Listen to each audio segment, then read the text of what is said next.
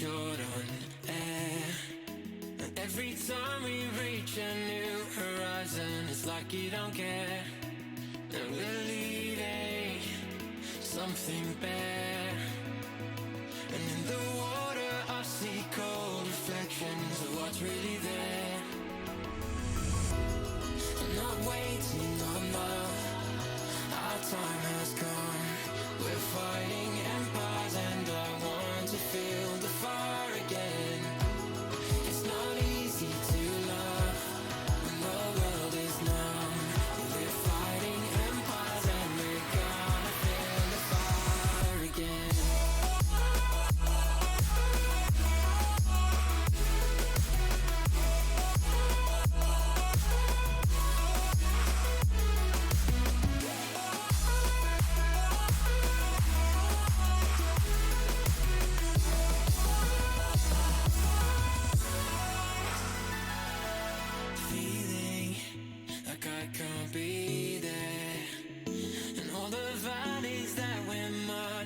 Through, not even aware that it's the darkness that's so hard to see. And I'm asking you to fight, just about the difficulty breaking free from what's really there. I'm not waiting on love, our time has come. We're fighting empires and I want to feel the fire again. It's not easy to love when the world is numb. We're fighting empires and we're gonna feel the fire again.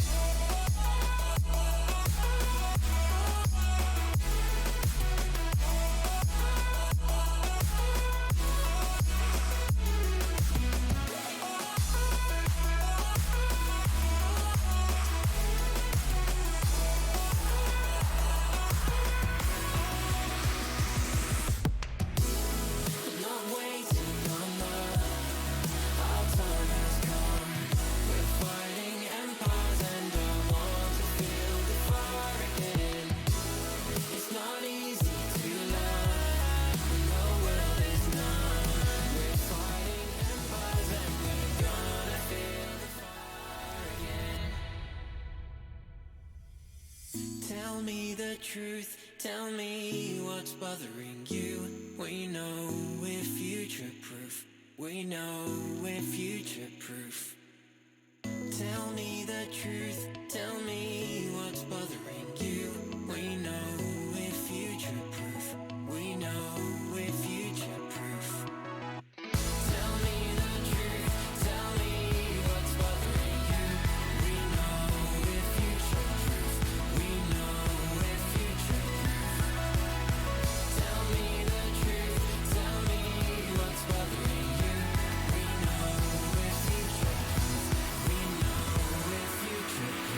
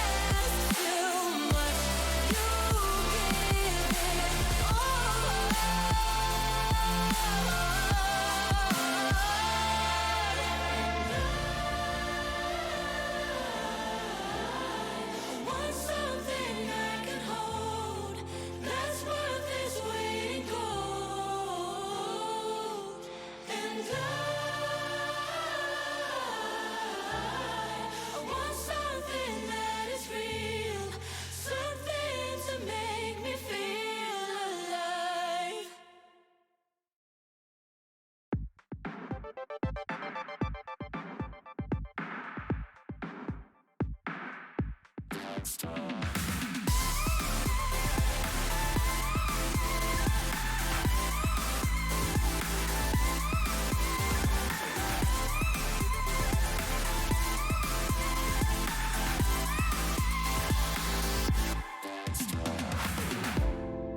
said you're cool and that it's alright, but you're hiding something that don't feel right. You know life is better when we just talk.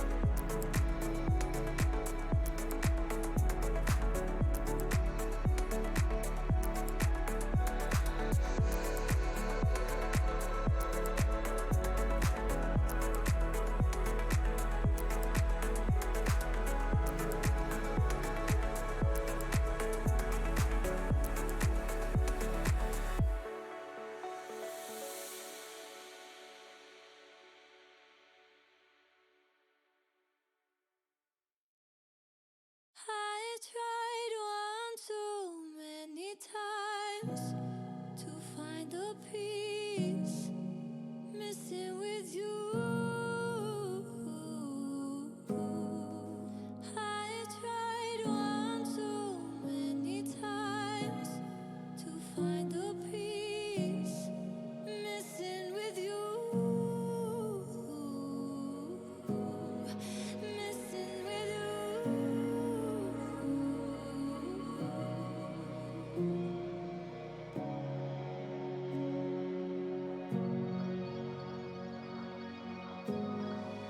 I tried one too many times to find the peace missing with you. Missing with you.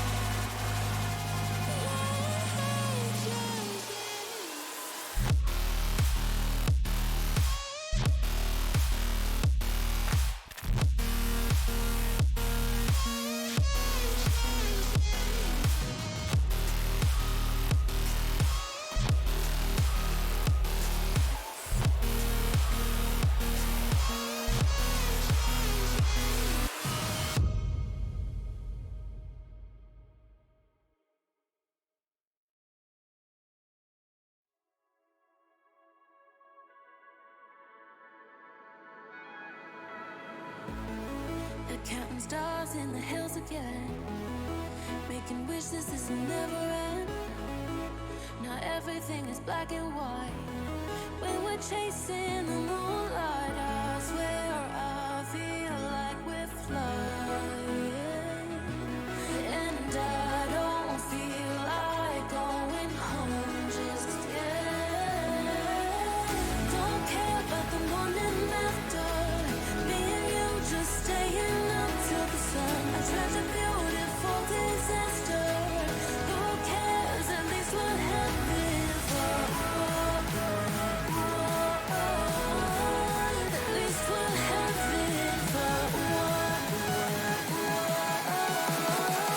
The time is just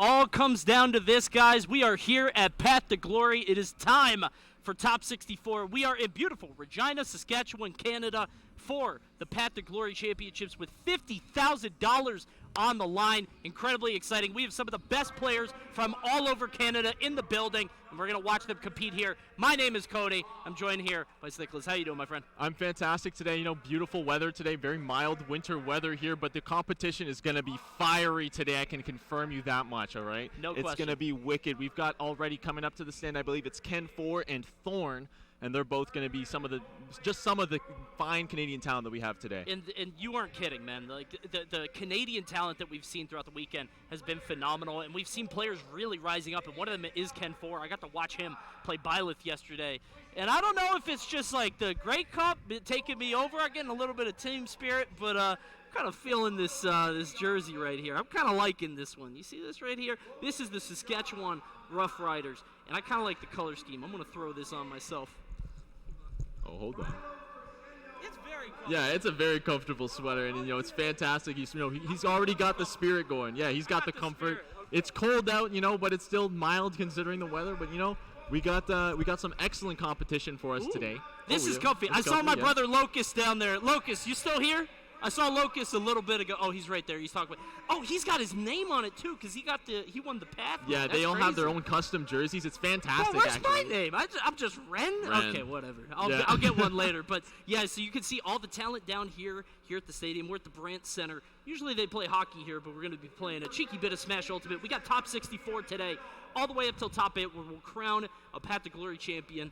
And everything's 3 out of 5 from here on out. Yeah, absolutely. We're going to have some long sets, some competitive sets, and I'm very, very excited to get right into it. Lots of talent all over. It's truly a celebration of Canadian Smash here today. Lots of talent. All the provinces are represented, or all the major cities at least. All the major cities with a football team. So yeah. I mean, we had the Path series where SKL Esports sponsored a bunch of locals, where they had the winners of a bunch of tournaments from cities all over the country. You had players like Silver, Ouch. Just players all over the place. VG Addict. Yep, Cake as well Elijah from Men, Ottawa. Cake, Soar. Excellent amounts of talent. A lot of great talent from all over Canada, and they're all coming here to compete for that $50,000 prize pool. We'll see who comes out on top today. It's going to be a lot of fun to watch. Yeah, absolutely. Starting off, like I said, we have Thorn and Ken 4. Thorn is a hero from the Wawa area of Ontario. Hero? Yeah, hero main. And he's been making a crazy run, of course, knocking out Locust as well as, I believe, Beezy. And, just an insane run. He was unseeded, truly an underdog story, and sure. He's been making some waves. It's going to be a lot of fun. I think Ken 4, I got to watch him yesterday. He was on Byleth, if I'm not mistaken. So Byleth against Hero is going to be an interesting matchup, and I've got to be 100% honest. I don't know if I've ever seen it before, but it is one that you could kind of see play out in your mind, right? It feels like Byleth is going to be able to pressure Hero from that distance where Hero wants to stay comfortable, wants to sort of look through his menu and think about what option he's going to choose. Byleth is always going to be able to threaten him a little bit, but if Byleth wants to close the gap and do those really quick, run-in neutral things, Hero might have some stuff against that. Wondering how he's going to be able to deal with that pressure, because Hero up close can sometimes struggle. Yeah, I will say, and he's on the Aegis, actually. Aegis instead, okay. This is, I think, a lot better, because Mithra just rushes him down. Yeah, I definitely respect the pick here. He's got both characters in his arsenal, and already off to the races with a quick little bit of pressure on the platform here, running underneath the platform, gets the forward throw, misses the dash attack, though. Thorn trying to answer back with a quick jab, and not able to find anything apart from a little swoosh out of the corner.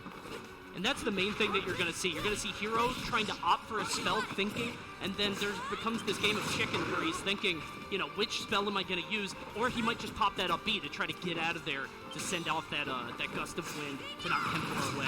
Yeah, and now throwing the snooze, going to land it, but nothing happening. Oh, just barely missing that forward smash opportunity there. Another sizzle, of course, one of the most common spells on the menu. The snooze coming out, second chance for the critical hit. Doesn't even need it. Didn't even need it. Yep, there you go. And that's a double snooze that got hit there for Thorn, which is absolutely insane. I mean, the fact that move even hits once, let alone twice, Ken 4 might need to sort of think about his aggression a little bit, maybe back off a little bit. Yeah, of course, the zoom coming off from off stage. It is more common the closer you are to the blast zones, so he's going to be able to get that off stage relatively consistently as well. Looking for the thwack, of course. You got to go for the Mario Party options once in a while. You got this much of a lead, you're gonna roll the dice when you can. Gotta make him respect it. Yeah, What's absolutely. interesting is with the use of Zoom, I mean, you see Pyra get so many kills. Yeah, there's that snooze again. Not again. I don't know if we'll see that hit again if Ken 4 is on his P's and Q's, but you see the Zoom. Okay, you just well, said never it. mind. My bad. This is the There's snooze a critical master. hit. Yeah, there he is. It is a frame 6 option, so it's relatively fast coming off the menu. Even still, this guy's the sleep lord. Yeah, Thorn is the absolutely. Sandman. The I don't know. He's Sandman. hitting all these. But Yeah, I Zoom will is, say. what I was going to say is Zoom is so good, I think, in this matchup specifically, because how many times do we see Pyra get kills with the ledge trap forward tilt, right? You kind of can't get stuck there. Pyra just continually forward tilts, frame traps you, maybe a jumping, retreating forward air. If you could just skip the ledge interaction entirely, He's got another that's one. the play. Yeah, he had another snooze there. Of course, Ken 4 able to react to it, jump over it, and get the forwarder, closing out the stock. And you were talking about the snooze as well. I mean, the zoom as well. You know, the zoom is also going to be so difficult for Pyra to even catch up to him on the ground if he's spawning Absolutely. anywhere on the stage, That's a right? good point. So, but the buffs here online, Kaboom is going to connect with this later part of the hitbox. Flame Slash is also incredibly fast. Not able to cover the jump in though, the bang coming through. And just the jab pressure as well. He's locking out every option. Another one, the Sandman, but barely whiffing that up smash. So unfortunate. The thwack coming through though. The fact that you can fall asleep in the air is wild to me. Yeah, That's a brand new function that, as far as I know, didn't exist before. Maybe on Peach Final Smash, right? Yeah. But it happens so my rarely. goodness, He got thwacked! He got the orb. He's gone! He's dead, obliterated, absolutely disintegrated. And Thorn very comfortable here in this game 1 of this set here against Ken 4. How is That's a Ken good 4 so question. handsome? That is a fantastic sign. That's a good question, but we need to find out how good he is. He's got to be more. He might have put all his points into handsomeness and attractiveness. He's put a little bit more into the gameplay right now. That's such a good sign. Kind of struggling. I like that though. That's nice. Yeah, to support the homies here. Of course, you know, so many people from all over Canada are here today. It's a lot of signs too. Yeah, I'm lots looking of signs. down I'd there. love We to got see a lot that of though. people. We Yeah, got a people lot of filling in fans the here. stands, filling in the stands as well. It's awesome to see. You know, it's not just a Smash event here. We got the whole Grey Cup here, and people from outside are coming in to watch. Speaking of, you guys, like, people were telling me something about like a watermelon. You chop a watermelon in half and put it on somebody. Does anybody have watermelons? I kind of want to see that happen. You probably can't bring them in here, but now I'm curious. I got to see that happen. Yeah, as soon as I put on this jersey, they were like, "Don't worry, we won't put a watermelon on your head." I'm like, "What are you talking about? I've never heard of that." So. All right, we're coming into the next game. The Byleth pick, it seems, is the switch. Okay. So one of the things that I really noticed in that last match is once Hero is ahead, he really gets the luxury of sitting there and thinking. He gets to pop the down B and think about what spell he wants to make, and you have to approach him. Like, he could just sit there all day, and then just like this, yeah. But you need, like, a strong burst option to be able to get there and punish him. As long as Ken 4 doesn't lose the lead, I think he should be in a good spot. He's really got to watch those snoozes, though. Oh, he's got all the Infinity Stones. He had a thwack, and, sorry, not the thwack. He had the Psych Up and the Oomph stacked on top of each other with the Flame Slash. Of course, it's going to buff those melee moves, including that spell of the Flame Slash. But that was some bad DI on that side B as well off that up B. You can't blame him, though. What a scramble to be put in. Absolutely, on the top platform as well. Excellent play by Ken 4, just finding that opportunity and taking it to its fullest advantage. There's Another snooze. He's Not gonna go for it. No way, right? Yeah, Okay. 45% though. Would That's that still appeal a with a lot. crit? Not entirely certain. He's putting up the bounce though, potentially trying to limit a long-range game plan. Rushing in with the jabs too. The snooze coming through the ledge trap. He's fishing for it. It's so good. It's unbelievable. He's picking that option every time it comes up. Yeah, it's a good option. What can I say? I mean, it's been working. If it ain't broke, don't fix it, right? Looking for the jab, does not find it. The nair on the shield. He is punished by a grab. The swoosh off the ledge, not able to find anything from it. Ooh, looking for a down air of his own there. Ken 4 in a ledge trap situation here. Ice cold there from Thorn, by the way. He got popped up in the air, didn't pop an air dodge, didn't do anything, just DI'd out correctly and was able to survive. But Thorn's still up a stock now. Did 20% with that hit. Ken 4 is struggling. Yeah, he was trying to let that down smash rip. Once again, falling asleep in the air. Just the nair's the punish, soft punish. Doesn't need to find anything fancy off of it. Understanding the time for the sleep is pretty short there. That's probably your best bet, too, because, like, up air doesn't do a whole lot of damage. And I love that. Forcing out the double jump with the snooze and then having the catch as they come down. That was so smart. Yeah, Thorn absolutely super proficient with this hero character. And the back air is going to do it on a little bit of sus DI, I think. But, you know, still very comfortable. 83% is definitely nothing to sneeze at, especially on hero. It's very scary to get hit by just about anything this character has. This is a terrible spot to be for Byleth. I mean, when you're down on hero this much, again, he can just kind of think about what option he's going to throw out. Bang, kaboom. These spells just become so scary. And then he can always make it back with Zoom like that. He's using the Flame Slash. He's a little low on mana, so he's going to need to land some hits. Oh, or just end the game there with the back air. Well done from Thorn, taking game 2. Yeah, back home in Ottawa, we got a couple hero players, and they do say that back air functions as an up air and a down air as well. It's a massive, massive move. You have a couple hero players? Yeah, unfortunately. And Thorn actually also used to live in Ottawa as well. I'm never coming back to this country. Yeah, don't People worry about warned it. me about Canada. It's a write-off. We play weird characters here. We got ice climbers. Like, what the heck? That's true, like, yeah. You got Ice Climber, you have the best Ices, you have the best Kazuya. Like, what's going on? You have the best Wolf, right? Yeah, it's like, yeah. It's such a strange... I saw so many Wolf players yesterday when I was casting. It's absolutely unreal. We actually have a highlight from the last match. Let's go ahead and kick it over to that. Let's take a look. Oh, this is from... when he's going to lock down the whack. Yeah, there it is, the whack ball. You're gone. Into the Shadow Realm, minted to the blockchain. See you later. Disappear. Yeah, absolutely. He's just gone. Yeah, Byleth is the pick once again. Obviously, did go a little bit better than the Aegis pick, I believe. So, sure. Potentially also a stage pick thing. Rolling back right to that battlefield. Got the Edelgard skin counter pick, though. I respect it. Yeah, I don't know if it was a stage thing last game. I think it's just the hero is really throwing Kim4 off balance. It feels like Hero's tempo is just not quite what he wants. I mean, you're not able to get these neutral air juggles, sort of put him in these 50-50s of when to let go of shield. But now, we're really playing at Kim4's pace. This is what Byleth wants to do. But even with just 2 hits now, Hero has evened it back up. Good lord. Yeah, I guess the balancing fact is like you are using that resource of mana whenever you're using those spells. The spike here, though, the down air going to whiff. You are using the resource of mana when you are using those spells, so the damage is a little bit increased as a balancing mechanic. But, you know, when he's just spamming the menu, he's literally just using it so often. That downer not quite going to kill yet, though. Oh, beautiful. Yep. I love that upbeat to pop him up in the air. Unfortunately, a little bit too high to confirm anything off of it, but it was a great option to not jump up there to try to force something. And now Thorn in the position to He's take got all the first Infinity stock. Stones. Yeah, He you had can see everything again, Thorn is playing very defensively when he has everything that he needs here. Yeah, and this is Psych Up. It's not going to wear off until he lands that hit at all, but it did connect with the shield. The up smash is going to punish it. And Ken4 taking a comfortable lead now. Basically, probably the first one he had in the set, right? I think so. Up smash is so smart there, too, because it covers the spot dodge as well. Yeah, which absolutely. Is what Thorn opted for. And he's going to sit there and think. And again, I feel like you don't have to go over there. You know what I mean? Yeah. Like, your lead is so tenuous that maybe just sit at the other side, you know, try to play a little bit more spacing. You can see trying to play the neutral air game, which is what Byleth is so good at. But it can be so scary because if you lose that scramble once, you're taking 30.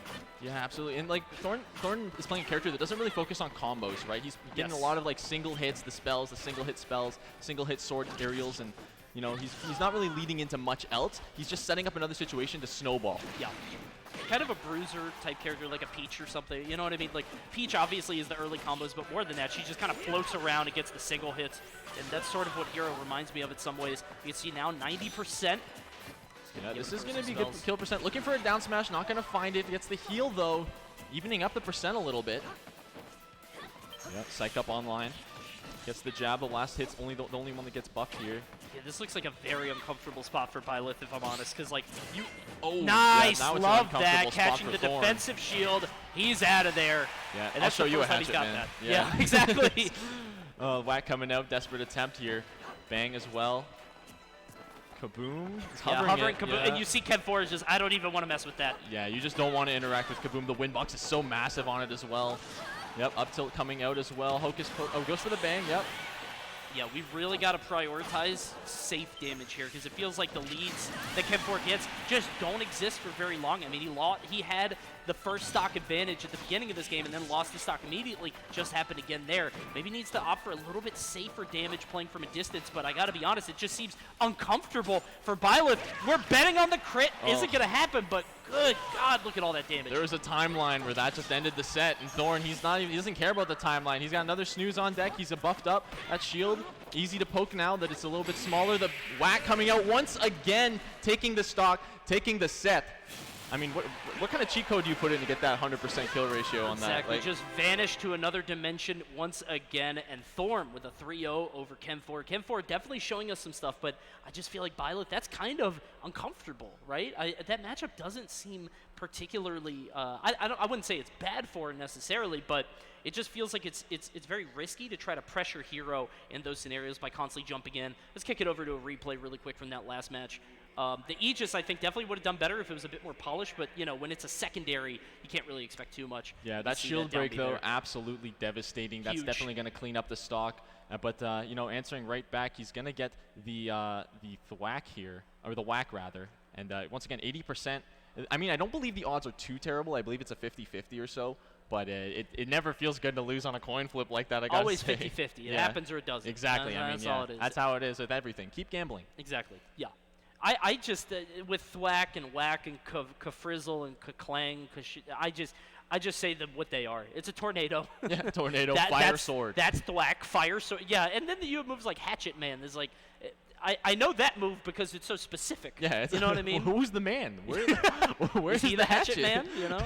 Where is the Hatchet Man?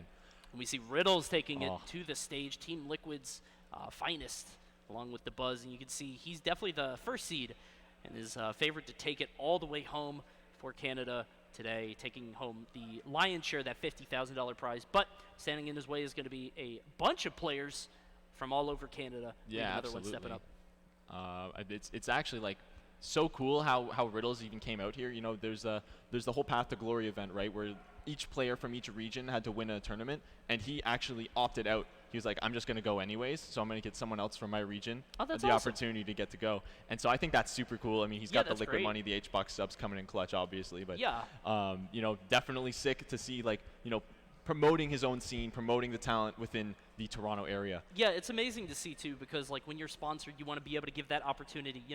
If you're sponsored, you'll probably have help getting out there, right? Exactly. You're a little bit more established, and having the opportunity and being able to give it to somebody who maybe not as, privileged as you to be able to get out to something like this is a really cool move. So that's great to hear. And just showcasing the talent, right? I mean, the person who ended up getting the spot, I believe, was VG Addict, if I'm not mistaken. Okay. Yeah. And so he's definitely going to be showing himself off here. It's a fantastic opportunity to show off that kind of talent from all across Canada. It's truly a celebration of the game, right? Definitely. So. Yeah, can't wait to see what happens here. I'm wondering if that's AMAC that he's playing. It is AMAC. That is AMAC? Okay. Yeah, it's Diddy Kong from BC. Yeah, so I had the opportunity to talk. We cast together yesterday. I was casting with AMAC, and he said that he had to play Riddles today. And he said, "Oh dear, it's gonna be kind of because I got to cast Riddles against I think his name was Josh yesterday, but he was a great Donkey Kong player, but he's a Donkey Kong player, which meant that if Kazuya hits you once, you're gonna die. Bye-bye. Yeah, exactly. And I'm wondering how AMAC is gonna play around that. Diddy Kong is a lot more mobile, can kind of dance around and punish Kazuya for more, but just that single hit. And that's the thing. It's like you lose neutral one time, and granted, Diddy Kong does have an exceptional neutral game due to that banana and of course that mobility you were mentioning earlier, and the command grab as well. But it's Riddles, right? Yes. This is the Kazuya to beat. This is the Kazuya of all time. And it's prime Riddles too. Yeah, exactly. I think that's so important because Riddles for a long time it was we'd see him drop stuff, or we would see him on that 9th place cusp. He was barely not making it. And he was just right outside that, and then just something snapped, and he practiced, and he got it down. The mentality shifted, and now he's in a different lane now. Yeah, he's on an absolute warpath. Yes. I would say he's been taking sets off of some of the greatest, even Leo, and he had an incredible performance recently at Let's Make Moves Miami, right? Yes. Yep. So. Excellent to see him out here as well, repping Canada. Of course, he's got to show up for his hometown. $50,000 on the line is not an easy amount of money to pass up. So very glad to see we got some awesome got an players AMAC over sign here. in the crowd. AMAC All right, everyone's let's go. hyping up their boy. We got Kazuya and Diddy Kong just as we predicted. And we're getting into it. Be able to do it. Might be, like we said, this. I think AMAC would be wise to take this incredibly slow. Yeah. Don't know if you're going to get the opportunity to. No bananas just yet. We're scrapping with Kazuya. That might be a little unwise, unfortunately. Yeah, looking for another opening. Not able to find anything. The monkey flip coming through, though. I need a banana, AMAC. Yeah. I need a banana badly. Just a single, a little bit of potassium on the board, but nice. He doesn't need the potassium. He's got a little bit of a string going on here, 77%. On. But the banana in Kazuya's hand, it seems a little bit dangerous to me. Yeah, even more so. Yeah. And I love that bait that AMAC did. He did the standard, double jump bait where he kind of jumps up and then throws out the second jump as Riddles goes for a grab. Right now, AMAC keeping it competitive, even up In damage, Doesn't but that matter Rage against Art, it doesn't. Kazuya, yeah, it's so much damage from the Rage Art, but he's actually playing very patient there. Recatches the banana. Opportunity here for a stock, not able to find anything off the back air. Yep, looking for some more peanuts, just trying to get his way out of the corner, looking potentially for an up air or a back air, doesn't find it. Oh, love that roll away, realizing that Kazuya not quite fast enough to be able to chase him down in that circumstance. Goes for the clap, but it's actually going to go through the God Fist. Forward air, yep. He's playing the low hit game, so he can go under the Electric Wind's invulnerability. Right. Finds the up smash there, of course, taking the stock, and potentially looking for an opportunity. Just lets Riddles get the banana. That is dangerous. Yeah, I'm shocked that he just Yeah. kind of left that behind. Didn't even have it in his hand. But we can see here, now crouch down punches, 62. It's so scary. And you can see Riddles not even giving him space to pull the banana, right? I mean, like, I can see why AMAC early on was a little worried about it. You can see that back air conversion. Takes off another stock quickly. Yeah, and once again, Riddles back in. Oh, I was gonna say back in the driver's seat, but he's looking like he's taking a trip down under. Never mind. AMAC got out of the drive-through. Yeah, right there. I think that's just a spot where you're kind of uncomfortable because you know you want to Yeah. charge them, but Riddles, all he has to do is come down with another down air. It's going to be curtains. So just trying to pop it immediately and get up to the ledge. Unfortunately, wasn't able to make it happen.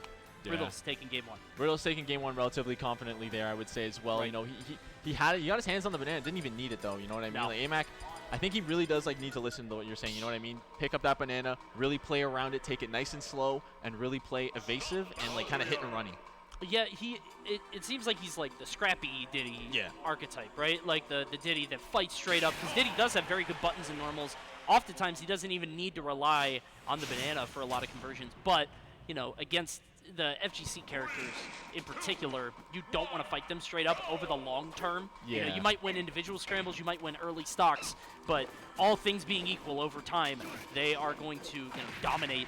I think we saw that happen, so we'll see how AMAC approaches this game. See, there are these opportunities where you could be pulling banana, right? He has Yeah. stage positioning. He has so much advantage, and he's not really using it. Yeah, lets it be squandered a little bit. Crosses up with the monkey flip kick, though. Looking for a fade back forward. It's just going right through it with the electric, though. That invulnerability coming in clutch. Gets the command grab, though.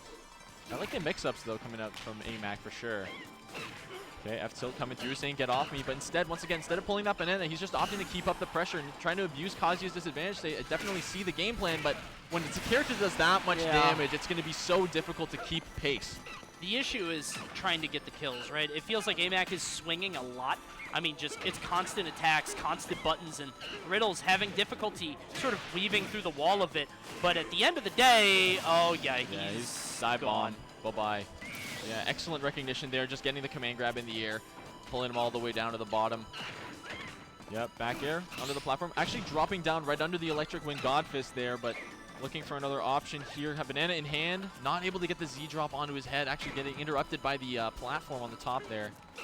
Yeah, even if AMAC is able to get these conversions, able to get a lot of combos, a lot of hits, the issue is trying to finally get that kill, and knowing that the Rage Art will come online at around 100% just makes it so scary because he's going to be able to kill you so much earlier. That back air actually might have done it if he was able to sink it. Oh, looking for the down air. Oh, little preemptive air dodge there. Signs of life from AMAC. Let's see if Riddles can stop the bleeding. I need a finish banana. This game I need a banana right yeah, now. Like where's the potassium? No banana and a monkey flip right into Kazuya. Yeah. What a madman. Yeah, and that's going to be the F tilt going to taking it there off the right-hand side and taking game 2 of the set pretty comfortably once again. I think AMAC needs to readjust the game plan again. Sure. I just think we got to take it slower. Yeah. I can appreciate the willingness to scrap. I can appreciate, you know, the ability to sort of go hand to hand with Riddles. It seems like he's confident, you know, in his ability to just kind of beat him straight up. But again, as the games go on, Kazuya just gets so much more off of neutral interactions, off of these hits that he's getting, and it's just going to get worse and worse over time. Meanwhile, Diddy, like you said, needs to do a little bit more bait and punish, a little more hit and run.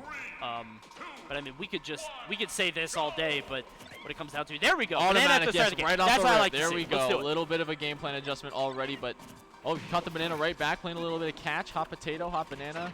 Okay, there we go. A little bit of damage.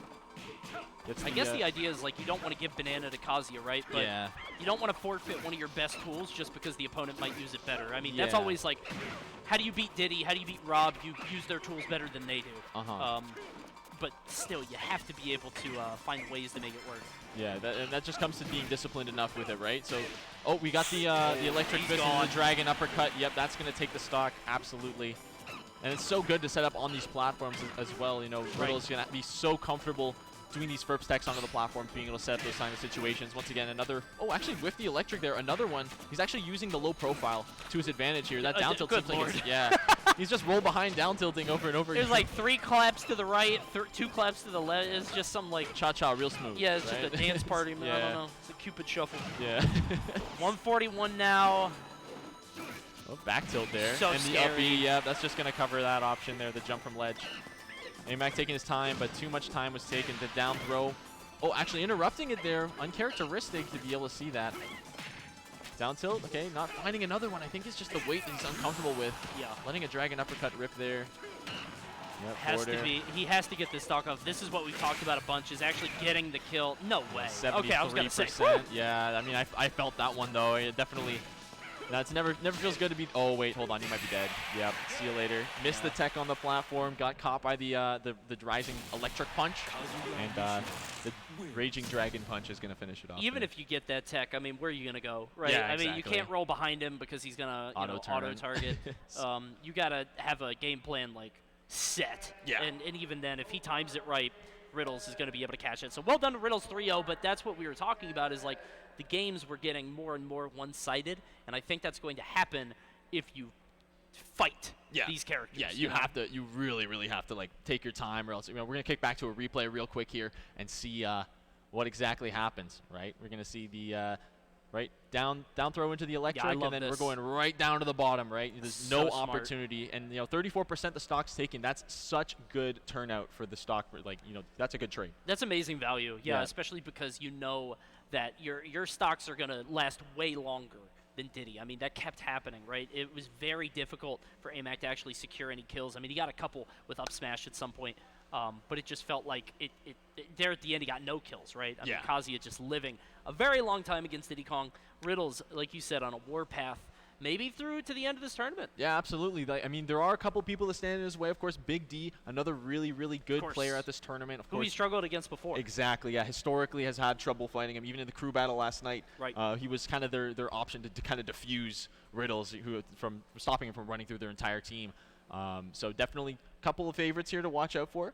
But Riddle's definitely up on the top of that list for No sure. question. Yeah, definitely the first seed for a reason. You got Big D, you got Ouch. Yeah. So many great players here. We're going to watch them all compete as we move on through the tournament here at Path to Glory at the Grey Cup Festival here in Regina, Saskatchewan.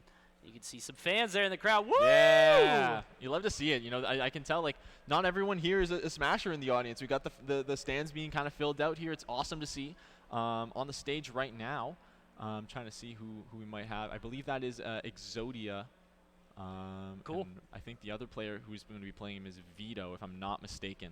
Which, Yeah. Exodia and Vito. Exodia taking the stage, also a Path winner, if Yes. I'm not mistaken. Won one of the tournaments to make it here. I'm not sure which city. I mean, they're cities all over, I believe it is like Saskatchewan or somewhere around here. Is that what it was? Yeah, Gotcha. somewhere in central Canada. Sure. But Vito, of course, actually impressing me. I got the pleasure of commentating one of Vito's sets earlier yesterday during pools, and his Palutena, insane. Oh, yeah. Actually made it look like they could not play the game. Like it was brutal, and it was. So I'm very excited for this set. I remember looking at the schedule, and I was like, I cannot wait to commentate this one. Definitely. So Exodia, of course, going to be on the ZSS. Historically, been very comfortable on that character, and Vito, of course, can be on the Palutena, I believe, if I'm not mistaken. And ZSS Palu, it's going to be a very interesting match to watch. Very fast, I believe. Lots of movement from the ZSS, and that's the way Exodia likes to play. Yeah. He likes to bait with the movement, really, really abuse that, and like make you uncomfortable and never certain about which option to pick. Yeah, Zero Suit operates in that that ambiguous space. Yeah, where she'll just kind of absolutely. jump in front of you, wait for you to swing, and kind of overshoot, and then she kind of steps in and punishes you. And she gets a strong punish, let's say like a neutral air or near the ledge or something that goes into flip kick, can be way stronger. So we'll see how Exodia does that here. I think this is going to be more of an aerial dogfight. I mean, Palutena and Zero Suit, two characters that live and die by their aerials. But often when that happens, when you have two characters that jump so much, it becomes who can hold the ground better, because having a grounded state is generally a little bit better in this game because you can react to them as they fall. Depends on the characters, obviously, and what the matchup is, But I'm interested to see how, as the set goes on, because it is a best of 5. Yeah. I could see this sort of developing and over different ways as it goes. Oh, never mind. It looks like the Think we got a switch? Yeah, a little quick switch up here. I believe we're going to Grape versus Nurse. Cool. Sorry about that. So we got Grape versus Nurse. Grape is a Snake player from the Ontario-Toronto region. Yep. Going to be fantastic Snake player. One of the better representations of the character. Not a very popular character, actually, surprisingly. Which anymore. is shocking. Yeah, right? the character's been so strong historically. Yeah, you would think that Snake. I think Snake is just very difficult to play. Yeah. At high level, I think Snake is one of those characters that seems simple at the base level, but as you sort of get into the higher level and the higher echelon of tournament, people really, really punish Snake if he ever has to up B, if he ever has to try to find a way to land. I mean, you got the B reverse grenade, but what other tricks do you have to get back down to the ground? Some characters can super abuse that recovery that he has. So we'll see how Nurse does against Grape here. Yeah, Nurse not really having a main. Basically, they play Saw him whoever play they want. DK yesterday. Yeah, That's I don't know saw if we're him going to play see DK as DK against Snake. I mean, if they want to choose that, that's great, but yeah, that sounds kind of mean, difficult. More power to him for that, but I don't know who they're going to pick, and I'm very excited for it. Of course, fellow commentator, gotta rep a little bit of that, Of course. Shout outs to that. But of course, Grape coming from the hometown. No bias though. I'm gonna stay objective. Yeah, be biased. Yeah, I'm gonna be biased. Let's go, Grape. Biased commentary is fine. It is fun. It is fun. It'll be fun. But yeah, Grape's an excellent with his grenade setups. Historically, he's a lab fiend when it comes to his grenade setups. Like you see him, he'll practice like the wave bounce, B reverse, hold one for 3 seconds, throw the other one. Sure. He's gonna be juggling a lot, and he just mind melts you. While you're trying to figure out what he's doing, you've already taken 50%, and it's so frustrating to fight a Snake of that caliber because it feels like no matter what option you pick, you lose, and you need a really strong sort of mental fortitude to be able to fight through that over and over and over and again, because he's just going to set up a wall and a fortress if played correctly. It's very difficult to break through. Some characters do it better than others. If you have a projectile of your own that can kind of disrupt. I mean, Mega Man, if you remember, was like pretty good against Snake for a while because you just shoot the grenade. Mega Man lives for a long time. But he's so rare, right? Even more rare than Snake. Yeah. So there are some characters that can kind of give Snake a hard time. But I think generally he makes a lot of characters sweat. He's just a good bracket character. Like, not everyone's going to have the mental fortitude, like you were saying, to play against Snake. Not everyone's going to have the experience or, like, the game plan or the game sense to, like, count to 3 for each of the grenades or count for the C4 or pay attention to where it is, right? Like, there's so much to keep track of, and there's so much that can go right. It almost feels like a skewed risk-reward in that sense. Absolutely. That's a really good point because I think there are some characters that are way better for like the long term of a bracket, and I think Snake is one of them. Like Pac-Man, any set play character where you do the same thing in 90% of matchups, and then in the last 10% you have to really alter your game plan. I think Pac-Man's another one. I've said this a million times. That's why I think Sephiroth is not good. Yeah, because I think Sephiroth is a terrible bracket character. He's like inconsistent in light. Oh, we got the Streets What 112 with is the this? Mii Brawler Sans.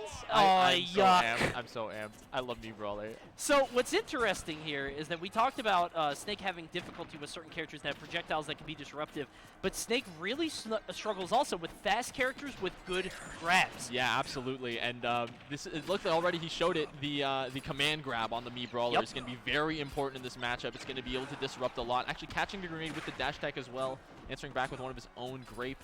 Already pulling the grenades, trying to stuff some stuff out here. Look at the way that Grape is just sitting under the platform, too. Just trying to throw these grenades. The problem is that Mii Brawler has a couple different options. He has the burst dash attack. He has that command grab that you mentioned. He could just dash grab and get a down throw into more punishes. This is actually a very good pick, and there it is again, because Snakes love to pull grenade and then sit there with the grenade in their hand. And that command grab or just a regular dash grab will not pop it. Absolutely, and in Ontario, we don't have many Mii Brawler players. This is not like, there is one relatively good one, Zyro, in the region, but this is not a very common, and the Thrupper is going to be a pain to deal with, especially if you're recovering high as Snake, right? That's just going to break right through the Cypher. Going to kill you right off the top relatively early as well. This might make Grape's life a little bit of a problem here. I love the idea they are with that neutral B, trying to go for those punches, but he's able to get through it. There's another dash attack just to put Snake in disadvantage, even if it's not going to kill. Getting him up there is super smart, but he's not able to shield Sans, getting knocked to the heavens. Yeah, Nurse unfortunately losing the stock there. Looking for an opening here. Landing on the platform, though. Standing right in that angle where, like, he's forced to come down on top of the platform.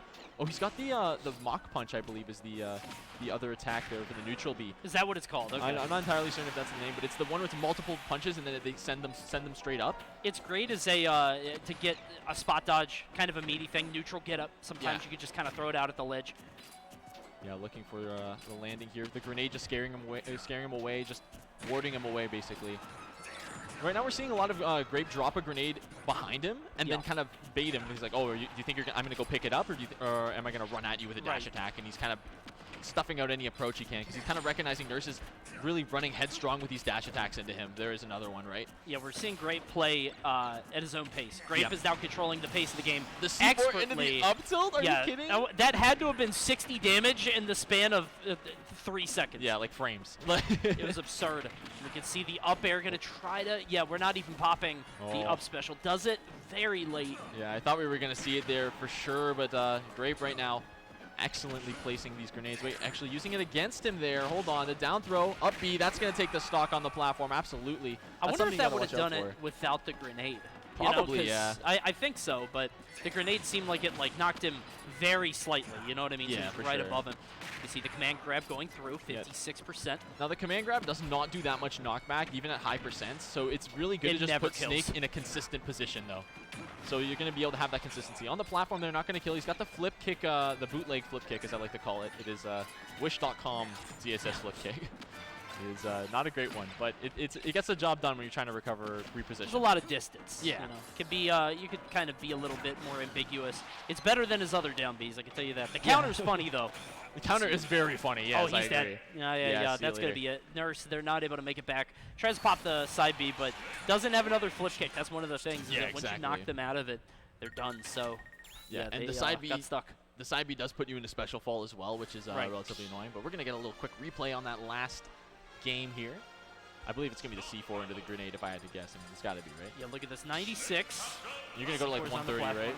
We started at 96. 140, yeah. 50 plus. 50 plus. Oh, yeah, man. You got it right. That was disgusting. But that definitely, like, just showing the awareness, right? Like, you're going to throw the up tilt out. You know it's going to knock into that angle. Like, that's just mastery of your character at the end of the day. So we got the Captain from Me Brawler to Captain Falcon, who honestly they do kind of similar things, right? Yeah, I mean, they do. There's a lot of dashing, dash grabbing, dash attack. You still have the command grab in the form of the up B on Falcon. The difference here is that Falcon is faster than Me Brawler. So Me Brawler, I think, relies more on sort of pressure and presence, just standing in front of you and scaring you. Falcon is just raw speed. The problem is Grape has definitely shown that he's willing and able to just be able to create that wall and force Nurse out. So we'll see if Grape is able to keep up that defense. Yeah, right now Grape, already has a % lead. The up tilt going to interrupt the dash in, and that's something that you're going to have to pay attention with. Falcon's relatively bad dash back, right? Right. He's kind of forced to commit when he runs in. He's not going to be able to play that dance in and out game that we were watching him do with Me Brawler, right? He's going to have to be running in and basically committing to that. And right now it looks like Grape is completely taking advantage of that. Actually gets grabbed there, back thrown off stage. Oh, waits out the air dodge. Excellent patience from Nurse. Gets the up air with the frame trap as well. Yeah, you can see the fear that Nurse is putting into Grape there by consistently just waiting for the air dodge. And the counter to that, of course, is if Grape starts falling with an aerial, because that's sometimes what Snakes will start doing, is they'll start punishing with a back air. The difference is if Snake is facing you, he doesn't really have anything. Neutral air doesn't go out quite far enough, so it's an excellent option if you're sitting in front of Snake. Yeah, look at the way he's fading back with his aerials here. He's just trying to like stay out of the space that that Nurse is trying to like really close the gap on. And right now, Nurse has him in the corner right now, looking for an opening, not able to find the back air. The down tilt, that's just as fast as that up tilt, by the way. Frame 6, insanely quick option. Just great for stuffing out exactly what Falcon wants to do. So it's great to see Grape making use of that as well. Up B. Oh, wait, broke it with a grenade? Are you kidding me?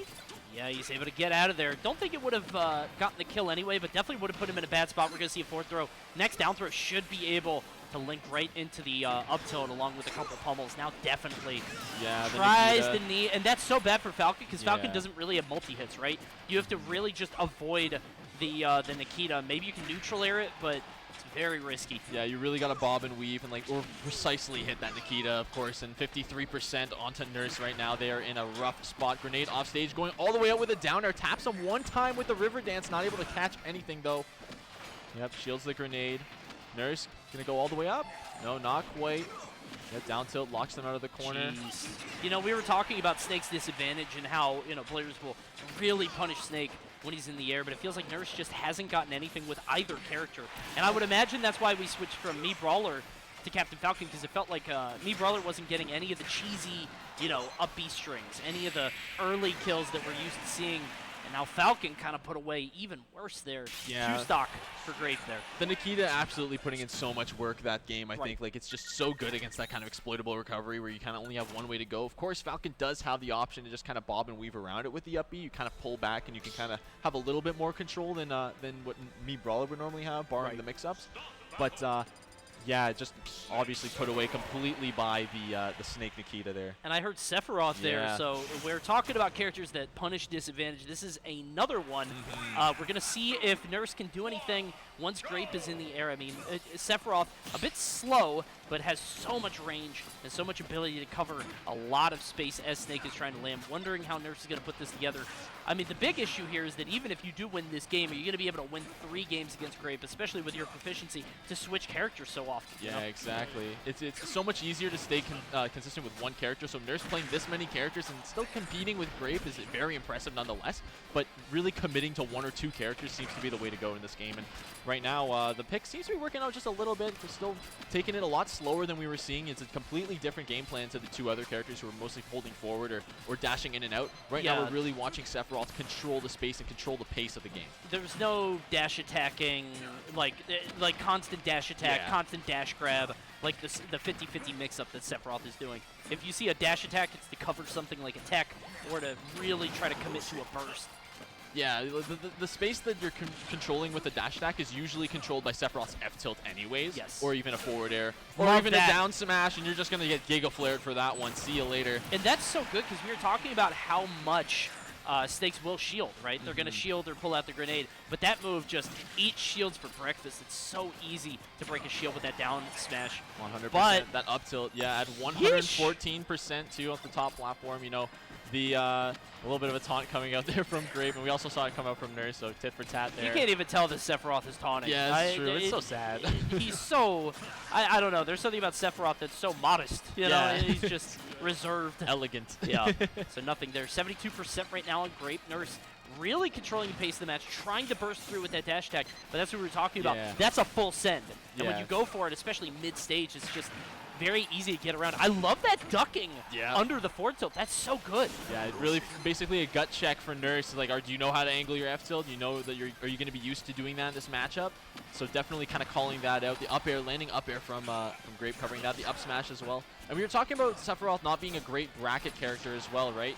Some of that has to do with his weight as well. So in this matchup, like even if you're winning these trades, like you're dying so much earlier than Snake 9 times out of 10. The only saving grace is going to be this one-wing angel, of course. Oh, the C4, yep, just barely out of range of the F-tilt, not even having to risk the trade. Excellent awareness from Grape. Yeah, I was wondering if that C4 was close enough. As I was watching it, I was like, I think that's close enough to blow him up. Yeah. You saw it right there, but I love that tilt there from Nurse, being able to get rid of Grape's second stock. So now we're down to 1 stock apiece. Nurse trying to control the pace, but Grape sitting comfortably in that Pokeball. Yeah. Just throwing out these grenades. Yeah, hanging out in the middle of this Pokemon Stadium, especially against a character like Sephiroth that likes having the room to maybe fade away with an up air, fade away with a back air. It's definitely going to be advantageous for a character like Snake, who's just be able to set up all over these platforms, right? Oh, I love the spacing on that forward air. You see that Nurse is actually able to poke the grenade that sits in Grape's hand and blow it up without putting any risk to themselves. The issue is actually finding it on the landing. I love that down smash. Where are you crawling to, bro? Not bother gonna angling that till just down smash. It's shish kebab, right? Stabbed him in the neck. Yeah. You see 91% here.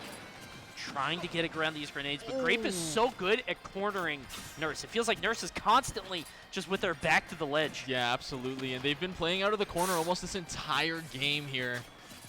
And Grape just holding center, getting these C4s online. The up Nice. tilt after putting the C4 on the ground. Like, where are you going to look, right? It's all misdirection.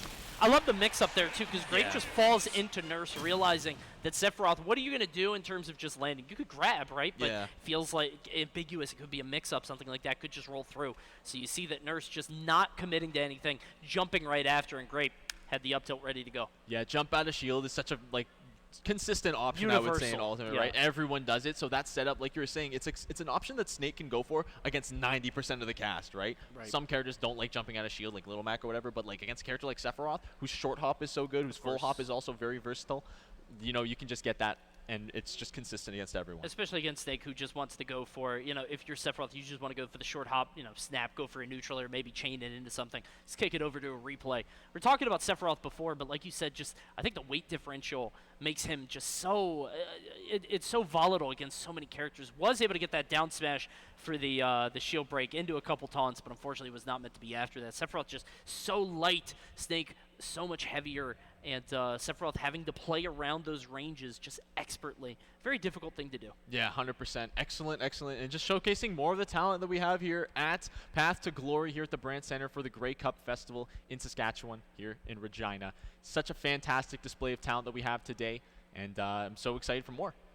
Yeah, and if you're in Regina, if you're in Saskatchewan, to get in here is absolutely free. So if you want to come in, view some Smash Brothers, we're going to be going until pretty late, until we get to the top 8 a little bit later on tonight. So if you want to see some top-level Smash gameplay, it is free to do. Just come on in. And coming up next, we got one of the best Sonics on the planet, certainly the best in Canada. From Quebec, it is Supergirl Kells coming up to the stage. Absolutely. It looks like they're fighting Lemon, who is the Joker proficient from BC, I believe, right? So that'll be very exciting to see. Joker is, of course, one of those characters that we really haven't seen much of since Leo dropped, really. And but Lemon's just been making the character work. Very, very impressive. His movement's great. His gun usage is incredible. And the character is still all that. The character is still fantastic. So don't let the usage stats fool you. Yeah, we know how good Joker is, Yeah. and we certainly know how good Lemon is. But I frankly, just one of the top 5 Jokers, I would say, no question. I mean, there's Leo and then maybe Zachary, but I think he's right up there, Lemon, along with them. Just hasn't had that super breakout performance. We know he's capable. See how he does here against Supergirl Kells. Obviously going to be on the Sonic. It is her favorite. See if you could sneak a look at the Sonic tattoo she has on her arm as well. Played Sonic Frontiers, just came out, said she's a big fan.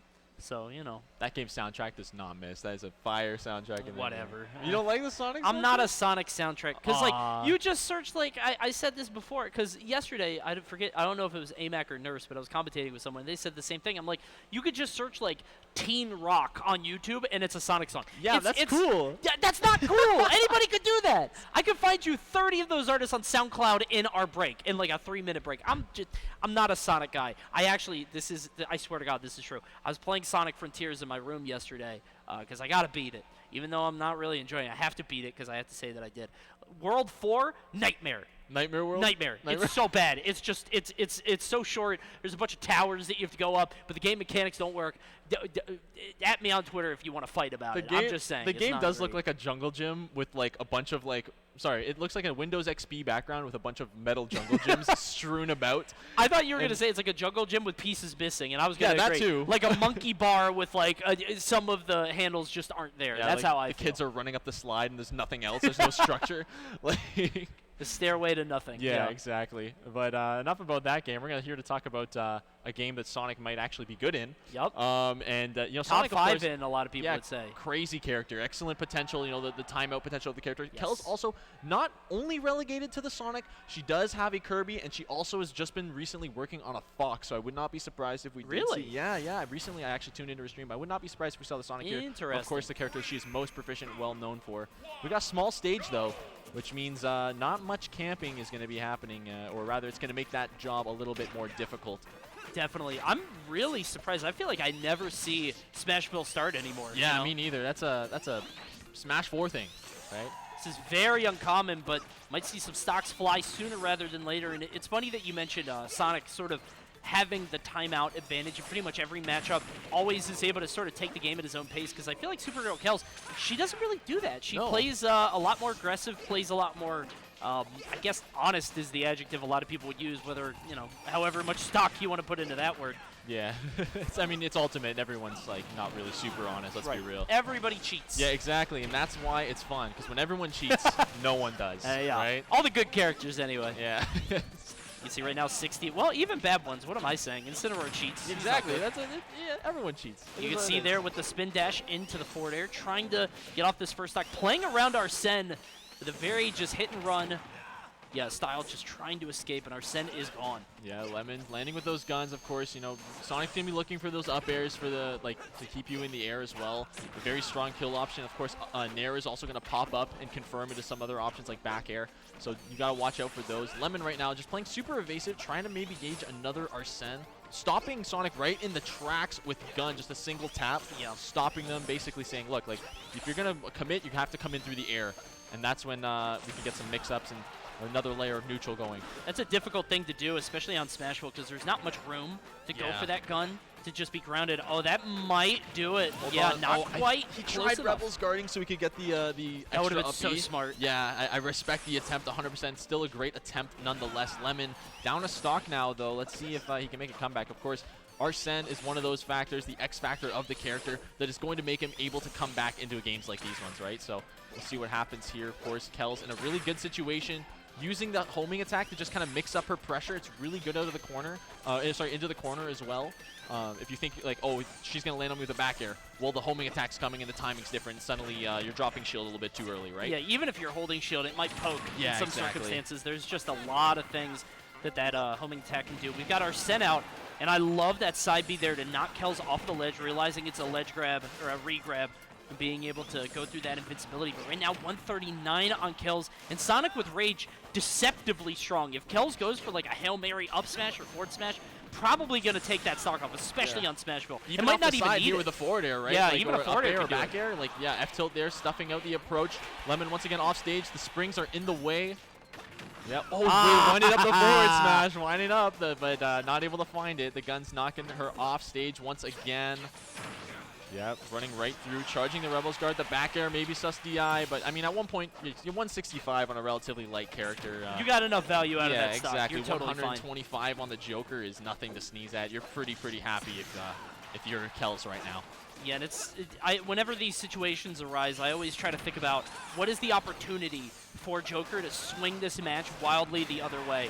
It's like 3 or 4 hits. Yeah, exactly. Maybe even 3 or 4 hits and then the kill move, as opposed Yeah. to some characters who just need like 1 or 2. So it's going to be very difficult to do. And right now you can see it with Lemon, a full stock up behind. Kel's just racking up more and more. The Arsene's going to come out, but how much damage is it really going to do with the way that Kel's is playing? It really just feels like Lemon has not been able to find a meaningful advantage state here. Like, every single hit has been just kind of a get off me, let me reset, get off me, let me reset. But finally, but that was the there one. We go. That's the tempo swing right there. The down throw into the back air confirm. That was a great sequence, too. Yeah, because absolutely. he actually he called her out repeatedly from left to right over the course of 45 seconds. Lemon just one step ahead at all exchanges, but still has a lot more work to do. 80% on that final stock. You see Kells. Yeah, taking her time. She doesn't need to do anything here. What's crazy to me is, like, this game doesn't feel like it's been going slow, but we're coming up on, 4.5 minutes here. Yeah. A bit longer in terms of gameplay, which is kind of surprising because I feel like they've been swinging.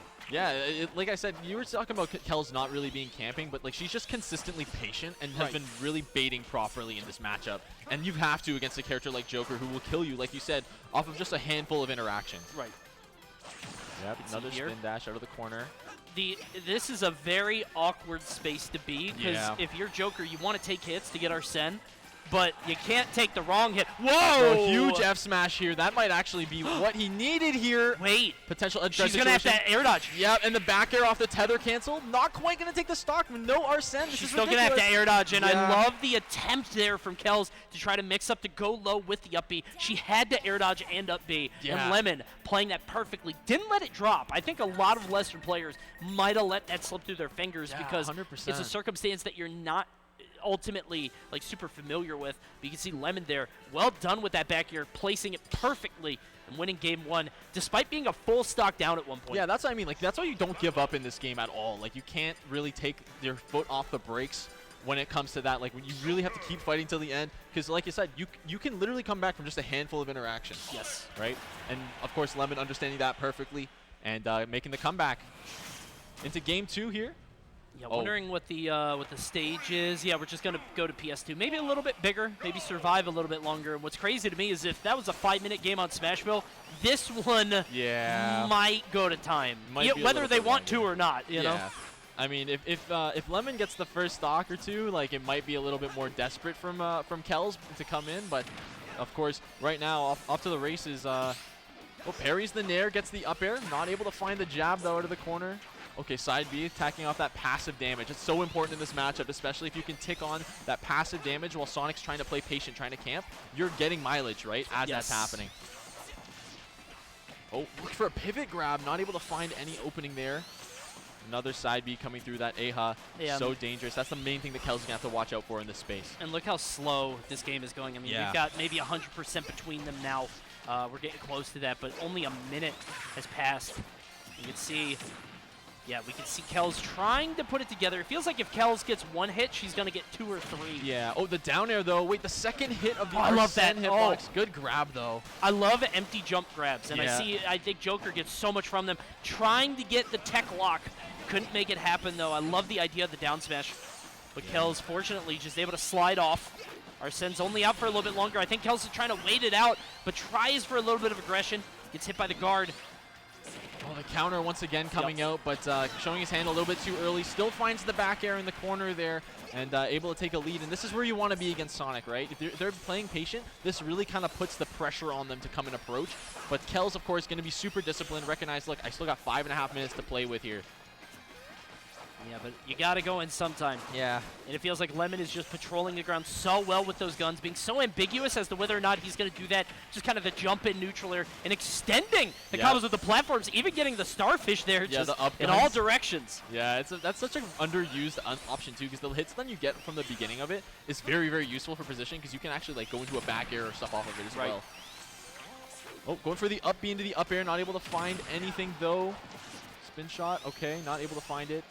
Lemon is just consistently landing aggressively. Yeah. It feels like Kells is just, she has to sort of back off a little bit after a single hit because I think she's trying to force some fear into Lemon's heart, right? Trying to find a way to get in there and make him air dodge or pick something defensive. But Lemon showing no fear, no uncertainty. Picking up that normal get up, and now Kells taking a moment to just kind of reset herself, really kind of calm down and try to finish these stocks. Definitely a mentality shift there where you got to stop playing, you know, super passive and really start making the plays. But it's so hard to make the plays against Arsene now online. Counter you got to watch out for. You've got all these, you know, the 3-round bursts now that you have to watch out for as well with the guns.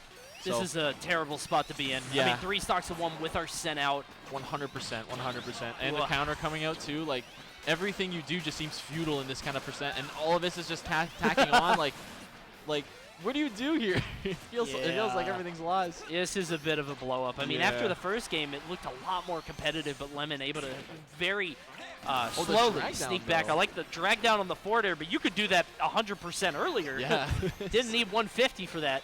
Yeah. But either way, the stock's gone now. I like the mix up there, attempting to fade back on the shield instead of crossing up, getting the jab pressure, but Lemon just staying super patient in shield. The discipline is definitely showing right now. Kel's just charging with a dash attack, maybe a little bit of change of pace here. Yeah, stopped once again by the bullets, and it just feels so difficult for Sonic to get into these situations here. Lemon is consistently punishing Kells no matter what she does. Like, you saw the air dodge through. Lemon was able to punish the no air dodge if she didn't do it, and then still land on the ground and hit dash attack after. Yeah, this is feeling like almost a lost cause at this point. The 35%, the back air in the corner, that's going to do it, yeah. Yeesh. Yeah. Total lockdown. Yeah, 100%. I definitely do not... I would know what to do here. Like, jeez. It just feels like Lemon is one step ahead at Every single time, every interaction. And it feels like you can't smother him. I feel like there were opportunities for Kells where it seemed like she was very aggressive in trying to stay on top of him, but Lemon just sort of rolling with the punches, able to bob and weave out of Sonic's threat zone in a way that just seemed masterful. And as the first game went on, we saw the momentum kind of shift, the tide change, and now it's just everything is all Lemon. Yeah, 100%. And it's like it's the Lemon Show, like you were saying. He was calling out basically every single option out of the corner. Every single time that Kells would go for like, oh, I'm going to jump over this time. Nope, I'm there with a back air. Yeah. Okay, I'm going to overshoot with a spin shot. Nope, I've already ran back and I'm shooting guns at you. You're stopped. Like, it literally feels like a fatalist situation. And I think right now what Kells is doing is potentially considering a character swap. I think it might be worth a shot. You think? but I mean, not Kirby. I mean, surely not. yeah, Maybe Fox. I think it's on the table. I wouldn't be surprised, but like at this point, I mean, it looks like Lemon's got your number for Sonic, right? Yeah, you saw Kells kind of looking, thinking, considering her options, maybe a bit despondent in the player cam there, wondering what she should go with, or maybe it's just the stage. I mean, Smashville seemed pretty good until it looked wasn't. a lot better. It literally was just until that last few interactions, like you were saying, the last couple handful of interactions that that Lemon did, that really just kind of swung the entire game and really took it off for him. But Sonic, Joker locked in once again. And yeah, we're gonna get right back into it. I want to see where we're going. Yeah, I think the that's stage is going to be very important. 100%. And it's back to Smashville. All right. Sure. Yeah. Okay. I actually prefer this a lot more considering the outcome of last game and just how dominant it looked for Lemon. Definitely. I think the issue here for Kells is that she's not getting. How do I put this? Like, she's not getting the haymaker, the Hail Mary attacks that Sonics can sometimes get. And listen, I know they're unsafe, I know they're crazy, but if you're on Smashville, the stage is so small, if you have the opportunity to kill Joker at like 90, sometimes you got to take it, especially because it feels like in the neutral exchanges, she's just straight out losing. This one's starting out really good, though. Yeah, 100% already. She's controlling underneath that platform. She was really staying center stage. And like we saw last game, it seemed like Kells was playing out of the corner every single time. Now it's a little bit more 50-50, right? It seems a lot more swingy. They're baiting over commitments from each other, and Kells is mixing up her timings with the spin dash and the spin charges as well. 98 here. Yeah, and you were talking about those explosive options that Sonic has, those edge guards that you can maybe kill relatively early. I'd like to see some of those come out more from Kells if she can set up the opportunity is the question. Excellent reverse on the up B there, getting the sneaky little back air there. The F tilt going to knock her off stage, though. I love it when Sonics do that. Tried to go for it again with the up air. Not going to land. And this is where things get scary. Lemon just patrolling center stage, threatening, but a bit awkward there on those jumps. I don't know if he has a jump here. No, he's gone. No, he's out of there. Yeah, I think he burned his double jump and he actually landed on the platform. It was right before. Yeah, exactly. And then it put Kells in a really good position to just anti-air off the platform, basically. Oh, the gun's coming out once again. The back air fade backs onto the stage. Nope, not able to find any option there. Excellent back air, though, understanding that she wanted to retreat to the platform there. Yeah, she could have just reset. And that's what I think we need to see more from her. If it doesn't land, if you don't get the spin dash, you got to just run and try to live another day. You know what I mean? Just if you can get out of that spot. Even there with the homing attack on the Arsene, very bold choice from Kells, but it's actually working out, living to 150. Yeah, this is a little bit of the opposite of what we saw last game, right? Lemon was living to like 160%, 150%, and now Kells is the one kind of in the driver's seat here. It's weird because, like, how do you describe this other than Kells is just winning? Like, the exchanges are happening, and she's just ahead, you know? It feels like every time that there's some kind of scrap, she's able to pick the right option or punish Lemon, even though it feels like she should be sort of resetting and going full stage, living to 200 here on Sonic on Smashville. Yeah, this is like the epitome of like the don't get hit kind of moment, right? Like, she's just doing a good job finally getting the dash check, but she was doing such a good job of just not getting hit by anything meaningful, right? Yes. These little 1-2 taps with the guns, like, that's just going to attack on percent. It's not getting any progress for Joker. You're not making any progress in the matchup, right? And that's the main thing you have to progress. There's the back air off the nair, like I was saying earlier. That's such a powerful back air as well. Actually hits the string, but it doesn't even matter. That was a weird air dodge. Yeah, from very Lemon. strange. Kind of surprised that Lemon went for that, the early one.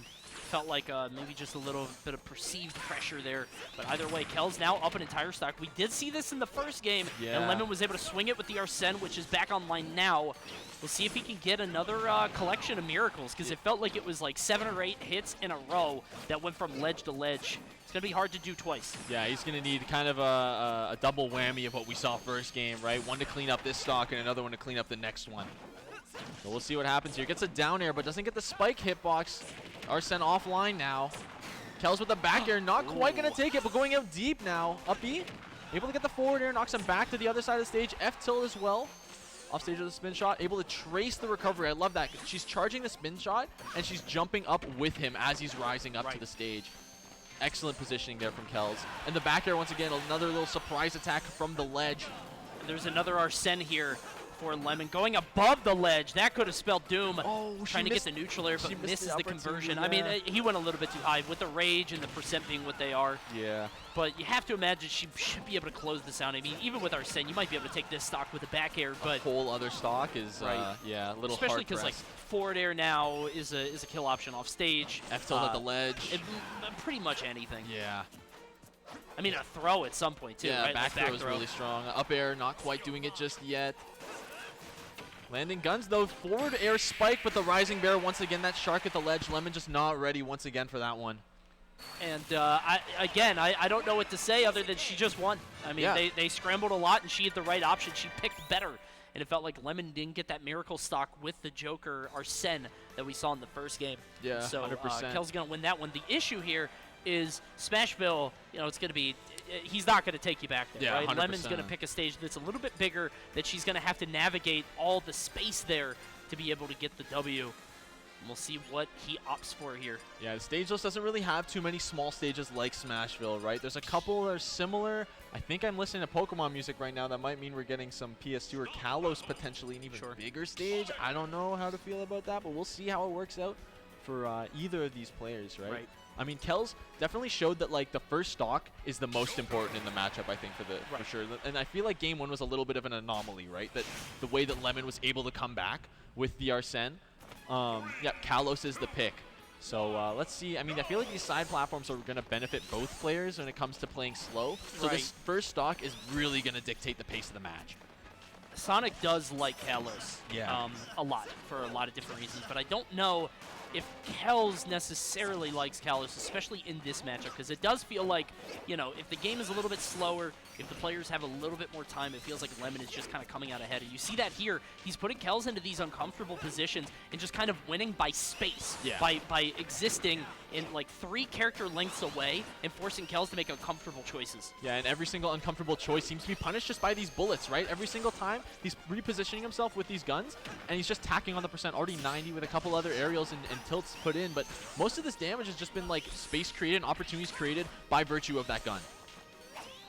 101 here, swinging on the forward smash. I mean, why not? He understands the importance of that first stock, right? Yeah, first stock is just absolutely huge, especially, I mean, consider if he did land it, the Arsene would be out for the next one, and if he's able to get 60% off 3 interactions, that'd be huge. 100%. Now, you have the Arsene to try to take the stock. Love that counter. Counter is so potent in this matchup. Sonic is just charging at you with a moving hurt box and hitbox, right? So you're absolutely well within your rights to throw out a counter, and you just have to hold that if you're Kells. Dash attack coming through. Lemon has Kells off stage. The guns are going to be so easy to line up on this stage as well by virtue of the walls. Yeah, Kells can't go under and try to ride up the wall with her up B. She's just going to be directly under Lemon, who's going to be able to get those guns again and again. There's the back air. Yeah, going to trade, Lemon, but first stock in. Only 94%, not high, especially on Kalos. Yeah. If Lemon just holds center, Sonic doesn't really kill off the top. no, Sonic, not particularly. yeah, he just kills off the sides, and that just means that if Lemon holds center as much as possible, he should be able to live very long here. Yeah, and it's going to be, the onus is really going to be on Kells to like, okay, I'm going to control center. Okay, how am I going to get to Lemon? Because he's going to be looking at those platforms to retreat to, right? The homing attack is actually really good to just close that gap and keep up the pressure. Right now, Kells looking for an opening, potentially able to find a back throw, but no, barely whiffs the grab for it. Lemon back at the other side, just hanging out. He can either choose to control middle or just patrol the platforms in the ground in the corner, right? And it's not really much of a risk for him. I think you just sit center. Yeah. I mean, I don't know what Kells can do about this. There's the side B. Yeah, Arsene is back online as well. The damage is just ticking up right now. Yeah, fading back to middle, gets that. Understanding Kells also wants to control the middle, so just firing off an Aegon towards there is just going to tack on more damage and just make the gap that much farther. The good thing for Kells, at least, is that Joker also doesn't really kill off the top. Obviously, if you get like a platform reset into an up smash or something, but it's about as common as Sonic. So Kells should be able to survive a little bit longer if Lemon's just holding center, but the Arsene makes magic happen, especially with rage, 150%. Now Kells down 2 entire stocks. Yeah, Kells really going to have to fight and like change the pace here to come back. Okay, the homing attack whiffing off stage. Able to get back to the middle, firing off an F smash, maybe a little bit of desperation, crossing up with that side B, down B. Yep. Oh, That's no still- way. that was Only gets the first hit. Yeah. Very unfortunate for Kells. And you can see Lemon just stubbornly just sticking as much as he can to center stage. Obviously, sometimes he'll be cornered. But Lemon, his goal is just to have his back furthest to the ledge. Yeah. And like these guns are just like, how do you get in if you're Sonic on the ground and like they're so Up scared throw of the maybe? anti-air? Yeah, No, forward okay. throw. I was going to say, up throw will kill at some point, but Yeah. it's going to take a while. 182 on Kalos. Yeah, maybe now. I'm not entirely certain. These two have, like, just went back and forth living forever. We saw Yeah. Kells live to 200% in an earlier game, and now 182. There's so much value here. Up tilt being threatened. But even that, like, how do you get in an up tilt Joker? Especially with these guns. So the guns, like, you can just patrolling the ground so much, finally calling out the jump, maybe recognizing a little bit of the pattern in the guns, but yep, just charging up the Arsene. Arsene online. Now you got the 3-round burst to deal with. Actually sneaking under it there, able to catch with a forward air, a little bit of percent tacked on, but you got a long way to go to come back here. A very uncomfortable spot to be in for Kells. I mean, Yeah. Arsene is out. You're at nearly 80%.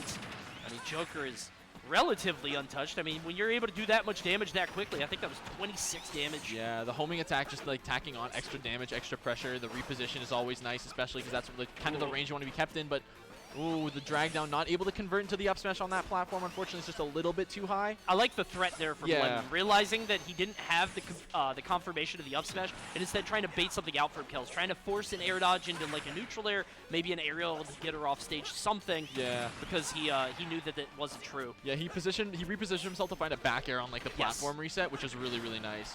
But Kells, you know, working to try to stop this bleeding here. F smash, not able to cover the normal getup though. Love the idea. Yeah, back air Strong coming timing. through. And you were talking about these Hail Mary options. We're starting to see them come out, right? Oh man, huge opportunity there. Maybe squander. The F tilt sending the other way.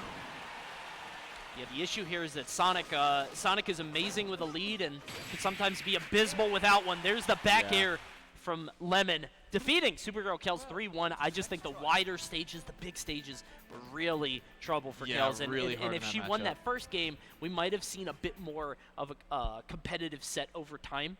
But unfortunately, she did lose that first game based on that second Joker stock, which just went crazy with the Arsene. And because of that, Lemon's going to win 3-1. Yeah, absolutely. But like, you know, that was really a competitive set nonetheless, right?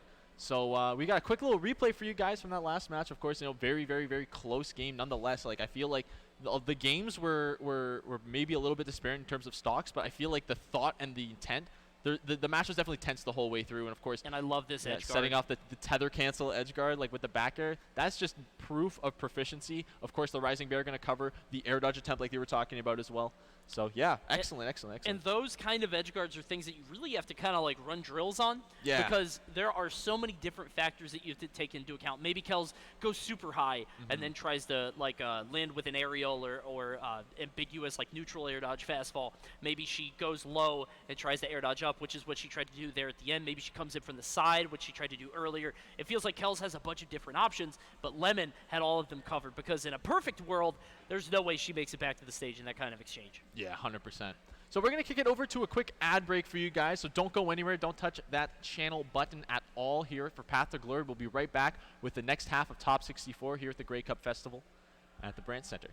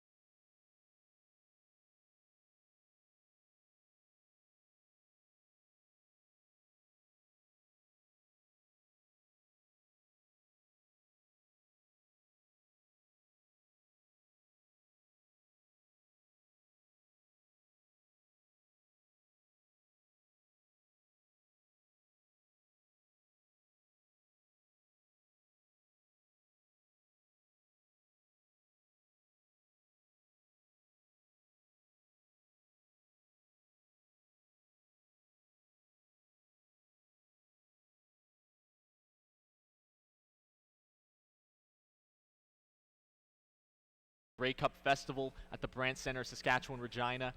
Thank you so much for coming through. I'm here with my co-caster, Coney. Hi, everybody. And I'm trying to get one of those Ruffles hats. I keep seeing Ruffles them hats? Yeah, everywhere. they're so where do I cool. get one of those beanies? I'm curious. Yeah. And I've seen so many of them that it can't be something people brought from home. I know that's free. I got to find it, along with these scarves, by the way. The scarves, yeah. The production actually got me this one, so yeah. You got Lovely. the jersey, I got the scarf, so Yep, you got yep. the one up. Hey, there's a lot of stuff happening here at the Grey Cup Festival. I mean, there's a whole village out there. Tons of fun stuff happening. I saw a bunch of like bouncy castle inflatable stuff out there for the kids. Some chances to get pictures with pro players of the CFL. All kinds of great stuff happening here in Regina, in Saskatchewan. If you are near, I think it's the Mosaic Village, Mosaic Arena Stadium, definitely come out, give a look. It's free to come out here and spectate. It's free to watch these matches, and we got a bunch more coming up as we roll through top 64. Yeah, top 64 here on stage right now. I believe that is Soar from Montreal. It's funny, we just saw his sister on stage. Soar is Supergirl calls his sister. We've got Silver matching up, of course. I believe Silver is a Pit player, if I'm not mistaken. Yeah, someone played Pit yesterday, A little and bit he of Wii Fit? switched over. Over to the Wii Fit and did way better The most on Wii Fit. insane soccer ball kill of all time. Yeah. That's what it was against player. Yeah. So we're going to see this getting right into the show here. Of course, Soar going to be rocking the Steve, and Wii Fit going to be the pick here. I definitely respect the option, considering this match is definitely going to move a little bit slower. Yeah, you're going to see Steve play, just setting up those walls. Wii Fit not having great stuff to break the walls. It's not like she has a strong multi-hit or a move that sort of hits downward like an Ivysaur forward air.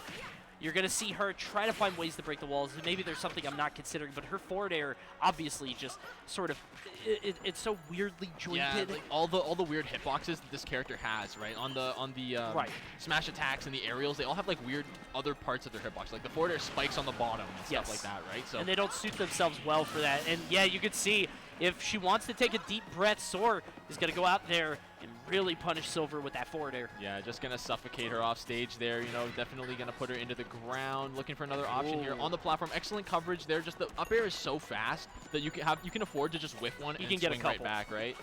So you got the walls up as well. I mean, that's the thing is how well can Silver launch these balls over the wall, right? Like I mean, like you're launching like this ball over the castle like it's a trebuchet or something, but it's so easy to avoid. You just walk into the wall. I don't know what Wii Fit has to like threaten that. Yeah, you know? it feels like you just got to come in and try to break maybe the bottom if you can. And down tilt just seems so weak on hit for that, and it seems really miserable. I gotta say. And to get you through see it. what Soar did there too. You saw Silver go for that up smash. Soar actually dropping the block under him, forcing Silver to try to go for it and then hitting a back air instead. It just feels so.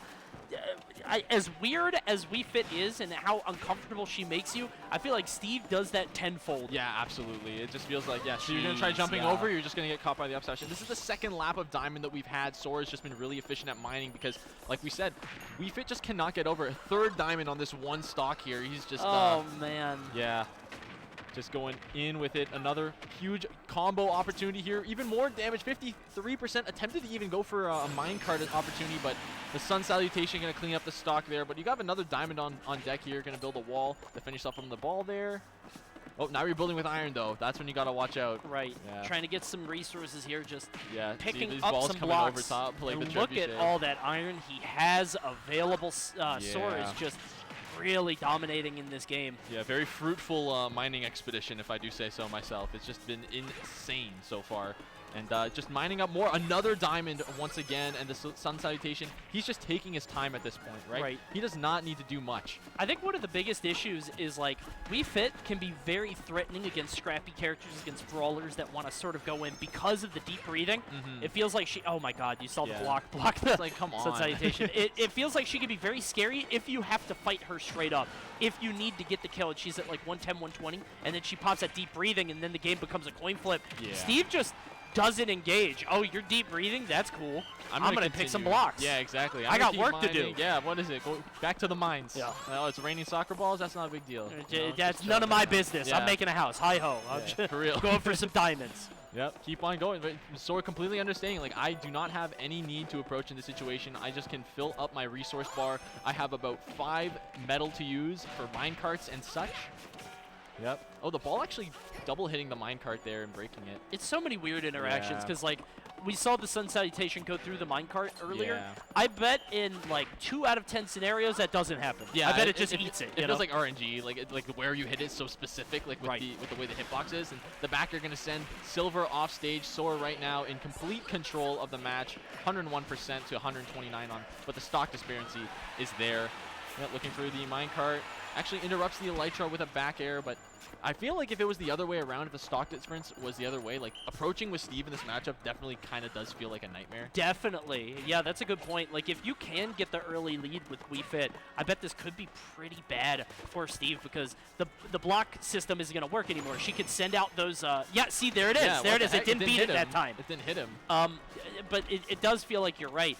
If Wii Fit can control that horizontal space and Steve has to get in, it does feel like a bad spot to be in. But, you know, Steve just has way more ability to get the early lead, I think. Yeah, and we're approaching up throw kill percent. Granted, Wii Fit does have the ability to, like, heal herself.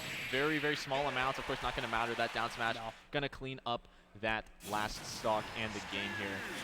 But the healing herself perspective, it's just not enough to keep up with the damage output that Steve's doing. No. Like, it is, like, singular digit percents, and Steve can do, you know, double, almost triple, like, percent full stocks off of single hits, right? Definitely. So it is absolutely absurd. Woo! We got a lot of people in the crowd today coming through. Hello, everyone. Thank you so much for coming out, supporting the event. By. Yeah, absolutely. And yeah, Steve once again is picked on the character select screen. Silver does have a pit, if I'm not mistaken, so I would not be surprised if we saw a little bit of a change of pace. Pit definitely going to be. I don't know about the. They feel like almost the same kind of like struggles, right? They're not going to be able to break the blocks. Well, I think Pit has a bit more range on that. Like, you could pop the forward air drag down with a multi-hit maybe, but even still, like, Pit is scrappier, so you're put into more uncomfortable positions because you have to fight him. You do have more combos, I think. Like, Wii Fit combos sometimes feel kind of incidental, like you land that neutral air at just the right spot. And like, oh, I happen to get this insane confirmed. But right now, it seems like Silver's got a completely different approach to the match. You saw him jump way too far over the wall and actually just kind of try to pin Sora against the opposite side of his wall there, which I think is a really interesting take. There's no way to break these. Yeah, you do not have enough power to break through the wall. Even the dirt, like normally you see that kind of interaction with stone or even the wood sometimes, depending on the character. But right now, like, this is also a stage. Not have an answer. Yeah, this is just the stage as well that you're going to be getting a lot of the stone on the stage. So, but you're right about a different plan because it feels like Silver is now like content with letting Sora do that, and then he hits him as Sora comes in, whether it's the minecart, jumping over it and landing an aerial. Just sort of, I think this extra space is really actually helping, ironically, because it gives Silver more time to react and punish. Yeah, you saw him actually catch him building the wall there, gaining the deep breathing, but that F smash, so much reach on it, able to come through. Once again, the Sun Salutation is charged, breaking through these walls. Sora's just building them as he breaks them down. Yep, reverse up air. Gets caught by the forward air in that deep breathing. Almost actually taking a stock. He's got a comfortable lead right now. You know, Silver caught by the down air, though. That anvil, of course, so potent, so scary to get hit by any character. I like the forward smash there from Sora, realizing if he can get the stock lead, he can reset this back to 0. And then just play the same game he played in that first stock. Yeah, 100%. In the first game. It feels like if he loses this first stock, he might be in a lot of trouble trying to approach Silver and take that stock off. Yeah, that's what I was really talking about earlier, right? Like, if he has to approach, if the onus is on him to approach, like, but right now, like, Sora's right at home building these walls, mining up. He's got about 5 iron here. And it's just so much damage and so much you have to worry about. The gold is online, too, for the powered rails. TNT there. Got a quick zoom in for the explosion, but nothing happening. By the way, no resources. Oh, you're going to get a couple more now. Yeah, no, gets a little bit of iron, but, you know, at this point, that's basically all you have in a diamond. So you're going to either want to build a wall, but you're just going to let Wii Fit Trainer kind of set up at that point, right? This is so funny because this is now so bad for Steve. Yeah, like, exactly. Like, now he has to, like, get resources against the character that can lobby projectiles at him from the entire stage over. Finally, he's able to find some. Yeah, 85%. Yeah, this isn't good. Yeah, this is not looking great. I mean, here comes the minecart once again, back to center stage, but the Sun Salutation that close, I just don't think he was ready for it. Breaking the minecart with a ball snipe, absolutely insane. Another one comes out. This is crazy. Yeah, I've never seen this kind of like back and forth kind of gameplay even from the games, right? Like, both of these players playing, I would say, very unique characters, right? No in terms question. of their game plan. The ball snipe is going to hit them, interrupt the build on the wall, and he's only got a couple of stone, and he's wasted on the rails there on that minecart. He's going to have to try to get some pressure going. He's got to set up here, but he can't let up. He really cannot let Silver take this space. Right. You have to stay aggressive. You have to keep fighting. Finally is able to find the diamond. Has another one even still, but that'll help him in his next stock if he loses this one quickly. I think right now what Sora needs to do is take this stock and just get a good mining session going and re-up on his sources. But that forward throw basically almost killing there. Yeah, the resource disparity right now is massive. Yeah, if these stocks keep going long, I can see Sora eking his way back into this game just by virtue of, up throw might do it. No, Yeah, there we the go. volleyball set is going to take it. 235 though, breaking the table. Yeah, going to make him forced to use a couple more resources there on the table build. And the No SIV, way! No, not quite at 93. That stage is kind of big. Hold on. Yeah, but imagine if that did all that work for nothing. Yeah, he wasted his last iron there on a block build, and now this is not where you want to be. Very little iron. Builds a couple of blocks up, and stuck on the platform. Basically relegated to that corner. Wow, the block actually working against him there. Huge save there for Silver. Is able to survive at 120 after the forward smash. There's a lot of resources on Sora's side, but he can't just be so undisciplined when it comes to using them. It feels like he's just using them out of nowhere. Not really thoughtful. Yeah, it feels like he's been down like resources this entire game. Yes. Like It's just been empty. Yeah, and it's just because the pressure that Silver's been putting on. I don't know how to explain it. It's just been different. Like he's been breaking the blocks when it matters, and he's been setting up the deep breathing when it matters, and he's been pressuring, right? He breaks that bottom block, and Sora immediately understands, okay, I am now in danger, right? They can run under it, and that's going to be the, I believe, the up tilt or the F tilt that took it there. I think that was the F tilt. Yeah, forward tilt there. Yeah. Finally, in another long game. That one went almost 5 minutes. Yeah. Nearly 2 minutes on the clock as Silver puts one on the board, but it really comes down to who gets the early lead, and it probably also comes down to stage. I mean, that stage 100%. really benefited Silver in the way that he wanted to play the game. So we'll see what Sora wants to pick for Game 3. And it's really interesting because, like, that game 1, it looked like the rest of the set was just going to follow suit, right? Right. It looked so dominant. looked impossible. For Sora. It literally looked impossible. And the shift of mentality, the shift of game plan that Silver had, adapting that next stage that he picked, really worked out in his favor. And that's why it's called the counter pick at the end of the day, right? So here we are going into this next game. I believe this is, seems like it's probably like FD music. Or This potentially could be small anything, but battlefield. yeah. Oh, Pokemon Trainer is being Pokemon Trainer chosen. pick, yeah, yeah. so what's really funny is it's very rare to see a matchup swing so wildly in both directions. But it feels like Sora realized that, that was probably the end of that, Steve. It felt like Silver really got a handle on that and was willing to play a very long, slow game that Sora wasn't willing to operate with. So Pokemon Trainer is out instead. Absolutely, and Sora obviously doesn't just have the Steve. He has a very, very well practiced PT as well as a Sephiroth and a Joker as well. So he's got a ton of characters. He just plays whoever's good and whoever he has the most fun with. I believe he also has a Sephiroth, if I didn't mention that. So yeah, lots of characters that Silver's got to worry about here when making these stage choices. Sure. And Ivysaur's going to love these platforms, I can tell you that much. Yep, the up B going to take the stock right off the top. And this is what I meant. Like, these platforms are extending so much for Sora, and everything's just kind of working out and coming up Millhouse for him. This is a big W, too, because this is a total change in the tempo and pace of the match. Like, Silver, clearly after the first game, had to adapt a brand new style into getting into the second one, but clearly Silver isn't afraid to scrap, too. I love that obsession. I love that duck crouch, yeah. into the Charizard back air, able to avoid it that way. Showing a lot of matchup knowledge here. Yeah, that would have set up a very scary situation against Charizard off stage at like around maybe 50%. Would have been insanely bad for a character who has recovery so exploitable. Ooh. Sora not able to find it there. The spike coming up from the header, but is forced to recover on stage to avoid the re-grab, and now he's put onto the platform. I love that off-stage fight. It felt like Yeah. both players really giving it their all. Obviously, Sora trying to go for repeated Ivysaur down airs. Silver actually missing the ledge with the up B, going past it to make sure that he was able to get a hit off. Really love the play that we're seeing from these two. Yeah, another excellent air dodge from Sora off stage as well, narrowly avoiding that soccer ball. And here comes another one once again. The tether cancels as well. We've been seeing a lot of mix-ups from the side of Sora. What a weird animation that is when Yeah. Ivysaur is getting pummeled. He's like getting balled up. It's very, very strange thing that he's doing there. But right now, 165 on Sword does have the benefit of Oh, the rage, berry, but though. that's probably gone. Yeah, the F tilt plus the deep breathing at like 160 plus. You are a goner, but Charizard's out to play now into Squirtle. I'm shocked we're going Squirtle here at 101. I just guess switching it's, back for it's this on the way for situation here. Ivysaur. Yeah. Sometimes Squirtle is just the character in between Charizard Right. and Ivysaur, right? So. Yeah, Sora clearly favoring, I think, this Sora. You can see 128. Ooh, trying to get the bounce, but Another can't one. quite go high enough. Yeah, the downer's off the ground, but not able to find. It's not. Yeah, not bouncing high enough for any options here.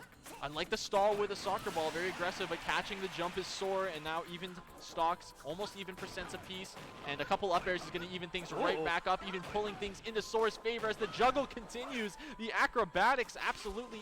So much pressure in the air here. Yeah, we got to find a way back down. Silver finally finding his way to the right ledge, but not without taking a couple dozens of percent for his troubles. Right now, 65 to 43. We're going to see this game, I think, slow down quite a bit as both of these guys realize exactly what's at stake. They're going to pump the brakes a little bit. Yeah, Silver really taking his time now. Lots of projectiles. We got the B button play happening, right? The neutral B is going to be great for like tacking on percent, calling out that bottom lane, the side B, covering the platform lane, right? And it's basically all he wants is to find time to set up this deep breathing. There's a lot of grabs. I Yeah. mean, Silver's just, we've seen it in the earlier stocks, but even here, realizing that Sora is going to be doing a lot of shielding, has the deep breathing on. We're going to see the berry. Is this going to be enough? No! Oh, excellent mash Big from mash. Sora, yeah. That's a Mario Party mash, holy moly. 118 here. Yeah. A lot of B button play. And Gets the again, just grab. first with the grab, and I think it's because Ivysaur's grab a bit slower, has a bit more range. You can see Silver consistently on point. Yeah, the forward air, setting up a situation, ledge trap, able to eke by, going up by the top platform, coming down to the middle. Center stage is so important right now. Both of these characters looking for the same thing. They just want to finish this game. And a 151. I mean, any tilt from Wii Fit Trainer should do it, but has the bad stage positioning. We're up to Charizard, maybe looking for like an up throw or something with the rage. I mean, has a couple more kills. That back air will certainly do it. Oh, this is going going to be a off stage. regrab. We did. Oh wait, he didn't stay on the stage. Never mind, he's totally fine. That was so intense. Yeah, though. very scary. The back air is going to do it absolutely. Such a strong back air too. It's like Right. Diet Snake Bear, and that's not a diss. Like Right. that's a strong back air. And we're gonna get a quick little replay here on probably one of these stocks coming up to. Yeah, here it is. This is going to be the insane up air strings. Yep, falling up air through the platform, and the up B off the top once again. Those juggle situations are so important for Sora, right? Definitely. He's capitalizing so much. We saw him get like 65% off of one opening. I think that Ivysaur is maybe the scariest character to be under you in the game. Yeah, I maybe. mean, Like, up there with like Mario and like it's a very short list of people better than him. Definitely top 5. You can see Sora just using that to great effect. But I do think he's one of those characters that once you realize that, once you've gotten hit a bunch, it's like, okay, I know what I need to do to get around it. And I think that Wii Fit is pretty mobile. I mean, she's able to kind of maneuver the best that she can around it. She was able to get back down to the ground as we go out to Game 4 now. Silver needing one more to advance the winners round 3 here in top 64. We were watching a lot of Sora like commit really hard off stage, and I think that's fine. But I think there are some situations where opting for the ledge trap might have been actually beneficial and created an actual better situation for you. Because like we've been on the ledge, scary. She can throw the balls up, but she's gonna be forced to re-grab, right? If she does that. We're switching back to this to the Enderman here, right? More of the same game plan. Maybe it's a stage thing. I think it truly might have been that. We got the Iron Tools online and 33%. Not the most we've ever seen from a Steve combo, but it's nothing to sneeze at. Still a lot off of such a fast and safe move. I do think the Steve makes sense. It feels like the first game felt hopeless, and as long as he can stick to the game plan and get the early lead. The early lead has been achieved, but now how do you make sure you keep it? Because it's the stock lead that's like the real important one, right? That's the kicker. Who's going to go off stage first? Diamond's online. We're going to be chilling with some Diamond. The blue rock is the most important. He's so good at placing those. I'm amazed by how good he is at placing the balls. Soccer balls, Yeah, the soccer balls. Like it's the way a setup, that he's able right? to knock those He's off. shielding it in the air and then just timing the up tilt, right? It's a certain hitbox on the up tilt because like Wii Fit's full of those weird hitboxes, right? He's just so accurate, even like over the walls. You know what I mean? It's like archery. It's easy to get the angle, but like positioning yourself to land the angle, right? Yeah. Oh, the back air on the jump out of shield there is going to catch Silver slipping, and now this is where the snowball starts rolling, right? We're going to get a down throw, huge opportunity. Oh, actually, excellent DI away from Silver. And I love the way that Sora waited. He realized that nothing was true and expected to roll in. So just kind of backing off, realizing he can't get anything for it. But right now, having a huge lead. We're going to put the blocks up. They're not going to stay out long enough, though. Setting up the little Looney Tunes ledge trap with the anvil coming out straight from Acme Corporation. Another anvil off stage. And this is the disparity, like the despair that we were talking about earlier, right? Lots and lots and lots of stuff. Coming up tilt, another one. We're going to just keep going. 45%. This diamond damage is insane. Yep, there comes another sun salutation. Basically just saying, get off me, get out of the corner, right? Yep, another one's charged up. Looking for an opening. Yep, just go right back to mining, right behind the house. Definitely. Just trying to keep the walls up as best he can, and then find a way to just get as many resources as possible. Has so much iron in the bank. Doesn't have another diamond, but, I mean, at this point, might not even need it. Yeah, keeping the walls up is probably the most important thing that Sora has for him right now. He's got that pressure. Yeah, just winding up. Shout out to Jake. Yeah, that's my boy Jake. Jake Smash on that one. 100%. But gold online, this is actually a tool that I think is very underrated. The material gold, like, it is so good. The fact that you can do like triple up air, no end lag in one short hop, it's so much pressure on a stage with platforms like this one. And obviously these iron blocks are not making anything easier for Silver to get through. Yeah, everybody talks about the diamond, but oh my god, and that happens so often where you avoid the minecart, you roll through, and it's so easy to get hit by the anvil. And now Sora with such a huge lead that you have to wonder, what is Silver really going to bring to the table to bring this around? I think it's unquestionable that we're going to go to a game 5 here with Silver's counter pick. Wow, did you see the TNT actually reaching that far out? He's starting to build with iron. That's how you know he's like rich, right? He's got so many resources. He's just able to build with that iron.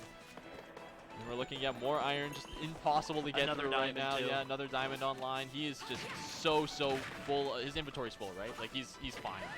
Up air once again. Looking for the back air, narrowly avoiding it, but the shield break. This is going to be a huge punish. Yep, TNT, F smash. TNT just for fun. Hooray! Yeah. Fireworks. Right? Fireworks. Yeah, there it is. Some Grey Cup fireworks there at the end with those TNT. So here we go. We are out to game 5 now. Silver has clearly shown that he's adept at the counter picking game. Might be able to pull out a stage that might be better for him. Let's take a look at one of the replays from the last game, and that one was all Sora, honestly.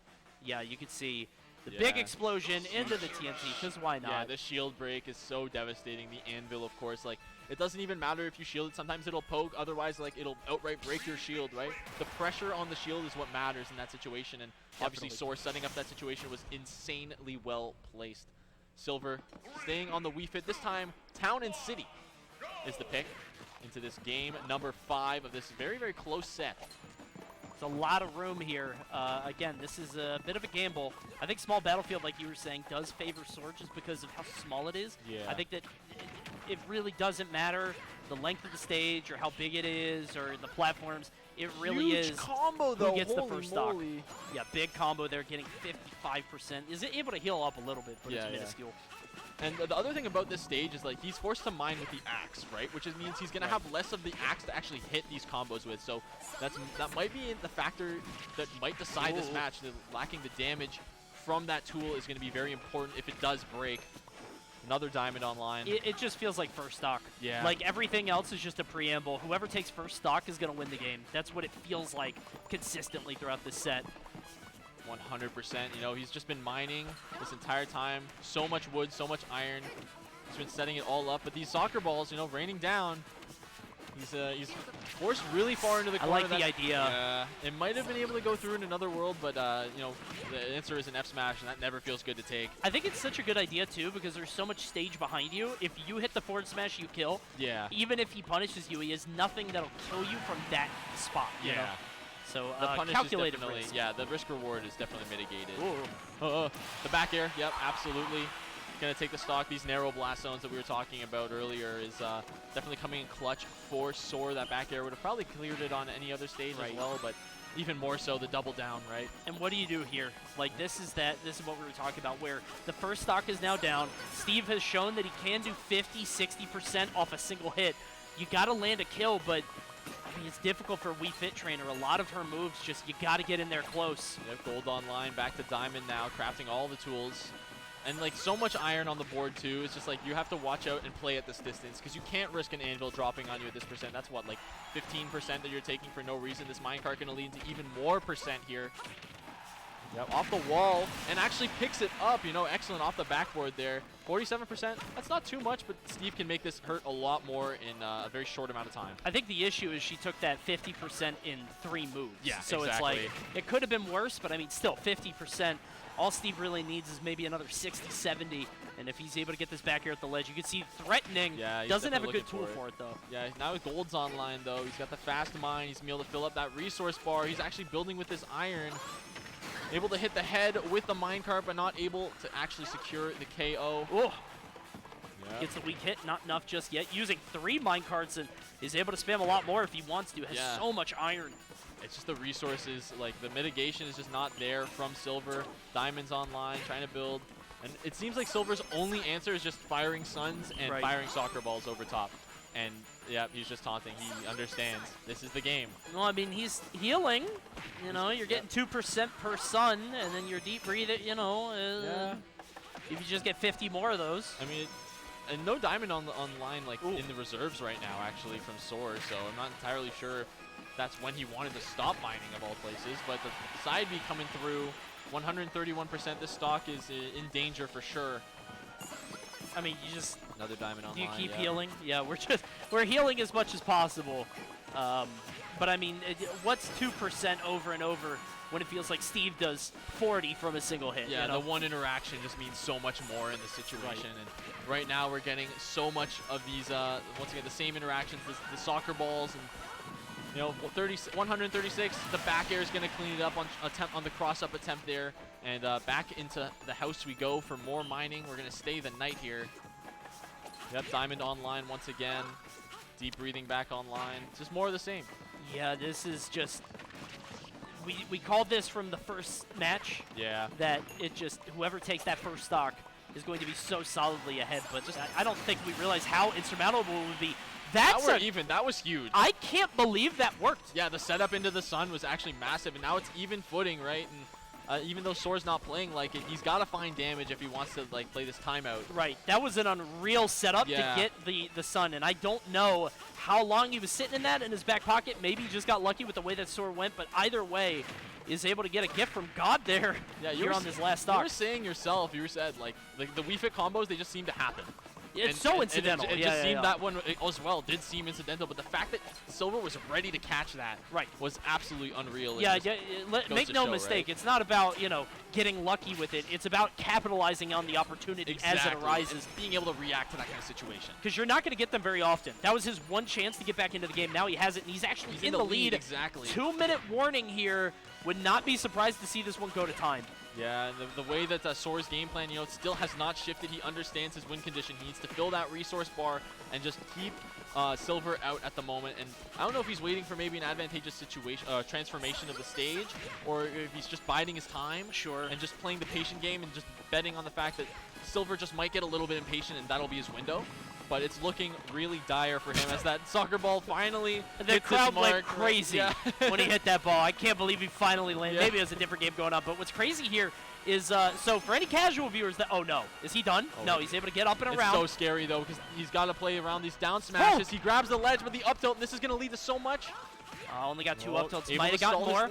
Love the stall on that soccer ball right now. About a minute left. And Soar, once again, not keeping up the pressure. He really wants to just sit back and wait for the diamond and build the blocks. He's got sort of one-note game plan going on here. Uh-oh. Oh, that's wait a minute. 55 seconds on the clock, right? If Silver can get back and that was a down air.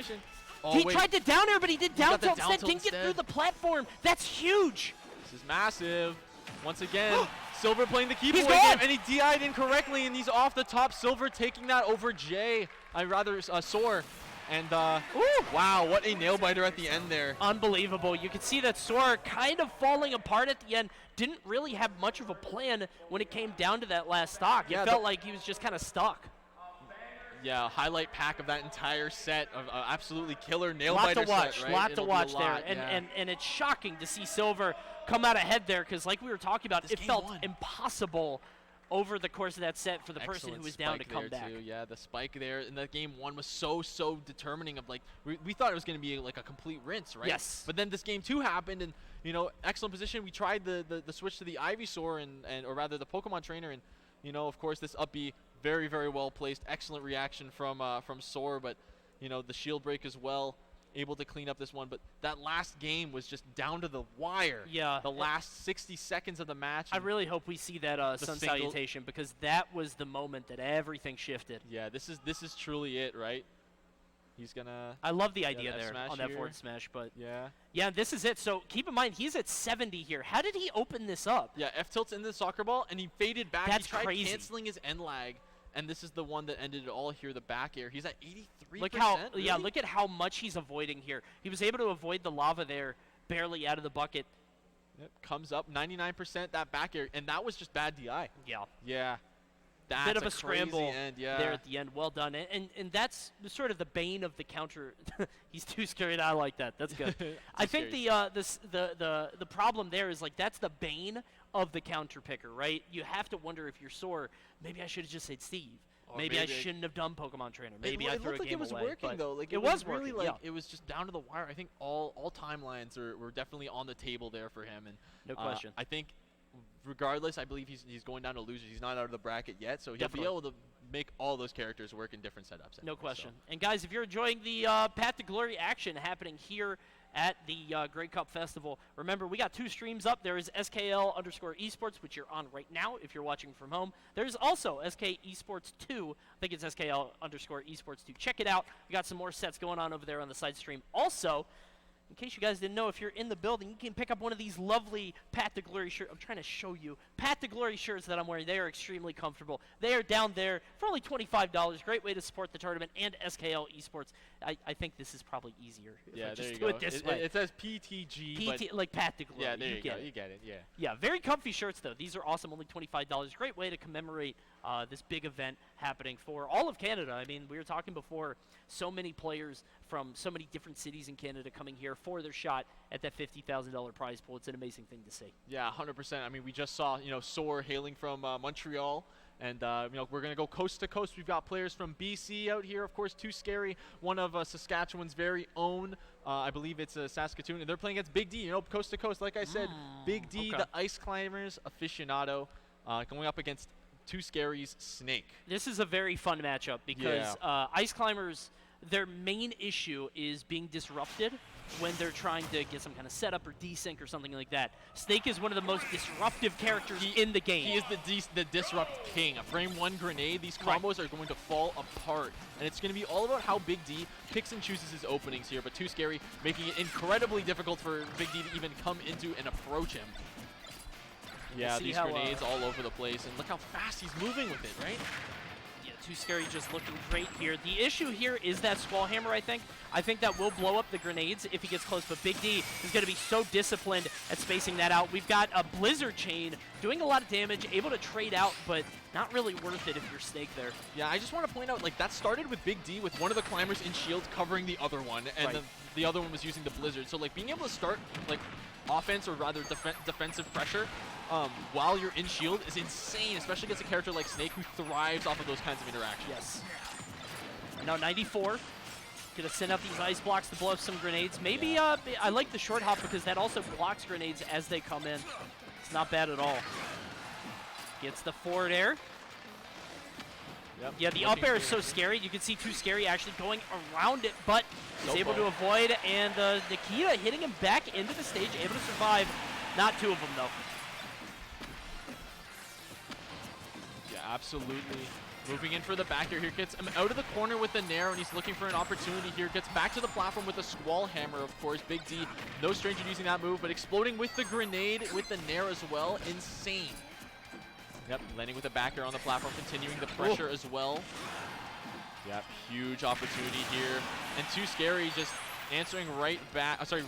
Big D answering right back.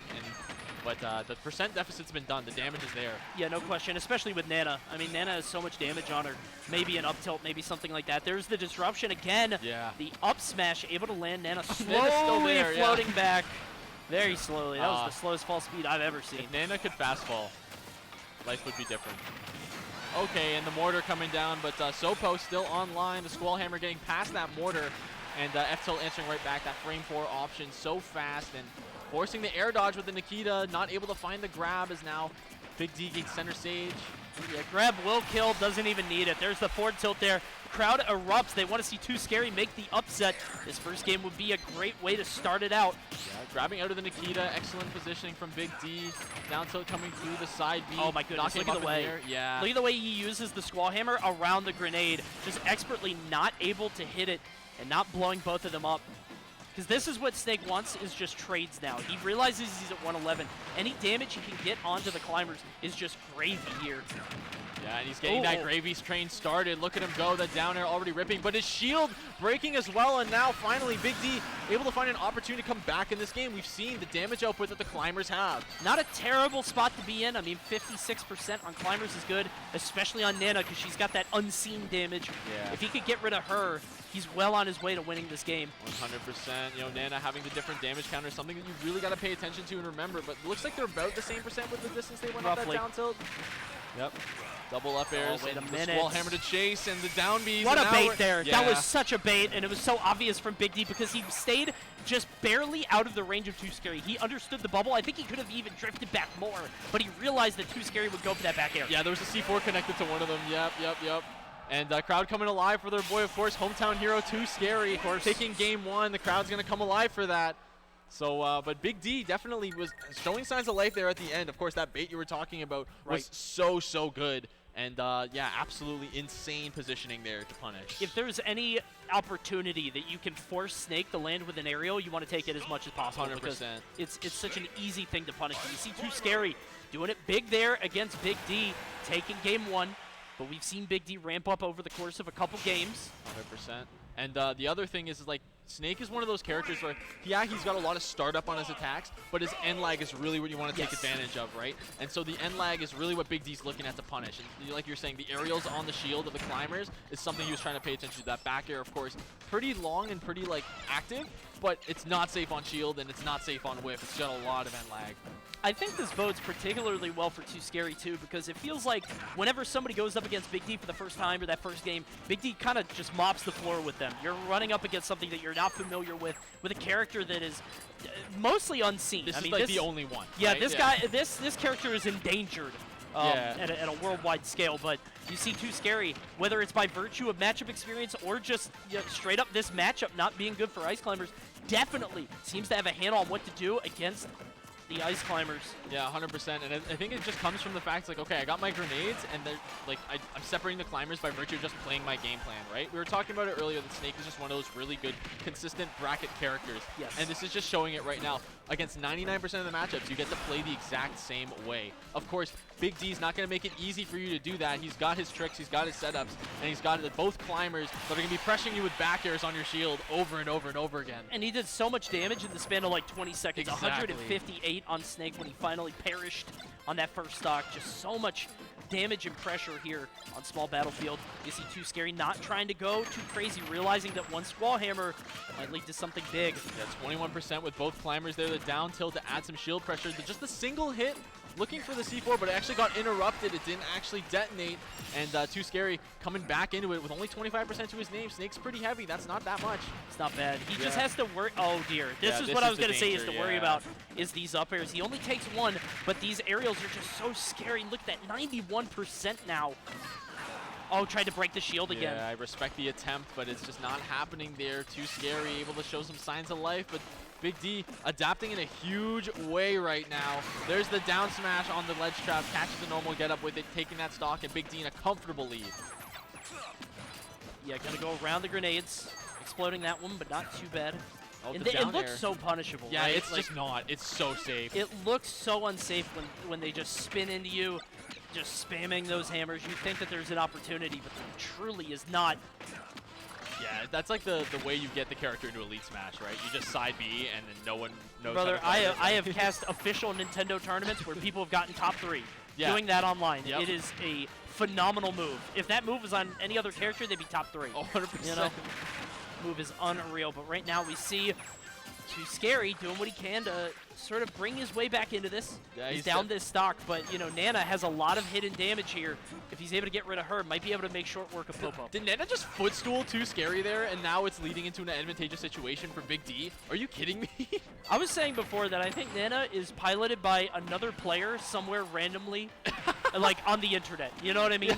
Every Nana is personalized. Every like. Is he you're- dead? Oh, Grenade. wow, Yeah, excellent. smart. That was so smart. Very good.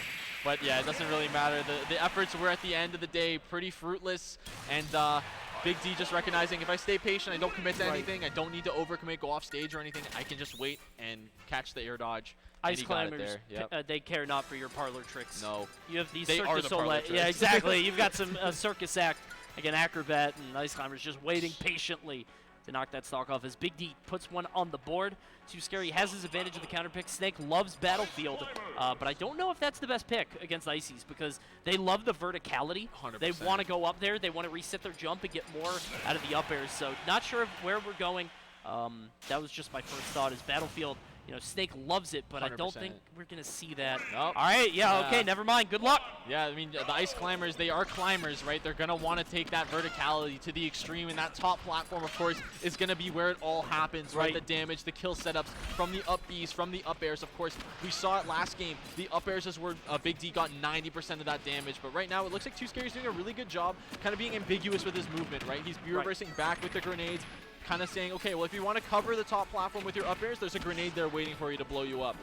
So definitely going to be playing ambiguous, but this is where it's scary. He got caught on the top platform. Just a late hit, though.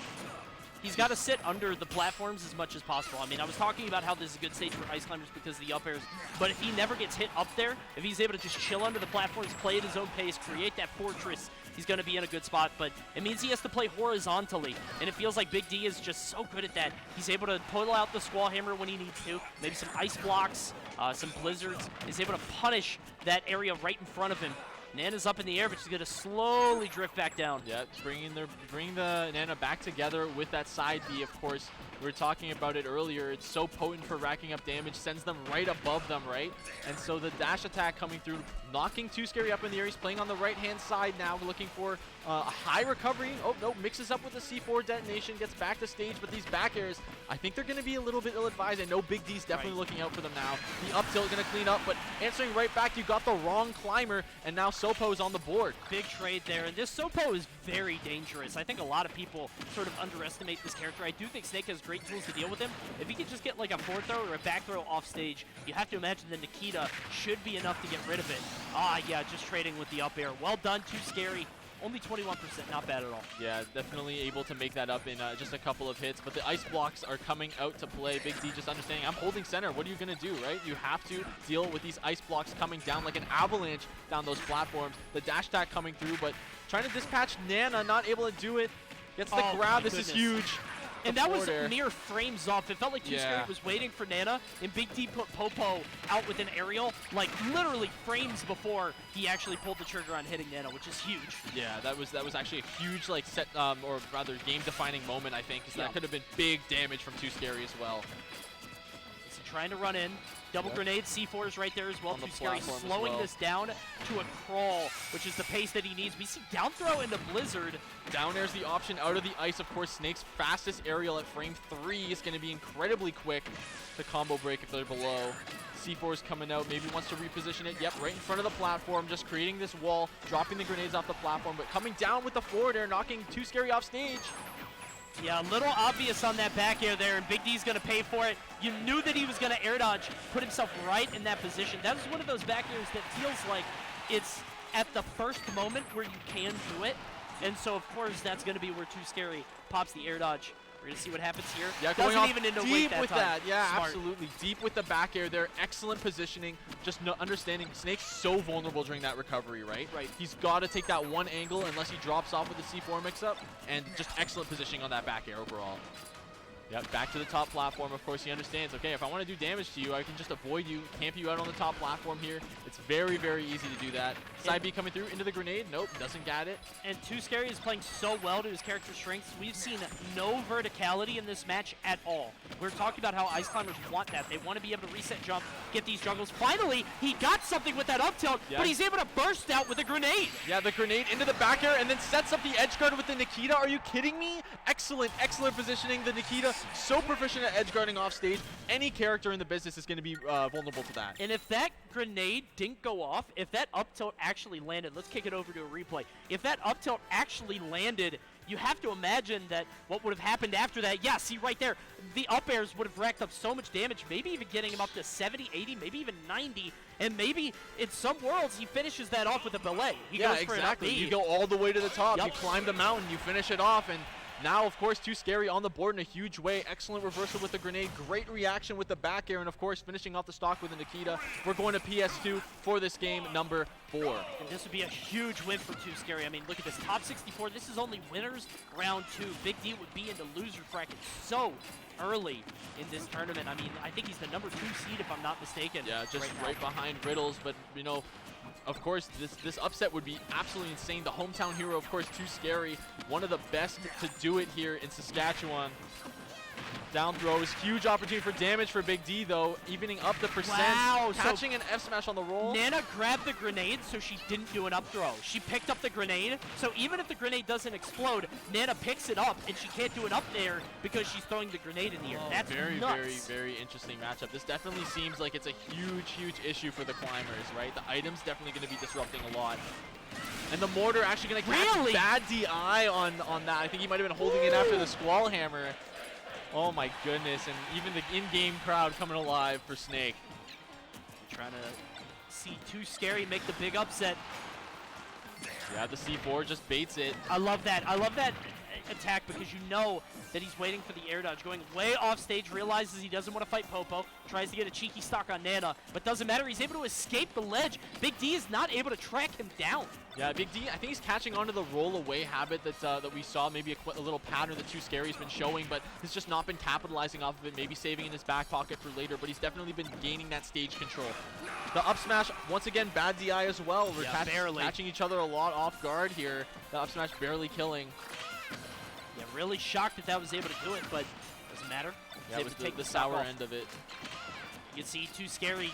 I think he's more than comfortable with the stage pick too. Because 100%. Again, I love that use of down air because it locks him in shield until the down air is over, and then the grenades explode. And then the grenades are like poking the shields as well, so it's even more damage. And then you separate the climbers, and this is what happens, right? You get Nana running directly into your rocket-propelled grenade, dying at very little percent off stage. The Nikita coming out as well. This guided missile doing so much work, being so patient, but the grab's getting started. Let's see the damage. Of course, it's not going to be as strong. The frame one grenade's going to break him out, but 61% is not bad. Honestly, that trade is good for Popo here. Like, as weird as that is, it's very, you want that damage, you know, because Yes. you know that you're going to die to the next hit no matter what. 100%. And now Too Scary taking 77.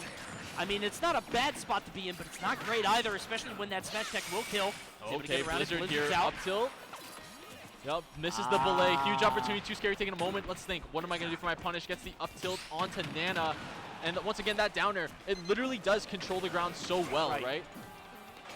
It's just so disruptive. We got a one more stock chant coming out of the crowd, trying to see their hometown hero take out one of the best in British Columbia, in Canada, in the world. Absolutely, of course. The C4 coming out, not tall enough to actually hit them on the platform with the C4. The back air's coming out, not even killing yet at 161. He's hanging on by the skin of his teeth. Oh, tried to send it on the down tilt. Not quite close enough. Up tilt, sending him in a bad spot, but because of the rage and because of the damage, is still able to survive. Sopo time. Yeah, that was his last Nana. Yeah. There is no more Nana to be had. Up tilt into the mortar. Too Scary makes the upset of the tournament, defeating Big D on his path to glory. Absolutely.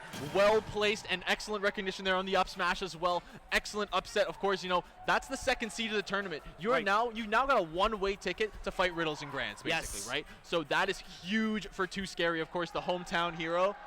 The crowd is still celebrating. That's awesome to see. It's a big W, too, because, like, 100%. you win it in round 2. You still have so many more rounds before you fight somebody that is as scary, right, Yeah. as Big D. You get basically the run that he should have had. You're going to be able to go so much further. Well done to Too Scary. Got a pack of replays from that set. Let's go ahead and kick it over. But, yeah, that matchup just seems very favorable for Snake. Yeah. Not to take anything away from Too Scary, because beating Big D with any character is a huge accomplishment. 100%. Of course, look at this positioning. The Nikito is definitely like the MVP, I want to say, in this game. No Like, question. Look at the positioning that Too Scary's been using, right? The shield break, of course, was excellent from Big D, of course, taking out that stock with the up smash. But, you know, I'd like to kick it back to the upset, right? The other way around. Big D's now in losers. Yes. Now Yep. you've got a shark in the water, right? Right. He's going to be wanting to make his comeback all the way back up. I guarantee you he's not going to be folding early. Right. He is going to be coming all the way back up. Excellent recovery, but once again, this patience here from Big D. Yeah, it didn't even matter, but Yeah. I like the idea. You know, trying to get Definitely. around from it. Might have killed himself if he did a C4, but you can see just these aerials coming out so disruptive between the down airs, between the grenades. It just felt like Nana was never in the right spot. Speaking of, you see that forward Yeah, smash. Nana just did not, like, absolute complete disregard of her own safety there, running directly no into that F smash. self-preservation Yeah. instincts. Not one. Nana, No. yeah, Nana is controlled truly, like you said, by someone whose soul is trapped in a GameCube. He got or in a he Switch. got unlucky on that one. Usually Nana is controlled by, like, you know, a grown-up. That one was by like a 4-year-old with a Joy-Con. Unfortunately, Yeah, just just running holding right. it was a drifting Joy-Con, actually. Yeah, just yeah. holding right. Yeah, Mom called him for dinner, and he Yeah, just put the just let it Joy-Con down. just ran. So well done to Too Scary, defeating Big D, second seed of the tournament. We'll continue on his run and see who else will be joining him in winner's bracket as we continue on with Path to Glory. We'll be right back after this short commercial break.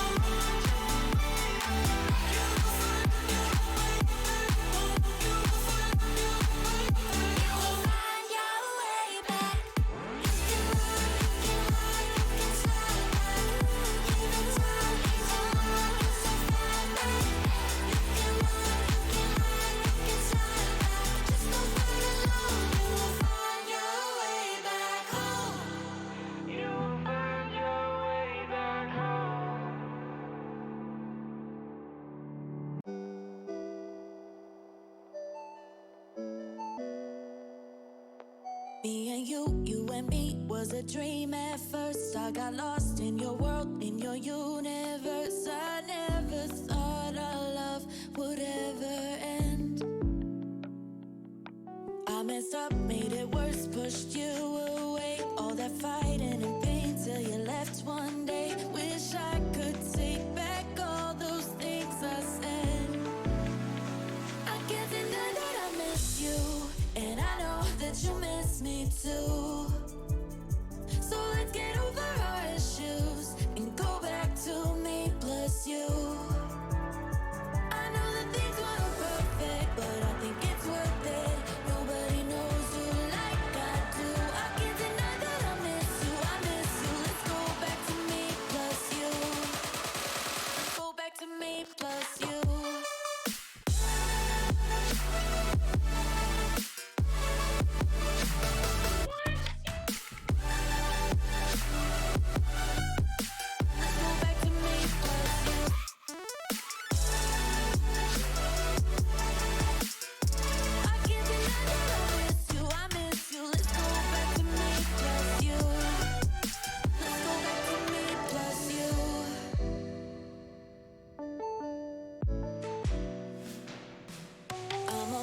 I'm a wreck when I see your face, and I know that you're feeling exactly the same. Let's stop pretending we should stay apart. Tried to meet someone new, but they can't compare. And I know that I'm being a bit unfair, but you're the only one that's in my heart. I can't deny that I miss you, and I know that you miss me too. So let's get over our issues and go back to me plus you. I know that things weren't perfect, but I think it's worth it. Nobody knows you like I do. I can't deny that I miss you, I miss you. Let's go back to me plus you.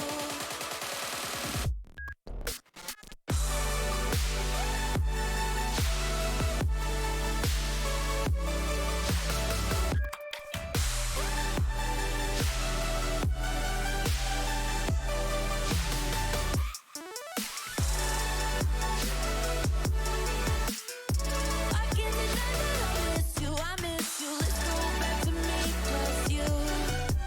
Let's go back to me plus you.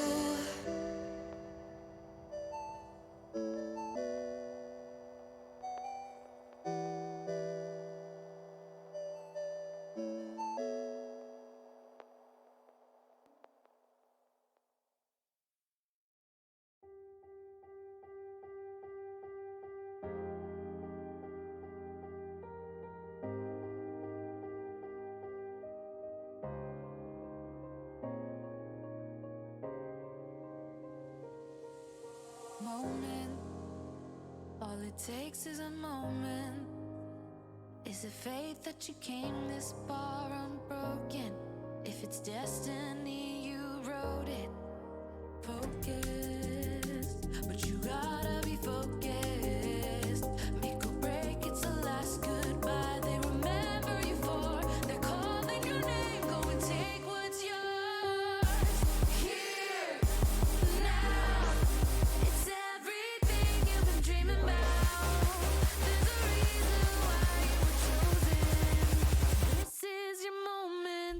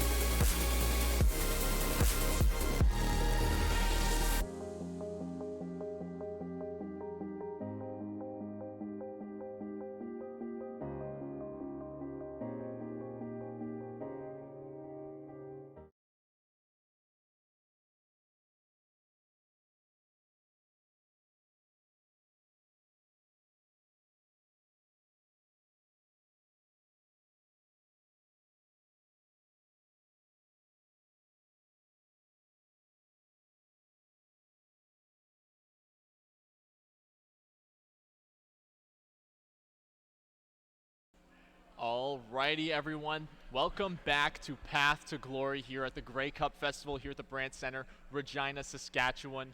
I'm Stickless. And I am Amfabulous, and we're getting into top 16 right now. So many fire sets coming up. I mean, today we've seen so much craziness already. I mean, thinking about Too Scary versus Big D.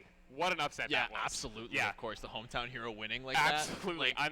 Unprecedented showing from him. I mean, he's been on the come up for so long. I'm so happy that he finally got a good result. 100%, 100%. Like, definitely a breakout performance for him sure. here, you could say. For and sure. We've got even more incredible sets coming up for us here at the Grey Cup Festival here at Path to Glory. Yeah, really, really exciting. I mean, I'm sure Big D is going to get a crazy losers run going. But right now we have Lemon versus Riddles coming up, and it looks like this is winners round 2, maybe a winners quarter set. Yeah, this is going to be a hitter set for sure. Lemon, of course, one of the finest that BC has to offer. Of course, Riddles, prime #1 seed for the event. Yep, number 1 in Canada right now. I mean, repping the Kazuya. Yeah, that Kazuya has been taking names since he came out pretty much. I mean, so dedicated to that character.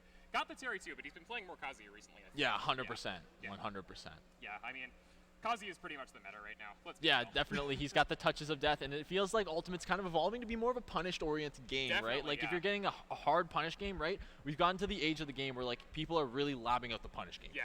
And with a punish game as strong as Riddles' Kazuya, you better be scared if you're Lemon. But Definitely. on the other side, Lemon repping a character that was kind of the old guard top tier, right? Yeah, you know, Joker. Not many Joker players left, honestly. Lemon, Yeah. kind of arguably the best in North America remaining. I Yeah, mean, absolutely. When Leo plays Joker, obviously he's unprecedented, but Lemon is probably the best solo Joker that we have. Yeah, I think so. absolutely. I Yeah, think so. 100%. Definitely up there. Yeah. Definitely up there. If not, definitely a sleeper pick for sure. You don't really see much of him. Not too much traveling, but you know he has been moving out to some events lately, right? Definitely, and So- I mean, last time Riddles came to BC, he did in fact lose to Lemon. Yeah, exactly. Yeah, Yeah, I Lemon believe been so. putting in work for sure. 100%. That Joker, scary. Let's see if he can get it done again today against the Riddles. Yeah, very excited. Very excited. Let's see what happens. Like, you know, Riddles Kazuya, it's almost like an enigma because he hits you one time and you blink, your stock's gone. Absolutely. And Lemon almost the opposite. He's gonna be moving around. The way he plays with his movement, the way he plays with the guns, makes it so hard for him to be hit. And he moves very ambiguously. So His movement is so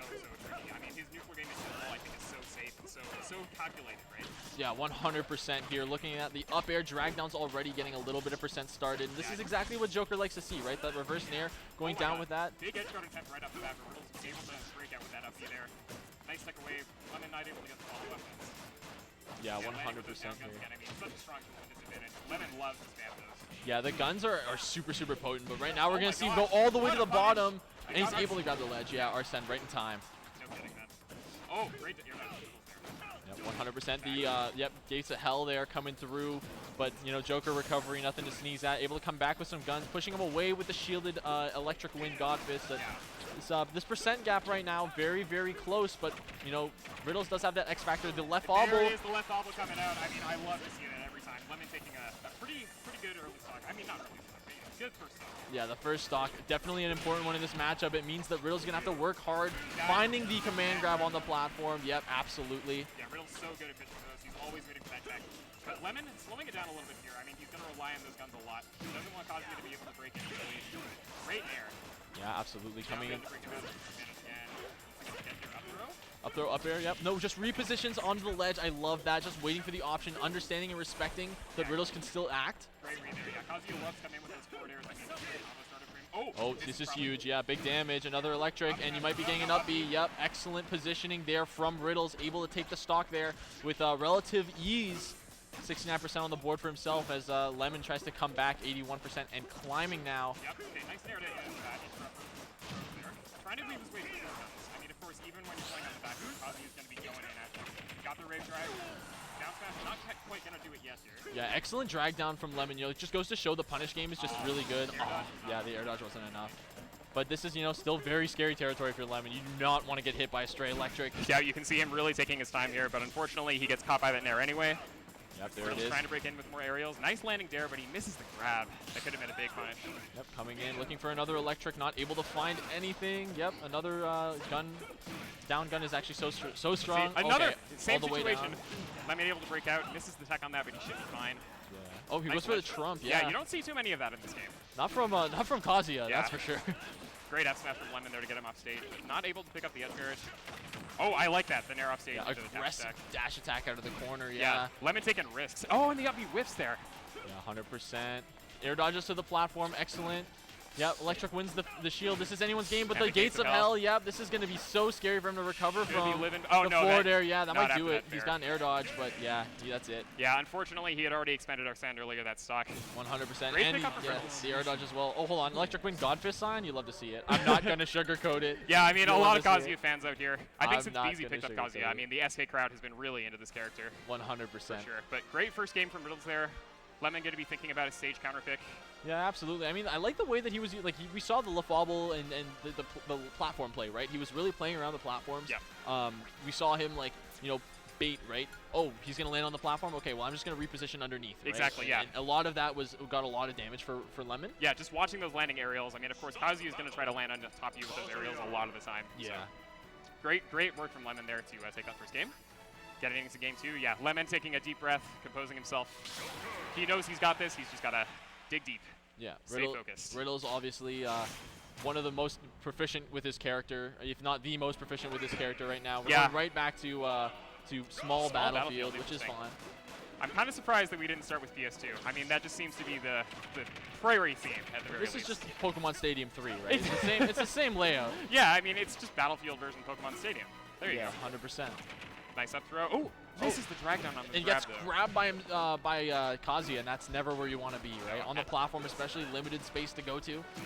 Yeah, Riddle's doing those crouching dashes to get in there. Gets the electric Burps text, God. just gets go right back into the down airs. He and loves that setup, eh? yeah, he's been going for it a lot. Unfortunately, just Joker's just so able to recover, but able to get the electric into the back air. Yeah, I mean, when you have a character with recovery as good as Joker, I mean, that Nair, Riddles has to be on point in order to get the stock there, and he's been good at it. But Yeah. of course, Lemon down to stock now, still taking his time, trying to find his way in, weaving through Riddles' stuff. Nice grab. There's the Really down called throw. out that EHA there and just went for the raw grab. Yeah, just found it, and now Arsene already out. You know, that's the damage multiplier. Not the damage multiplier, but the damage marker, right? Yeah, Stop yeah. doing so much damage. Stop the bleeding. Arsene's here. Please help. That up smash almost connected there. Yeah, the back air coming through. The gun repositioning back on his stage. Stalling his recovery with the laser. Air dodging to ledge. and- Yeah, Riddles barely weaved his way around the guns. Yeah, there, he like used a big every follow-up. single mix-up in his bag of chips to get back the ledge. No kidding.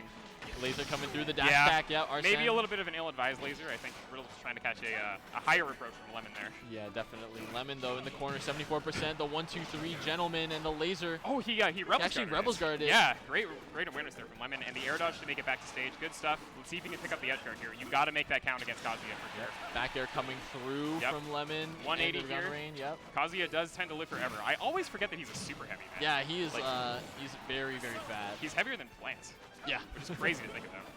Okay, going for the trump, fade back Yep. into the back tilt, and the forward air is going to clean it up. The second hit, of Yep. course, being stronger. Finds that one, 137. I mean, Joker's damage output, obviously nothing to sneeze at, but Riddles only needs one thing here.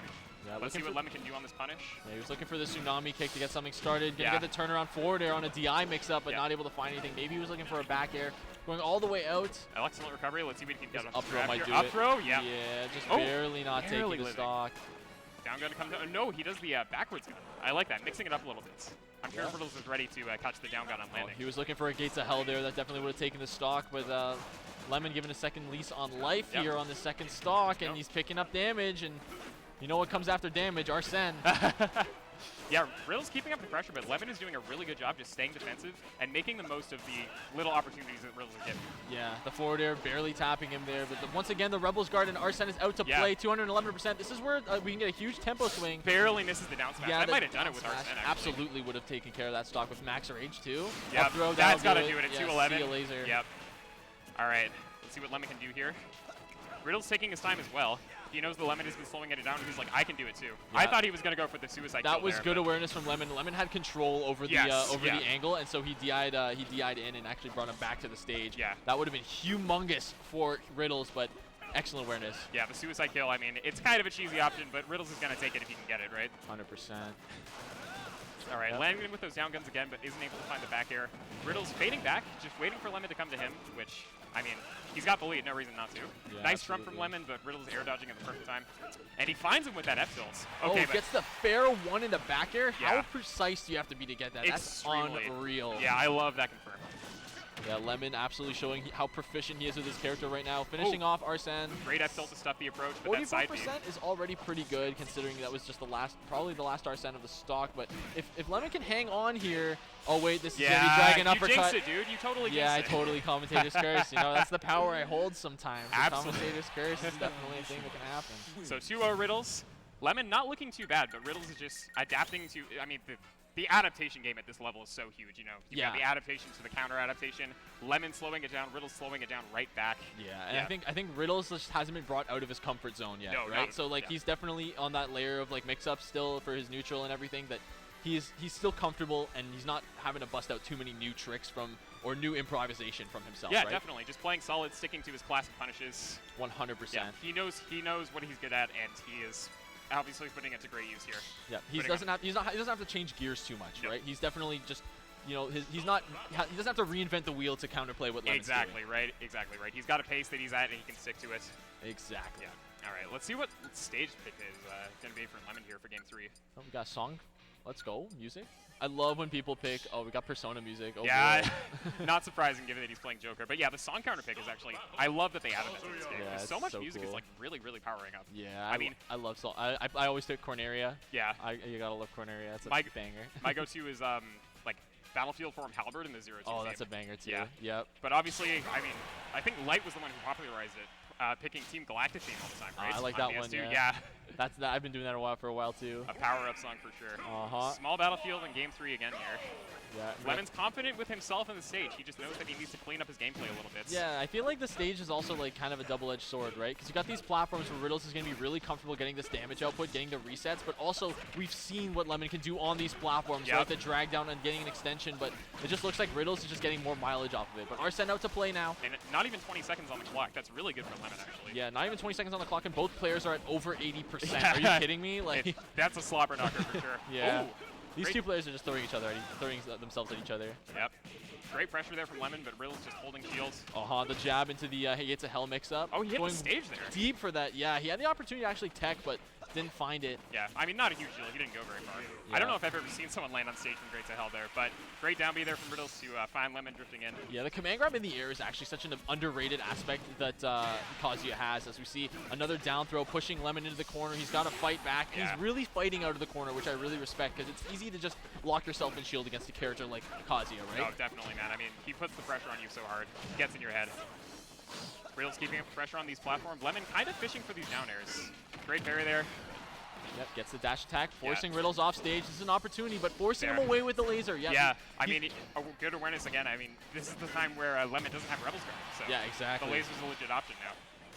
Yeah, another laser coming Stalling, down, but he stalled a little bit too long, leaving himself wide open for that back air, 63%. But Arsene is just about done here. If Riddles can find an opening, this could be very bad for Lemon. But Lemon coming in clutch with a, excellent tech chase with that down tilt as well. Coming in aggressive with the AHA. Gets the forward air off the electric. Yeah, tried to Rebels guard the laser there, but barely missed. Yeah. Maybe starting to catch on to that option for Lemon a little bit. I wonder if he intentionally aimed it down because he knew the Rebels guard was coming. Wow, but the Gates of Hell is going got to do the it there. Gates of Hell out of the corner, but he's still maybe alive. Yeah, Oh, okay. wow, excellent edge guard. Yep, good interception from Picks it up. Riddles. That's kind of the unfortunate thing about Arsene is that the recovery almost becomes a little bit more vulnerable. Yeah. Since you go straight up, you don't have a hitbox, it's easy to intercept after the initial invincibility anyways. Yeah.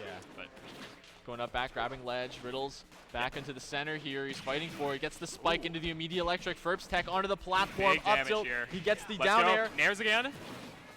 Oh, he got the nair. Did not set it up though. Oh, down Great throw. grab there. Back and air. to the back air. Riddles living though, but he's got rage drive. This is bad news for Lemon. Got to pick this stock up pretty soon. Yep.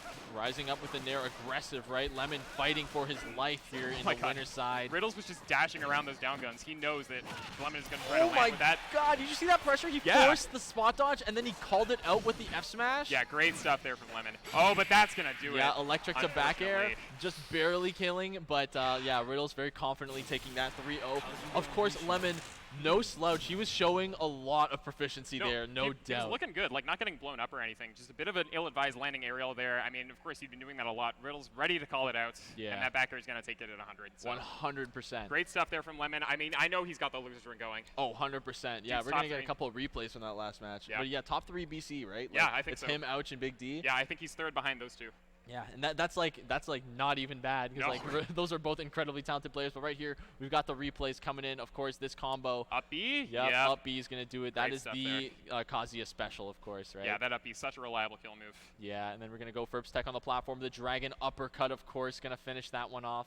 Very, very well placed. And I really think the thing that mattered the most in the matchup was just how uncomfortable that can you make Riddles, right? Yeah, definitely. And Lemon was just mostly forced there to kind of pick the game plan that was most comfortable for him as well, and just not making Riddles uncomfortable enough is really what sold Riddles the victory there. Yeah, Riddles, I mean, great job keeping his composure against Lemon's pressure. You know, obviously unshakable metal on that kid. Yeah, absolutely. Yeah. And you want to talk about Amazing BC's strength? talent. It looks like we have. Ouch, sitting down in winners here Yeah, against, absolutely. who is that? I don't recognize them. Elijahman, okay. Yeah, Elijahman. Okay, the Ontario Shulk player. I've never watched him play. I love Shulk. He's one of my favorite characters in this game. Yeah, Shulk is really cool, and Elijahman, of course, he was actually in the neighboring dorm for me, so I got, wow. I got to practice. Yeah, I'm from Ontario as well, so Right. I'm very familiar with Elijahman. He Yeah. is definitely our GOAT. He's definitely, no bias, but he's definitely one of our best players. We're no stranger to seeing him win. He's taken sets off of Black Twins, if you know who Black Twins is. Yeah, of course. So definitely a proficient player, and definitely one to look out for. Absolutely. Right? I mean, he's going up against Ouch. Number Yeah. 1 in BC right now, and two Yeah. young gods. I don't think Elijah is that old. No, It's Elijahman's like 17, 18 years Yeah. old. He's very young. Same as Ouch. I mean, so many young prodigies here in Canada. Absolutely. I And love seeing the new young talent come out all the time. Yeah, and Yep. that's the cool thing about the game, right? Is that we're back in this level of the game where, after COVID, after the pandemic, we have all these new kids coming out of the woodwork who've been just grinding over Wi-Fi and just grinding these tournaments and getting so proficient with their characters. Yeah, I mean, it's kind of hard not to sleep on them at first. Yeah, They show absolutely. up and you have no idea who they are, and then they take your name. They're young, and They're then they young. absolutely ruin you in front of all of your friends. And Yeah. they're all just kind of laughing at you. Like, you Teenagers just in got their beat free by a time. kid.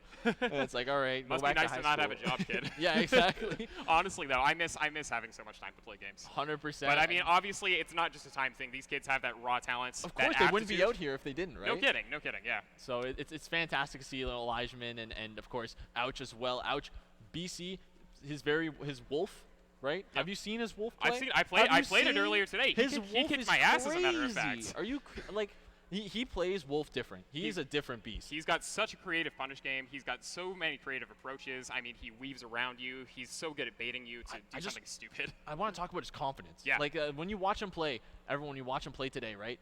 His confidence is just unmatched. Yeah. The way he moves, the way he plays this punish game, the way he plays off stage, Yep. on stage, everything he does just exudes an aura of just, I know what you're going to do, and I know what I'm going to do is going to work. Yeah, I mean, when I was playing him earlier, he tried to go for back air side B on me twice. Yeah, it's and like, yeah. neither of them hit, but I mean, he still went for it. Yeah, that's the kind of confidence in your play that you need to have, right? Yeah, if you're definitely. confident in your play, it's going to take you a long, long way, especially in a game like Smash, Yeah, where you'll like be- every single thing you do matters. You'll be ready to take those risks. You'll know they're going to work. And I mean, even if they don't work, you know that you've got that solid gameplay that you can rely on.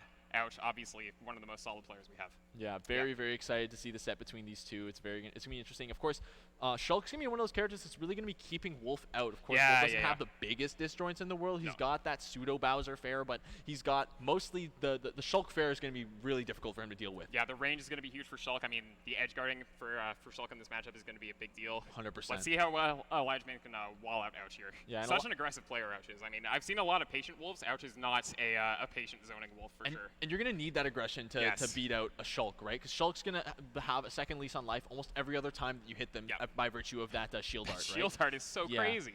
We got a good look at the trophy there. Oh, The lovely, category lovely singles trophy. champion, and not to mention the $50K prize pool on the $50,000. line here. Five with what? 4 zeros? Yep. That's one too many. No, just kidding. Let's get some more in there. First place gets a cool $15,000. Yeah, $15,000. Are you kidding me? And some of these kids are going to be potentially able to touch that money, right? Yeah, exactly. That's I what mean, I'm saying. Every match we're watching is essentially a $1,000 money match right now. Exactly, Because these people yeah. are playing for top 12. Exactly. 13th place gets $750, I think. No pressure, by the way. The stakes are so high. No pressure. They're crazy high. So we're excited to get right into this. Of course, Ouch, Elijahman picking their characters, selecting the stage, and getting right into it. Let's go, Let's BT. go, BT. Repping his boy Black Twins. Yeah, absolutely. Kind of sad that he couldn't come out to this event. I love Black Twins. Oop, Looks like it might be a button check, question mark? maybe some controller issues. Oh, Elijahman talking to potentially. one of the CEOs here. Yeah. Not sure what's going on, but hopefully we can get into the game soon. Yeah, it looks like we're going to do a quick reset here. Yep. I mean, it happens, you know. But in any case, Yeah, I'm very excited to see this set. I mean, Yeah. like I said, such crazy young talent coming out. And I mean, a big theme with the young players is, you know, they're, oh my god, I lost my train of thought, never mind. The big thing with the young players for sure is that they're both like, they're creative. Yeah, they're creative. They innovate, right? That's where I was going. Innovative for sure. They definitely innovate the game, their game plans, right? Yeah. They do things that people do not see No. because they're their own teachers. Yeah. They test things themselves and they learn things what works, and you're gonna see Elijahman's got a very, very unique play style for Shulk, and Ouch, of course, we're no stranger to his aggression and his confidence, right? So here we go, getting right into it. Proper now. Yep, immediately into the Starting speed art. for sure. Oh wow, great tech chase there. So it seems like Elijahman's game plan right out the gate here is to just smother Ouch before he can get any of that aggression started, right? Yeah, exactly. So off to the races with speed, and now he's switching to shield. He's gonna play a little bit of hot and cold here. Yeah, gonna switch off that shield art pretty soon. I mean, obviously, if you don't need the shield art, you don't want to burn it, because there's, I think, an 18-second cooldown on that. Yeah. And that 18 seconds is huge when you're playing against 18 Shulk. seconds doesn't sound like a long time, But it is when in you're in a Smash. fighting game or any kind of game, like that is a long time. Yeah, you gotta take those opportunities against Shulk. I mean, that shield art will invalidate your combos straight up. Yep. His Right character now, cheats. yeah, these two have been swinging. The ledge chopping from Ouch has just been very, very patient. These rising airs, they get up attack and a scoop of the back great air back going air to reach, there. and the smash art is huge here. Yeah, he just did that forward air a little bit too soon. That actually will hit ledge on the Wolf recovery, but he manages to find it on the ledge jump there. Yeah, he got the fade back. Excellent positioning. He's going to be on this, waiting out that invincibility. The smash art actually, sorry, the shield art just running out. But yeah, the flashes, like you just got to watch out for those. Yeah, that's what I'm talking about with Ouch, that confidence. I mean, he will just let that move rip. Yeah, absolutely. That Switching to speed speed mode, art yeah, here. he's going to be carrying him all the way coast to coast here.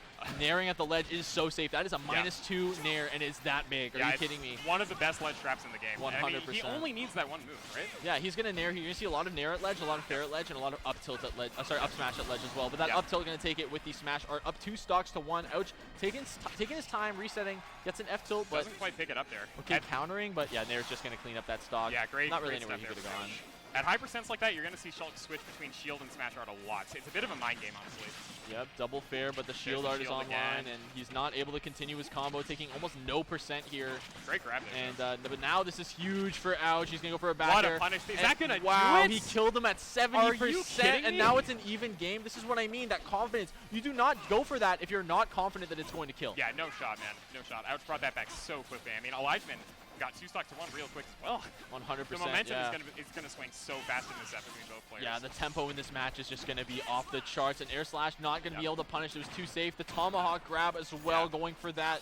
Not able to find it. Gets the nair. Finds the nair. Yep. She's switching back to shield art. Yep, And nice. And excellent use of switching back out, understanding, okay, I'm not going to be doing as much damage with shield art. I'm going to swap it off, continue my combo, right? Getting that pressure. constant swaps, baby. I mean, that's what makes Shulk so good. Yeah, exactly. The Another fact that forward he air can ledge trap change or- his game plan at will, right? Yep. No, nice grab. Huge I actually damage. had no idea Yep. that was coming. Dash attack on smash. This is huge. Gets Yep. the F tilt. Yep, you're gone. That is a strong F tilt Yep. with smash art. Yeah, Ouch does like to do those landing aerials. Elijahman calling it out perfectly there. 100. Yeah, 100%. Amazing pickup. All right, we're gonna get a quick replay Toss here. it right over to a replay. It's Let's see going to what be we got. excellent. Yeah, we're going to see. I think it's going to be the back air killed him. Ouch. Yeah. Look Yep. at it. He gets him right out of the smash art here. And this was a 0 to death. I'm just realizing. Yeah. Yeah. So he gets Forward air, a 1, forward air, 2. again. Gets the air nair. and back air. Yeah, Yep. the platform extension, everything was just perfectly placed. Of course, Ouch. No stranger to hitting those. He's No. so good at those. He's actually incredible. Yeah, so. those Wolf Bridge combos, man, they will blow you away. Yeah. Like literally. That back air is like probably one of the strongest back airs in the game. It is. It kills at like 60%. And You call out a jump with it, you're that gone. auto cancel window. I mean, you can yeah. cover so many ledge options with that. Something 100%. I've watched Ouch do a lot is he'll do an instant back air ledge into immediate turnaround grab. And that ledge trap is so amazing. But getting into game 2 here, right back to PS2. Obviously, speed art out of the gate from Shulk. Lots of Shulk players love to do that. Speed art, amazing pressure you can put on with that. So many safe aerials, mixing into tomahawk grabs and stuff like that. And I mean, Shulk can bridge combo you too in that art. Yeah, exactly. Yeah, the speed art is really good for bridge combos. Not to mention the jump art as well. Going to be able to catch you in the high corners of the blast zones, Really where you smart to might think you're safe. Yeah, definitely. And then really smart to delay the second hit of up either from Elijahman. Yeah. At a lower percent. Oh, great Oh. timing on that forward air. He knew Elijahman was going to drop shield there. Speed art on the line. Let's Yeah. see how he gets off. Yep, coming all the way in with the forward air. Fair, Another fair. one. These are the bridge combos we were talking about, right? Doesn't quite find the third one, though. That could have been a big edge guard. Ooh, Ouch dropping shield in between the hits of up air there. Yeah, meaty up air. The back air not going to do it, but the back throw is really strong, and this is a very good opportunity. It's going to run out. The Oh up my- smash, that normal get up was so dangerous. Yeah, I know. And Elijahman called it out. He just did the up smash a little bit too early. Yeah, the up smash is actually like, I think it's like a couple, I think it's in the tens of frames active, 13 frames, something like that. It's ridiculous. Yeah, a lot of Shulk's moves are super active. But you know Ouch is going to remember that, right? Yeah, 100%. And now that Elijahman showed his hand, he's really going to have to mix it up on the ledge. Yeah, just great like that, out. not even waiting for the ledge hang. He's just, I'm going to go out there and kill you for it. Yeah, the runoff fair is an amazing option for Shulk. It covers like the entire offstage, I swear. Yeah, 100%. Let's see how we can get back here. Yep. Shulk's airspeed with jump hard. Oh, big damage opportunity here. The up throw is going to do a lot and send him a little bit too far to actually confirm into anything. Just a one hit. Yeah, great recovery. Oh, just sitting in shield. That's what I'm talking about, the instant back air to grab. Yeah. Ouch loves to go for those. Backslash to ledge. That's like 23% off of that? Are you kidding? Yeah, you wouldn't think it's a good option. I mean, you think of backslash as a slow, punishable thing, but it ledge snaps, and it's a huge hitbox. You really have to respect it. And this nair is going to be really impressive. Great Gets the parry, though. He misses the punish. Yeah, it's too far to actually grab. Parrying a lot of Shulk's stuff is like, it's mostly futile in a lot of situations. The get-up attack is actually affected by the smash art and knocks him far, giving Elijahman an opportunity to reset here. The forward throw, putting him back in the corner.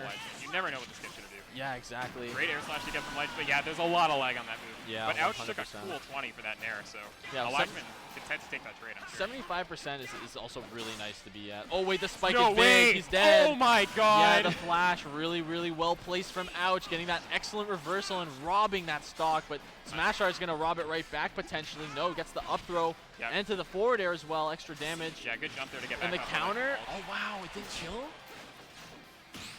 Oh, nice, great parry. Yep, good up B on that. See what Elijahman can do here to pick up the stock. Yeah, I think he's waiting for his Smash Art to recharge, and he's just kind of playing patient. Gets the speed art. He can run off like fair again here. I think he baited it there. He saw Ouch jump back, but he didn't have anything to punish. And now huge damage opportunity for Ouch. Yeah, missing the tech. That's an easy up tilt for Ouch. And Elijahman is off stage again. Great back air. Back air, covering the jump. Run off there. Yep, that should be it. Oh no, barely. Excellent magnet hands. Yep. You're no kidding. Forward air, getting him out of the corner. Smash Art, this could be a new lease. Gets him with the aerial there. I feel like Elijahman knew that Ouch was probably just going to stall him right there. Yeah. All right. Elijahman doing these nairs, waiting for Ouch to approach so we can intercept. Yeah, switching to Buster, getting that extra damage is so important if you want to make a comeback here. Yeah, you want that damage at these low percents with Shulk. Nope, missing the pivot grab. This is big. Yep, shield art going to keep you alive a little bit longer in between your smash arts, in between your damage arts, but if Ouch knows the combos, it can be dangerous. The up smash not coming, but the nair. Speed art going to get him back to ledge. Another backslash. I mean, again, something you just have to respect. Yeah, it's so big. These guys are just weaving around each other. Ouch has been trying to find that landing nair, finally gets one. Gets it, but packs on a laser. This is, oh yeah, back can't kill you with smash art. It disappeared. I was going to say, though, 60 with smash art against Shulk is a bad situation. Yeah, I mean, especially if you're Wolf. Wolf's not the heaviest character in the game, right? So he's definitely gonna die pretty early to that kind of thing. So a smash attack, maybe a well-placed a couple tilts. Yeah, great pick up there from Ouch. I mean, obviously we saw that flash in game in a stock 2 rather. Yeah, that was it very, very early. Very important because Elijahman was even in that second stock. Like that flash might have been the difference between winning and losing. That I think so. It really, really swung the momentum. Yeah. I mean, that kind of thing. It's easy to let that get in your head, right? Because you're going for the edge guard and then you're in the advantageous position, right? And it's like, oh man, I dropped that. Yeah, I mean, you can't be upset. I mean, you went for an attempt on an edge guard, and your opponent simply side beat, right? So, like, at the end of the day, you were in a good position. You have to recognize, okay, I forced them to pick an option. Let's remember that for the next game. Yeah, and just clean it up the next time. Play it off that. So we're going to see if we'll go right back into it here. Guessing we're right back to PS2. Yeah, I wouldn't be surprised either. Oh, no, FD. FD, yeah. Honestly, not surprised. I think this is an amazing Shulk stage. Yeah, this stage for Shulk, definitely pretty clean. Yeah, without the platforms to escape his huge aerials, I mean, he's amazing at catching your landings. Shulk's juggling on this stage is also really good. Wolf's going to get a lot of mileage, too, because it is a flat stage, so he's going to be able to get a lot of dash attacks. A lot of these forward airs are going to be very hard for Elijahman to run away from, right, if he does get too close in that space. But right now, the get-up attack comes in clutch. The damage art. Oh my god, spot dodging, he gets so much damage. 48 off of 2 hits of down smash. I don't even know what to say about that one. Yeah, just so much damage from the Buster art, right? And the speed art now is just making it so difficult for Ouch to feel comfortable on stage. And we're seeing, his confidence maybe wavering. No, not even. He just gets that down smash. He doesn't left care. on the tech chase. I mean, Elijahman, of course, trying to tech to the left and just a little too slow on DI there. Yeah. Good pickup from Ouch. Fair to grab. Yep. And that's damage, but I mean, not in the shield art. Not enough. And the shield art is just a get out of jail free card. So every time you win neutral against Shulk, you have to win it again to get any rewards. Elijahman knew that he wasn't making it back. He's like, I'm not going off stage risking another flash. No, right? no shot. Yeah. Good berry on the landing back air. Yep, And we're back to the neutral. Yeah, basically, yeah. I like how Ouch is using his guns. He's trying to bait jump-ins, and there he found one. Yep, gets the dash attack. But the instant switch to shield, I mean, that just feels bad. It does. I mean, that's just what the character does, right? He's going to switch to shield. He's going to basically make every single time you win neutral, one of those times is going to be like moot, basically. Yeah. Elijah has been on point with his berries on Schultz, or not Schultz, Wolf's landing arrows. Yeah, absolutely. But Ouch managing to find the nair there, and another one. Let's see what he can do on Elijah's landing. Well, catches the forward air, missed space, and there's going to be extra damage because he is in Buster mode, but the knockback is a little bit too Landing high. trap, yeah, that up smash was a bit of a Hail Mary, I think. Yeah, that dash attack did a lot of percent, and this forward air is big because he's off stage now. Oh, reversal's opportunity here for Ouch. Air slash going to knock him out of the corner. Good weight on the ledge there. I mean, Elijah saw that Ouch was spamming those bears. Ledge drop air slash is going to take care of that one. Great weight on the air dodge. Yeah, that air and dodge that was... shield dart's gone. I mean, Yeah. if you can pummel Shulk during that shield dart, it's free damage and it stalls it. Yeah. And shield dart, I think, only acted for 6 seconds. Yeah, it's not a very, very long shield art, unfortunately, Yeah. for Elijahman. But Oh my God. you know, this is still a very even game, and now that he's got the yeah, they're gone. Yeah, I was good gonna say shield the on smash the art, there. making it very obvious he's looking for a kill, and losing his own stock there is never fun. That was a ballsy backslash there. I think kind of hoping Ouch wasn't looking at what he was doing. Oh my goodness! Another do you spike see on that? the Wolf Flash, and he switched to smash art. If he switched before that hit, Yeah, I don't this want to is think dangerous. about what happens. Forward air back. Oh, he went for fair flash. I respect the attempt. Yeah, he loves to go for fair flash as well. Yeah, I love Elijahman's fade back fairs here, like especially on the ledge. Yeah, that's the 3rd time Elijah has gone for the up smash. on the landing. Yeah, that is like the Elijahman classic. That is probably his most famous ledge trap. But Ouch has it scouted. Yeah, definitely has the answer. The get up attack is really good against it. The And landing there, yeah, that might be your stock. Yeah, you saw Shulk's slow frame data there came to bite him. I mean, Elijah was coming down with that fair, massive move. He actually got the hitbox out, but Ouch literally low profile this. Yeah, he weaved and With bobbed that- around it and just got right into where he needed to be off stage, edge guarding with the nair. Excellent positioning from Ouch, and like I said, that confidence, the confidence to go off stage in that kind of scenario, especially against a character like Shulk, who can just hit you into the stage, you die for it. He Like, can reversal you so easily. Exactly. Especially with stuff like air slash at the reverse. It's almost like Link. Yeah, Where he'll be on the exactly. rise and then he'll catch you with the He'll reverse. scoop you flash. the other way. Exactly, exactly. 100%. Elijahman not phased though. He's gonna keep on moving, keep on trucking, and looks like the pick is PS2 from what I can tell. Yeah, I think both players are playing really solid. I mean, Ouch doing a great job exploiting Shulk's slow frame data there. Yep. Elijah just trying to weave around Ouch's approaches. 100%. And we'll see what they can do for game 4 here. Yeah. This has been a good set so far. So far, yeah, All excellent. right. Hopping right back in Shulk, and we're going to PS2. PS2, a little bit extra room, like you were saying, to bob and weave around. Speed art, of course, is going to be very, very potent on this map. Be able to cross and like regain stage control. Yeah, a lot of Wolves like to go for that flat drop laser at the start of the game. Yeah. Elijah definitely knew it was coming. Yeah. Up Gets throw, the yeah, and then shield shield art, dude. I mean, immediately. it just eliminates your B&Bs. Yeah, it's like you got an opening. Cool. Try to find another one now. Yeah. I get a second life in neutral. Yeah, it just means like when he's got shield art, you kind of just have to nickel and dime him. You know, you can't rely on those B&B combos to get damage. Yep. And then that time using the one, he did the 1 hit and then into the 2 hit mix up on the ledge there from that. Now he's on speed art. He's going to be able to potentially find another opening. No, I was trying to jump over, but Elijahman keeping him in the corner, gets another nair. Smash art is the option. The dash attack is huge. Yeah, Ouch had the read there on the landing nair. Up throw into forward air. Oh wow, and the a shine too. He has That whole he's got the shield art combos optimized. What? yeah, that whole thing actually might have been true. I Yeah. don't think Elijah went to tumble at all there. Great Air air dodge dodge from but ledge, but yeah, yeah, Ouch picks it up anyway. It's just reacted to at that point. Ouch is just built different. Yeah, another landing air dodge there. Ouch is calling these moves out. Switching to blue raspberry flavor. We've got the speed art online. Going for the back throw. Okay, Strawberry now. Yeah. Uh-oh. Yeah, that'll do it. Yeah. Across the stage at 150. I mean, Yeah, smash art is just a double-edged sword like that. You go, but the up air. that's the calling other out. side of the double-edged Yeah, sword, right? there it is. What And- flavor are we going? No flavor. No flavors at all. He's trying to save No him, I think. flavor, no sauce. Yeah, he's gonna go no The banana double salt. spot dodge? Banana, all right. We got lemon flavor. Hold on. Ooh. But it's okay. Ouch, no stranger to lemon at all. Back to blue raspberry. Yep. Yeah, Elijah, I mean, he's going for these landing nairs. Oh but my God! Rising shine in the back air. He's sick. Third time Elijah has done that landing air dodge. Ouch, not getting the punish that time. Yeah, there comes the land. Ouch is playing so patient right now. I mean, he's got Elijah's approaches on lock. He's doing that landing nair into fair so often. Yeah. Ouch knows it's coming, and he's slowing it down real well. He's really. Oh wow. And he actually went for it there. But I mean, he actually even with shield. he switched and then teched the landing. Now he's in an advantageous position. Wow, Oh, great down excellent smash on the tech positioning chase. and reaction. Yeah. Oh, amazing grab. Yeah, just a little bit too late on the nair there to get the hitbox out.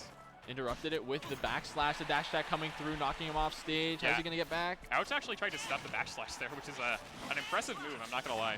Magnet hands, no, not quite. No, just saying, nah, I'm not even going to give you the opportunity. The F-tilt going to come through. Kind of surprised the second hit of that up being missed, though, to be honest. 100%. A bit unfortunate for Leishman. Good nair. Oh, but ouch, finding the tech on that forward air. Nair fair, and the smash is online. Going for the Hail Mary forward smash, the back throw, putting him off stage. Yeah, when you're down this much, you kind of have to go for those big moves. Second hit of up B, and smash art is offline. That nair would have been big damage if the platform passed his way. That Forward air, and he waited for the he shield. He scouted the shield art, yeah, definitely. But Elijahman ready with the back air. And speaking of back airs. Yeah, Ouch ready with the back air of his own. And the adaptation from Ouch there was just so dominant. Like, I don't think it really gave Elijahman a chance to kind of readjust after that second game there. No, not at all. He really did just keep up the pressure and just completely eviscerated those stocks. But we're going to see some replays coming up here. I mean, obviously, a lot of hot stuff happened that set. I'm excited to see what we got going on. Yeah, 100%. All right. So the replays, yeah, we got the forward air. Yeah, I think this is going to be that bridge combo again. Amazing grab into up throw. And I mean, look at these forward airs here. Yeah, and that nair, I mean, amazing extension like, there. Come on. Yeah. Like, how, like the recognition that you, the amount of discipline and recognition you need to do to hit those combos. And then that side B. That was, I think, like the deal breaker for that game. Because like, it looked really close. Really swung the momentum. It's hard to not let that kind of thing get in your head. Yeah, excellent placed edge guards as well, of course. You know, just completely all over Elijahman in this set. Like when he gave him the opportunity, the back air, of course, sealing that one out. Such low percents too, like 90%. Like your Shulk, you should be living a little bit longer, but just Wolf back here, man. It's so strong. Cheats, man. Holy moly. Shulk, not a light character by any means. No, of course not. And of course, the ability to just mitigate damage and knock back completely with the arts is just... With the shield art? Yeah. Yeah. Very, huge, very huge momentum swinging character just in general, 100%. I think. 100%. And Wolf as well, too. I mean, we saw it. Ouch is just so proficient with that character. Yeah, edge guarding Shulk he was doing really well at. He got a lot of mileage off that late hit nair. Yeah, 100%. Yeah, just putting that big hitbox out off stage in the way that Elijahman was trying to recover. Yeah. Just not able to get back to the stage, and that's so important to do. Right now we've got Jams and Silver here. This is not, I mean, I think it's a loser set, right? No, this is still winners. This is winners. This is a winners quarterfinal. Yeah. So these are two Alberta players. Jams from Alberta originally. He currently lives in Manitoba, but yeah, it's a raw player. He's a raw player, yes. And Silver is Pit/Wii Fit co-main. Yes. I saw the Wii Fit earlier today fighting Soar. Yeah. And that was a very tight set. That was a very close set. But I'm excited to see the game plan against the Rob. Yeah. Well, I was actually speaking to Silver a little bit. He said he's going to go Pit for this. He's going to go Pit in the matchup? Yeah, exploit that disadvantage. Definitely don't blame him for that one at all. Yeah, Pit's got amazingly consistent punishes, especially on a big, heavy character like Rob. Yeah. The drag downs, the grabs, the up airs. I mean, so much stuff you can do there. Yeah, Pit's definitely one of those like bruiser grab heavy characters. He gets so much of a grab, the down throw into the down air. He's a grappler. He's a grappler with a sword, straight up. He's got a lot of follow-ups. And of course, forward-facing kill throw. That's not something you see very often in this game, right? A really good option, especially when you've got someone in the corner. I mean, him and Charizard, I think, might be the only ones. And Incineroar. Yeah, Incineroar, Simon Belmont, and Richter Belmont as well. I guess so, yeah. But Pit's corner pressure in general is really something else. Yeah, that landing nair, I mean, Silver loves to go for that landing nair. But I'm very excited to see Jams play. Jams, of course, one of the best Robs in the country, if not the best Rob in the country. Definitely very proficient with the character. Been playing Rob since Brawl. Yeah. Yeah, he is a Rob dedicator. For sure. Definitely his. Wow! Hold on.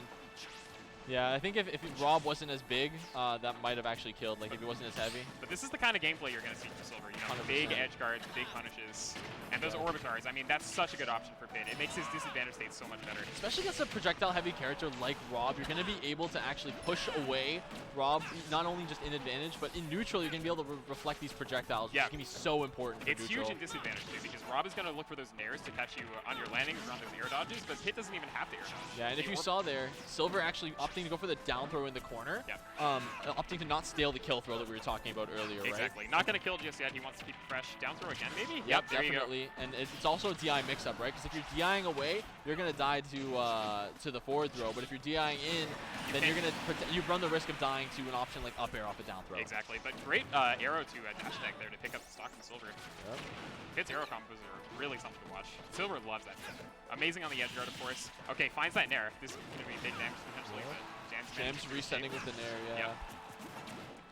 All right. Fading back with the nair, looking for another opportunity. I like how Silver's just floating in that kind of blind spot that Rob has. Yeah, that can't really go up and diagonal without committing to like a laser, and Yeah. it's pretty reactable. Yeah, he could forward air too potentially, but Yeah, but this might be it. Can we see an air dodge? Nope. Andrew, or Silver rather, just Yeah, gonna opt to jump away. the orbiters are just so proficient, but landing on that shield is not nice, Yeah. unfortunately. Down air, not the safest move. Jam's ready with that up smash. Yeah, it scoops on both sides too, so you can't really cross it up. Yep. Oh, that landing there. Jam's ready for it, but I mean, it's not a very good disjoint, but it is still a disjoint. Like it's the grab down throw once again, not able to find a forward air or a follow up at all. Slightly misfaces that nair. I know Silver was trying to get the shield pressure with it. Yep. And hitting that gyro, I mean, that gyro is actually a big asset for Rob because you can use it to stuff people's attacks. Extend that Yeah. hitbox, it makes it easier to punish. Yep, not to mention it's also like the key to most of the crazy Rob punish game that we're so used to seeing nowadays. Great read on that nair to get the jump in. It's amazing grab from Silver. Gets to find Yep. it there. And Down down air on air. the tech chase. Oh, didn't actually send into tumble, just hit with a grounded spike animation. Down smash, one of the fastest, if not the fastest down smash in the game, by the way. Frame 5 or something. Yeah, it's stupid ridiculous. like. Oh wow, great Z grab off. It's ledge up there with for like Jams. Meta Knight's down smash. Yep. Yeah, Jam's gonna be looking for these back airs. Such a safe move for Rob because he just zoots the other direction when he does it, right? Yeah, it's literally auto-spaced for you. Oh, that And was there it unfortunate. is. Yeah, Silver was trying to catch a approaching aerial with that side B, but unfortunate that he went for the gyro instead. And when Pit reflects with that side B, he's in lag for a long time, man. Yeah, and There's a like, reason why they go for orbitars to reflect and not that move. yeah, 100%. Finds the back air on that neutral getup. Yep, gonna clean up the stock there. Jams in a prime position though to get something started, but Silver answering right back, looking for the forward smash to finish off the combo, whiffing it. Don't think that was intentional, actually. Yeah, might have been a dash attack Yeah. attempt. Oh, gets the Okay. trip on down tilts. Obviously, Rob is always looking for that up tilt to intercept Oh the yeah, approach. excellent frame trap as well, catching him with the down tilts, but Silver answering back. Down tilt is such a fast move, are you kidding me? That Yeah. move's crazy. Just fights his way up with that grab. Good landing there from Jams. That gyro to stuff the approach. I love the way that Silver's using these arrows. He's really like making it ambiguous when he's going to go with an aerial, Yeah. when he's going to fade back, shoot an arrow, angle it downward, when he's going to shoot the arrow up to call it a jump. And look what it leads to, right? All these pressure situations on the platforms, covering so much. Ledge trap, but James managed to find his way back with the fair there. Yeah, Jams has been really aggressive off the corner. I've seen multiple up airs now, and now that forward air. Definitely something that Silver's going to want to watch out for moving forward here. But the back throw, no, down throw into the up tilt. Up tilt, no. No, not A going to little find an too air high dodge. for the up air, but The last hit, yeah, it just wow. barely clipped him. Yeah, The hitbox on that move is deceptive, I guess. 100%. Yeah, Yeah, watch that your move toes. is very, very, very big.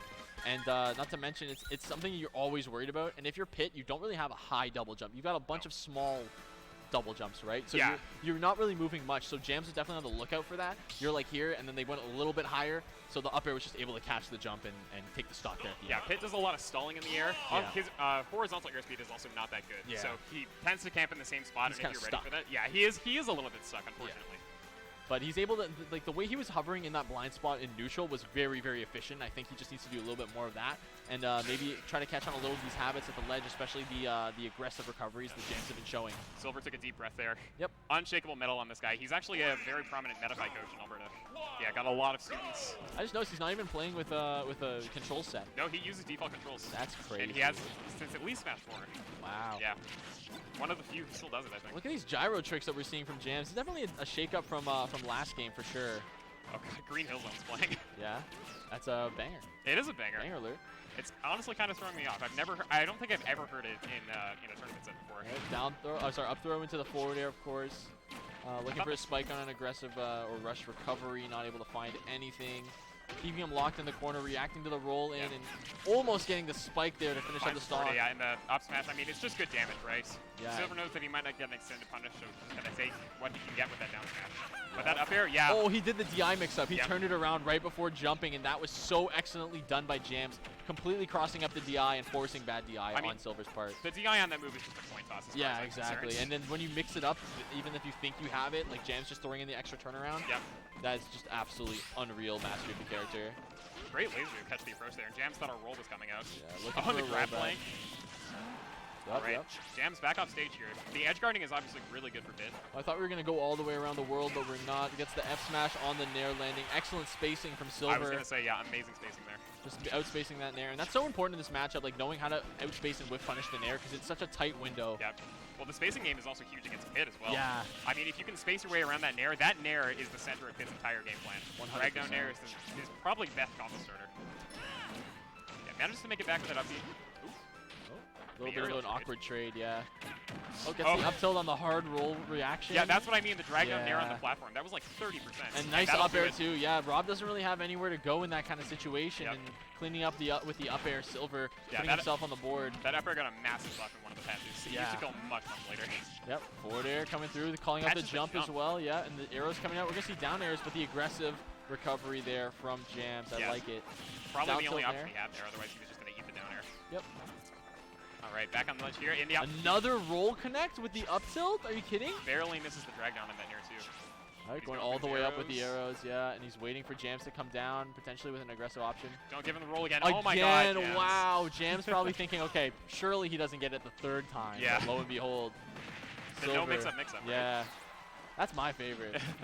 Oh my god, barely misses that up tilt, too. And the That'll up do it. tilt into up air is actually going to kill confirm. I got one of those up That's tilts, too, so man. cool, yeah. Both of Holy these moly. characters have double hit up tilt into up air confirms, Yeah. actually. Excellent positioning from Silver. I mean, we saw the ledge trapping was just like he was in Jam's head. Absolutely, man. Caught that roll 3 times. And Yeah. I mean, at the end there, perfectly spaced his way around Rob's down tilts. Yeah. Jam's trying to catch that landing, but perfectly spaced it, and Silver went for an up tilt of his own. Yeah, I got those too. Yeah, he was just kind of looking really desperate to get center stage, especially with all his rolls, and of course Silver just repositioning himself, getting that up tilt up air, cleaning up the game. I mean, we're in for a really exciting set, I think. I think so too. The pressure from both of these players is on point. Yep, moving on to this next game here, of course, these two players sticking to their characters. We got the K roll song. I love this song. I'm a big fan of the sticky reference to me, yeah. Yeah. All right. Jam's back in the corner. I mean, it's kind of been where he's been stuck for this set so far. Yeah, 100%. We're looking for another Russian nair, but excellent spacing from Jam, just stuffing it out with a jab. Yeah, and excellent spacing on that nair too. He didn't go in, faded back, and was able to stay pretty safe. Yeah, calling out the hard approach with another nair. Of course, you were saying that cornerstone of Pit's kit is so important. And the up air, the multiple jumps coming in, clutch paying dividends right now, abusing Rob's disadvantage. And you this know is he's gonna exactly keep the game chasing plan you down. want to do. Yeah, He's going to keep chasing down with those arrows too. 100%. Rob, I think, one of the better characters at dealing with that against Pit for sure. Yep. F forward throw? No, oh, down throw again. yeah. Yeah, definitely saving that, that Forward kill throw, yeah. I was thinking maybe he could potentially catch him on a DI mix-up, but the drag down forward air, not going to actually land into the ground, though. Gets the gyro, so and now hyped. you're using that tool against him, right? I'm so hyped to see a Pit doing well at this set. Yeah. I love Pit. I think this character is super underrated. Yeah, 100%. Those arrows are just so good and consistent. Yep. And like, he's one of those characters that, like, yeah, he might not have all the cheese in the world, but he definitely has a lot of stuff that like is kind of cracked. He's just extremely well-rounded. I He's mean, consistent. His punish game is so consistent. His neutral is consistent too. I mean, he's obviously got a great recovery as well. Yep, gyro in hands. Yep. Jam's forced to jump. Once again, a very aggressive, trying to fight for that center. But Silver doing a really good job. That dash attack, will do it. so good at clearing up stocks too. Yeah, great coverage there. I mean, he did the nair to cover James potentially approaching. All right. 100%. The nair catching the last hit, and that's all you need to push Jams off stage. Back in the corner. Oh my god, just Wow, stuffs the he nair with his react own to nair. that jump? Are you kidding? He's so good at that, and Silver just playing the patient game right now against Jams, and it's He's just been working out. Stuffing James' options so well. Yeah. The nair putting in a lot of mileage. Yeah, the orbiter is coming down. It's really hard to find a fit for doing Oh, that. that down air was so scary, and the gyros, and the side B, no, he overcommitted, and the Oh down my air gosh. is huge here. Again? Oh no, he actually No. might have gotten body blocked there. That's crazy. I love it from Silver. I mean, I think that was an amazing idea, but barely doesn't make it back. Yeah, that was definitely the right call. Just the execution was a little bit off, but you know what? It happens. You go next, and right now he's right back in the game, putting on a clinic right now onto Jams. Yeah, still looking so solid here. I mean, he's putting in pressure on Jams so hard. Yeah, Jams has been off stage and at ledge for most of this game. Yeah, the adjustment that that Jams has had, that Silver's had to Jams' game plan has just been so dominant. The cross up into the up smash, I love that because it's like, okay, you're gonna hold shield, you're gonna jump out. Yeah, it's such a good mix-up too. 'Cause Yeah. You don't know if he's gonna land on the platform and go for a grab either. Yeah, But if you exactly. drop shield, I mean, you just die to the up smash. Yep. So many tricks that Silver has with this character. Yeah, Yeah, that the nair. up smash on the cross up, it's so big. A little bit ill-advised from Jams to get off Yeah. the ledge there. I mean, Silver's corner pressure has been so on point. Jams maybe getting a little desperate for options. And another nair to stuff the approaching nair from Jams. Oh, that's not like Captain Falcons. It's No. not as safe. And no punish, though. He mashed out of the grab. Can you imagine if that move was like Captain Falcons? Imagine. That'd be sick. Hit doesn't need another combo starter like that. All right, I'm not sure if that full hop was intentional there, but in any case. I love the way that Silver's baiting the way he's coming off the platforms with his double jumps, right? He's walking off and he's jumping in the air, stalling himself Another in the air. double downer off stage. And that's triple. what he wanted in that second stock. He found it. Excellent like adjustment there. Getting that, you know, it's squandered on the second stop. Yeah, I guarantee you we have a replay here of that stock here. Pit is so good at those. I mean, if you're below him, that's probably the worst spot you can be. Yeah, Let's see, look at off this. stage again. Another one. And Yep. Rob forced to go One. low. Whiffs the second one, but the third one connects, of And you course, can- by virtue of Pitt's extra double jumps, Yeah, right? you can just spam that, dude. Yeah, it's fast, and it's very strong. Yeah. So very excellent stuff, excellent recognition from Silver, and Jam's definitely looking to readjust and potentially, you know, preserve his winner's side stock here. Oh, I know, Silver is looking to do the same. Yeah. Amazing. All right, Town and City is the pick here from Jams. All right. Lots Another of approaching space to nair. run around, though. Jams was ready for that one. Yep. Actually got the grab that time. And another nair coming out. Oh, God, that nair from Ledge has been getting Silver so much mileage. Yeah, we've been seeing a very honest Rob play from Jams, which is not usually what we see. We see usually a lot more of like heavy damage combos, but Yeah. it just goes to show the positioning that Silver's picking is like almost always correct Well, objectively. I was going to say, Jams really hasn't had the opportunity to Exactly, do those yeah. crazy combos. Silver He's- just hasn't let him. Silver's been positioning himself in between a lot of the gyros and like actually using gyro against Jams a lot. Yeah, and his not to item mention play. those orbiters are actually just so potent to just protect against a lot of Rob's aerials. And look at him meeting him in the air there. Like that's exactly what you want to do against this kind of character. Yeah, you got to be able to challenge Rob in the air. Pitt's so good at doing that. Yep. Oh, that down smash, I mean, he was trying to catch Jams getting to Ledge real quick there. Maybe yep. trying to read an air dodge, but let's see what he can get here. Yeah, not quite going to find the up air. I don't know if it would have killed either, but that up smash, oh, barely living. By virtue of the counter pick, yep, Town and City having the highest ceilings in the game. And that's what I'm talking about with Pitt's advantage state, or disadvantage rather. You saw those orb cars completely stuff the up air, but Jams is going to find the other one. 71% on him here. Nair gyro in hand, but gyro now behind. Tried picking it up with a down tilt, but it was just a little bit too late. That side B was definitely a misinput. Definitely meant to be a gyro, I think. Yeah. Oh, wow, great fade back. Yeah, fade back, recovering to the platform. Excellent positioning there. Laser coming in, trying to call it a jump. The Yep. down tilt's on shield, like what do you do? Wow, Jams is so good at reacting to when that down tilt trips. Yep. Great. Oh, that back air was so good. Yeah, the guy was a little bit sus too, but Rob heavy enough. Yeah, just barely. Even the narrow blast zone's not Great able wave. to, That should do it, though. survive. But yeah, the forward air there was incredibly placed. Yeah. Oh, speaking of incredibly placed, that grab though. Yep. Up tilt gets the nair. Another one dragged on the platform. We were drag talking downs. about those drag downs. That down air in the combos too, doing so much damage. Yep. Something that I've noticed Silver use, he'll mix up between drag down, nair and up air. Yeah. And the positioning for those moves is very different, so you keep your opponent on your toes. Yeah, definitely, and I feel like it's just working out so well because he's putting himself in a position. Okay, I want to get the nair. I'll be horizontal to my opponent. Yeah. Oh, the drag down up airs, cool. I'll be just a little bit under them, and Exactly, he's right? keeping Jams having to counterplay different ones at each time. Yeah. So yeah, you're definitely 100% correct there. So good at switching up his positioning. Let's see what Silver can do on stage Almost here. able to find Wow. another down air. Oh, going all the Oh, way all out the with way the out edge there. guard. Excellent positioning once again from Silver. Incredible offstage pressure. I mean, as soon as he got that arrow, he knew exactly where James was going. Very, very Jams. proficient with those forward airs and these aerials. Of course, these edge guarding has been on point. We saw last game, the edge guard game has just been unreal. That nair from Hit has been so good at stuffing Rob's approaching nair. And obviously, that approaching nair from Rob is central to his game plan, too. Yeah, absolutely. Silver knew the roll was coming, but his Yeah. spacing on the up tilt just a little bit off. Maybe trying to parry that back air, but luckily wasn't the strong hit. He's actually using the arrow to dispatch those gyros, like a little bit of Yeah. marksmanship here. Like excellent aim. I didn't know that was a thing. Yeah. Yeah, back air, very safe. Oh, but finds the down tilts, and that gyro just shot it a little too late to get the tech chase. Oh, good retreat. I respect that option. You know, not like understanding the situation was definitely not advantageous and just retreating to the platform. And the armor on the side B is stuffing his way through the gyro there. Silver looking quite good in this game 4. Still Yep. 167. That nair will start killing soon. Yeah, very soon. Dash attack. Arrow, not. Oh, sorry, the laser not quite killing though. Oh, the side B mix up. I Yeah. like it. I think Silver might have been trying to go for an edge cancel on the platform, but he did the side B a little bit too early. That's a Hail Mary. You're at like 180, so Yeah. you're perfectly fine dying there. And the down air into the up air, but It he is frame actually- traps with a grab. Great DI there for Jams to avoid the follow-up. All right, looking for another opening is Jams, trying to get something started to try to get himself back into set. But Yeah, Silver is doing a great job scouting out the gyro throws from Jams as well. Just air camping them. yeah, good up air from Jams, just recognizing, okay, there's nowhere to go. He's kind of stuck in the air above me. Silver really liking the platform game right now. He's waiting Yeah. for Jams to come to him. Jams definitely not out of this yet. We've seen what Rob can do in the past. This character's got explosive combos, but this jab, this is exactly where Pitt wants to be, right? Yep, bad spot for Nearing Jams. kill percent. Oh. Aggressive recovery from Jams, Yeah. though, but a forward throw in the corner might be all he needs. Oh my god! the Excellent gyro, the up smash? awareness. No way! The awareness on knowing the direction of which the gyro would send Yeah. is actually unreal. That was so clean from Silver. What an amazing conversion. Using Yeah. the gyro against him. I mean, such a huge thing to do in that matchup. That was disgusting. Absolutely Absolutely horrible. insane hit from our boy Silver, and ending the set there, knocking Jams down into the loser's bracket. And we're All going to get a quick replay pack of that set. I mean, of course, such a good set between these two players Amazing now. set. Great showing from them. I mean, I love these guys. I'm from Alberta. These guys are both from Alberta. I mean, I love watching my boys do well. Yeah, 100%. You can't complain whenever your pals are doing well in bracket. Absolutely. Right? All right. All right, we're going right for the up air. Yep, gets it. I love the positioning, right? Silver's positioning has just been unreal the entire set, and that's really, I think, what won him the game. That up tilt up air is such a reliable confirm. Yeah, just abusing Rob's disadvantage, right? We're going to see it right here off stage. Going to go for the down air. There's that triple down air. There it is. Yeah, and do you see how he weaves away from the forward air as well? Like, yeah. I hope he gets. Yeah, this is the gyro kill, right? No, not yet.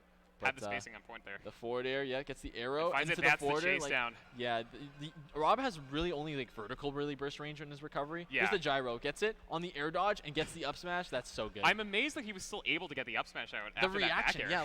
like the fact that he knew. He's like, okay, I throw the back air to frame trap and then goes for the up smash. He's just like, it clicked, right? Yeah, amazing showing there from Silver. So we're gonna throw it over to some ads now. Thank you so much for watching. Don't touch that dial. We're gonna be back with some more Path to Glory very shortly. Yep, stay tuned in. We'll we got the rest of top 16 coming up. Stay tuned. All right, sweet.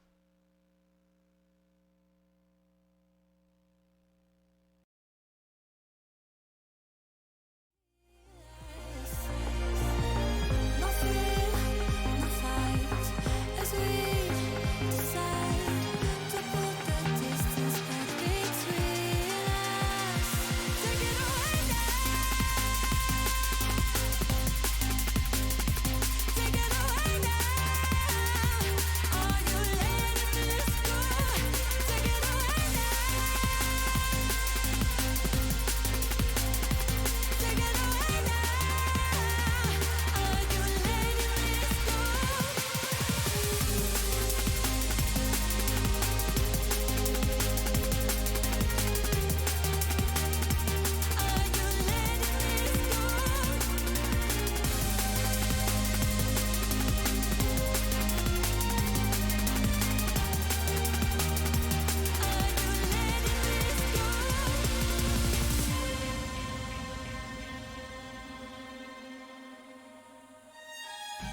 Wandering in this place, how I'm gonna spend my time searching open space.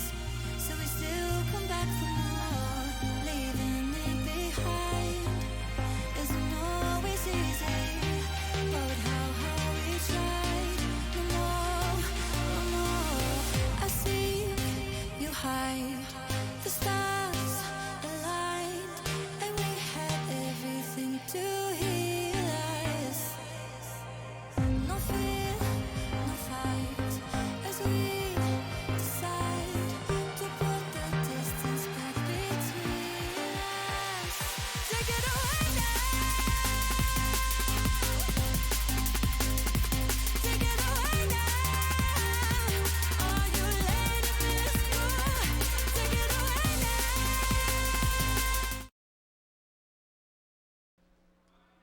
Welcome back.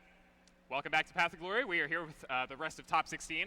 Once again, I am Fabulous, and I'm joined here by Stickless. Hello. And, I mean, so many high-octane sets going. I hope you've still got lots of energy. I sure do. I'm ready to see some exciting ultimates. Sorry, I'm getting tongue-tied. Yeah, the dry air is not helping me. I'll tell you yeah, that the much. dry air here. It's fantastic here at the Grey Cup Festival here at the Yeah. Brand Center. Everything's fantastic here. We've got some high octane sets, as you said. Yeah, so definitely. high octane. I'm like, that's a perfect way to put it. Yeah. All the talent here from all over Canada. It's truly a celebration of Smash for Yeah. for Canadians all around. Yeah, so, this is the sickest event that Canada's had for a while. I mean, all the top talent is here. I love seeing it. Yeah. I mean, I wish we had more majors like this in Canada. SKL really breaking the mold. yeah, 100%. There's no escape. No oh escape. my God. Right, we're seeing Too Scary Too on scary stage. on stream. That's Yeah. how you know the crowd's gonna come alive. This is the SK hometown hero. SK going to be repping their boy for sure. Oh, absolutely. Massive upset earlier on Big D. Yeah, for sure. And I think this is going to be a Snake Ditto, if I'm not mistaken. That's Grape It's on Grape. stage. Yeah. Oh my gosh, I love the Snake Ditto. So this is personally. going to be an explosive set, to say the least, right? Like, literally. yeah, this is going to be. You're talking about high octane. This is gunpowder and gasoline. And RPGs. Yes. Snake is one of my favorite characters in this game to watch. I think he's one of the most creative and expressive characters from a playstyle perspective. Oh yeah, you're going to see the difference between these two players is going to be truly, like really unimaginable. You're going to see Grape and Too Scary just moving like crazy. The JW tag. Yeah, the JW tag. But of with course, the, Grape, good friends with JW. yeah, part of the same team. They're repping Toronto Serenity. Definitely. But yeah, Grape going crazy right now. Yeah, slight lead here from him. Yeah, Not nothing crazy. The snake ditto is one of those. It's like it can change in an instant, right? Yeah. Keeping track of your own grenades versus the grenades of your opponent, because the grenade sizes do. Oh, I thought they both died for a second. That I'm was. not even sure what happened. Yeah, there, me to be neither. honest. We're gonna have to get a replay on that 3 one. explosions in a row. Nice grenade to back air there from Grape. Yeah, Yeah, Grape is the black snake. Okay. Grape Snake is just unreal right now. The ledge trapping is there. That up smash a great option. I mean, it'll cover pretty much everything if you do it correctly. I mean, when you're looking at Snake's mobility, right, like that up smash really does everything you need it to do, because Snake's not really coming in through the air, and it covers so much, right? Yeah, All the no, options are there. He's not really going to come in to catch you with an aerial unless he can set up into it, right? So. Oh, wow, great grenade throw there from Grape. Yep, and lopping him in percent into the stock take right now. Yep. Grape is just a different beast in the face of Too Scary. Of course, Snake loves to go high in the disadvantage there, and Yep. Grape, being a Snake main, knows that, chasing down with the Nikita. Yeah, and the FD pick is not doing Too Scary any favors when he has to land now. Yeah, I've noticed that Too Scary does like to set up traps on platforms a lot, so maybe striking here, not doing him, maybe a bit of a misplay, but you know, in any case. Spot dodging the dash attack, whiffing the up tilt for it, and there's a C4 in the center of the stage. I'm not sure who it belongs to. It's a little difficult to tell at the moment, but the back air coming through from Grape and the Nikita looking for the kill. Oh my gosh, she just Potentially like, a down smash here? didn't even fastball or anything, just knew that Nikita was going to miss it. Yeah, that down tilt is, Okay, okay, wow, we dropped another C4 right on his head, the second C4, and Too Scary. Finally yeah, getting a stock there, but I mean, in wow. a scary situation there, you know, cornered by Snake, rolling behind and getting the up tilt. The banger set sign goes crazy. Shoutouts to whoever has that banger set sign. That was that is an awesome sign, and a great game there from Grape. I mean, actually kind of put a clinic that game. I'm not gonna Yeah, lie. yeah, I mean, think a JV3. it is a very matchup that Grape is very proficient in. You know, Oh, there's totally. a lot of Snakes in Ontario, and not to mention he does have a lot of practice against Snake in general with Wi-Fi and grinding. So Yeah. definitely one of the characters, and he's a lab fiend, right? That's Definitely, like definitely.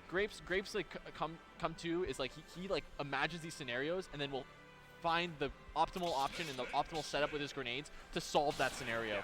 And so that against a playstyle like Too Scary, who really likes to play around just like timing his grenades and like really baiting his opponent, Grape has already completely thought of the situations that he can think of. So he's Yes. gonna have to come up with some new situations here to really stump Grape in this setup. Yeah, let's see if the adaptation can come out from Too Scary here. Like you said, Grape just kind of has a read on what Too Scary's traps are going to be. Yeah, and you know, The double grenade set up there coming out from Too Scary. yeah, that down air is like, I would say, like the Too Scary special. He Yeah. loves that dare. Yeah, especially out of shield. I mean, Grenade. just a solid option. He I missed thought, the spike. That was so close, and Grape right now. yeah, waiting for the Cypher drop there from Grape. Not getting too aggressive. I mean, he knows that Snake doesn't have a good chase down game, like you said. Notably, Too Scary did counter pick a stage with platforms here, so maybe trying to outplay him there. But right now, it seems like the entire time, Grape has had him up in the air and nowhere to go. Yeah, he's keeping on that pressure, but great air dodge with the Nikita, and I mean, the C4 coming in clutch for Too Scary there as well. But Yeah. Too Scary, you can see he's got the grenade on the C4 on the platform, and he's currently reversing the grenades, jumping around the platform. He loves those platforms. The Nikita as well, just so important in this matchup. Not able to destroy the Cypher. I respect the attempt, but retreating that platform is always ill-advised if Snake's right underneath that up tilt. So potent at killing. Yeah, Frame 6 as well. Don't want to be above Snake when he throws that out. No kidding. Yeah. Yep, going back to the platforms once again. Seems Too Scary, very comfortable playing up here, but he's not really making any progress Yeah. right now. I mean, he's dropping explosions down, and I mean, they're going off, but they're not hitting. Exactly, and you need to be making progress if you're going to be waiting, because right now, like, this is just giving time for Grape to set up, get comfortable, realize, get a handle on your Yeah. patterns, and adapt really hard. Exactly. Grape is just hanging back, and I mean, Too Scary has been doing the plat jump grenade pull a lot. So Grape is going to have that scouted out. He's kind of just watching Too Scary's options. Yeah, 100%. Really taking his time. Both of these players kind of are. Yeah, two of those grenades colliding in the air there, both of them hitting each other. I love seeing the grenade wars from Snake. Yeah, it's very fun. I feel like I'm watching like a tower defense game or something. That's actually a really apt comparison. Yeah. Oh, Oh, great the catch on down the air, down yeah. with Like the I air said, dodge. that is the calling card from Too Scary. Yeah, Catching good the air dodge as well, yep. Yeah, if you can get sent across stage after that Nikita with Snake, that's a great way to survive there. Dash attack, 67% on Too Scary. This Nikita's dangerous, 82 now. Waiting out the air dodge. Nikita, Going obviously, high. an amazing edge guarding tool. Snake doesn't even need to edge guard. Just got that. Wow, that was just a huge game of chicken right there, I Yeah. think. You know, they both hopped on. Both C4s on that right side platform as well, which is hilarious. But Grape still looking solid, just sticking to his game plan. Calling out the shield drop there for Gary. Good stuff. Yep, Grape looking to just end this stock as fast as possible. Gets the rising back air Good into the tech stage. there. Excellent tech and no tech from Grape. This is huge. Oh my gosh. Not able to find the F smash. Another one coming out, but Very well timed air dodge. I Yeah. think Too Scary was looking for the American air dodge from Grape there. 100%. But no Americans here. It's all Canada. It's all Canada, baby. We're in North America, but we ain't America. Another great down air. All right. And Grape off stage. Yeah, I mean, oh my wow, God. excellent. Now Too Scary finding himself in the first lead of the set. Yeah, the DI was not there from Grape on that Nikita, but not a big deal. I mean, Yeah, this ledge trap is definitely scary, but the misinput on the Nikita forced that tech the stage. He's Great got to tech, go he's all the gonna way have to- around. F tilt the other way, all the way around the world now into the Nikita. yeah, the This ledge is an trap from Grape. is even set now, or rather even game. Back to the neutral. Yeah, both of these guys sticking to their grenade pools, setting up their C4. Yep, setting up their tower defense game like I was saying earlier. Yeah, They Snakes grab into the grenade, the down air after it. back or up throw down air. Yeah, he was counting on the grenade exploding and then going up into his down air. Oh, okay. Yeah, I see. the back air coming through. Grape trying to look for that dash attack. Another opportunity, but he doesn't go up with the back air. He goes up, gets the grab on the rising up air. Very aggressive option from Too Scary. Maybe feeling the pressure. The Maybe a little C4. bit. Yeah, both of them detonating their C4s. See what Grape can do to get in here. I mean, Too Scary trying to stick to his wall. Yeah, it doesn't look like Grape really feels comfortable going in right now when he's at this deficit of a percent. He's maybe Oh looking my for a gosh, little more. amazing but call out from Too Scary. Yeah. Found the dash attack, and as soon as Grape was off stage, Too Scary had him locked down. yeah, absolutely locked him right down on the platforms. Those platforms actually doing work for him in that matchup. I think he got a lot of mileage, like I said, off of those the C4 and the grenades on it. Yep. And that's actually what got him the last stock there, because that C4, when it's on the platform, covers a huge radius around it, Yeah, right? and Grape finally gave him that air dodge that he wanted. Something that Too Scary was trying to force and fish for a lot. Yeah, So absolutely. great showing. I mean, obviously those traps are something that Too Scary loves to go for. 100%. And Grape once again on the snake, of course, but he does have a couple other characters. Oh, does he? Yeah, he does have a Roy, which is definitely like his secondary, I would say. I did see him playing Roy at the weekly. I wasn't Yeah. sure if that was a real character. No, it's definitely a real character. I think it's going to be all Snake for this. Yeah, I set. definitely agree with this. I don't see Grape switching to Roy for this. He's very, very comfortable in this matchup. Too if you Scary, notice- obviously no slouch. These might be the top two Snakes in Canada right now. Yeah, 100%, no Yeah. doubt. And if you notice, like we're back to another stage with platforms, except now we're on PS2. A little more room to run around, a little more room for Grape to play his evasive game. And Oh my gosh, he really went mix for you up. The Cypher chase down. Yeah, I respect that though. That's kind of cool. Trading these grenade blows, and I mean, they're just picking up each other's grenades and throwing them back. I Yeah, mean, I'm losing track of these grenades. The most lethal game of hot potato you've ever seen in your entire No life. kidding. I'm amazed that these people are able to keep track of whose grenade is whose. Yeah, and they're just handing them off to each other, right? Both of them, the grenade, the C4 on the top platform there, but that Grab, belongs that's to gonna him. be But a big punish, aggressive once again out of the corner, Too Scary. Just understanding, okay, he's not gonna be expecting this frame 6 kill move Yeah, no, right when I land. He leapt right over the It is Nikita there. the definition of a wake up Shoryu, but The it's on slow Snake. walk forward, that's a mind game. Yeah. He's trying to let Grape know. He's trying to say like, yo, Grape, like, come forward and like let's play, right? Yeah. Let's dance. It's definitely a bait for sure. Yeah, Oh, great dash tech chase attacks with the coming dash through. attack. Yep.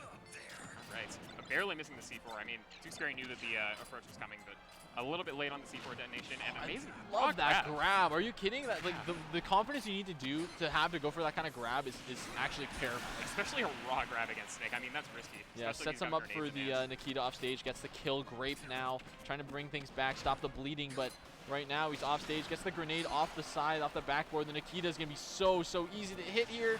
Yep, there it is. Yeah, that roll up, great Yeah. coverage there from Scary. And a huge lead for Too Scary right now. A He's got full stock up. 4.4%, and that's it. The Saskatchewan crowd really popping off for their Yeah. boy. Let's see what Grape can do with Scary off stage here. Yeah, looking for the ledge trap situation. Tries Ledge. to cover the fade back to the platform with his own C4, unfortunately, and not working out. The grenade in his hand, though. C4 there- stuck. There's the stick. You're dead. Yeah, Grape waiting out the air dodge. I mean, there's not a Excellent. whole lot you can do there. You're going to have to throw it out eventually. Yeah, it's just a game of chicken at that point, and Definitely. with a very skewed risk reward for Grape. So we're back to the neutral. Yeah, back to The throwing hot grenades potato. at each other. But this is where it's interesting, because right now they're trying to like anti-air each other with each other's grenades and catch each other's grenades as well. See how they're both trying to air dodge to catch them? Yeah, there it is. Yeah, so, definitely. Too Scary picking them up, but not able to throw them back. Neither of them have got hit for like They don't 20 want to. They don't want to seconds. approach. Okay, there's one. Yeah, a couple of hits, but it's not the explosions. There we go. Grape Yep. finally getting hit by one of those. Yeah, it's on Grape to make the move here, of course. He is at the deficits. That Nikita, oh, I like Okay. it. He actually released it early. So Grape stayed in shield, and I mean, Too Scary able to cover himself with the early release. I like the there. coverage there from Grape as well, setting up the up smash on either side, forcing him to pick basically which the lesser of which evil, right, that he wanted to run into. Yeah, great roll to get around the Nikita there, but Grape is Oh, ready the for forward dash air. attack. Well, that was probably a misinput here, and Grape up above in terms of percent. I love it when they both get hit by the grenade at the same time. The double Yeah. thoo I like when the grenades hit each other. and the bounce back.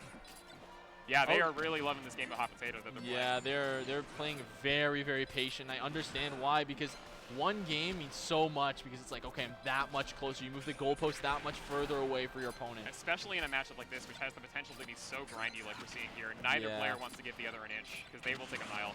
Yep. But Grape is going to be the one who drops it here. Yeah. Gets hit by those grenades. Oh, the and double up tilt up tilt. trade. F tilt is just faster, right? It's 2 frames faster. The Nikita coming out. And the Untackable is going to do it. Untackable, and he jumped into the blast zone. I think he forced an up B. Yeah. And it just took the game. That does not feel good because Too Scary was up the majority of that game, right? Yeah. So that was very, very clutch in terms for Grape to actually pick that. Yeah, no, he's got the unshakable metal. He knows that his game plan is solid. And like you said, I mean, such good knowledge of his own character. Oh, 100%. Yeah. He's definitely a master of the craft, and I'd like to see Too Scary. His adaptation is going to be very important. Jacket's coming off. Jacket's off. He's got the jersey on too. He's got the jersey, the Too Scary jersey. He's got the crowd behind him as well, and it looks like we're going right back to PS2. Right back to PS2. I doubt we'll see FD again this set. No, it looked very dominant for Grape. He looked too comfortable with no platforms, right?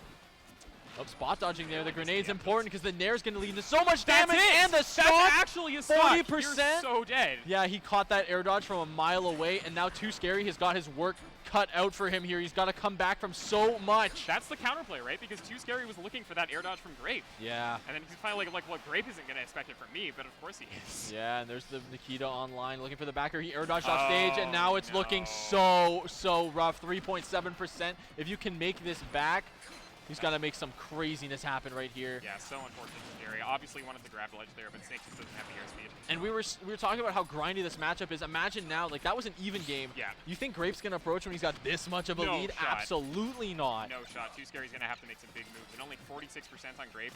I mean, it's looking dicey. Yeah, and I know, like, it never feels good to, like, have this much of a lead on that kind of an SD. No. But I know Grape's mental, and it's definitely just we take those, right? It's that level of competition now. Yeah, no, when the stakes are this high, you take whatever you can get. Exactly. You know, $50,000 on the line here at Path to Glory, and Grape looking like he's forging a path to victory here in top 64.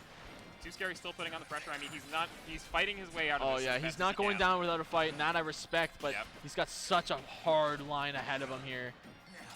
Yep, coming back up, JW looking for an option. There's the C4, stood right over top, and Grape taking that 3-1 handshake. Too Scary at the end there was just really, really desperate to make anything happen. I mean, it's so unfortunate that he SD'd stock too. Yeah, absolutely. You have to wonder how it would have been if it just didn't happen. Those stocks there.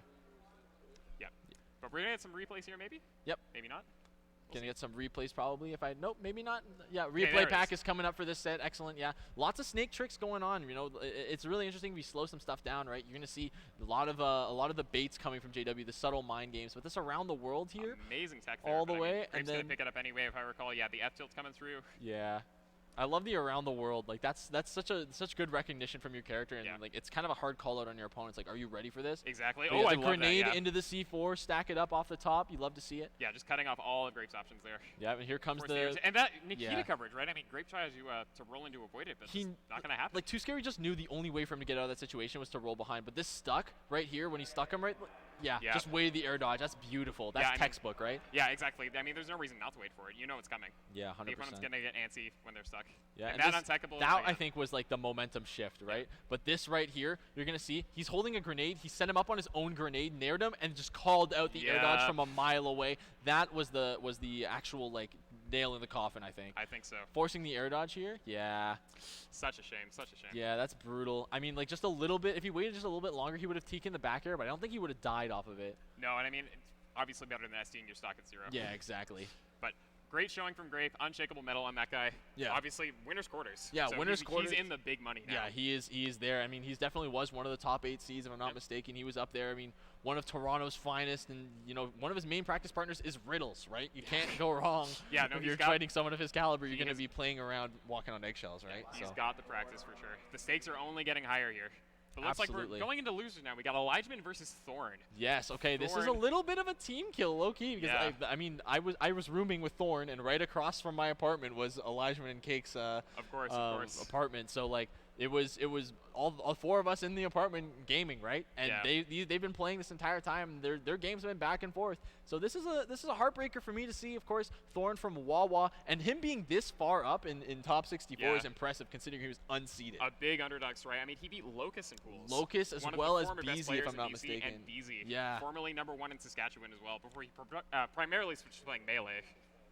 Oh, he and beat he beat Soar and Soar and Cake? Cake I as didn't even well. know that. Absolutely insane run from Thorn. Oh what a my crazy run. Gosh, Yeah, and with Hero. yeah, with Hero. So he's definitely like you're talking about underdog. He's looking like for me, he's the hero. Yeah. Yeah, you know what I'm He saying? literally is the hero of the story. Yeah, I wanna- he's got the main character. He's got the pro tag. Like, that's awesome. That's so cool to see Thorn doing this much damage in a main character bracket. syndrome for sure. And Yeah. I mean, I saw some salt tweets from Locust earlier about their sets. Hey, like, Apparently he got some jank. yeah. Well, I mean, like, that's the nature of the character, It right? is. It is. You got to be ready to deal with it. Yeah, he's in the game. I mean, he is round 1 DLC. He's not wave 2 DLC. So he definitely is like he's the $4.99, not the $5.99. No, right? but he's still got plenty of BS of his own. Oh, absolutely. Yeah, no doubt, no doubt. And Thorn is, of course, like a master of the craft. He knows so much about the character. Yep. He's literally the most proficient hero player that I know, and he's bundled up. Look at him. You can tell it's chilly here in Saskatchewan, but we're having a good time. We're having a good time. Thorn, the way he plays hero, you're gonna see he knows so much about the character. He knows the menus. He can react to the menu and read it almost like he's like reading into the future. Yeah, so huge. I mean, obviously Hero's normals aren't that good. You got to be really, oh my gosh, sorry, really confident with your menu selection and your other specials. 100%, 100%, and like you got to know when to do that menu because ultimately you're locking yourself into the menu every time you click it. Right, Exactly. You're stationary. Yeah, the pressure from Hero can be so good. Yep. So especially with stuff like side B and neutral B. I mean, I think those are two of the best special moves in the game. Yeah, 100%. Yeah, there's a reason they cost mana, right? Yeah. They cost a resource to use, right? And that's side B, of course, the stage 2 side B. It's such an amazing so zoning tool. good for zoning. So much range on that. It's so safe. Yeah, I'm Oh. very excited. Oh my God, hit What's him with a going mix-up. on here? He hit him with the The mix-up. turkey. You'll love to see it. That's some banter. Like these two have been playing all weekend, so Yeah. I'm They're very excited homies. to see them playing on stage They're here at Path to Glory. It's gonna be super exciting. Of course, I love Shulk.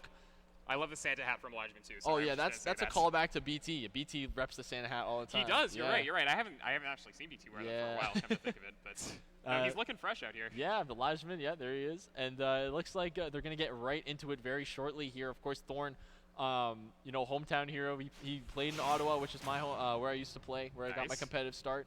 And Getting into it, Shulk versus Hero yeah, on PS2. Shulk's been one of those characters that's really interesting because like they each have their own buffs, right? Yes. So both of these characters are going to be buffing themselves in different ways. Rather the consistency from that you have from Shulk, or is it the explosiveness that you have from Hero, Yeah, right? The which- randomness, but less consistent, but explosive. Yeah, which buff is better? I guess this will be putting it to the test here. Yeah, and I mean- Thorn, of course, he's fishing for some buffs in the menu, but you know when you have access to Buster, that damage buff is so strong Yeah. right now. And you Thorn. know Elijahman is going to be scouting out that menu too. Yeah, Like absolutely. he's going to be waiting for those opportunities when he thinks Thorn is reading. Yeah. Get those hit punishes. Magic Burst. Magic Uh-oh. Burst, huge, but he switches it in between. He switched to shield Yeah. in between the hits, and that's the most important thing because now you're out of mana. As long as Shulk saves that shield art, I guess Magic Burst kind of doesn't matter, does it? No. This character really cheats, but he's got the Psych Up coming through. And remember, the Thorn does gain mana for hitting shield, right? It's Yeah. the same as like actually hitting a player, and he doesn't have to worry about the edge guards. He's coming back to stage basically whenever. It's more likely to get zoomed the closer you are to that end of the to the blast blast zone. zones, right? Yeah, one of the freest recoveries in this game. Yeah. You really just have to guess where he's going to go. Very important. But waiting out that shield art is Thorn. Yep. Yeah, just waiting for Elijahman's approach. Spot dodge is good turnaround. I like that from Thorn. The walk in and Oh, baits wow. it in. Yeah, read Elijahman's drift there perfectly. Yep. Kaboom on the menu. He's playing a game of chicken, but the speed art was online. Yeah, he Oomph was on like, the menu. make a move, Elijahman, make a move. I got the Kaboom ready.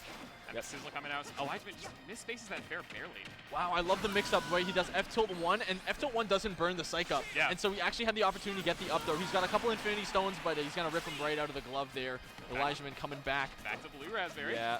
Back on the speed art once again. The forward throw setting up a tech situation. Going for those nairs, trying to find the tech chase, but Thorn able to escape. Yep, 100%. I Down like throw. that mix-up into the grab. I mean, Elijahman obviously thought hit 2 of F-tilt was coming. Yeah, one thing about Heroes aerials is that like, the timing is very, very similar, so it's very easy to parry them. Yes. So you really got to try to, if you're Thorn, you really want to mix up your landings.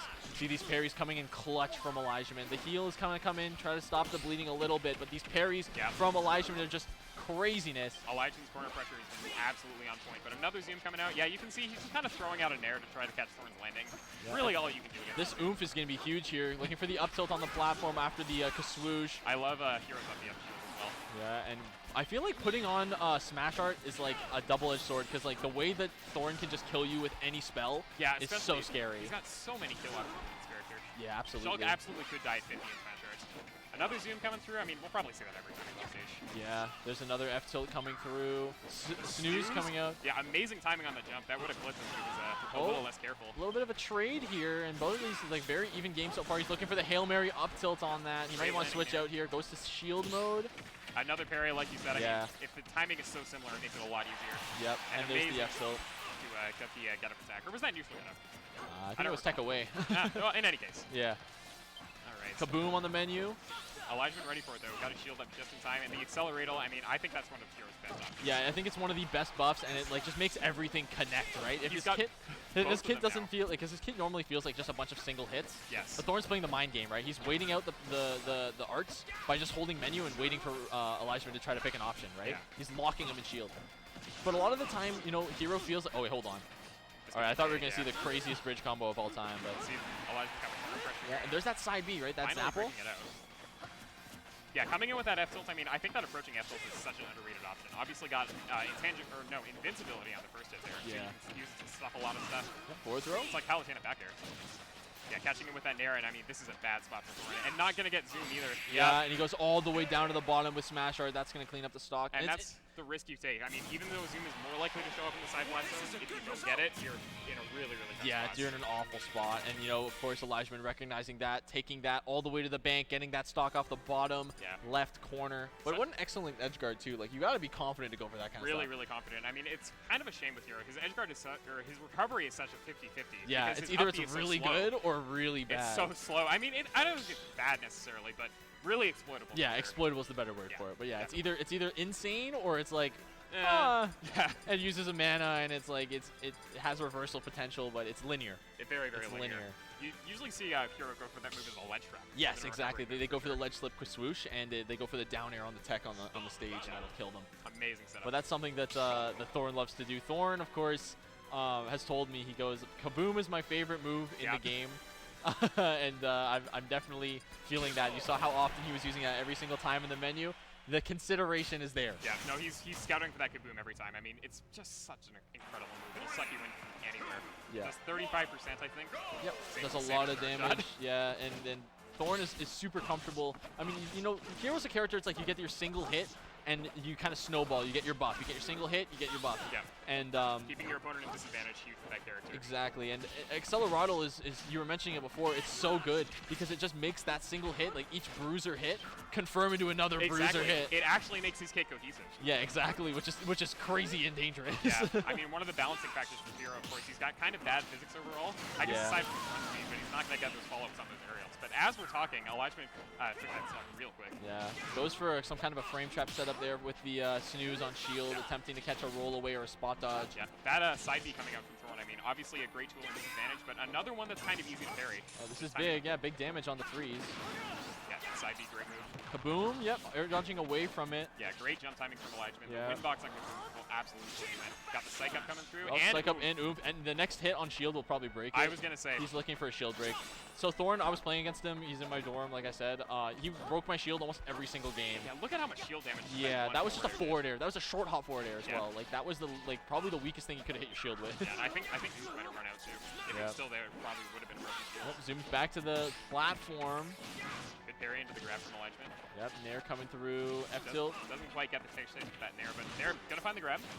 Oh, and forward air. immediate call out on the jump. Yeah, that forward air from Shulk. I mean, such amazing coverage. Yeah, you brutal. cannot jump early with that against that character. Yeah, and the Flame Slash going to close out the stock, but you're full stock down. You got 2 of the Infinity Stones as now you are a dangerous character, but you still got to wait out the invincibility.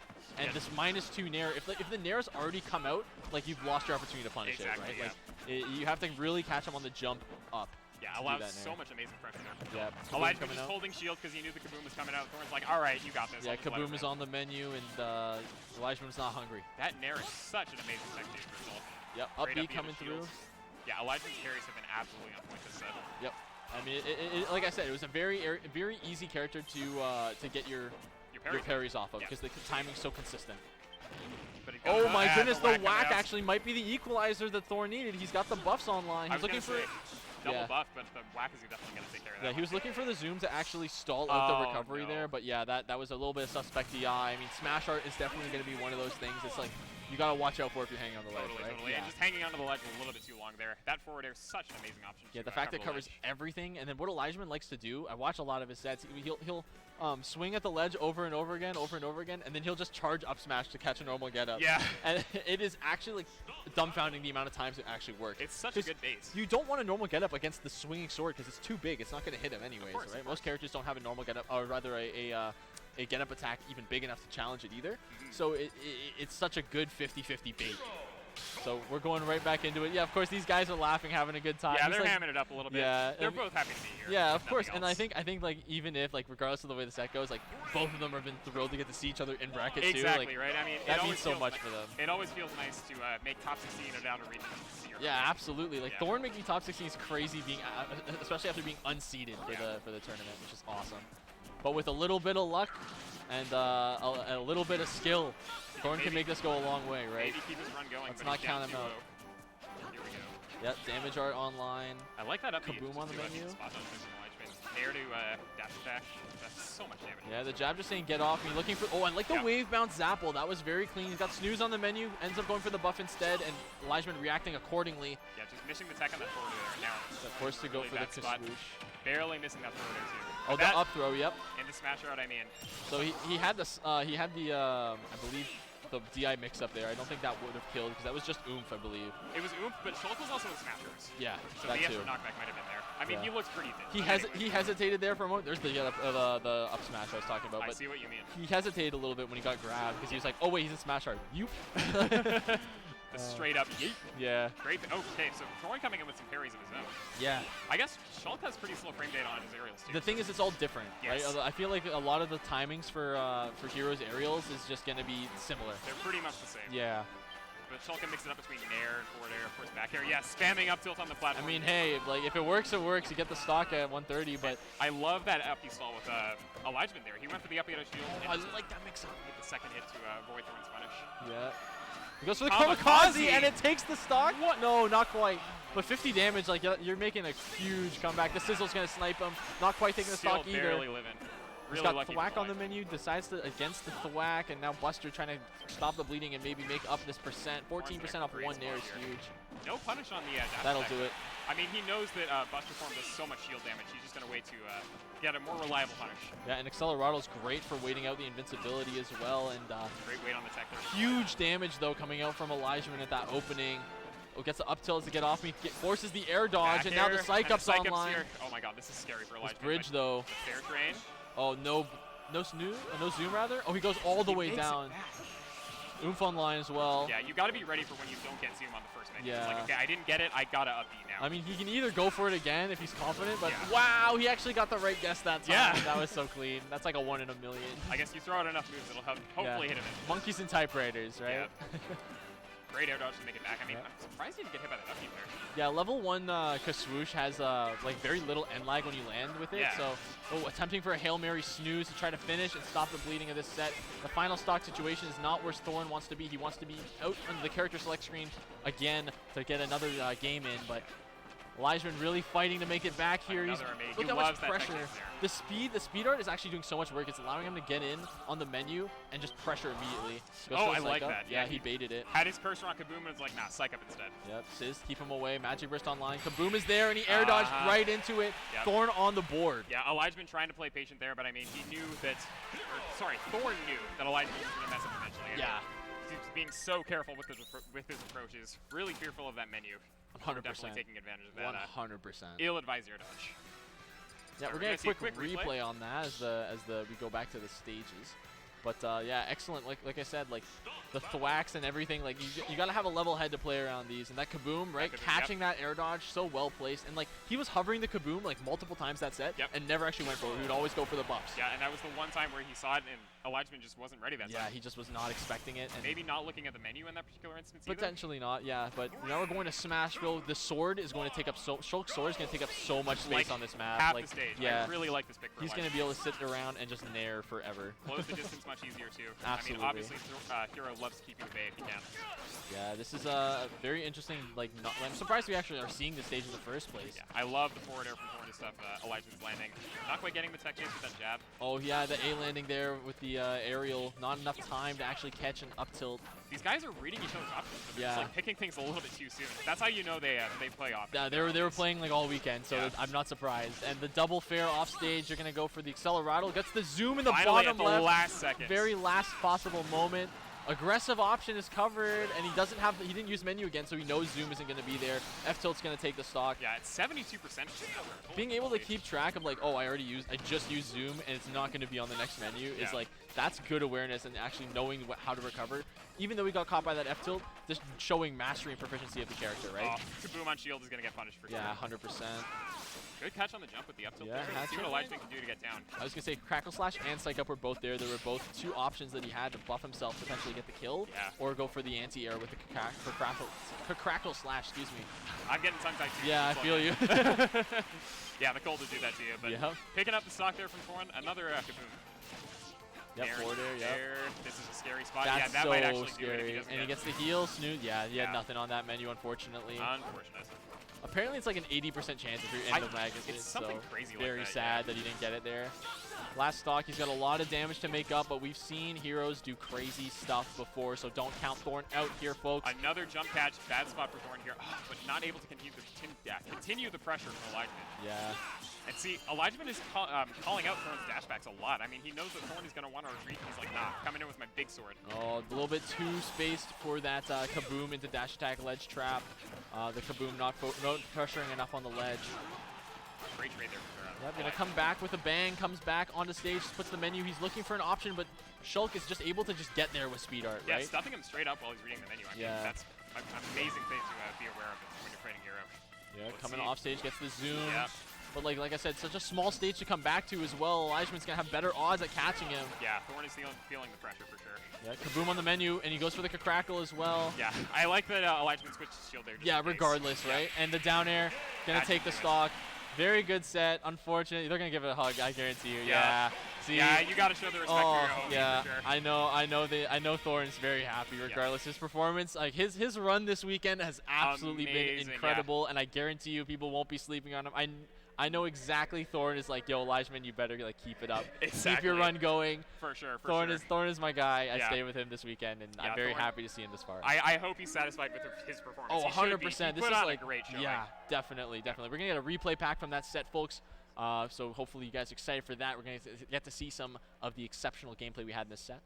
All right. Yeah. The landing nair coming through. Yeah. I love that grab call out for sure, and that instant fair. Yeah, the edge guarding that the presence that Elijahman had rather off stage was so good. Yeah. Like he was getting a lot of the fairs, but the thwack, of course, that equalizer on that game, number 3, was really good. Yeah, just reading the fade in there for Thorn. Yeah, And Kamikaze, that as well. I love that. That Such was a shame so that it good. didn't kill. Well, it didn't matter. It didn't kill because it did so much damage. Just like Exactly. 50%, and that does not feel good to get hit by. And when you're so far ahead, like you'll take that lost stock. Yeah, the exactly. I kamikaze mean, for like, sure. whatever. I mean, if he thinks it's going to kill, or maybe he thought he was going to cross up with it.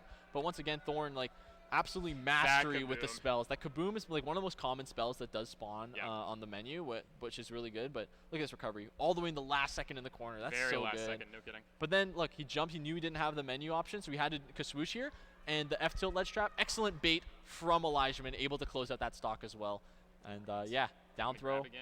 And this See is what going to be the last stock, I believe. Yeah, the down Yeah, air. with that down Excellent two-frame opportunity for Amazing Elijahman. coverage on the recovery. Yeah, Great showing. from both excellent of these stuff. guys. Yeah, 100%. Yep. Very impressed. I mean, Hero's one of those characters, like, Shulk is like a dedicated, like, people say, like, not lower than, like, high tier, No. right? A lot of people say, like, top 3 in the game. I've heard, right? I'm a big Shulk believer. Yeah, people are personally, big Shulk believers. Yeah. People are not big Hero believers, so I think it's really cool to have one like this far in bracket. I think it's Definitely, man. awesome. Definitely. And he's like one of those fun characters to watch and cast, of course. Unseated. Can we we've say it got again? This guy was unseated, unseated yeah. at this event. We got the signs coming out. You got the crowd coming alive. You know what that means. It looks like Too Scary is coming back to the stage. Ready to put on another amazing showing, man. Yeah. You know he's still feeling it. Probably not happy about that loss, but he wants to keep it going for sure. And we're going to go right into Scary versus Supergirl Supergirl Kells. Of course, you know her Sonic is absolutely devastating to fight against. She's so proficient with that character. Of Yep. course, one of the best, if not the best in Canada with it. Yeah, one of the best in Quebec too. I think Yeah. top 5 or 3, something like Somewhere that. around there, definitely up there. I don't and, know if this is a matchup I've ever seen, to be honest. Sonic Snake is very interesting because Sonic wants to control like basically the pace of the game, but the way that Snake works and like the way that all of his timings work with his grenades, he's gonna be dropping bombs all over the place, and Sonic just has to play like a Sonic minigame of just dodging all the grenades and then trying to get in. Yeah, the movement is going to be really important there for Sonic. I mean, Absolutely. obviously, the grenade is going to be huge to stuff Sonic approaches. Yeah. If you're careless when you're coming with Sonic, you're going to take big damage. Absolutely, Gary's gonna be looking for that for 100%. sure. Yeah. But both of these players super solid. I mean, I'm sure we're in for another slobber knocker. Yeah. So many great sets coming through today. And of course, this is a losers bracket set. Both of these Yeah. players in losers bracket right now, which is very, very crazy because these are 2 of the top seeds of the event as well. I like, think this might be the top 8 qualifier. yeah, too. this is a top 8 qualifier, I So- believe, if I'm not mistaken. Yeah, the stakes are getting very, very high. Very high, They're yeah. the We're big in the money. now. We're in the money. Oh, yeah. So very excited to see, of course, Supergirl Kells and Too Scary both. You know, it's great to see such high-level talent from all over Canada. All over right? Canada, Montreal and Saskatchewan. Like, BC, yeah. East Coast to West Coast. Everybody's here. Yep. But just getting names in, we're going to get started shortly here. All the way The over. goated control setup, I use that exact same one. Word. That's awesome. Yeah, Yeah. the controls are very interesting. It's always cool to see like the different players and like different characters, how they use different control setups. Exactly, in the right? game. I mean, it's obviously one of the most creative layers of the game is the custom controls. Oh, I mean, 100%. Yeah, people use different controls for different things. Yep. It's like, you know, different strokes for different folks. Like No, some for people sure. like tap jump, some people don't. Yep. And some characters actually do better with it and without it, right? Exactly, right? And it depends on how you want to optimize smash stick versus tilt stick. That kind of thing is very cool. Yeah. Of course, Supergirl Kells, the Sonic is going to be one of those characters. The thumbs up is given, the Yeah, go looks like they're ahead, ready to go. and we're getting right into it. Sonic versus Snake For Curse. Oh, I love it, of course. Oh. Curse, one of the local Alberta players who's at this event. Wolf player, right? Yeah, a Wolf player. In 2019, I think, back when he played Wii Trainer, at Get On My Level, he beat Supergirl Kells. Word. Since then, they have become fast friends as far as I know. That's awesome. Yeah. Oh, the double bear coming from Kells, starting off with a bang. The F tilt not able to frame trap. Actually, able to frame trap, kept the grab. Oh The my homing gosh. attack narrowly missing. The C4 coming down, and Is that Kells an is under SD? the stage, able to air dodge Oh up. my gosh, that Not F smash able to barely 2-frame with went the F through. smash, though, yeah. That was so scary. Too scary. Too scary, you could say, yeah. Oh, barely winning that effort, too. I mean, she had the timing right. I mean, she knew when Too Scary was going to drop the Cypher. Oh And my goodness. Yeah, she is chasing Too Scary down right now in the air, and that's what you have to do in this matchup, right? Yeah. You can't give Too Scary the chance to set up. You can't give Snake the chance to reset neutral because this is the neutrals where Sonic's going to have the hardest time getting Exactly. Exactly. But I mean, Kells thankfully has the lead right now, so she's Yep. able to take the time a little bit more. Just watch what Too Scary wants to do is start setting up his walls and traps. Wow. Great instant back air. Yeah, to catch back air the at a first. disadvantage. No fear on that one, honestly. Yeah, I mean, well, that's the positioning. It's like, okay, if you throw it out, sure, you can get hit, but like you're in such a good position to kill here that like, why not? Yeah. And that's that risk-reward management that you really only see at the top. Definitely. I mean, Kells' approaches already have been quite awesome. I mean, he's doing such a good job at keeping track of where Gary is placing those grenade traps. Leading Yeah. the way through. Sonic definitely has the mobility to make that repairs. And Yeah, homing absolutely. attack seems like it would be a really good option in this matchup. I mean, you can see Certainly. able to stuff him out before he even got that up. Yeah, and then gets it with the spin shot as Yep. well. Landing with a down air combo breaker, but it's not enough to keep Kells off. And the pressure just hasn't stopped. I mean, Scary hasn't got a hit for quite some time here. Yeah, Scary's just been getting a lot of chip damage, and like I said, it's the meaningful interactions that matter. The empty land into the up tilt is a cute attempt, but you're going to need a lot more than that to stop Kells. Kells is ready for it. I mean, probably watching his earlier sets, maybe getting some data. Yeah, 100%. Yeah, Kells really taking her time here. I mean, like you said earlier, Snake kind of forces you to play his game. Yeah. Sonic wants to play his game. And it's whoever's in the lead who's really going to be forcing their game plan. And the up air, no, not able to find anything, but Sonic's so fast on the ground, like being able to land and reposition before Snake even has a chance to set up again is so powerful in this matchup. Yeah, you can see Too Scary trying to punch the approach with spin dash and go for an up tilt. Oh, absolutely. Since it's a multi-hit, it's not going to matter. Yep. Great option there for Kells. Yeah, and you Alright. can see Too Scary is trying to put the grenades down to stuff Kells' approach, but with the spin dash, obviously made it out. The nice back air as well. Once again, that back air being an incredible MVP of the match so far. Yeah, one of the best backers in the game. Yeah, very strong. Throughout as well. I mean, the weak hit basically becomes the strong hit if it's not back throws. But Yeah. Too Scary going to find the up tilt there, setting up the C4 on the platform again. But Kells, I mean, she's been doing such a good job sticking to her game plan, going at her own pace, not letting the grenades kick her metal too much. Yeah, one thing you gotta remember with Sonic as well is like he does have speed, but he doesn't have like amazing frame data. No. So like you really have to understand like pick and choose your battles, and I think that's something that Kells has been doing really well so far. Definitely. Got the Hey, carry this there on one? the homing attack. Kells towards the safe. Oh, that's kind of playing against yourself, though. The mortar is a good counter. Excellent jump call out with the nair there from Too Scary, and fighting his way back into this. 100% on Sonic. It's going to be death time soon, I think. One good up tilt. Not quite able to get the back follow up there. Yeah, trying to fade back with the grenades also dangerous because like the spin dash and the spin shots are going to be chipping away and actually detonating those. Yep. Another great parry coming up from Scary. Grenade option. Yep. Yeah, he waited for the grenade to detonate. Great stuff. I don't know if he meant to Nikita there. He might have meant to do something else, but yeah, not able to find the back air. The get up attack stuffing that out, and Kells in a great position here. Oh, not quite able to find the up air. Yeah, good air dodge timing there from Scary.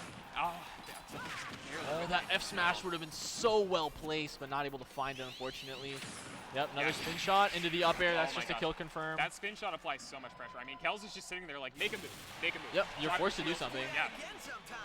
Yep. Amazing stuff. Definitely, and then like you saw, Too Scary was locked in shield. He had nowhere to run. Obviously. So he definitely has to readjust. You know, I think the game plan, the shift is going to be how can I place my grenades? How can I place my C4 into places where Kells wants to set up and wants to set up these situations, right? It's so hard to do. You got to be one step ahead against Sonic. Yeah. You really do. It's so hard to do against a character who has so much freedom of his movement. Yeah. Yeah. One of the most mobile characters, if not the most mobile character on the ground. Oh, definitely. And Sonic's fast, in case you didn't know. Snake loves controlling the ground. Yeah, like that's his thing. He loves calling out jump ins, and like Sonic's just rolling on the ground, coming in at Mach 10. Yep. You don't really have time to do anything about that. So Snake loves to control the ground while staying in the air. Yeah. I mean, spin dash almost seems like the perfect tool to get around that. yeah, the adjustment that Too Scary's gonna have to make is definitely gonna have to put him out of his comfort zone, and that's gonna be the determining factor for the set. Double up air coming up, or triple up air. Yeah, grenade on the platform, another one going off stage. Yep. Dash attack in the corner, grenades there. Yeah, Gary knows what game plan he likes to. He's just trying to bait Kells to move in. Hopefully he can get an early lead here. Yeah, blew himself up with the grenade, and Kells Nice dash just attack. taking her time, right? Look at her, just knowing the grenade's gonna detonate eventually, crossing up. Oh my god, I thought he wasn't going to get the punish there, but he waited out. Wow, Nice excellent call out on the get up attack. That was huge. The crowd coming alive. You can tell Scary is not out of it just yet. Going for the up B, not able to find a forward air. Yeah, great. Nice stuff holding shield there, waiting out the Kells up air. Yeah. And Kells ready for that C4 detonation, finds the back air on Gary's landing. Finding that back air is so good, and she actually puts the spring right there underneath the recovery to actually stall out that invincibility time. After back air just 33. Yeah. I thought Sonic was supposed to do little damage. Yeah, Sonic does a lot of damage in short amounts of time with like spin shot into homing attack and stuff. Excellent burst, grab yeah. there. Oh, I like the aggressive back air there from Scary. Oh, trying to stop the imagine immediate that. attack. Up Great B wait from Kells. there, and that's going to lead into the forward air. Going to confirm onto the platform. Sonic's near such a great move on landing, but that parry up tilt is going to do it. Yeah, excellent parry up tilt. Good reaction time from Scary there. Yeah, Scary showing that he's still in this. Oh, I like that up air to homing attack. Oh, and she actually had the right idea there with the spring to go up there and meet Scary all the way up during that cipher, but just narrowly misspaced it. Continuing the pressure with those spin dashes. Yeah, you could see Kells was going to dash forward on the platform there, but stopping Gary with the grenade and was ready with the cancel. She waited up the air dodge there. She's got almost everything scouted from Scary, and you know he's got to be feeling the pressure. Yep, trying to wait out a shield drop from Scary too. I mean, obviously, manages the spin dash from shielding, so waiting that out. Right under the shield, blowing up a little bit. This is some damage. I think that shield though is really unfortunate stuff there. Not able to get the back air follow up though. And I mean, 151. Yeah, I think she just definitely forgot. Yeah, just forgot the C4 was there. That happens.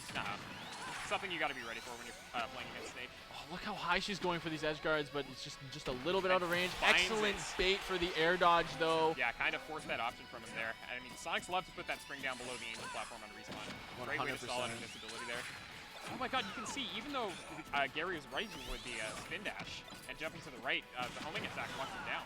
My favorite thing that she's doing is also she's picking up the grenades, Yep. spin dashing into Scary, bouncing off the shield and throwing the grenade down for extra pressure. Yeah. Like as if Sonic didn't have enough pressure here, right? Yeah, the item game, I mean, it just makes it even scarier. She's just very, very familiar with the matchup, you can tell. Yep. Yeah, great homing attack to wait up the top up there. Drag down a single hit of up air. Are you for real right now? Just saucing all over Scary right now, but evening it back up with a clean up tilt. 47% is not that much here. No, Snake will do 47%. Yeah, you can get a couple grenade detonations into maybe a C4 or those high damage aerials, right? I love that spin dash. I mean, waiting out the exact moment that Gary threw the grenade. Yeah, Scary, look at that mix up. Just completely fading back, resetting neutral, understanding the situation isn't advantageous. Yeah. Yep, goes for the back air right Great wait on here. the fastball. Off stage, we can see, aggressive back air from Scary. You love to see it. Yeah, Not that able time to it cross worked up there, though. Good air back there from Kells, just watching for the grenades again. Really taking your time. Yeah. I love to see. You can't rush it against stage. Oh, air dodging maybe a little bit too far. Nope, you're good. She's good, though. Yeah, not quite going to get the nair on the ledge trap. I mean, Kells ready with that jump. Yeah, Kells now on the ground. The grenade's in the way. She's just waiting them out. Force the Nikita. Excellent spot that timing on that effort. Yep. Look at her. She's just biding her time like a Yep. shark in the water. Well, she knows she'll get the hit she wants eventually. She's Yeah. gotta play She's patience. looking for something specific. You can tell she's just trying to set up a situation. Yeah, maybe Here it that is. forward air, The yeah. forward air. Yeah, exactly. You called it out, and she was already out there, right? She continued the pressure. Yeah. She was not letting up until it was over, She and that's the important thing. She was patient, too. Yeah, Like, exactly. She knew that her opportunity would come. She Even saw though the she's- percent. She was like, "This is spin dash forward air percent, and I'm gonna look for that option." And that, like, if I stay patient, avoid the grenades. Too Scary wasn't really pressuring her too much. He was No. playing very defensive. Yeah, definitely. Yeah, definitely. he was So- playing to not lose. He wasn't playing to win. Exactly. That's a big distinction. Yeah. You got to play to win. Yeah, 100%. And Kel's recognizing the win condition, taking it, and going all the way to the bank with it. We're gonna pick the next stage here Yeah, great and go awareness into down there. the potentially the final game here, unless Scary can turn stuff around. Same This is, of course, his tournament game. Yeah. Right? Top eight- This the is top eight losers. qualifier, too. Yeah, for a top 8 qualifier, this would be huge to turn around, going right back to Battlefield. Let's see if Scary can feed off the energy of the hometown crowd. Yeah, They're absolutely. still The rooting crowd. for him super hard in the audience. Yeah, 100%. You hear them in the background, I'm sure. Yeah. Oh, parrying the jab one. He's holding a grenade, though. Yeah, drops it right down on the platform. All right. Yeah, Gary's starting to slow down a little bit, too. His Yeah. full tag used to be Gary Too Scary. I'm sorry. Oh, I've been that's calling fine. him Gary so often. But No anyway. worries. But yeah, like just weaving around these platforms with grenades, really trying to slow it down. And I love the way that Kel's been landing on Scary with these up airs, right? Setting up the little pop-up is so important because it's like, okay, you can't reversal with any aerials, and this is what it's going to set up. These platform situations where you're forced to break out with grenades, take more damage, and put yourself even more in a worse position. Kel's is just taking it all the way to the bank! Oh my god, knew that Gary was going to go straight up there. Coming in with that back air, amazing stuff for Kels. Absolute amazing stock from Kel's. The double down tilt coming out there. Yeah, I mean, it's so safe, right? Like, it's a fast option. Oh my god, it's almost like the slow stance out there. It seemed like Gary was ready for the instant approach. Kels did the slower one as the mix-up. 100%. Yeah, waiting for that air dodge on the forward air, but Scary not going to give it to him. Yep, looking for the jab on shield. I love the way that she's stopping the spin dash right on the shield and then just jabbing, right? Yeah, Scary Scary- landing with a back air. I like that. Scary's getting a little bit desperate for these approaches here. I mean, he knows he's got to make something happen, but Kels is playing so solid, so defensive. Absolutely. Scary breaking out with the up tilt. Fast option out of the corner, right? Frame 6. Scary's going to try to land with some grenades. Reset on center stage. Grenades there, controlling the space. And gets the Okay, option there it is. with the grenade, confirming into the up air. Excellent positioning from Too Scary. Yeah, there it is. Just waited for Kels to hit his shield, and that up air is super, super free. Yeah, super strong too. And Sonic not being the heaviest character in the game. Going to quite be, late. yeah. There it was. Nice homing attack again, Yep, and going the pressure's all the on. way to the top blast zone, but not finding the kill and not strong enough on the up airs, Yeah. unfortunately, to break out of the Cypher armor. I think you need to do a minimum of 12% in one hit to break Cypher. Yeah. So up air not quite going to do it. Back air definitely would. Yeah. See if you can find that. I mean, we've seen the back air come out before, and she's been no stranger letting those rip, but Too Scary's got to make something happen here. Yeah. She's caught at the ledge. Back air's the ledge trap. I'd like Yeah. to see more grenades here. The only punishes that Scary has really been able to get this stock are on with homing attacks. And we're seeing that situation be reset so many times, and then Amazing back air. just excellent tracing right back to the center stage, Yeah. right? Yeah, Kel's looking super solid this set. Oh, going for a bit of a call out with the up smash there. Interesting. Yeah, I feel like every single one of those kills, like every single one of these kills have been set up I by love that waste. putting Too Scary all the way up in the top left corner and Yeah. just waiting out the landing, right? Yeah, I mean, that's how you beat Snake. You got to track him down while he's in disadvantage. Obviously, they're going to go high most often. Yep. If you can beat them with that Cypher, you're doing really well for Oh, yourself. forward air's coming out. Scary off stage again. Forced to air dodge, and now he's in the corner on the ledge. And Yeah. Snake on the ledge is very bad. Like, Yeah. He doesn't have the mobility to get to center like other characters do, especially like you watch Kells, and she's in the corner, and the next time you blink, she's in center stage, and now starting this all the way super deep off stage, going for the recovery there low. Yeah, but Scary ready with the jump. I mean, she knew that the double, or he knew that Oh, the he double had forward the was up tilt coming out again. opportunity there too, yeah. All right, yep. And Spin Kel's dash, just, waiting out the grenade. The homing attack, unfortunately, not I helping there. love that. She Up was air. so ready. to Another bounce one. that Can we up get smash. one more? Back Again, air is the back air. huge. Oh my god, Oh yeah. my god, he went for it. I Yeah. respect it. I respect it. You got to make something happen, Yes. right? Scary maybe getting a little bit desperate for this kill here. Yeah. Trying to call out Kels on the dash in with the spin dash. But you can see, she can just hold it for as long as she's she just wants. holding the charge, and like there's nothing you can do about it. Once the grenades detonate, like he doesn't have the time to reset. She's forcing Snake to play her game. Yeah, exactly, and that's exactly what you want if you're Kels right now. You're coming through That's the back why- air into the stage, Untechable. and that's gonna take it. I was gonna say hopefully Scary's ready with the tech, but it doesn't matter, man. Yeah. Yeah, great showing from Kels. Clean 3-0. I mean, Yeah. Scary looking really solid. Obviously put on a great showing for the Saskatchewan crowd. Yeah, but absolutely insane set overall. Yeah. I mean, Kels made that look easy. She did make it look She easy. made it look like her Honestly. game plan was proficient. She had everything lined up, right? Those kills off stage. She had the stage pick correct, right? The battlefield stage pick. While it didn't work out for Too Scary, like awfully, it wasn't awfully. He had the opportunity to camp on the platforms, right? We're gonna see in these replays one of the opportunities that Kels had here. Yeah, replays coming up. Setting up with the grenades and actually just stacking up the shots, Yeah, right? All the definitely. way to the top to set up that kill. Yeah, I mean, you can There's see another one off the top. So many times they got in that situation where Scary's holding shield and Kels is just charging spin dash, Yep. waiting for Scary to put out an option because she really can just wait. Yep. You know? That's the name of the game, right? Like we're gonna see it, right? These up airs, another one, right? Setting up these up airs on the platform Yeah, all the great way to catch the on the top. landing aerial, There's the and back air. There it is. The You're pressure gone. from that set from Kels that set was so on point. Yeah, 100%. The F tilt knocking off stage here. Yeah. The Kels- positioning off stage was unreal. Yeah, matchup experience maybe coming through there too. I mean, Oh, I yeah, don't know if absolutely. SK has too many Sonics, unfortunately. Yeah. So, but still, amazing showing from Scary. I mean, obviously top 8 or top 16 rather. Yeah. At an event of this scale is no slouch. Yeah, of course, and it's like all the talent from all over Canada. Definitely, right? So- definitely. Yeah, showing that SK not a province to sleep on. No, absolutely by not. any means. Absolutely not. Yeah. Got some. Okay. Alrighty, so we're gonna move on to top 8. We're just gonna go to a quick break before that. I've been Stickless. I have been on Fabulous, and make sure you do not go anywhere. We've got top 8 coming up right after this. It's going to be sick. Stay tuned. See you guys.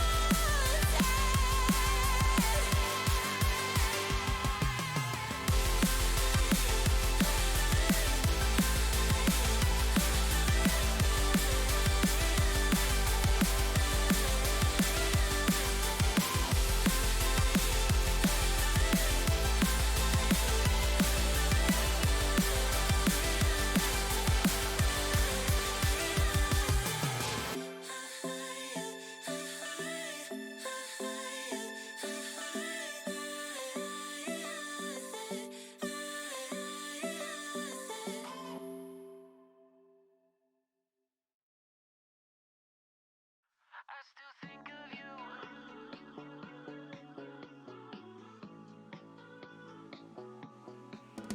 I still think of you.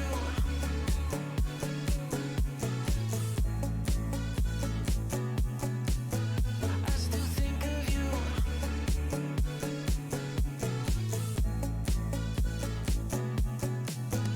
Looking back, I see young, dumb, and naive. But those feels we had, they were ours, some didn't come free. I've been calling these scars a rock shaped by the rain. And when you look at the stars, do you ever say my name? I still think of you, stuck on me like an old tattoo. I still think of you. Those days are gone. I wonder if you still think of me too. I still think of you.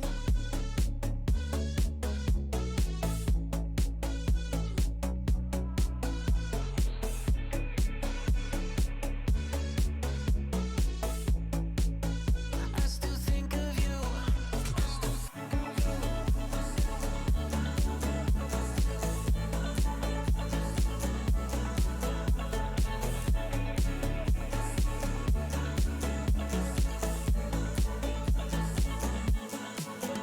Roller coaster feeling, seasons change, let it go. I forget the reason, baby, did we ever know? I've been calling these scars a rock shaped by the rain. And when you look at the stars, do you ever say my name? I still think of you, stuck on me like an old tattoo. I still think of you. Those days are gone. I wonder if you still think of me too. I still think of you.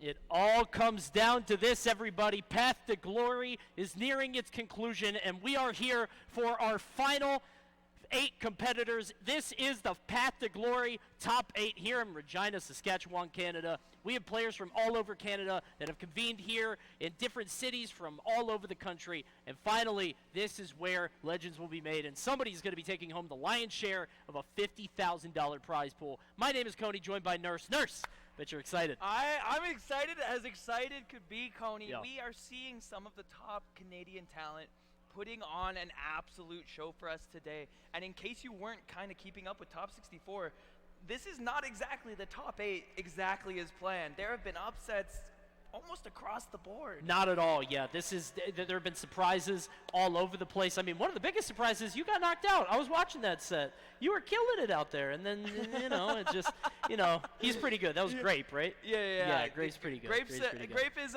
still in top 8 winners, so you can't be too upset about that. Not Yeah. too upset about it, But you're right. I mean, there's so many upsets that have happened throughout the day. I think the most famous one, the biggest one that we got to see, was Too Scary, Yep. defeating Big D, which is huge. Big D, I believe, second seed of the tournament, only Yep. behind Riddles, was expected to make it really far, but ran up against that snake and had no answers. Yeah, it's one of the problems with playing Ice Climbers, and it's one of the problems playing Ice Climbers in a region that is familiar with you, right? And Right, so yeah. It kind of comes to more than just the Ice Climbers matchup and being able to finesse your way out of it, which Big D can kind of do out of region sometimes. Sure. When people study it, when people are so familiar with Big D and how he plays and have so many VODs, those tough matchups become a lot harder to deal with, and we saw it kind of Too Scary just putting that to show. It's a matchup that already starts difficult and only gets more so with knowledge Yeah. and with, just sort of specific counterplay. Not just to Ice Climbers, but Big D's Ice Climbers Yeah. too, because there's so many VODs, like you said, to study from. But coming up next is going to be Strikey Guy versus Supergirl Kel. Supergirl Kel's getting knocked down into losers a little bit earlier, I think, than people would imagine, losing to Lemon a little bit earlier in the tournament. Meanwhile, Strikey Guy making it here through one of the Path tournaments. Yeah. So Strikey Guy coming out as the #1 player from Manitoba, winning the Path tournament to get out here. He got knocked into losers by Ouch earlier in the tournament, but overcame Exodia and Jams to make it into top 8. That's huge. He's looking to keep this run going and take it over Supergirl Kells. And Kells actually just defeating Too Scary to make it in with a 3-0 convincing victory. And we'll see how she does against Strikey Guy here. Sonic versus Fox, very fast-paced, very slobber knocker of a game going on here. Yeah, a lot of hits. One of the interesting things about this matchup is a lot of the time Sonic goes for that tit-for-tat game, and Fox is one of the characters with the biggest punish potential almost in the entire game, and so it becomes kind of a tricky balance when Sonic is trying to get hits here and there, but one Fox neutral win can net him close to 60 or 70%. You need to work that balance into your game plan, or else you can find yourself really behind. And we're looking Kells! A little aggression to start us off, and that's a stock gone. I love to see that too, because one of the things that we saw earlier from Kells when she was fighting Lemon is kind of a lack of aggression in that way. She wasn't swinging big, going for the big hits, and because of that, it felt like it took a long time to actually get the KO. Against Fox, it's going to be easier, not just because he's light, but his recovery is so predictable. The trajectory is so obvious that if she just pops out that forward smash and times it correctly, she should be able to get the kill. And right now, you can see the damage racking up in a huge way. Yeah, this is so big for Sonic as a character. You know, we say it every time that we watch this character, but Sonic with a lead is absolutely where he wants to be. One of the main counterplay methods to Sonic is actually just camping him back. Yep. He doesn't have amazing approach options or tools, and so if you can get that lead, that's huge for beating Sonic. But what Kells has done is played aggressive a little early, made those big plays, and now she's able to play however she wants. She was able to earn the early lead, and because that now, really, everything is at her fingertips. She's able to play however she wants. Seems like she's sticking on the aggression even still, and Strikey Guy has no answers. There's the back air to take out stock 2. Yeah, man, it's kind of crazy how fast this game is going. We are only 2 minutes in, and I think this might be kind of a story of Kells' losers run. She had a Game 5 earlier in this bracket against a Game & Watch that went to time, and oh my god! Look at the confidence to go all the way off stage, knowing to tech. I mean, even if you don't get hit, it feels like you have even a harder time to get back up there, but she takes the hit, doesn't even mind, trades with the back air, and earns that first game easily.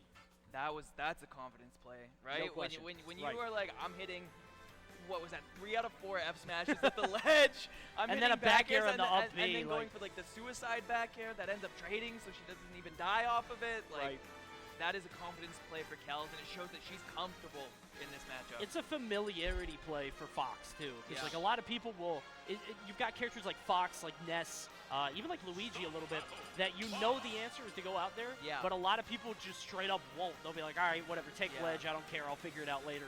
But no, if you have the ability to go out there or to stay on stage and just, get that forward smash, that's perfectly fine too. We see Kells just perfectly confident. Let's see what the counter pick is. We're at the Smashville small stage. We did see Kells actually pick this in her set with Lemon quite a bit, so this might be something she's familiar with too. Yeah, I think that the biggest thing here is that center platform really complements Fox's combo game. He's able to get that going in the center of the stage as opposed to the sides, which means he's not as much at risk for something like spin dash fair, which can take early stocks, or put him in a really tough spot on stage. Yeah, even if you're not getting hit by like spin dash fair, it's clear that if Kells gets you off stage at all, the forward smash is on the table, and maybe we need to mix up our recovery a little bit. Maybe just go from below. I think the issue there is then you're worried about spring, but I think we need some kind of mix up. Yeah, and I was talking to Strikey Guy before this set, and he was feeling pretty confident about it. I think he kind of underestimated potentially how comfortable Kells is off stage. Sure. Because not a lot of people are, just because Fox is generally a rare character, Oh my man. goodness! You cannot stop her from hitting F smash at the ledge, man. That's brutal. I think she's on like an 80% hit rate. I think she missed 1 at 0, which wouldn't have even mattered, but yeah, this is all Kells set right now. And Strikey Guy, we haven't seen him hit, sort of the B&Bs. Haven't seen any neutral air into an up smash. Haven't seen any of the KO conversions. And Kells just willing to fully commit to it, because how is she doing this? She's so good at it. She makes it look so easy. Yeah. It's not. Yeah, that's the thing too. If you don't play Sonic, you're like, wow, Sonic's so easy. You just F smash at the ledge. Yeah. What the heck? It's harder than it looks, Yeah. and Kells making it look simple. And I guess, you know, credit to her for practicing the matchup on the slide or something, but she has that timing down, and quite frankly, it's making a huge difference. Absolutely. Outspaced, Barely up smash. outspaced. Yeah, it doesn't matter because she still loses the stock. But one thing that I'm thinking about is I was on comms with Stickless earlier, and he said that Kels has actually been working on a Fox herself. One of the characters she's been picking up on the side. So maybe just a little bit of first-hand experience. There's the back air going straight left. And if she has been picking up a Fox on the sides, there's honestly a semi-decent chance that she is a fan of Strike and has been watching a couple of his VODs just to like, what do I do? What does he do in these situations? And so maybe just that kind of latent learning coming back to help her out. I don't know if that's actually the case, but she seems to just have a read on this matchup right now. See, there's the down air just jabbing out. You can see her just finding that forward smash, doing her best to try to pop it out. Finally, the up smash is going to land. Not quite enough just yet, but the next one should. There you go. And Strikey Guy in striking distance of taking this game. Yeah, that's the biggest sign of life we've seen so far. About a 60% string into an overextension from Kels.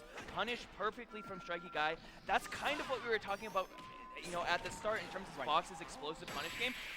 Just dear Lord, cooked, man, that hurts so bad. It feels like there, Strikey Guy had the right idea to recover low.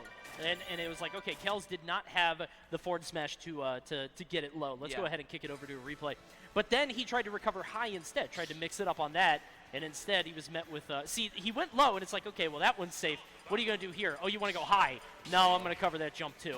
Kels is just giving us a masterclass in how to edgeguard Fox. That is such a heads-up play too, because what Strikey Guy did was well-informed.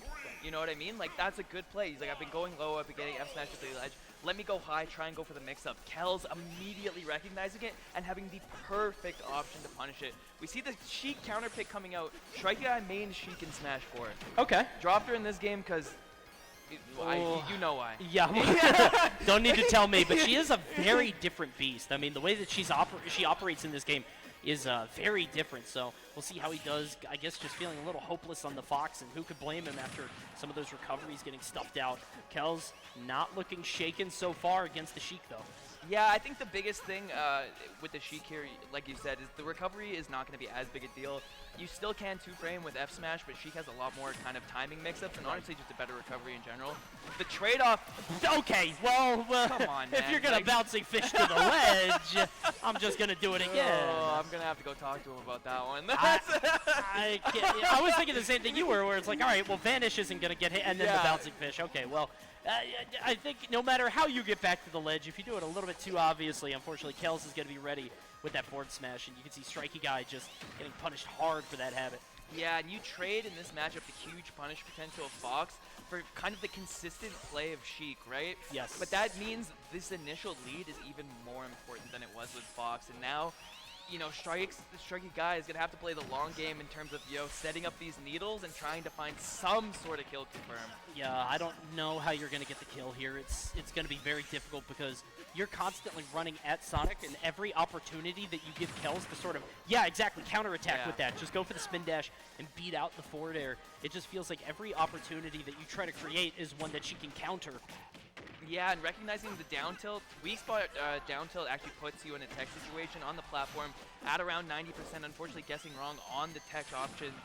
It's so tough, and like you were saying, this is one of those matchups where if you don't get the lead and then this kind of thing starts happening and Sonic plays that tit for tat game, every hit hurts so bad. It snowballs, right? Yeah. I mean, the counter to that, if that up smash lands, I mean, maybe you get a quick string, but even Sonic, I don't think, is super combo food, you know? And consistently, that's the third up smash we've seen with Strikey Guy not looking fully comfortable with the character. I think in at least two of those instances, if he just held it, because it was a normal tech. Yeah, 100%. He got a little overzealous, and I think, you know, part of that can be blamed on, you know, you're down 0-2 and you're switching characters and you're trying to make something happen, but it's tough.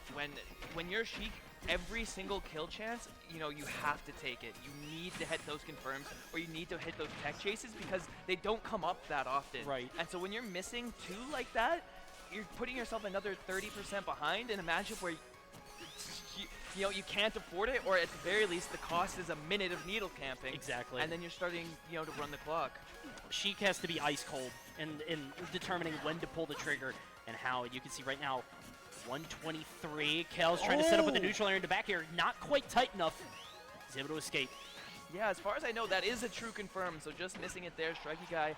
The lease on life here, I don't know how long it's going to last, but at the very least, Sheik on this stock has been a little more shifty than the Fox was at all. There's a lot of value on this one. 147 on a stock is great for Sheik, and Kel's kind of struggling to get the kill.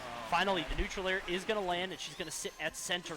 Wait for Strikey Guy to make it back. This is where things could turn. If we see an early up smash or like a platform reset, if he comes in with the knowledge that she is going to tech in place, he's able to charge it a little bit, might be able to get an early kill and then swing the advantage in there.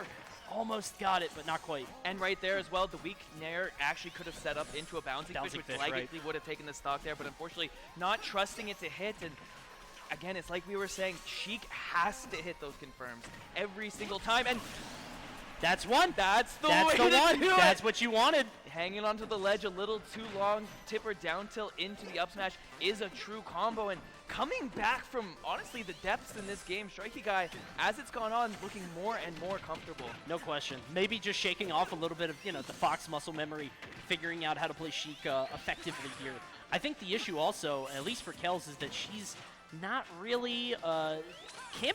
I mean, like, obviously she will do it if it really comes down to it, but I think Kels is more often than not going to rely on her sort of instincts and fundamentals, right? She's the least likely to sort of sit back, charge spin dash, and force the opponent to come to her. Oh, and there it was! He held it! But again, just not quite long enough. Just that lack of familiarity. Yeah, it's so strange, especially after you messed it up twice. You'd think, in the back of your head, you're like, all right, just hold it a little longer. Like, that's all you have to do to Well, take there this. he even held it, but just not quite long enough. Yeah, oh, wait a minute. Okay, we'll use the multi-hit. You don't want to hold it long enough? The second hit will catch you. Yeah. Maybe we just use that all the time. Just for, even if she's on the platform, just forward smash, hope she falls through or something. Just jump up. I don't know, man. I don't know.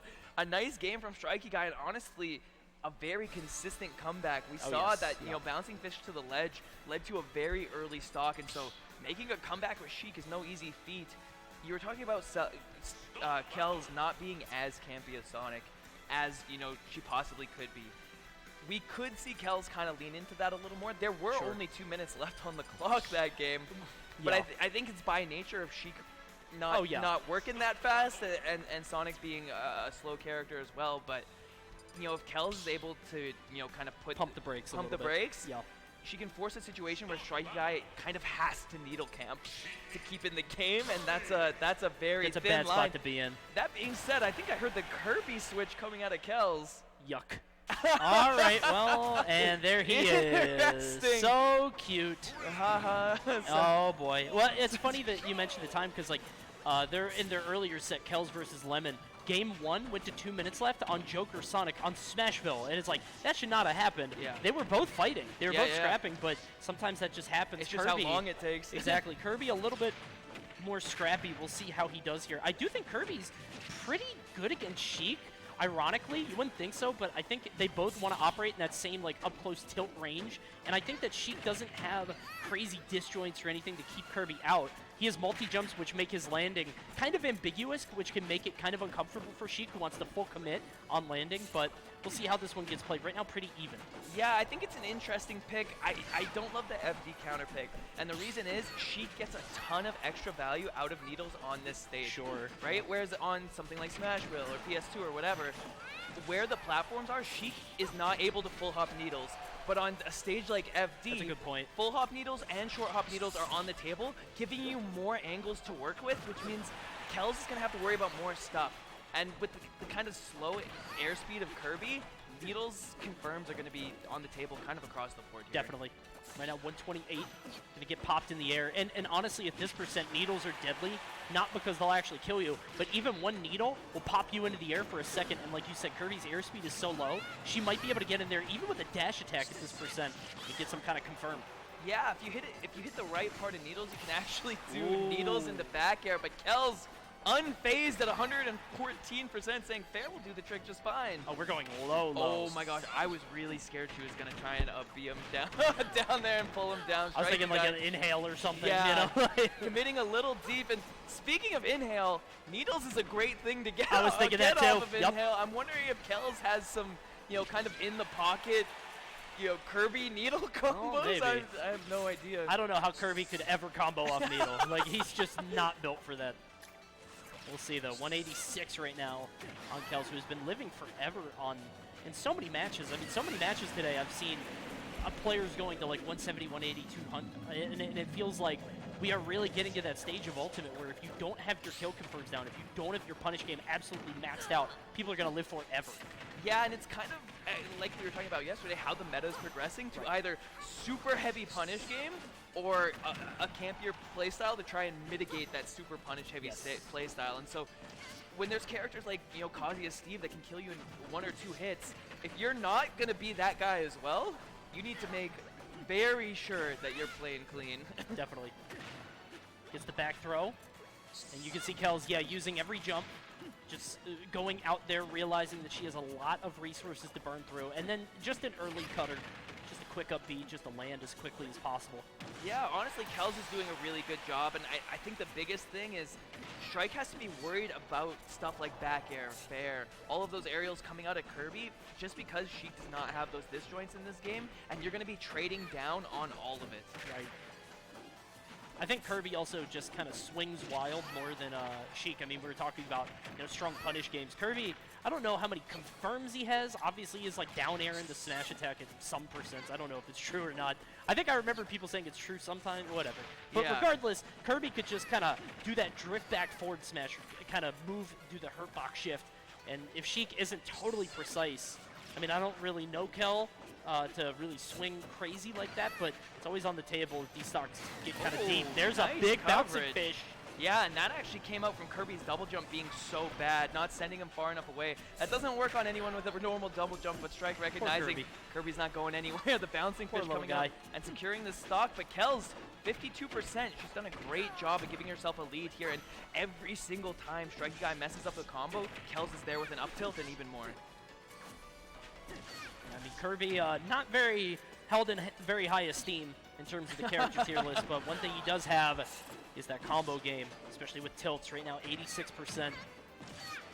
Oh, this is what Sheik wants, 60. Yeah, and weirdly enough, we're used to Sheik killing late, but I think against Kirby, and specifically on FD, where the needle confirms are, such a factor. Definitely. I think 80-90% is starting to get quite scary for Kirby, because Needle's bouncing fish will kill by the ledge right now, as well as, Needle's up smash, down tilt, drag down, down smash. There's stuff on the table for Sheik here, if she's able to find it. Very little risk, too, to just go for the needles and see if it lands or not. You could just kind of stand at that mid-distance. We see the throw and the up air. That'll do it. I was going to say there's also the DI mix-up, but didn't even need it on that one. Just, she's gone. Don't know if she had any way of surviving that, honestly, at that percent. I'm wondering if that was true, too. Just the forward throw, Kells DI'd it straight in. Perhaps, maybe she drifted I'm not out a sure little bit, why, but if she had DI'd out, I don't think that up air would have been as clean or potentially true. But maybe she was worried about, I don't know. Just being maybe. too deep off stage, Yeah. maybe. Either way, Strikey Guy recognizing it, able to get that up air, secure the stock, and the reverse 3-0 with the Sheik pick is on the table right now. Yeah, I don't know. I mean, this really comes down to stage pick. Kells has the Kirby, and like we said before, has also apparently been working on a Fox. Be funny to pull that out. I feel like you're probably not. Probably not that one. No, I don't think so either, but it would be funny, though. Yeah, you're not wrong. It would be funny. I think the Sonic probably comes out. Yeah. There it is. Yeah. I have a second, or if you have a secondary Kirby, your opponent's playing Sheik, you're like, all right, it might work, right? Yeah. If it doesn't, let's go back to the tried and true. And back to FD too. Yeah, back to FD. Sheik still gets the value off of the needles, but because Sonic is not nearly as slow as Kirby, the value is not going to be quite as much because some of the reaction time is gone on when you can do those full hop needles. That being said, you know, there is potential for that. But Kells has just been starting these games off so strong, even with the Kirby, just across the board. And then Strikey Guy has kind of just been pulling them back bit by bit. It's been interesting to see. I'm interested to see how grounded needles work out in this matchup, because what we saw earlier is that Kells seem to have some trouble getting around moves that can disrupt you on sort of that horizontal plane. Obviously, grounded needles are a threat, but you have to wonder, is Strikey Guy going to prioritize sort of that ambiguity of jumping around, going for forward air, going for neutral air to try to stuff it out, or just go for the safe pick, charge some needles, try to throw those at a distance. Right now, it seems a bit more scrappy. First stock is going to be so important here, because both of these characters so good at getting the percent up, but can really struggle to get the kill. Yeah, and we saw it in the other game. You know, Strikey Guy lived till 147 as Sheik against Sonic. And so if he's able to get that same value out of these stocks, that's a huge boon for Sheik's killing power, because it just gives her that many more chances to actually find what she's looking for. Not again. Yeah, that I can't believe what I'm seeing. That one stinks. And that's like the 8th one this set. And that's just almost, like, I hate to say it, but kind of feels like an asleep at the wheel option. Oh, yeah, I think so. Where you're just like, she's not going to do it again, right? Like, just let me get back to the... Whoa! Oh my gosh! I did not expect that interaction. Excellent down air at the ledge. That's one of those things that you see pretty often Sheiks go for, or even Zero Suits, but they don't really land. It's just a zero risk thing that you go for, but there... Coming up big for Strikey Guy. And not just big, but at the exact time he needed it too. Right. That was Kel's chance to put a lead in place, a stock up that could have defined the rest of the game. That down air puts them back on even stocks and puts the pressure on Kel's where she could have had comfortability. See that dash attack covering the roll in.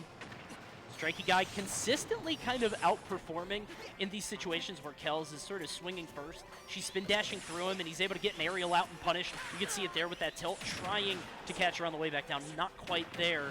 Big forward smash, though, just barely outspacing the back air. Yeah, we've seen a couple aggressive landings coming onto the stage from Kells, and they've been a little bit of the bane setting up for these kill confirms. I think both of these guys honestly could adopt a slower play style and feel a little bit more comfortable. And I think it's going to come down to who punishes just that one misstep that little bit harder. 192. Kells back to the ledge. Going to trade a little bit. That's going to earn her some stage. All right, and off stage for Strikey Guy. Doesn't go for the F smash. Retreating there is going to be safe. And the needles now at the percent where they're going to pop you up. So Kells has to be a little bit more careful about when she spin dashes. Get back throw, not quite there. You'll see her go off stage, but not quite as easy to edgeguard as Fox. You can see that she isn't really full sending. She's just going to sit at the ledge, see if she gets something free. But other than that, just going to leave it alone. And this is absolutely close as close it's could dead be even. right now. 1% difference. Yeah. Not even 0.4. Oh my gosh, and Strike probably thinking his lucky stars that that back air did not sweet spot is going to live another stock, and the F tilt won't kill either. Kells trying to put pressure on off stage, but Sheik's recovery is too strong, and Strikey Guy with a chance now. The aggressive bears goes unpunished. Aggressive bears are so risky there at the ledge. You know, you see those usually a little bit earlier in the stock, but going for it big, getting hit by that back air. Strikey Guy puts Super Kells on her last stock of the tournament if she isn't able to pull something out. Now this is where Strikey Guy really needs to go at 1 mile an hour. You just shoot these needles, try to get as much damage as you can. You know that pretty much any Sonic aerial will be your doom. Yeah, you're definitely on the same page as me with that. As soon as he takes that stock, if I'm Strikey Guy, I'm like, it's needle camping time. Yep, Like, no question. I'm about to charge these, and when you let the spin dash rip, that's when they go. He didn't even get forward tilt into forward air, which, like, that should happen at these percents, but a little bit from the rage. Even there, he's getting punished for landing hits. I think this is a needle angle. Oh, there we go. Man. Forward tilt there, evening it back up. And you couldn't ask for a better game 5. This potential reverse 3-0 from the ends of Strikey Guy. Kells showing far from giving up. I have no idea how they're going to close this one out. And let's not forget, I mean, I don't think it'll come down to this, but we've got about a 2-minute warning on the clock, just barely. I mean, if they decide they really want to play it out that way, and honestly, if I'm Strikey Guy, I'm thinking about it. I'm only, I'm up 40, which is pretty considerable considering the fact that, you do have the neutral advantage with the needles, with the aerials that you have. It feels like you're so far ahead if you want to be. Yeah, like you said, if I'm Strikey Guy, I think I'm leaving the onus to Kells. Yes. I'm like, if you want to camp, I'm down to do it back. If you want to come in, I'm confident in my ability to whiff punish you or punish your approach option. Definitely. And so I think Kels is, I don't think she wants it to go to time, especially with this deficit, and she's not going to leave it till the last 30 seconds to start approaching. I think she's going to try and make something happen now. A potential. Oh! Wait! The finish hits! We didn't know! We saw Sonic winding it up! We saw that forward smash hit so many times, and we thought it was just another drop in the bucket. Turns out Strikey Guy had the answer with the Vanish. Let's kick it over and take a look at that one more time. You saw the Vanish punishing the one punish option that Kels was landing so consistently. She was so good at that, but there at the end it was her undoing. That was frames off of Kels hitting the startup on that up B. Literal frames. Kels looking to punish the ledge snap. If she had let that F smash go straight instead of angling it down, literally 10 to 5 frames earlier, she could have won that game. Multi-game conditioning. That's what That it was. You keep is- getting hit by the forward smash off stage, and then you pop the Vanish. I like the Sheik pick. I see why you picked it. There you go. For that one interaction. Yeah, Well done. I mean, Yeah. we're going to hop to a replay from the whole thing. There's a ton of plays made just across Oh, the yeah. board that set. How many forward smashes off stage are we going to see? I think it's at right least here. 4. Yeah, Yeah, here's one. Kaboom. Oh, I didn't notice that he bounced it. He like wave bounced up. It Yeah. didn't really matter. Gave her a bit more time. Oh, boom. That's 2. really actually got all of them. Yeah, and she Unbelievable. dipped deep for that. That would have been a suicide. I was like, did she double jump? She did. Yeah, she was done. She didn't get hit there. And Kels is just all over this Fox. Wait a minute. Hi-ya! There we go. That's another one. That's crazy how many times she hit that. And like you said, it's harder than it looks, right? Right. Don't let the amount of times that Kels actually hit that forward smash at the ledge deceive you. It can be pretty tough to hit, and so I think she probably was practicing that to a large degree before this set started, Sure. and was just kind of doing reps of it because it's rare to see someone hit it so consistently. And then also being very aware of it on the bouncing fish. She caught 2 bouncing fishes with F smashes as well. Yeah, just didn't have the Vanish at the very end. That was the final test, and unfortunately she did not pass. And I got to be honest, I didn't know if the Sheik had it in it. You know, when I saw the Sheik come out, I was like, I don't know.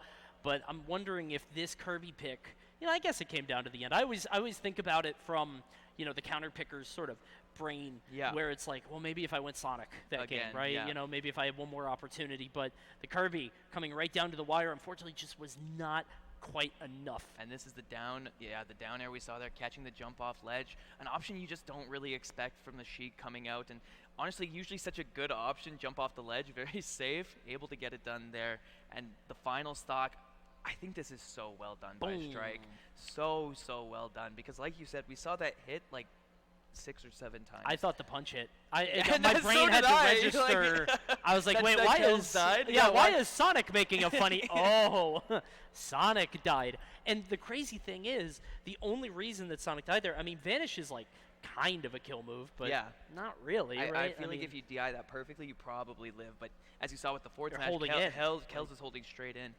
And I think that's a great opportunity to talk about something just called like saving reads. A lot of people, when they have a read on their opponent or they've caught onto an option, they'll spend that read a little bit too early. And what I mean by that is Strikey Guy could have gone for that Vanish read on the F smashes at any point during that game. Right? But instead of cashing out early and just being like, all right, that was some good damage, or all right, I took the first stock, Strikey Guy is willing to spend it. The crowd waving back to us. Thank you for coming out, guys, watching SKL. Thanks for stopping by here at the Great Cup Festival. But yeah, spending that read when it counts the most, making sure that you can secure the game in a way that is fast and in a way that is consistent. And I think that's something a lot of people could implement in their gameplay. We've got the ground floor crowd right now. Make some noise, guys, if you're ready for another set. Top 8 continues to roll on. That's a really good point about, sort of saving something in your back pocket. I think a lot of people don't consider the fact that you don't have to punish something immediately, especially if you could punish it harder later. I mean, you could just kind of hold on to that, take a free stock later, especially if you're in that kind of scenario, right? Your Game 5 last stock, it comes all down to this. So well done there. And we got another set coming up for you. This is Lemon against Elijahman. And so that means Lemon knocked out Big D for 9th place. What? I didn't know they played. Oh, my goodness. Yeah, because Big D lost to Too Scary, he was actually required to play against Lemon for 9th place. And as far as I know, Big D comes out of that on top in region most of the time. Man. Not every time, but Big D, the second seed of the tournament, out at 9th place. That's a huge deal, especially with how much is on the line here. Well done to Lemon. We'll see how much further he can take this run right now against Elijahman. Playing on this Shulk, just hopping all around. Look at that sword. Good lord. And I was talking to you yesterday about players who are very good at one thing. And Elijahman is very good The neutral at air, using man. that Yeah. Shulk neutral air. A very strong move, and Elijahman, an expert at using it to cover all angles. Lemon needs to find a consistent way in before Elijahman is able to put the hard on him. One thing that I've really noticed with Lemon in his earlier sets is he's very, very good at making the most out of Arsene. It feels like the matches will sort of go back and forth, and then he'll get like 5 or 6 interactions in a row. He'll win a bunch of neutral interactions to just get the stock off quickly, and we'll see if he can do it here right now. 96, he's able to drop down with the forward air, Ooh, into the up that air, grab. into the grab, and we're going to see how much further it goes. I love the preemptive shield, and I love even more the wait from Lemon to not commit. Then just the empty hop counter. You thought you'd do something we didn't, man. Unfortunately, getting stuck back at the ledge, but you're right. The waiting on the shield art, it's the very best way to punish it. And Lemon showing that he's got a little bit of finesse in this matchup at the very, very least. That being said, Arsene gone. You're going to have to find a way to take out Shulk. And with these shield arts recharging, Joker has nothing in the kit to make that happen. You got to find the right rhythm. I mean, once he goes to smash, then you should be able to kill him, but then you're, of course, in a lot of risk yourself. He's able to take it out there after the speed. He's going to come back refreshed, trying to get him off stage, maybe switching over to smash. Oh, he's threatening it. Yeah, he hovered it, but can't quite get the ledge punish. Oh my gosh, and Smash Mode having less shield stun, Lemon more than able to punish a smash attack like that, and Elijahman kind of swinging big right now, trying to make this stock happen. This is the issue, though. Once that smash art is expended, it can be a little bit more difficult, especially if you can't really just go out there, go for a forward air. He's threatening this neutral air, but that's not going to kill. No, and one thing that Lemon is so good at, and honestly sets him apart from other Jokers, is his use of gun. He's so willing to use His gun gun in is neutral, nuts, yeah. and especially gun when he has Arsene. Nice grab coming out from Elijahman on the neutral getup. Schultz does get a couple kill throws in Smash Mode. It's weird. People don't think about it. You know, the forward throw is actually way stronger than you would think, particularly in Smash Mode. And we see, oh yeah, this game of chicken where they both land next to each other. I thought somebody would grab, but no. Just gotta jump. Yeah, and like I was saying, the gun is so good at forcing approach options. It's part of the reason, like you said, why Lemon's Joker usage, or Arsene usage, is so strong, because he's willing to use that gun even in Arsene mode. The 3-round burst is crazy. It He'll ends just up keep doing it. like 12 or 16%. Like it's, and then you get hit with it. It feels like you got hit with nothing, and you look at your percent, and you're like, when did I take this? When did that happen? This isn't fair. I just got shot by 9 bullets. It's not a big deal. He's just, yeah, it does more than you think. 113 now on the dash attack. Has the air sent out. What's the punish? Gets the aerial, but not quite enough. And actually commits to the full down air off stage. Elijahman is Another gonna punish smash it F big. throw. A little bit of an overcommitment from Lemon. Sometimes you get a little lost in the sauce of your own punish game, but answering back quickly with a drag down up air into up smash. Kind of a Joker tried and true. I like that free 26%. Just a quick little B&B. You see it punishing for the no tech. This is getting out of hand quickly. And Lemon is so good. If you don't tech, if you tech in place and gets he a lot. reads it, he gets so much more off of it, and also using that footstool down gun out of shield to continue that advantage. Joker not doing the most per hit, but Lemon has pushed it as far as it'll go. Yeah, the fact that he's just moving so quickly, the speed at which Lemon is able to pilot this Joker is unreal. However, you were talking before about characters that can swing big. I mean, 94% gets at 52. If he can get rid of this Arsene, Yeah, this is kill especially, percent. oh my This goodness, is kill especially percent the right now. smash. He's gonna use up smash, and it doesn't hit, but the up smash does. Up the other side, and Lemon getting nervous on the air dodge. I can't believe it. 1, that hit. 2, that it killed without a screen or anything. Weird DI had to have been on that forward smash. Oh man, and that has to hurt. But even before Lemon got up off the ledge, I'm like, Elijahman's gonna Yeah. smash. Let's look at the replay really quick. Take it into what just happened there. You can see there's the down tilt. Just this scramble here. Lemon thought he got away. What a weird way to end that. Insane that the back hit of up smash scooped roll from that That's far crazy. away. Probably, I guess, was still holding right after the air dodge, because, like, that looked... I mean, listen, Smash Art is, Yes. is strong, but no red screen, not even a spark. Like, what happened? You know? Someone needs to check the tapes, get on the calculator, figure out Please. what exactly happened there. But Elijah's going to take that any day of the week. No question. Absolutely any day of the week. And as much as we were talking up Lemon, Elijah was doing a great job of making sure he wasn't that far behind. And Shulk's win conditions oftentimes against characters like Joker can just be finding that big hit. And Elijah putting himself in prime position to do so. Joker feels like he's cut from the same cloth as like a Sheik or a Zero Suit, or just sort of someone that's very fast, very scrappy, right in your face. You just kind of got to swat the fly out of the air, and it feels like Shulk has the tools to be able to do that. Usually it's with stuff like, forward air, up tilt, try to knock him out of that threat zone. But there, I mean, he'll take a forward smash if he can get it. Absolutely, and Elijah making great use of these switches, and lets the up smash whip again. I feel like Lemon actually could have not air dodged there and just let a back air rip on the way down, but Elijah gonna live for now. The counter, sending him back to the other side of the stage. He loves that counter. We've seen a lot of that, especially, particularly with Arsene. He's able to pop that out a bunch. There's the dash attack. 141 still alive. Love that. It's just lightning quick. So fast. That's one of those trumps you get hit by, and you're like, could I even have gotten out of that? Like, I had to be buffering something before I got to the ledge to make that one work. And Lemon, like we said, pushing everything to the absolute limit, being aware of how those kills come and where they come from. That being said, we saw a lead like this, early on in the other game, and it ended up not mattering. Elijah just so ready to come back, so ready to play to his win condition. Lemon needs to put on more of a lead than this.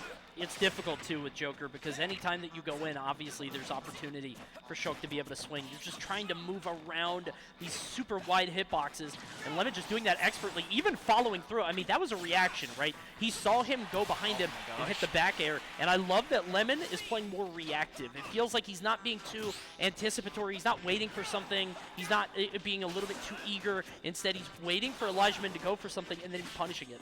Yeah, what I really like, out of that stock from Elijah and how he ended up taking it is he doesn't pop the smash mode as soon as it's available, right? He'll pop it when you've already committed to a jump and are already above him. Sure. So when you see the smash mode pop, you have to be like, oh my gosh, where am I on the screen? And all of a sudden you're like instantly air dodging because you don't want to get up tilted. And Elijah is able to cover that air dodge with a forward tilt. It's such a good play. That's a really good point, because I think a lot of Shulks will do it when you're off stage, and it gives you a lot of time to sort of mentally adjust as you drift back to ledge. Like, all right, well, he's red now. Yeah. This is what I have to go for. If you're in the air above him, it's way scarier. Right now, Buster is out. I love the shield there, knowing he might eat a back air, actually able to survive it, but the shield is going away. It's going to help him live that trump. Yeah, that shield mode actually found a ton of value off back airs that probably would have killed otherwise. That being said, what are these counters in neutral, man? He actually has some insider info. I don't know if someone in Ontario said, hey, Eli's just going to attack you point blank in neutral when you get Arsene, but the jab on the side of the platform is going to do the trick. Arsene jab, deceptively strong, and that close to the side of the stage is definitely going to get the trick done. Oh, it's curtains, especially when you're that high. But you're right, I feel like counter, for some reason, he does it a lot more with Arsene. He doesn't really use the Rebels guard nearly as much, but we can see now extending this lead as much as possible. And the issue here is, like, 85 isn't that high. I mean, you need, like, a strong, smash swing here. Smash to be able to up take it tilt off. will kill at this percent, though. So will a smash forward air 2-frame on the ledge. Yeah, we're stalling. Yeah. And I respect it, man. Honestly, neutral get up, jump back off stage. It's one of those things that often you actually see people do to Joker when he has Arsene. And Yes. like, actually, I'm not playing with you for the next however long this takes. Lemon doing the same thing to Smash Heart. It's not worth taking the risk because it can come down to a guess, right? Right. If he guesses right, there's so much to lose. That being said, the up air for Elijah is able to take the stock, and the aggressive forward air off the ledge comes in true. I like that Lemon is just boldly landing in front of him. Like, he'll do the guns, force Elijah and shield it, and he'll just land in front of him, which, should be prime shield grab territory, but I think he realizes he's safer than Elijah might think. But Elijah not swinging. Right now the shield is out. Just has to worry about it for a few seconds, but Arsene's still going to be here. Yeah, and the shield mark coming in Whoa, again, wait a minute. helping him live a big hit. A back air near the ledge will kill at this percent, but the speed comes out. Lemon able to breathe a sigh of relief, and the guns come out off stage in the counter. What a play, man. The guns into the counter, full coverage. If you go low like that as Shulk, there's nothing you could have done. I love the about that. counter, and I love that we saw the Minato arts there at the end, too. Like, all the meters Yeah, pop yeah, up, yeah, like, shield. Cheater. trying to cheat at the end of the game. Look at this replay. Look at this. Yeah, see? See? Look. Well, you would have seen it. You would have seen it. You would have seen That's it. how he died. There you go. Yeah, I think if you main Shulk, that is permanently just seared into your brain, right? Like Definitely. At any point, if this has more than one hit, like I am mashing shield. Yep. Get me the heck out of here. Unfortunately, Lemon able to secure that game, but as much as the percent say it wasn't that close, Oh, it was like close. last game. Oh, it was close. That The was- Sma- that like there was forward that tilt. moment Yeah. where Lemon is off stage. He's at like maybe like 190, 80, whatever it was. But he had the Shulk Rage and the Smash Art. Yeah. Anything could have happened. If you jump from ledge there and he gets the, Yeah. up tilt, that's it. That's it. Yeah, and you have to consider, like, these two players have different win conditions, and so games are going to look like that. But that is what a close game looks like. If Right. Shulk is winning by more than that, he's kind of cooking. He's kind of cooking Joker. So I don't think Elijahman is feeling too bad about either of those games, especially having won the first one and now going to his counter pick. I think this is prime position to get him going a little harder, and I like the Kalos pick. Living is going to be easier just across the board, and with the shield art kind of factored in there, there's potential for Joker to be killing very, very late here. I'm just sort of in awe at how Lemon is able to get these aerials into grabs. It feels like every time he uses an aerial, he has this setup where the opponent just sort of magically falls right into his glove. It's, some of it is the more conventional stuff that we've seen, like a forward air and then falling with it. Yeah. But some of the stuff is like a neutral air that he just drifts the right way. Just Lemon having a complete mastery over this Joker. Yeah, well, I was helping him warm up just before this, and so the part of it that is so tricky is he'll mix up what aerial he comes down with to mix up either your parry timing or your punish timing, right? And so when you're expecting him to come out down with a nair and he actually doesn't fast fall and just lets a slow dare rip, that totally offsets your tempo on how to punish it. And so constantly mixing those up makes it so hard to consistently get a read on how to actually punish any of his approaches. Oh, I love that. my gosh. Yeah, that was so ambiguous when he was actually going to swing. You saw Elijahman thinking he saw the way back to the stage, but unfortunately that door was closed. Oh! And I'm actually surprised that didn't kill. That being said, close. he will be going for a down air and commits early. I don't know if I like that early commitment. Shulk's down air has a lot of kind of like active frames right at the ledge, and if you just wait for the startup of Arsene, I think maybe you have a better shot of securing the stock there. You see the back air here, and Lemon just doing everything that he can to extend this lead. See another throw into the up air. Can't quite extend it with the grappling hook, but these parries, like you were talking about, it feels like he just knows when Elijahman is going to be able to make it down to the stage. And what aerial he's going to do. Oh my Keep gosh, doing it. Oh my commits goodness. to that. And Elijahman, this stock, we can see the desperation setting in, right? These last two games have been close. This one's slipping a little bit out of his grasp, and we've been seeing a couple F smashes come out and a couple other big swings come out that Lemon has been more than ready to punish.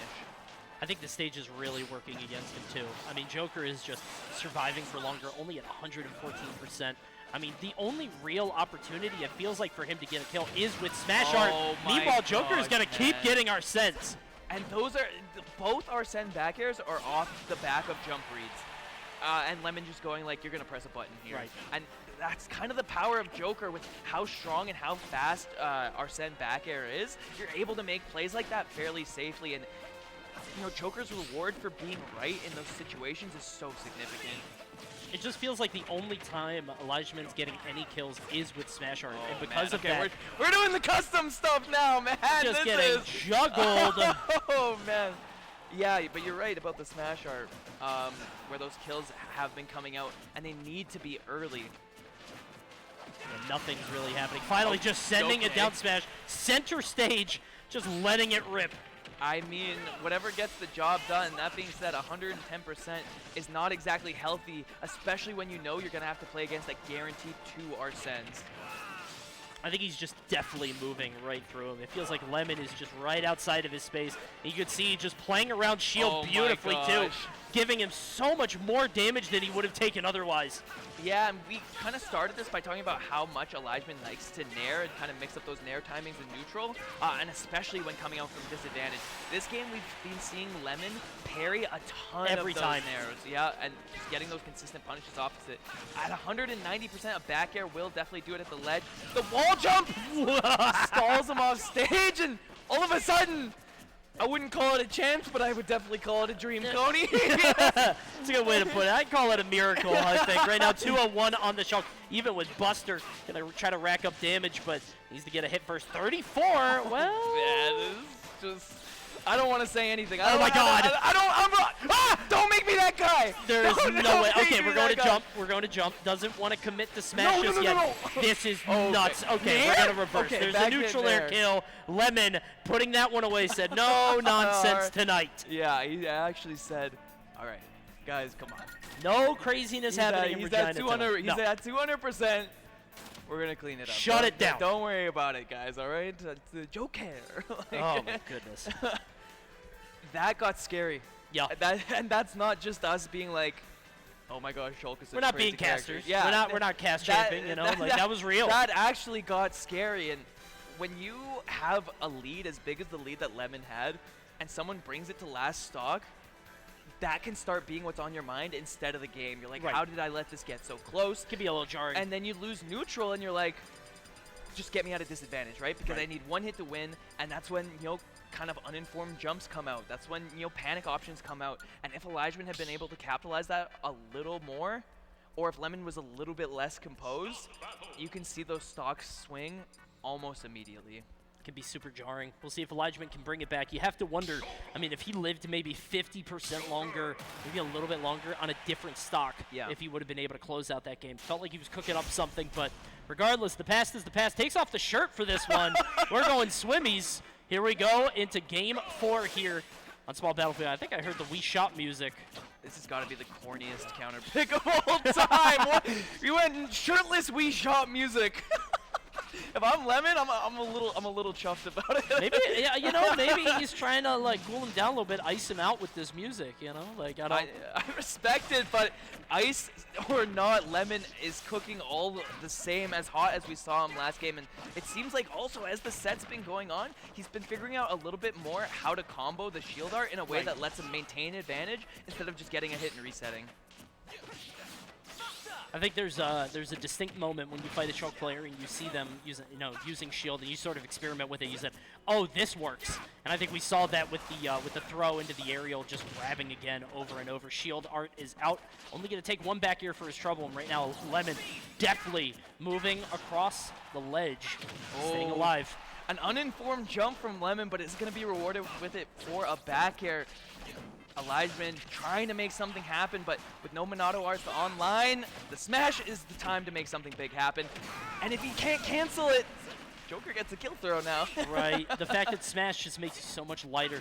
It's an easy throw to get that kill right now. 105. Oh, I love that. So using the reverse on the gun to drift out of the way. Yeah, and that's something that Shulk actually is so good at off stage with that jump Minato, is how deep he can go and then how long he can stall that reverse up B to catch you. With Lemon aware of how long that was and able to counter it. That being said, a roll being caught by Elijahman with the up tilt, gonna bring it back to even stocks, and we're not seeing the lead built that we saw last game. Gonna see a bit of a play at the ledge. Elijahman keeping Lemon jailed here for a little bit.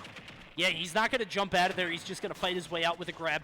I am very surprised that he did not cancel the Buster on that. He took 10% from the spinning gun. Like, that is such a deal breaker. And now, off stage, no shield, and coming off aggressively. Lemon not committing to the counter off stage. Rather go for the gun. The speed art is online. Can this Arsene get the job done? We see the slingshot. Oh, I love the weight. Yeah, I love the weight there from Elijahman, not forcing anything. Feels like Lemon wanted a shield grab or to try to get him out of that shield regardless. Is able to take the stock off with perfect timing. Arsene is gone. And we'll see how Elijahman can respond. Does have the smash art. And I think he's fully committing to that. I mean, he keeps going for this up smash at the ledge. It feels like he got it in that first game to take it, but just barely. And ever since, Lemon has had it on high guard. Yeah, it's one of those things where it works one time, and then the opponent kind of knows about it, and they're like, all right, like, you got the stock. That's not working. We're playing a best of 5 for a reason, you know what I mean? And Lemon well aware, and I gotta commend Lemon for how long he's been living on a lot of these stocks. It's so easy for Schultz to take you out at like 90 or 100%, right. But Lemon stalling out these smash arts, going to the ledge, and playing a clean neutral. He's been making sure that he's living till about 110 or 120 every single stock, and it's been working wonders for him. It feels like he got hit by that forward smash in game 1, and ever since, he hasn't really been knocked by anything huge, is that you know? it? Oh my gosh. He's been able to survive so much longer after that. Arsene should be out on the next hit. Just about. Not quite. If you stall long enough at the ledge, Arsene will come out. Yeah, there you go. There he is.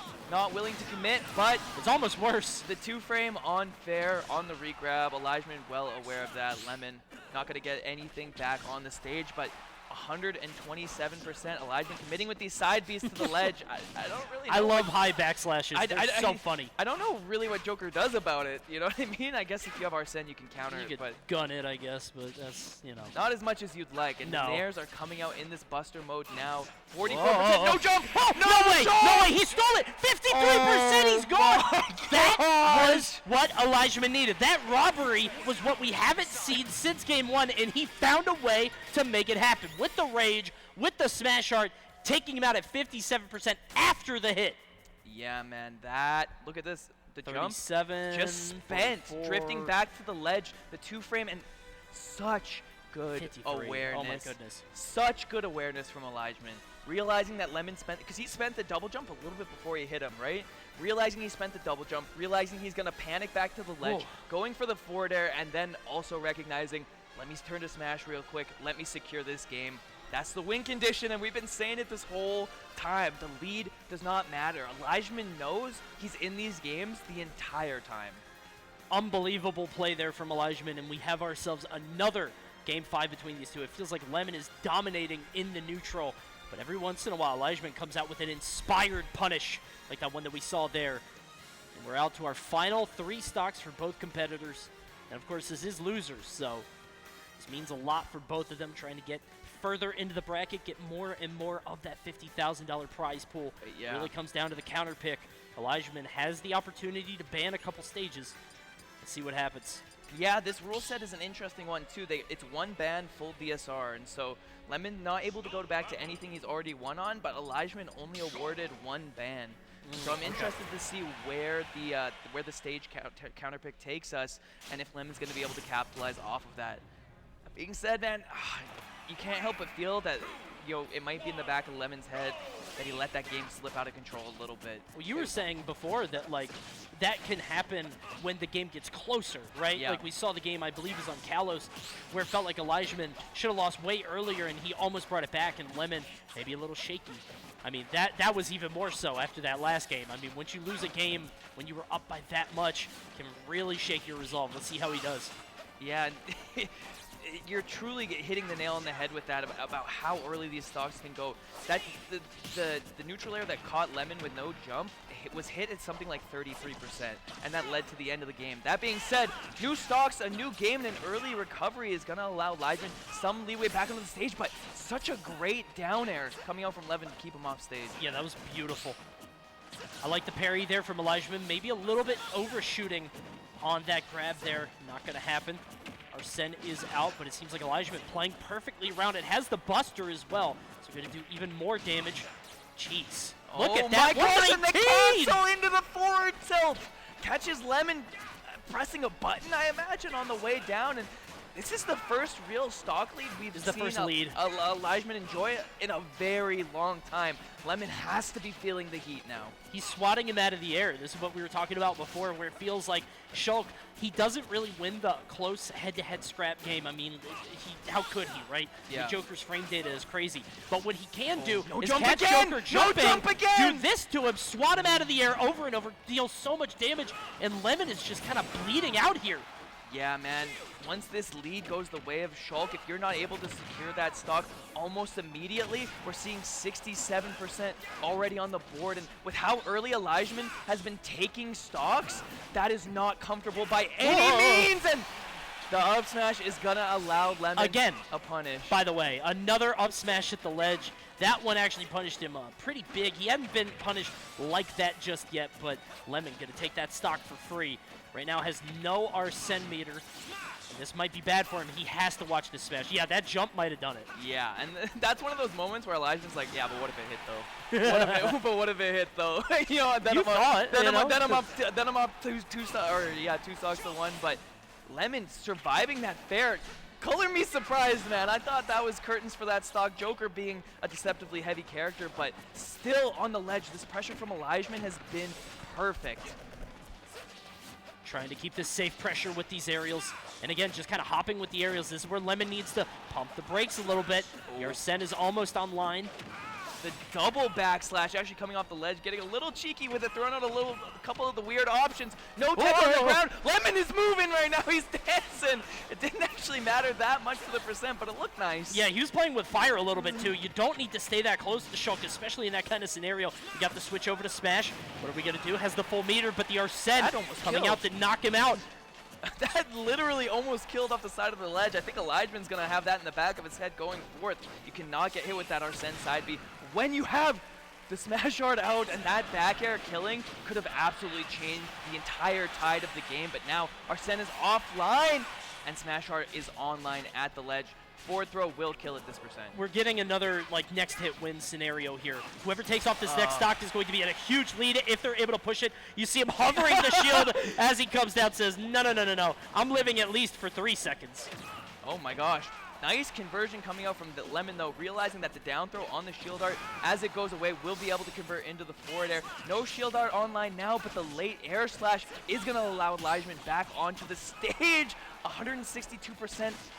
And the back air will Love that coverage, catching the roll, finding a way to cover the roll, and maybe even the normal get up because he kind of drifted for it to at least force a shield. And here, we're down to 1 stock now.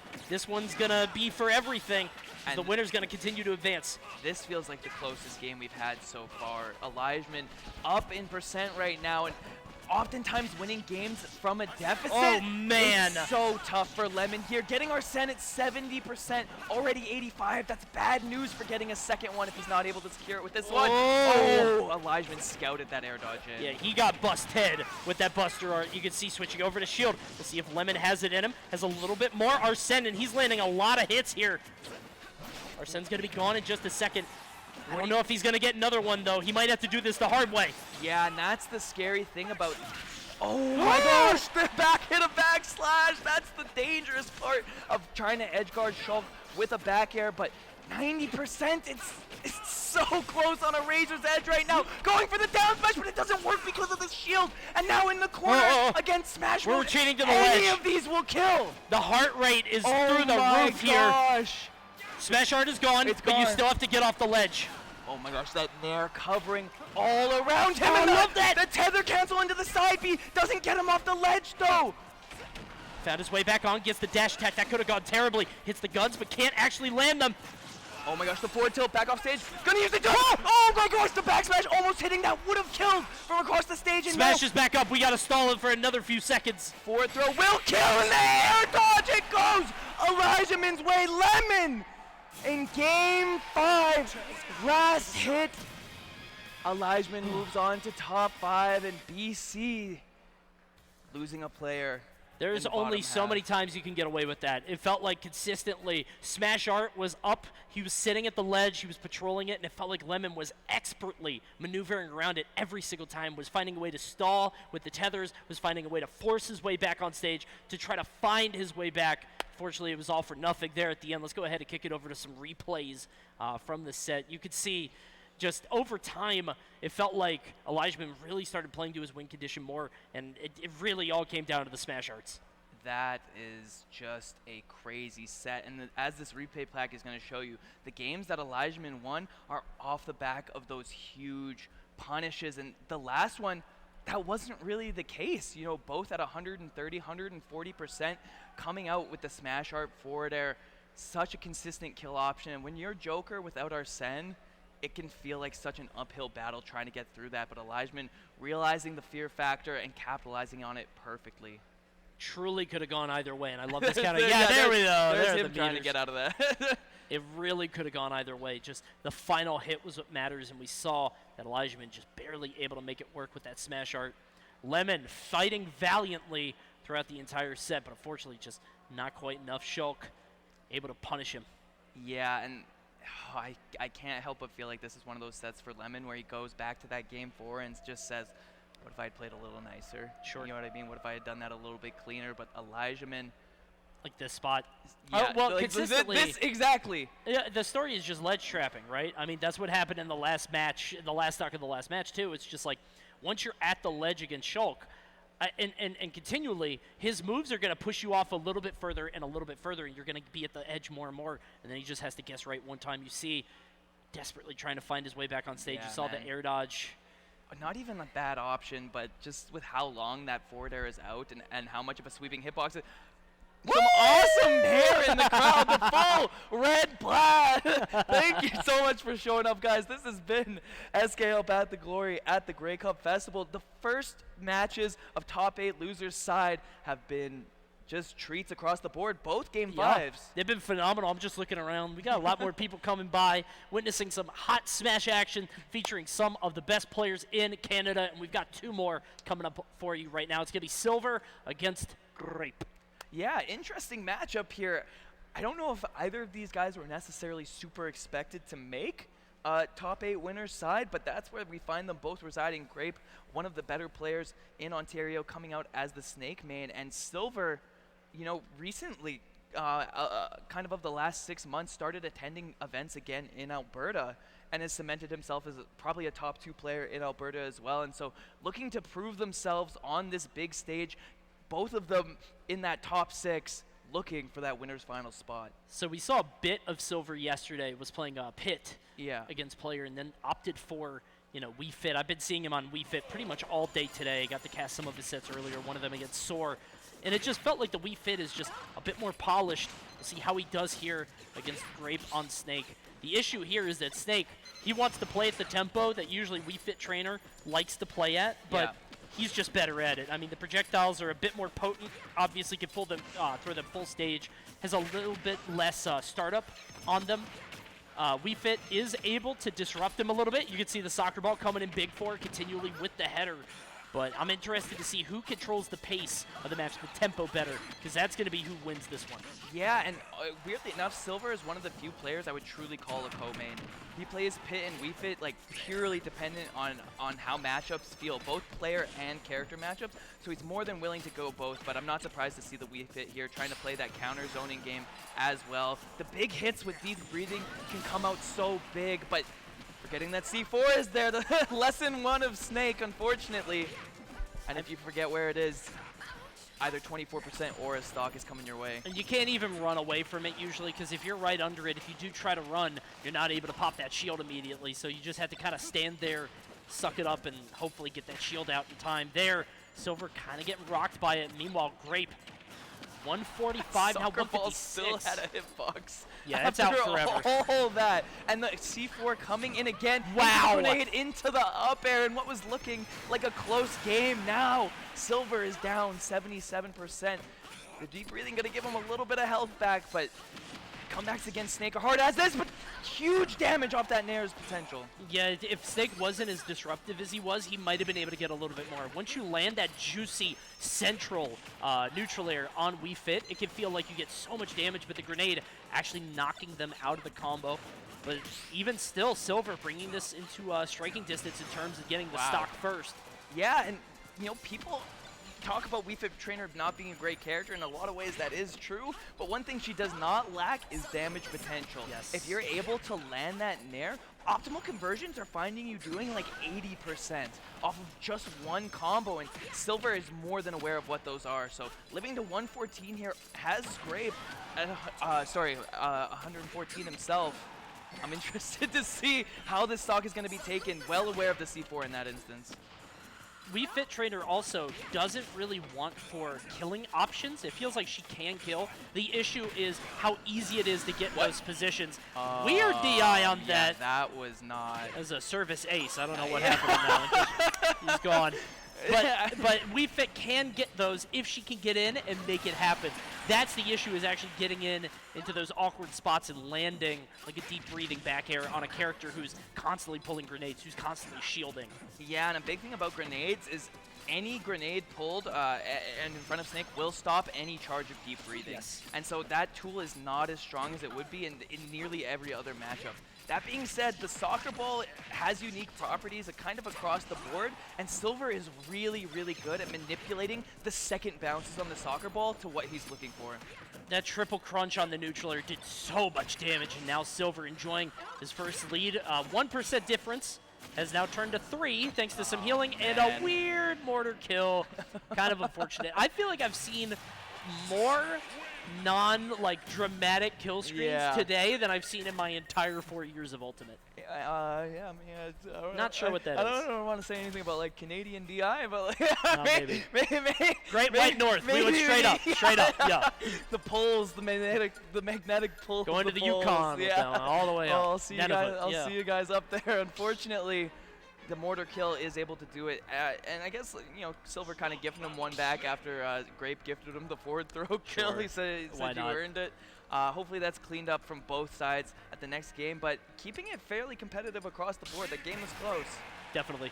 I think he clearly knows what to do with Wii Fit Trainer. I think the main answer is just you got to watch that C4, right? That's how he lost that first stock. Want a little bit more space to open up here. Totally makes sense. I was wondering, probably Battlefield is totally off the table, I would imagine. I mean, Snakes love that stage, and we saw Grape pick it earlier, I believe. Or no, sorry, that was too scary. Pick it against Big D. But we do know that Battlefield is huge for Snake. Wondering if we're going to see that, or if Silver's just going to ban that away. Of course, if it even comes to that, Grape could just win these. Yeah, it'll be interesting to see. Like you said with Battlefield, that top platform is such a boon for Snake that I think Silver wants to avoid that almost completely. That being said, the space on PS2 hasn't proved to be, as good as maybe we thought it would be. Grape setting up cooked grenades on these side platforms and bouncing them off of those side PS2 platforms to keep the pressure on Silver at different angles. Look at the confidence to just pull the grenade and then run at him backwards. Realizing that there's not really much that Wii Fit can do to threaten that. Feels like Snake really struggles against characters with really strong dash grabs or bursty horizontal options. And Wii Fit Trainer doesn't really have that. Her one thing is, she's got that header. Oh my gosh. Oh, man. Nikita almost landing. Yeah, get that out of here. The soccer ball disabling the Nikita. Something that a lot of people don't know about Nikita is that, hitting Nikita disables it. We do know that. But if Snake cancels the Nikita after you hit it, what a call out from Silver on the landing. But if Snake cancels the Nikita after you hit it, it gets its hitbox back. And so hitting it with something like the soccer ball when it's far enough away that that's not a factor, it just shows kind of knowledge of the matchup. So right now 120. Grape trying to do this the easy way, just kind of throwing these grenades, hoping he can get like a pop-up into the air where he could take advantage. But Silver not falling for any of it. I think Grape knows the onus is a little bit on him to approach here. Because this happens if you don't. These nairs come out and just like that, taking 74%. If that header hits Cypher, it will kill Snake. At nearly any percent, mind you. It's so strong. 117 here. You can see Silver comfortable in pretty much any position on the stage, backing his way all the way back into the corner. Meanwhile, Grape is able to land that Nikita. We got a sun salutation. Are we going up? No, we're going to go ahead and let him land, but not without a deep breathe.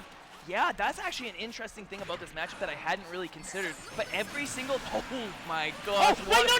He has speed. He has speed. He was charging sun salutation. I don't think he realized, and he wasn't able to air dodge or get out fast enough. He was falling so fast, he gave up an entire stock lead. He was at 0% during that SD, and now he got 75, but in the back of your head, you're like, I would be dominating right now. Well, I mean, you can't let it get too far away from you. You're still winning by quite a bit. Grape gonna make you work for it. Maybe you have to work through this obstacle course of explosions, just trying to shatter your mental a little bit, but no, you can see Silver dropping an entire stock for nothing.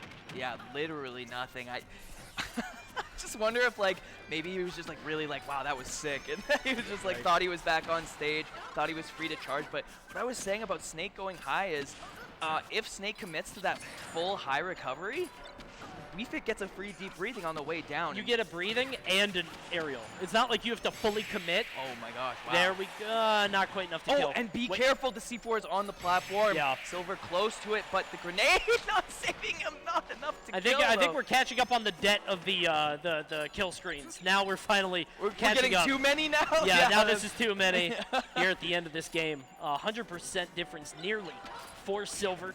Going to take that deep breath, but remember, just backing into the corner more and more. Yeah, he's been willing to do that kind of across the board. The C4 blowing up over time on the platform, so now not a factor until Great places another one. Another big spark in there the we go. Will do the trick. Silver able to close that one out. Love the confidence to go out there. Love the confidence to go out there, hit that aerial. If Grape isn't careful, if he doesn't pop that recovery a little bit higher and a little bit earlier, could happen. Let's go ahead and watch what happened here. So he hits that, and he lands this, and then... And then, yeah, he thought he was going to land on stage. Sure. He starts charging it again. Very unfortunate. It happens. It happens kind of across the board. Hi there. Hello. Hey. Thank you guys so much for coming out. This is SKL Path to Glory, the Grey Cup Festival. It's a fun time, man. It's a fun time, man. And honestly, you can see us in the background, that huge setup, huge TV, and tons of viewing space. This tournament has been great across the board, and if you're Rider fans, there's no better place to be because they're not at the game. I didn't say that. Okay. All right, buddy. I didn't want to say it. You said it. That's rude. I saw so much green here when I got here. I was like, oh, I guess the Riders must be in the Great Cup because, you know, as I figured. But sorry, guys. I'm not from here. I didn't mean to bring it up. I'm sorry. That being said, going into Game 3 in this Battlefield pick, like you said, left open. Silver obviously more worried about some other stage. Gonna let kind of Grape make his home here, and we're gonna see if that top platform does come to be a huge deal breaker. One of the things we were talking about earlier is the fact that WeFit gets that free deep breathing if Snake ever has to full commit to going high. But one of the beauties of it is that not only do you get the breathing, you also get the aerial after. Like, you don't have to just pick one or the other. You can have it all, and then you get that deep breathing up air, maybe knock into the sky. Bit of a weird timing there on that throw, actually taking a little bit of percent, but doesn't matter too much. Slight lead for Grape here. Yeah, and we've seen this really slow game come out from both of these guys. Silver willing to charge the deep breathing, willing to, you know, throw the balls. And honestly, you know, Grape, as much as he's trying to cook these grenades, as much as he's trying to put the pressure back on, Silver's angles on the header and the soccer ball have been just good enough to keep him in the lead. And, you know, to his credit, the soccer ball does do a lot more damage than just a single grenade does. And it feels so uncomfortable to see. Like, his I thought he was going to do it! He got the header into the down! Oh my I thought the header was going to spike, and I was disappointed. I was like, oh, that didn't kill. Doesn't matter. He gave me one anyway. Well done to Silver landing that down there. And now a full stock ahead again in this set. And no SD on the side of Silver. He's going to be looking to make this one count across the board. And like you said, when the header didn't spike, I was like, all right, well, you know, good read. Nice try. And then he goes up with the down air and converts on it anyway. I think, you know, Grape is the most shocked of all to get hit by that one. No question. We might see a WeFit trainer in winners finals here at Path to Glory. If this run continues, we can see the up air there from Grape slowly clawing his way back into it. The issue here is Wii Fit is just so explosive. And you saw, oh my my goodness, gosh, the had like wait. 3 opportunities there to punish that roll and just waited for the 3rd swing. That's crazy. And that's the what, dude, come on, man. Snipes the jump with the soccer ball as well. What is that angle, the coverage?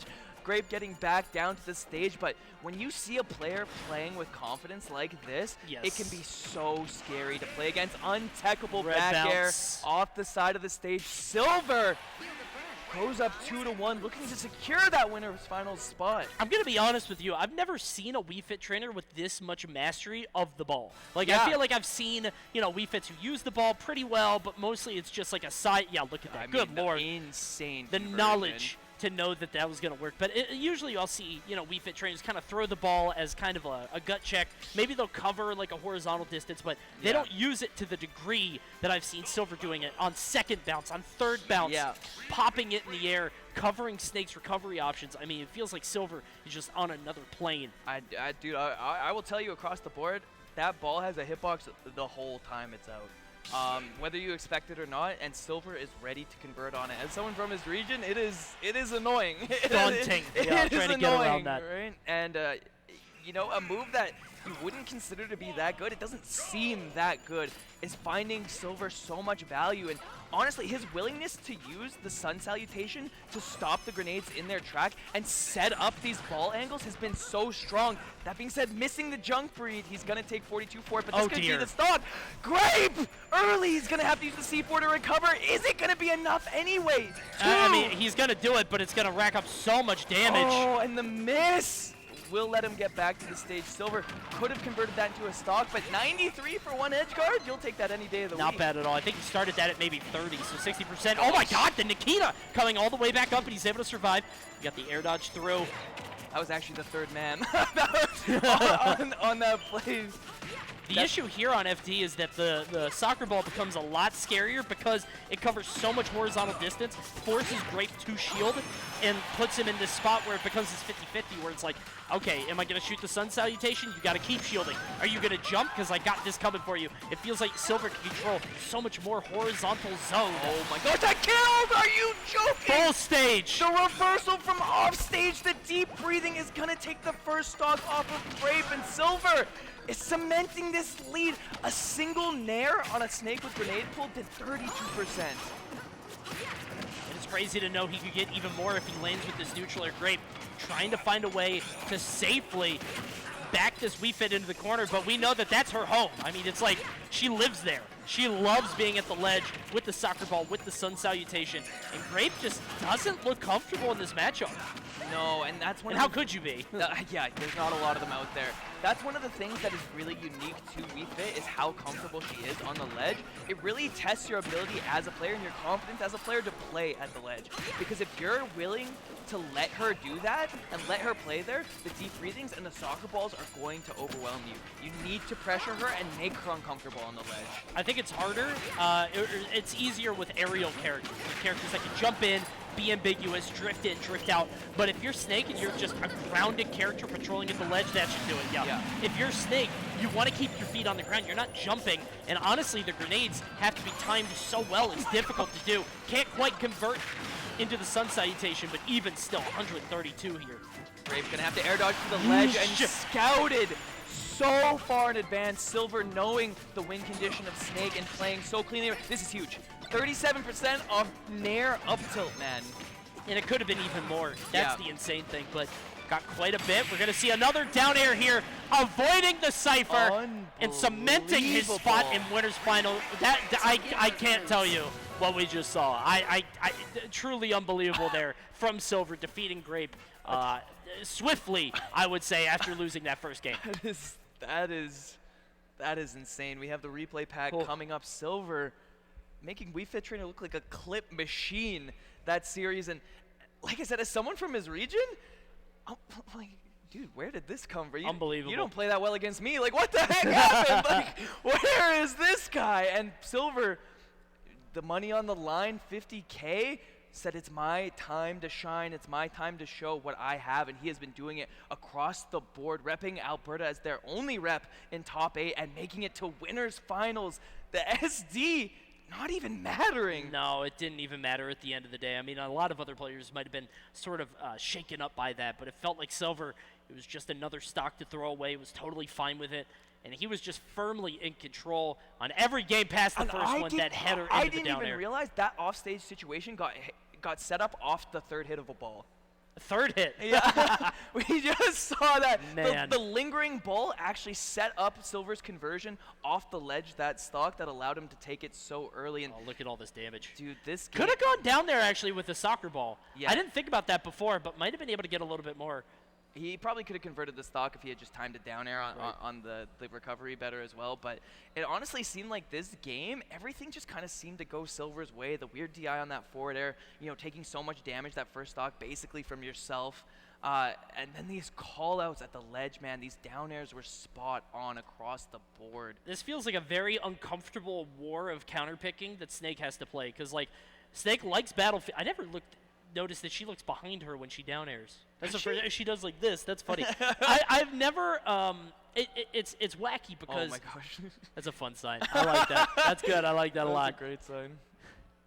Oh my gosh, man. That's good. It feels like the Wii Fit Trainer Snake matchup is interesting because the counterpick war becomes really weird because Battlefield is the Snake house, right? Everybody loves that. Snake wants to sit under the platform. Meanwhile, on the other side, it felt like Wii Fit was totally fine there and probably has the advantage on FD just because she patrols that horizontal space so well. So coming up next, we got Liquid Riddles against Ouch. Riddles not looking, I don't know if he's lost a stock. I mean, honestly, he's just totally dominated every game that I've seen him play. Right now is in top 8 semifinals here at Path to Glory. One more win will put him in winners finals, but his opponent is going to be Ouch from, I believe, British Columbia over on the other side of Canada. One of the best Wolf players on the planet. We'll see how this one plays out. And the young prodigy coming out of BC, the last player that they have in bracket, you thought, Lemon and Big D were about to make moves? No, man. No. The young Wolf Ouch is coming out to make moves on the winner's side of things. Is going to be the first person in this top 8 looking to claim the throne of Riddles. On the other side of this, Riddles trying to catch that, 50K bag and make this a clean one. I love the way Ouch is playing at this ledge, gets the neutral air, realizes that he has to get up attack. Oh my goodness, get up attacks the air dodge because he knew he had to. Ouch played this first stock perfectly, but can he close it out? Yeah, and that's what I was about to say. Oh, it does not matter how perfectly you play the first stock if you do not take the first stock. Riddles in one interaction evens it right back up at 100%, and Wolf will finally do it. But considering Riddles went 0 to 130, getting 100% on that stock is more than enough. Ouch didn't quite finish the plate. He ate everything but the peas, and there at the very end got that neutral air to wipe it clean. Right now 121, that's a great spot to be for Wolf, but that's the issue is if you land that up B. I just think that if you're at 130, 120 against Kazuya, you did your job. You lived, long enough to make some stuff happen. Yeah, and honestly, like, with how strong Kazuya is in that kind of 45-degree angle range, 2 above him, like, once you get to that percent, it's just a no-fly zone. Yes. Anything you do in that area can be punished by Kazuya, and Riddles is more than good enough to do so. That being said, ouch! Coming off the overextension on the Rage Drive, punishing with a back air and looking to put on even more damage this stock. He full sent on that uppercut, and it meant an easy back air for Ouch to just be able to land that in. We can see Ouch ready and willing to scrap. Doesn't get the trip on that, but he does get the double hit of Blaster. Knocks Kazuya back a little bit more than expected. Ouch looking to take this game. Huge back air. He takes game 1 against Riddles. And that is the most confident I have seen maybe anyone play against Riddles. And this is shades of Ouch that we saw at that Battle of BC top 8, where he was taking on the likes of Kome and Shuton like nothing ever mattered to him. Right. Like they weren't top players. Yeah. And then this is what I say about Ouch. When he's playing well, he plays like nothing bad's ever happened to him. You know what I mean? That's what I say about Light. That's what I used to say about Light. He plays like he's never been wronged before. Yeah. And against a character like Kazuya, that confidence is the key to victory. We'll see if Riddles can do anything bad to him.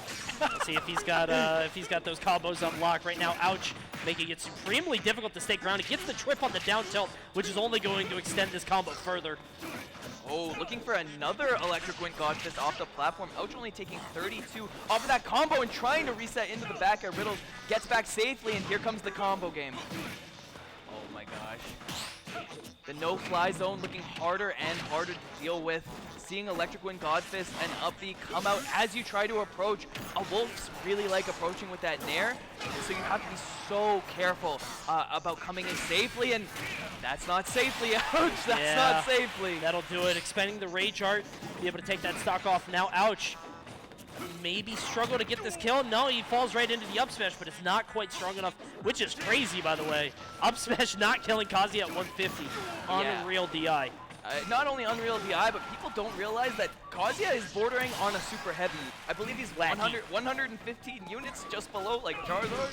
That's nuts. It is too heavy, if I'm being honest, and ouch! Going for the Shine combo off the side, Riddles DI spot on to get out of that. Off the stage, Ouch has reclaimed this lead. I lied. He did not reclaim. Well, he did for a second. Oh, but he didn't lose the stock there. Oh my goodness, almost falling. The triple hit. That's probably it. Yeah, he can't make it back there. Double zap. Well done from Riddles. You don't normally see 2 laser kills just like that, but well done. Oh man, and he's starting it up now. Oh, he's not gonna drop this one. Knocks him to the other side. 104% off a stray fair. When Riddles is playing well, it feels like the world is against you. Getting hit with a falling fair in Smash Ultimate is like, yeah, that just happens. Taking 104% for doing so, it hurts. Yeah, I think like we need Riddles on the dev team. Like we need him to expose everything that Kazuya is capable of at those percents, because it feels like when Riddles gets you in these combos, he feels like an untested character. He feels like a prototype, something that's not meant for public consumption. Absolutely. And here, he's got Ouch at 145. Yeah, this should do it. Yeah, Goodbye. That'll be the ticket. That's it. Yeah, the side B will not be enough to take it. Ouch. Even if you live, I mean, it's almost worse. 170 versus Kazuya, yeah, it feels bad. And you know, Sakurai made a statement during one of the DLC reveals where he said, you know, yeah, the way we playtest some of the new characters is, you know, we get around at lunch and everyone kind of plays them and we have a good time and see how it goes. And I'm like, who in Sakurai's lunch bunch sucks at Rob? Yeah. You know what I mean? Yeah. Who in the lunch bunch can't play Kazuya? We need someone. We need someone in there to show him what's up. Need to put a good player. I mean, well, they had the top players at the beginning of the game, right? But I don't know how much they helped later, because I don't know if Renai would have let Kazuya get out of the cage, you know? Renai, where were you on that one, brother? Come on.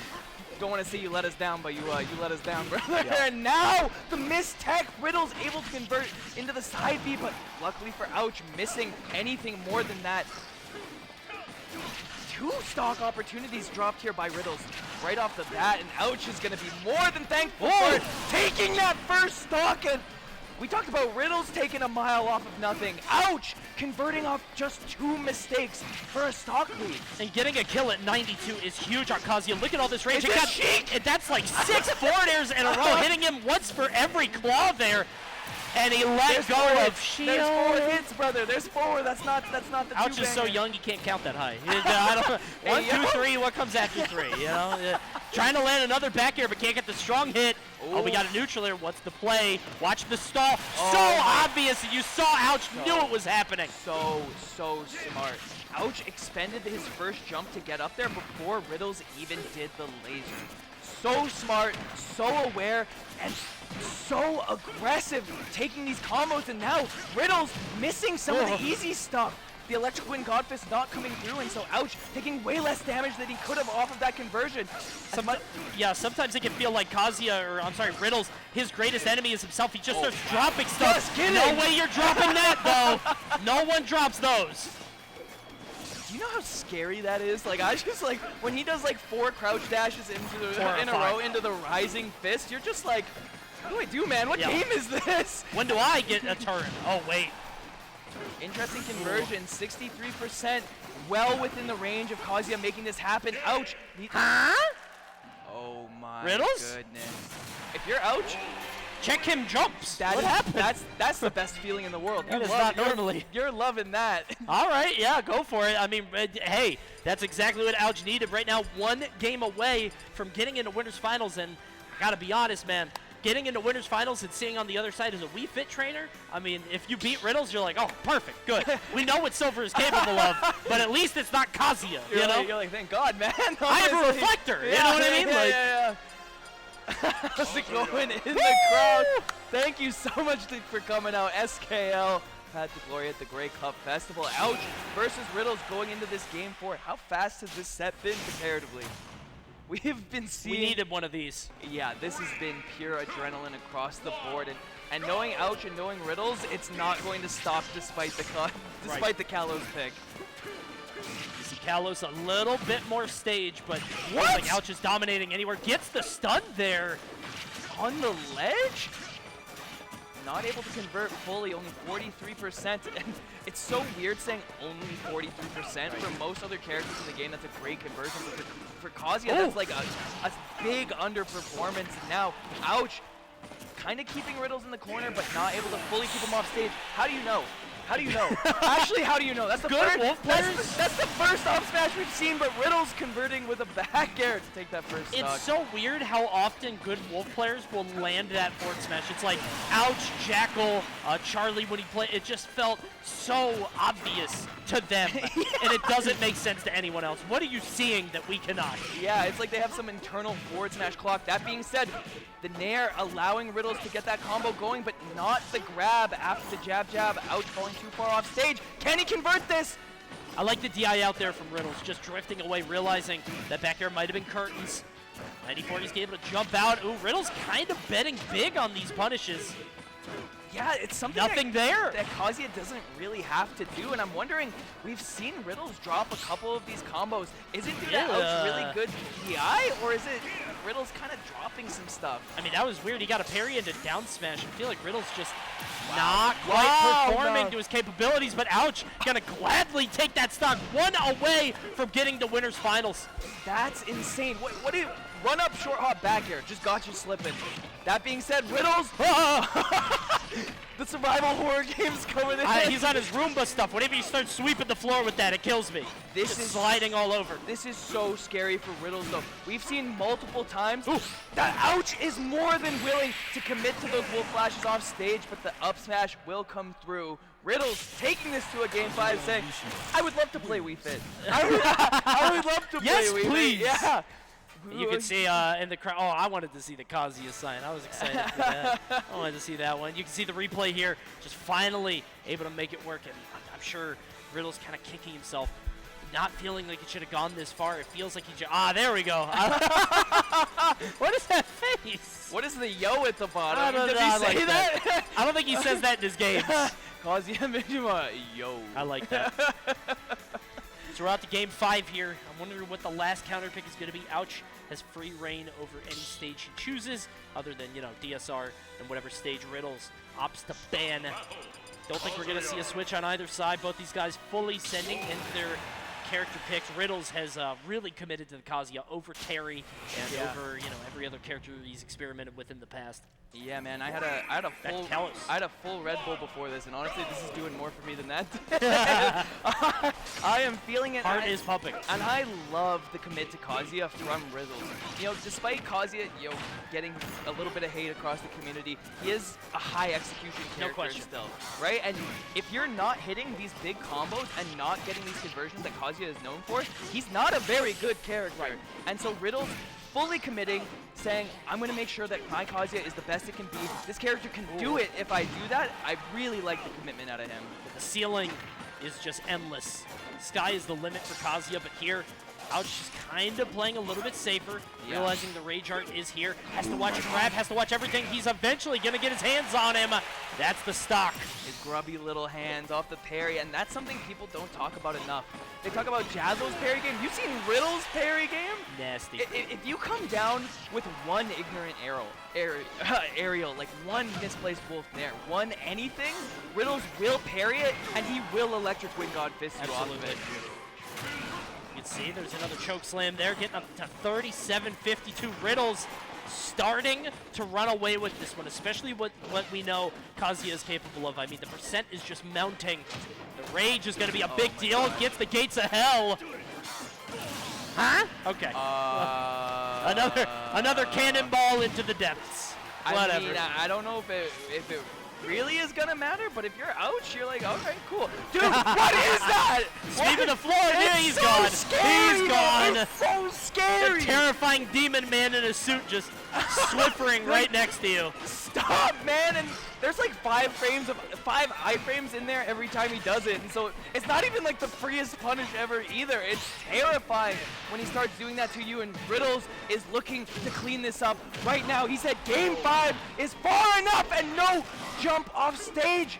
Just getting back. This is Ouch's last chance. Is that it? It's Yeah. going to be too much, though. There it is, finally.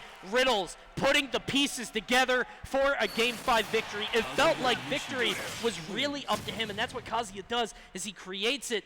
So it almost feels like a one-player game, right? It feels like if Riddles hits his stuff, he wins. If he doesn't, you have to play perfectly, and then you can beat him, because even still, Riddles, without being able to hit everything, still scary. Let's take a look at some of the replays. Ouch was cooking at the beginning of this set, and even deeper into it, but eventually just felt like he ran out of gas. You see that back air just perfectly placed. Yeah, we saw some really great plays across the board from Ouch, especially into the early parts of the set. I wonder if maybe the gas he was feeling on those first couple games was running out near the end, or just kind of the nervousness of going to Game 5. We didn't see the same confidence that we saw in Game 1s and 3s, where he was able to just push that advantage state so far. There even was a moment in that last game where Riddles has Rage Art, and Ouch is like holding center. If you remember, he's like shooting the gun. He's playing a little bit safer. And I think against most players, I think in most scenarios, that's the right thing to do. But I think considering how well Ouch was playing in the scramble early on, if he was feeling confident, he could have kept going for that. But obviously, telling him to, fight him, bro. Just fight Kazuya. Yeah. I don't want to be that guy. You know what I mean? It's clearly you got to make the right decision for yourself at the time. So well done to Riddles. Going to advance on to winners finals against Silver. Ouch, still in the tournament. Going to be down in losers. Yeah, man. Yeah, thankfully for Ouch, still winner side of the bracket. Beastie still one representative in the tournament, but Ontario moving on to that top 3 to find Silver on the other side. Kazuya Wii Fit is it's going to be a matchup we see a little later on. Yeah, I'm genuinely curious because in my mind, that seems miserable for Kazuya to sort of weave through everything. But once you get your hands on her, what's she gonna do? Gotcha. You know, but she can play the ledge. I mean, she can sit comfortably at the ledge. Where if that's like a down smash angle. Yeah. Stop. Yeah, interestingly We'll enough, Silver and Riddles did actually play in the crew battles. And it was a last stock situation when they were at 3 stocks each. So if that's a little precursor to anything that we might see later, the game was close, but Riddles did come out on top of that one. And so I'm interested to see what we get a little bit later on. That being said, I imagine we're hopping onto the loser side of things right now. Losers 5th, and Grape versus Elijahman. It's going to be an Ontario team kill for this 5th place. Yeah, it's unfortunate, but it's bound to happen at a certain point, especially if everybody in your region is succeeding right now. Grape versus Elijahman. Grape, of course, on the snake, Elijahman on Shulk. This is going to create some very awkward scenarios, I would imagine, for both players. Yeah. Obviously, Snake does have trouble getting down to the ground against characters with wide aerial ranges that kind of sweep a bunch of range, and Shulk is one of the best at that. He's going to have to really watch out for how he's getting down, because the Smash Art Shulk is going to be very scary. Yeah, stuff like Smash Art Shulk up tilt in particular are going to be such boons for Snake, because you don't mind trading with a grenade if you're getting a Smash Art, aerial or tilt on the other side of it. And so I think it'll be interesting to see how Grape plays around that sort of situation. And if you guys remember, Locust in the crowd, front and center. There he is, bro. He's still here. He's still with us. I know that people miss seeing him in these top 8s as well, but definitely on the TO side of things, for the most part these days, I'm very curious, like I said, to see how Grape plays around those tilts and aerials coming out of Shulk. I think it might just, once again, like we saw in the last set with Elijahman against Lemon, might just come down to the ledge traps, because it felt like Elijahman was so confident near the side. If Grape can find a way to consistently get back onto the stage, he might be in a good spot, but I would say Snake is probably even worse than Joker when it comes to getting up out of there. But we'll see what his options are and how he opts to play this. Yeah, I don't want to keep talking up Shulk, but every time I think about where this matchup might go one way or another, it kind of keeps coming up Shulk. Sure. You know what I mean? Like Shulk Fair, it's just going to be an amazing tool for breaking Cypher just across the board. It starts above Shulk. It's going to be great for catching those high recoveries. You know, he's got the up tilt. He's got all of those tools to get it going. So I guess like Grape's win condition largely is making sure that we don't get to that point in the first place and using that grenade play to stuff out those nairs. I feel like anything other than a full space nair will still get hit by the grenade explosion. Sure, yeah. I agree. And the same thing coming out of Fair. And so if Elijahman is unable to kind of hone in when he's doing those nairs, you know, he's not going to be able to use them kind of as kind of free form as he's used to against other characters. It's also worth considering that on paper, Shulk kind of wins everything, right? Like, we could also say he turns on speed art and runs in and dash grabs, right? Yeah, like, Snake yeah. can't do anything. He turns on jump and he sort of catches him in the air. Because of the wide range of tools that Shulk has at his disposal, sort of in theory, I think it's easy to sort of give him the benefit of the doubt, but we'll see how he puts them all together. It's really up to him against Grape here. Shulk versus... Never mind. What? Okay. Never mind. Forget everything we said for the last 10 minutes. Okay, It's so- me, Gunner! I guess he got cooked so hard in region that this is coming out. Shulk was so bad. After we talked him up so much, Shulk is so bad, we're using Sands instead. I'm actually mad that like, That's crazy. Anyone could have told me. We look foolish, yeah. Anyone could have said something. Why didn't you guys say anything? I thought somebody would, like, wave us down. That actually hurts, man. I'm embarrassed. being sad. You know what, The though? Gunner's going in. Yeah, this Gunner's kind of going a bit stupid right now, doing a lot of damage. The Me Gunner pick, I guess it's a good one. One thing that I really like about Me Gunner in general is that they found out that they don't have to run that charge shot. By running this little napalm grenade that comes on a neutral B, you can actually launch your opponents in shield. And get, you know, grab through other conversions and mix up off of it. And so I think that's a great pick for this match in particular. And Elijahman, you know, we saw him counterpick Wii Shop Channel earlier. He counterpicked Sands here with the most annoying Me Gunner voice you've ever heard in your entire life. Sounds like Yoshi. Every time he does an AM, I don't. Man, I have never seen something so cursed in my life. Right now it's working for him. Quite frankly, I didn't even know Elijahman had another character. I don't even know if this is a legitimate other character. We're seeing Sands come out against Snake, and it just keeps working. I think this is an extremely uncomfortable counter pick. I mean, Me Gunner, how rare is this character, right? We saw him a little bit early on, but I think a lot of people wrote off Me Gunner as kind of a weaker Samus, right? And I mean, this plasma grenade, like you were saying, really locks you in shield, and even if it goes over you, you're still kind of stuck there. You can't jump into it, so he could just run up and get that grab. Yeah, and we're seeing such great play coming out of Elijahman. He also chose to equip the reflector on this moveset.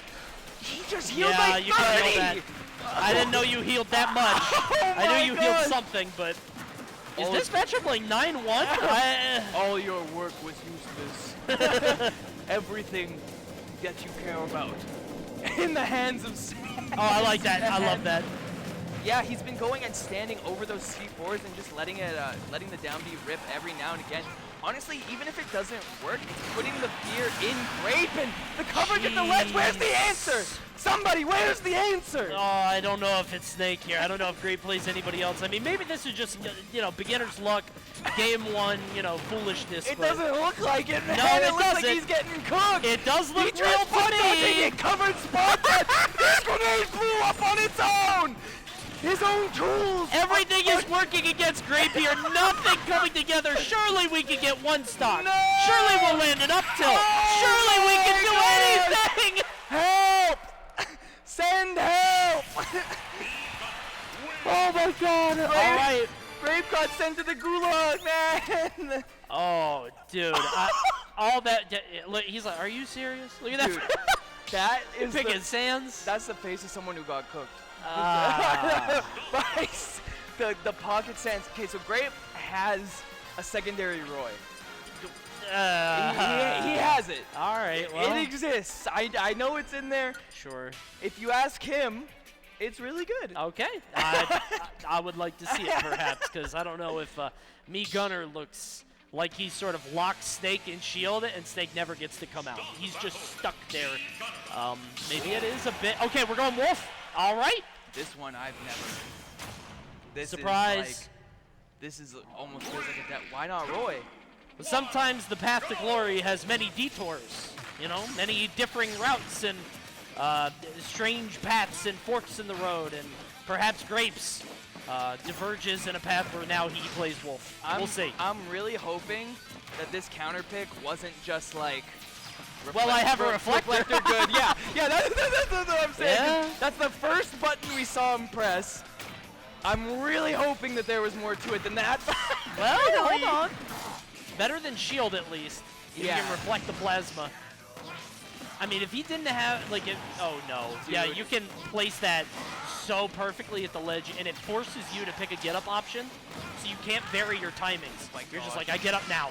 Yeah, honestly, that and we're seeing the power of actually Gunner Nair coming out as kind of like a smaller cloud type Nair. It comes out faster, and we're seeing it used as a really good kind of continuing juggle tool and a get off me tool. Elijahman's Gunner is looking clean, man.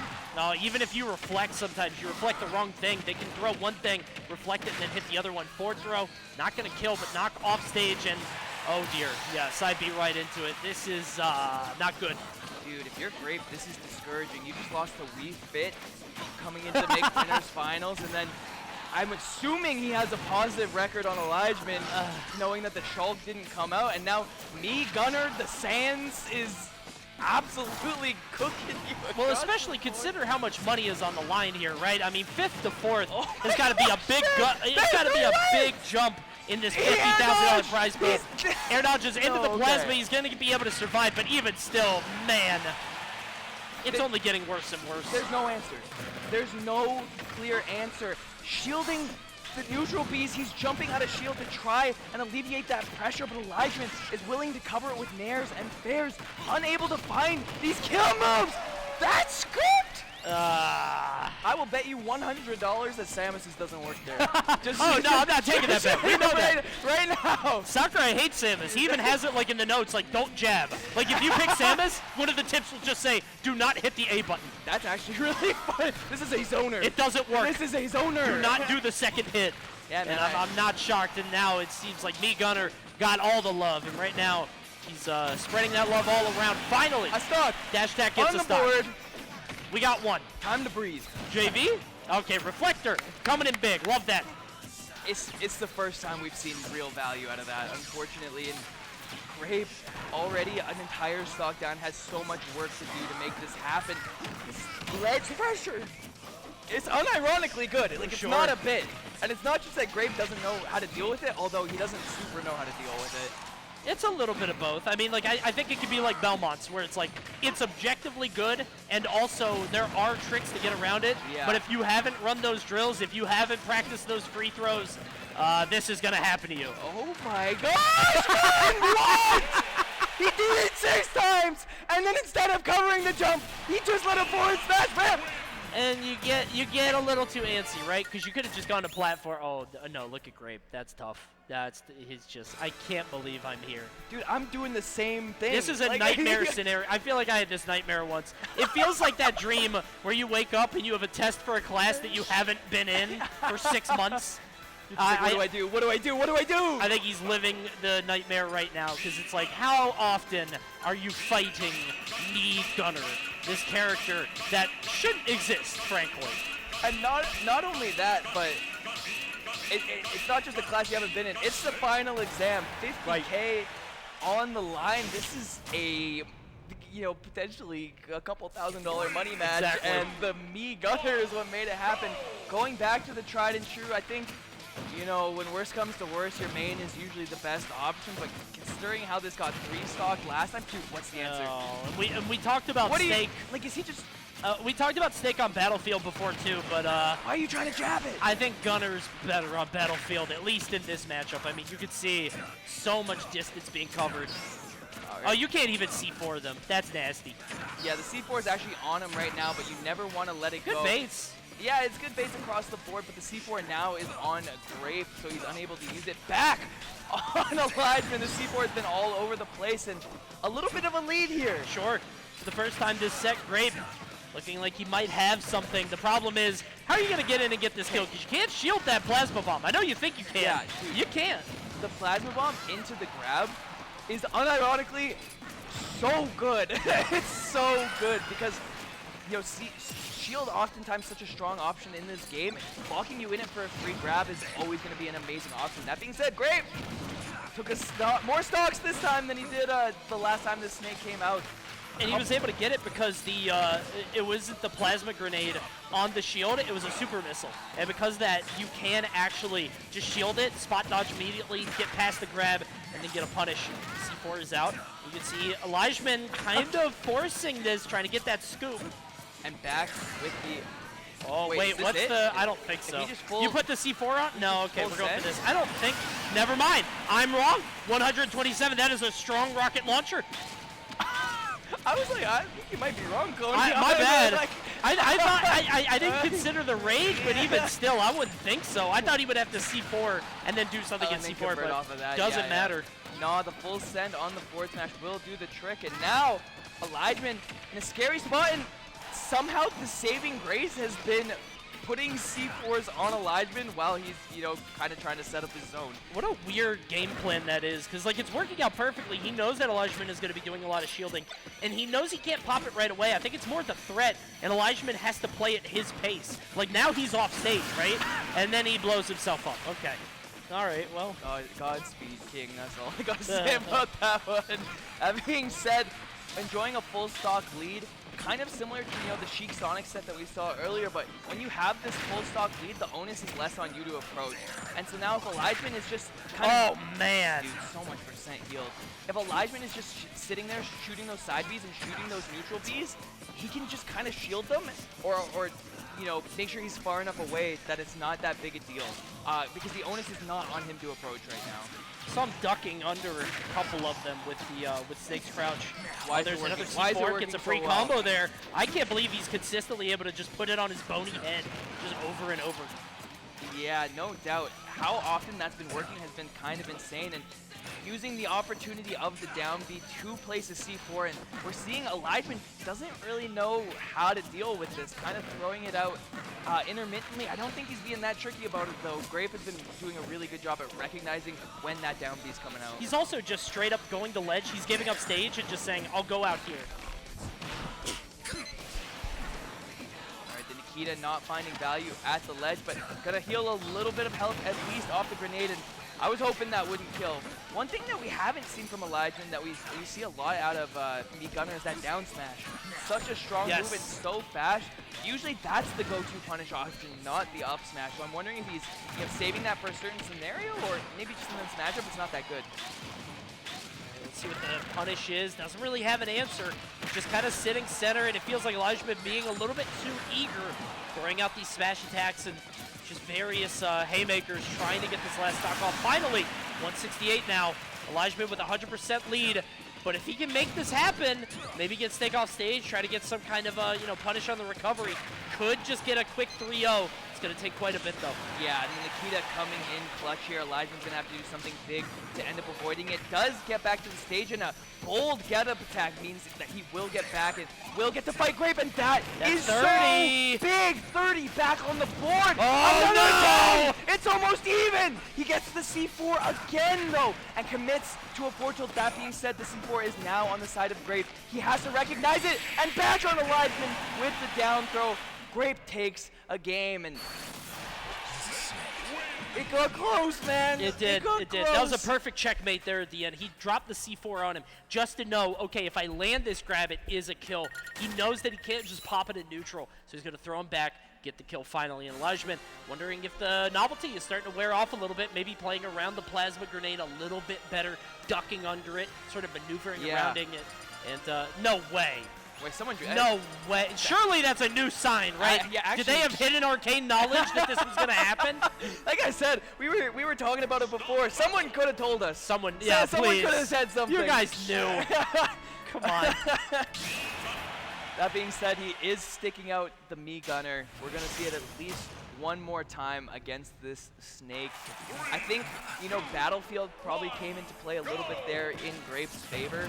There's less space to run around here around the neutral Bs as far as verticality goes. A lot of times where he was forced to tech or shield on a platform, and Grape would just jump up there, pop that C4 on him. Now he has to come in horizontally, which isn't quite as good, but we'll see how Elijahman is preparing for this one.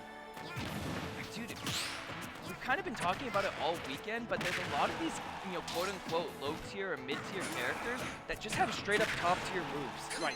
That neutral B, back air, down smash, even neutral air on Mii Gunner are really strong moves. No question. On a character that's not considered as good, and we're seeing Elijah make great use of them, but if you had told me after game 1 that the saving grace for this matchup was going to be sticking C4 on Elijah while he's shielding, I would have said, like, what are you talking about? And not just that, but also crouching. Like, he's able to crouch and just sort of crawl under everything that Elijahman is trying to do, at least in the close quarters. His mastery of just sort of knowing how to shift his hurt box has been very impressive on Grape's side. Yeah, I just think this is kind of a masterclass from Grape in terms of just adaptation. And it's Look at how much he's learning, too. He Yeah. was jabbing the super missiles. He can't jab the plasma, but feels like he's getting a little bit more comfortable with this stuff. Okay, well, maybe not. Didn't have to get hit by that one. Oh, and no dash on that grab, so isn't going to be able to convert. But yeah, able to crawl underneath the missiles and It's those very high good. or close neutral Bs is such a good piece of matchup knowledge as well for Grape, and he's making great use of it. That being said, Elijahman not so far behind that this is not doable, and probably looking to convert with that up tilt. Not quite. Elijahman has been crawling back into it. It's a game of inches at this point. And every single super missile, gonna do big. We're gonna back up into it. Yeah, we're safe here. And there are the but tiny homing ones missiles. hit, yeah. Homing ones will go in there. Good lord. He should run It's out. actually so many. Yeah, this is. I can't believe he can get 3 on the screen at once. Yeah, it's actually nuts. Oh, he's inching forward slightly. Yeah, I mean, I like this. I like this from Grape, honestly. You know what I mean? Like, just willing to say, I have the lead. I can crouch these missiles. I can shield these missiles. If you want to run the clock, I'm Snake, man. I've been there. I've done that. It's got to be exhausting to deal with, too. So just giving yourself a few seconds, and you see that Yeah, there. almost Just got so him. much silly stuff from this character. Getting the down tilt. Wondering if that was an up tilt, but doesn't matter. The Nikita should be it. No. He able to survive, but he did hit it after. 91 still. This edge guard continues. Dude, he's gotten like 60% back this stock. Right. He should be at 140 right now. At least like 150 over the course of the whole set. Yeah. The healing has been outstanding. That was a Smash Ultimate moment if I've ever seen The spot dodge up tilt, yeah. Yeah, that's how it goes. That being said, the weak hit of Nikita able to send Elijahman back off stage 90% on this Mii Gunner, and the crouch coming in so clutch on the side of Grape. Looking really good in this game 4. Definitely turned it up. I'm not sure what changed or what happened with the, I mean, clearly we could see what the game plan is, but it's kind of shocking that that one little thing has totally seemed to dismantle Elijahman's gameplay. We're starting to see some adaptation on the other side, but even still might be too little too late. Maybe that's why, these characters aren't considered very high, because it's like you have this thing that could totally roll over a player. Once they start adapting to it or figuring out how to beat that gimmick, it can be very difficult. Yeah, and I'm wondering if this doesn't work, if we're going to see the full stick or if we're going to see the Shulk come out. I think it'll be interesting to see what the play is, and even though this is going to a game 5, like that kind of in the back of Grape's head is like, what if I just stuck the snake to begin with, Right. man? Right? Like, But I don't know if we're even going to get there. I mean, look at this. He's getting a lot here. Last stock now. I don't want to, put the cart before the horse here. We got one more stock between the two of these guys. If Grape loses this one, he's going to be out. Yeah, that's curtains across the board. And like I was saying, that's when that wolf pick comes back to haunt you a little bit. A desperation Wait, he's on pick. stage. This is bad. Oh my goodness, that looked like, I mean, I know he just went left, but it looked like crazy SDI. Yeah. He just vanished and appeared on the ledge. But either way, Elijahman just one move off from taking the lead. I'm wondering if at some point Elijahman is gonna kind of try and call that crawl out. You know what I mean? Like, I wonder what you do though. Well, you just down smash, right? Like, instead of empty hopping with a missile or empty hopping with a neutral beat, just commit to like an empty hop down smash, and then Nikita, the great equalizer, will take that stock. Yeah, wait a minute. He's Game got no 5. multi-hits. Wait a minute. This You recovery just- doesn't that- have yeah. a hitbox. Yeah, he's got nothing to stop that now. Because, like, you could shoot it with forward air, I guess, but you got to be, like, directly Yeah, horizontal. Neutral air has such little On the range. way down, but yeah, you have to get close to it. That's, I mean, I wonder how much of this is just seeing the disparity between top tiers and not top tiers, I got to give it up, though, for getting 3-stocked in Game 1 to 2-stocked in Game 2 to bringing it to a Game 5. The resilience shown from Grape has been outstanding. And we saw, the head in hands after that Game 2. Yeah. My head was get in it. my hands, man. And so being able to come back from that, truly impressive. And Game 5, no Shulk inside. I got to know what happened to the Shulk, man. What went so wrong? Yeah. But that being Wondering said, if it's something, like you said, at a local level, maybe they played a bunch and he just realized that wasn't it. I don't know. But or maybe Snake cooked Shulk, and I don't get it. for all we know, sure. Yeah.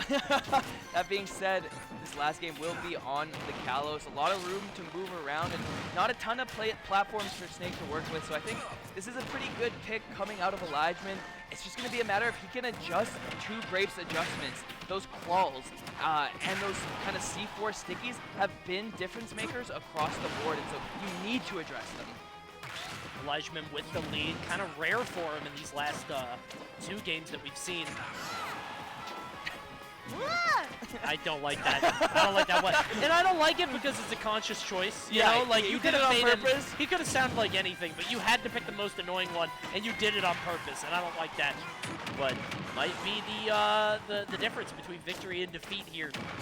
Yeah. Grape doesn't look shaken though. Jeez. Dude, what a call out. Catching that air dodge in with the up tilt. Grape full of confidence after those 2 games, and Elijahman has just not been putting on the same kind of pressure. Opting for this zonering game again. Needs to make something happen and even up these stocks before Grape's able to mount the lead. Gets the up smash. Oh, but he's able to pop out with the grenade. 133. Elijahman kind of forcing with that dash attack. And kind of situations like those are where I'm kind of surprised if the down smash isn't coming out. In those scramble situations where you might be able to catch a landing, there, obviously the down smash is optimal out of shield, but on a landing, I would think that maybe the down smash is the way to go. Oh, huge forward smash there. my He had God. not used that yet. And remember what you were talking about before when it comes into cashing in those stocks, to Yep. sort of cashing in on a read or a habit, had not been punishing those up Bs. Those recoveries do not have hitboxes.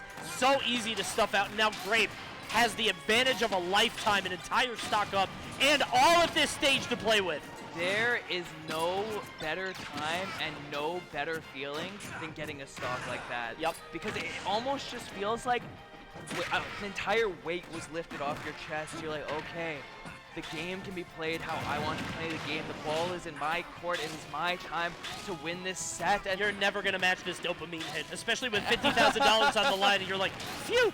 But there's something to be said for losing that lead, for falling short despite the huge lead that you have, and Elijahman is intent to make that happen. yeah, slowly but surely working his way into kill percent. I think the big problem is making sure that you get that kill, and we're seeing advantage states cut a little early to try and absorb that grenade or the C4 on the ground, and I don't know if I necessarily advise that play, but the up smash on the empty hop, that's the counterplay to jeez. the C4. We saw Grape tried to go for an empty hop C4 stick, and that up smash punished it. Elijahman is making adjustments, but after that F smash, is it too little too late?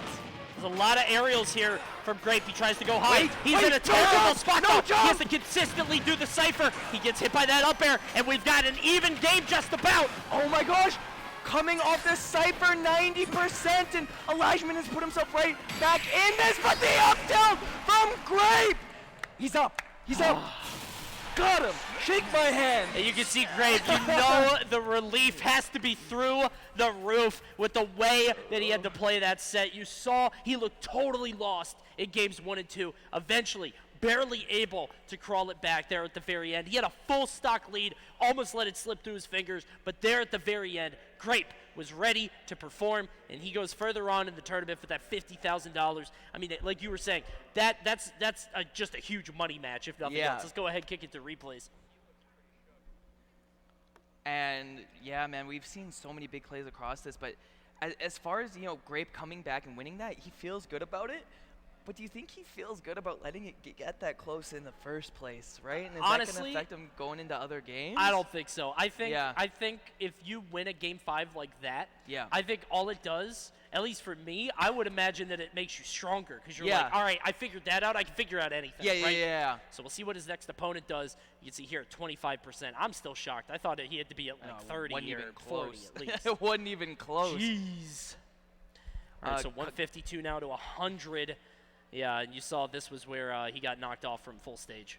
And honestly, even though Grape came out on top of these last couple games, they were still close. Like, 60% is not unwinnable. And coming in on that very last game, that last stock was so close. Elijahman, seemingly so strong in those last stock situations where he's at a bit of a deficit, he catches on to panic options very well. Definitely. I think this really, this at the very end, it really, the way that Grape ended up winning that set was with that forward smash on the up B. If he didn't land that, I have to imagine he wouldn't have won overall because it felt like that last stock, I mean, he was cooking. Yeah. Like, Elijahman was really bringing it back. If he didn't have such a huge deficit to overcome, have to imagine he might have been able to pull that one back. But at the end of the day, Grape is going to move on. And yeah, like you said, I think he's going to be happy with that one. Definitely. When you're faced with a, like, I don't want to say it, but like a gimmick almost. I'll say it. Yeah, No, absolutely. Or a strange secondary pick like that. It's a huge sigh of relief to overcome it in that best of 5 set and be like, okay, No question. throw whatever you want at me. I'm gonna make it happen. And if it's a matchup I know, I don't even need all 5 games. Absolutely. You know what I'm saying? That being said, we do have Ouch and Strike coming up for that 5th place spot. Ouch just losing to Riddles in a Game 5 situation, and Right. Strike coming up with a reverse 3-0 over Supergirl Kells with the Sheik switch. So both of these guys off a Game 5. Yeah, and Strikey Guy has been away for quite a while. I mean, like, we used in the first set of the evening in top 8, and now has been kind of sitting around while we've been playing these other ones. So many sets going to Game 5, so has had a lot of time to reflect. Looks like we're sticking with the Sheik that got him here up against Ouch, though. This can be a very difficult matchup for Sheik, just because Wolf, he's happy to go for trades. Wolf neutral air goes through a lot of what Sheik wants to do. The ambiguous mix-ups, the facts that she'll just be right under you, he'll just fall on top of it. It feels like Wolf has a decided advantage in this matchup. It feels so bad when you go for a Sheik Bear and it trades with a Wolf, like a weak Wolf Nair. Anything. You do 4%, and the weak Nair does 13. Right. It's worth noting that Ouch is actually the person who put Strikey Guy into losers in this bracket. That's And so tough. there's potential that the box was tried on the first set and didn't come out on top. And so the Sheik is the adjustment and catching a button early. Sheik F smash, pretty strong if you're able to land it at the ledge like that. And you're going to have to do that a lot. You have to catch buttons. You have to catch Ouch playing a little ignorant, just kind of going for these aerials and normals. The thing is, that's on Ouch, right? Ouch could just sort of land with empty jumps, can stop hitting buttons quite as much, and Strikey Guy is going to have to play around it. But if you can condition Wolf to be a little bit more fearful, it means you could do that. It means that you could just catch his landings and do a little bit more, which is nice. And there have been a couple times so far this set where Ouch is kind of overextended with his recovery back on stage, not wanting to go to ledge, and Strike has punished it both times very cleanly. And so we're seeing the spacing game come out very strong and almost what feels like a return to form for Strikey Guy, who was very prominent in early Ultimate and hasn't been traveling as much lately. This might be the opportunity and the chance at that $50,000 here at Path to Glory. Might be what he needed to wake up a little bit, because this Sheik is definitely looking strong. Right now, Ouch has him on the ropes. Going to try to do what he can to keep him in the corner. Strikey Guy's going to try to find his way out, but looks pretty comfortable over there. Yeah, we're seeing Ouch slow the pace down a little bit until he gets in disadvantage. I think he realized, this kind of mash game is not going to work against Strikey Guy. These hits need to have a little more rhyme or reason to them. I cannot overcommit at neutral because Strikey Guy will capitalize on it. Just so many falling neutral airs here. One of them actually beating out the bouncing fish that Strikey Guy tried to do at the right side. You're just seeing that move. Definitely the MVP. Yeah, and something to note about this too is, Wolf F-tilt and up smash, when you think about them, they're not usually moves that are killing super early. Yes. They're usually those consistency move kills that kill around like 130, 120, 140. 130, yeah, right. Against Sheik, you can find them killing as early as 90.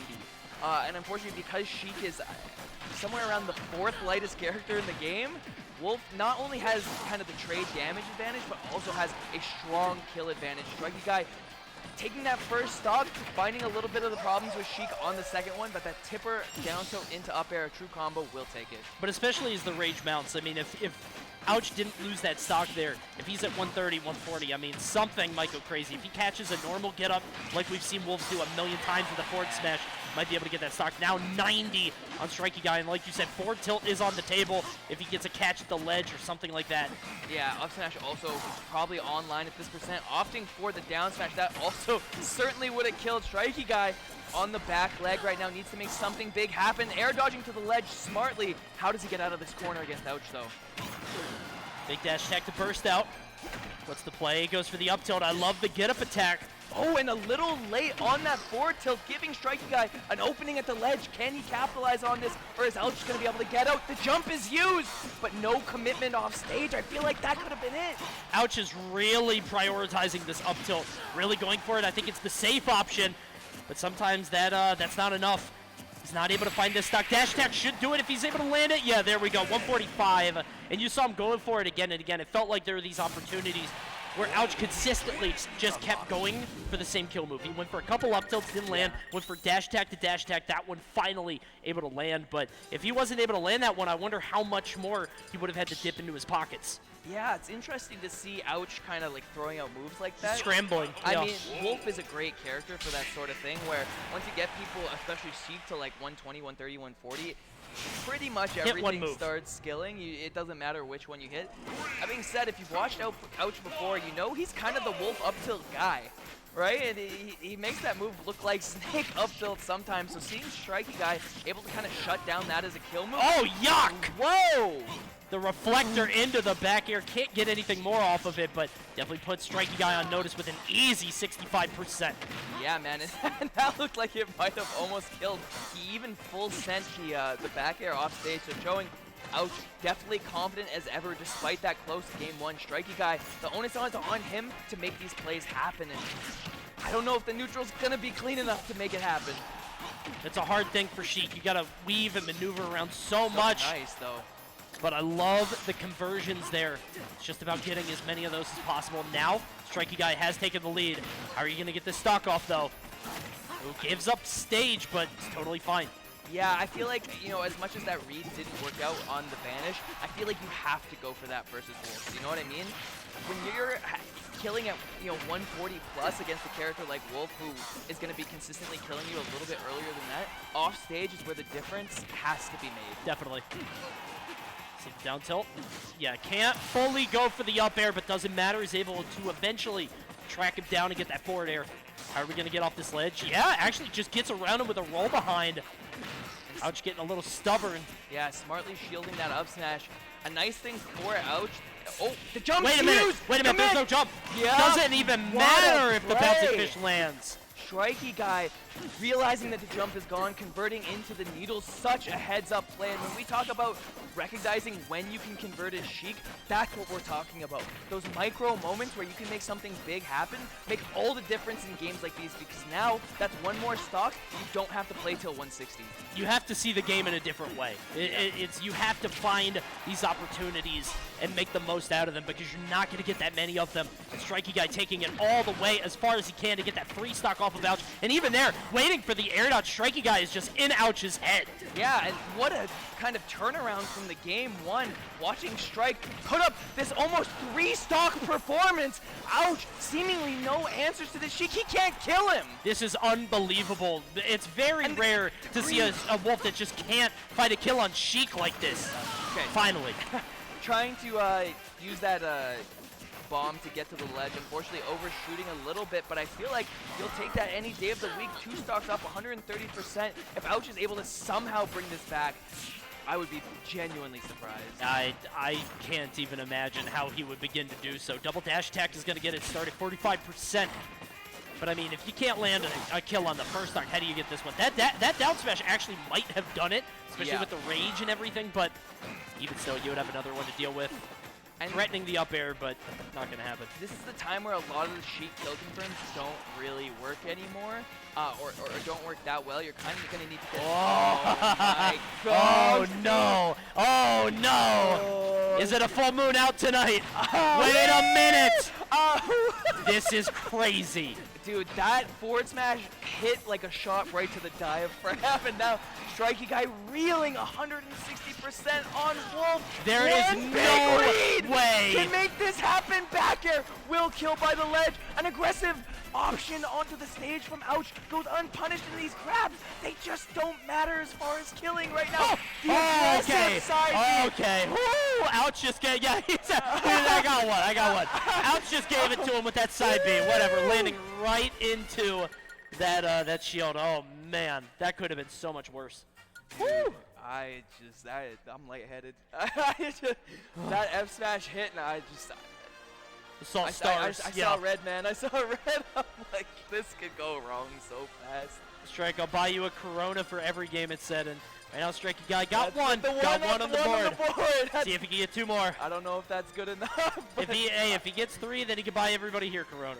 Let's think about that. I think he's looking for the full set, and that game looked so good until about the last 45 seconds, Cody. I mean, we're going to see it on both sides. Wolf can struggle to kill, ironically, just because he's very obvious in the Yeah. stuff that he wants to do. It's difficult for him to mix up on that. Meanwhile, Sheik, we know that she has trouble killing, especially at high percents, where the confirms just don't work like they used to. And now, one apiece. Let's kick it over to the rubber game. We're going to Town and City.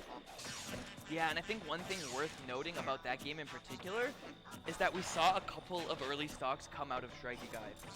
And that was the difference maker. You know, we saw the stock at 50 coming in from off stage, putting him in that, 3-to-1 stock scenario. If you're not able to find something at least akin to that every game, how do you keep up? This is more like what we saw actually against Riddles early on, where Ouch just took a very early lead through some pretty extended sequences. Now it's Strikey Guy's turn to respond. Only gets 25 despite all those hits. Yeah, unfortunately, right at 0%, F-tilt doesn't really combo very well into forward air, and the strings don't work super well. That being said, once you get to around this 40%, a lot of stuff starts working in the forward smash. Doesn't take the stock. That would have been the big play that we were talking about, Coney. Would have been huge, but it doesn't matter. This disadvantage sequence is still going until just one tiny little opening is all Ouch needs to pop that up smash. Felt like Strikey Guy had everything going his way, but it's just one minute error is enough to get Ouch back in this. Yeah, man, and something as small for Wolf as fair jab, we see doing 28%, coming up bigger than the full Sheik combo we saw earlier. It can be such a struggle to make it happen, and the high ceiling on Town and City is even going to let him live that stock. 146%. The Sheik needs to continue playing clean because another couple hits will spell an extremely hard second stock.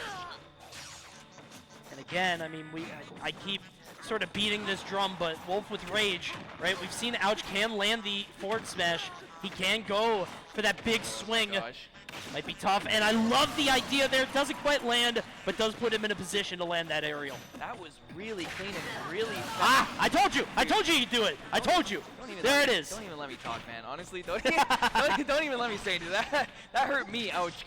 I love Wolf forward Come smash. on, man. It's such a cool move. The smart smash at the ledge, catching the neutral get up Strikey Guy, getting a little maybe hasty at the ledge, standing on it for just a little bit longer could put you in a better position. We haven't seen a Trump attempt or something like that from Ouch yet, so I don't think he's being forced to get off the ledge that quick.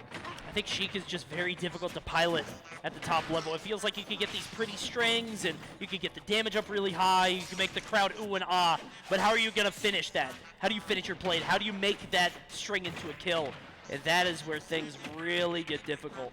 Yeah, and one thing to mention about Strikey Guy's Sheik is that we're not seeing a ton of the needle play. No.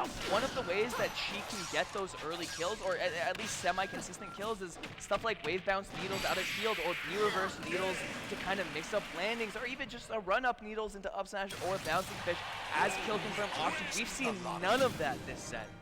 Yeah, I haven't really seen any kind of confirm out of bouncing fish or really much bouncing fish at all, frankly, other than recovery. And now Ouch up 2-1 against Strikey Guy, who's going to have another choice of counter pick here. Ouch trying to move on into loser semis. Just get one more win. Strikey Guy obviously does have the opportunity to counter pick, but I think the Sheik is fine. Yeah. Especially because like Fox is like Fox Wolf is very swingy.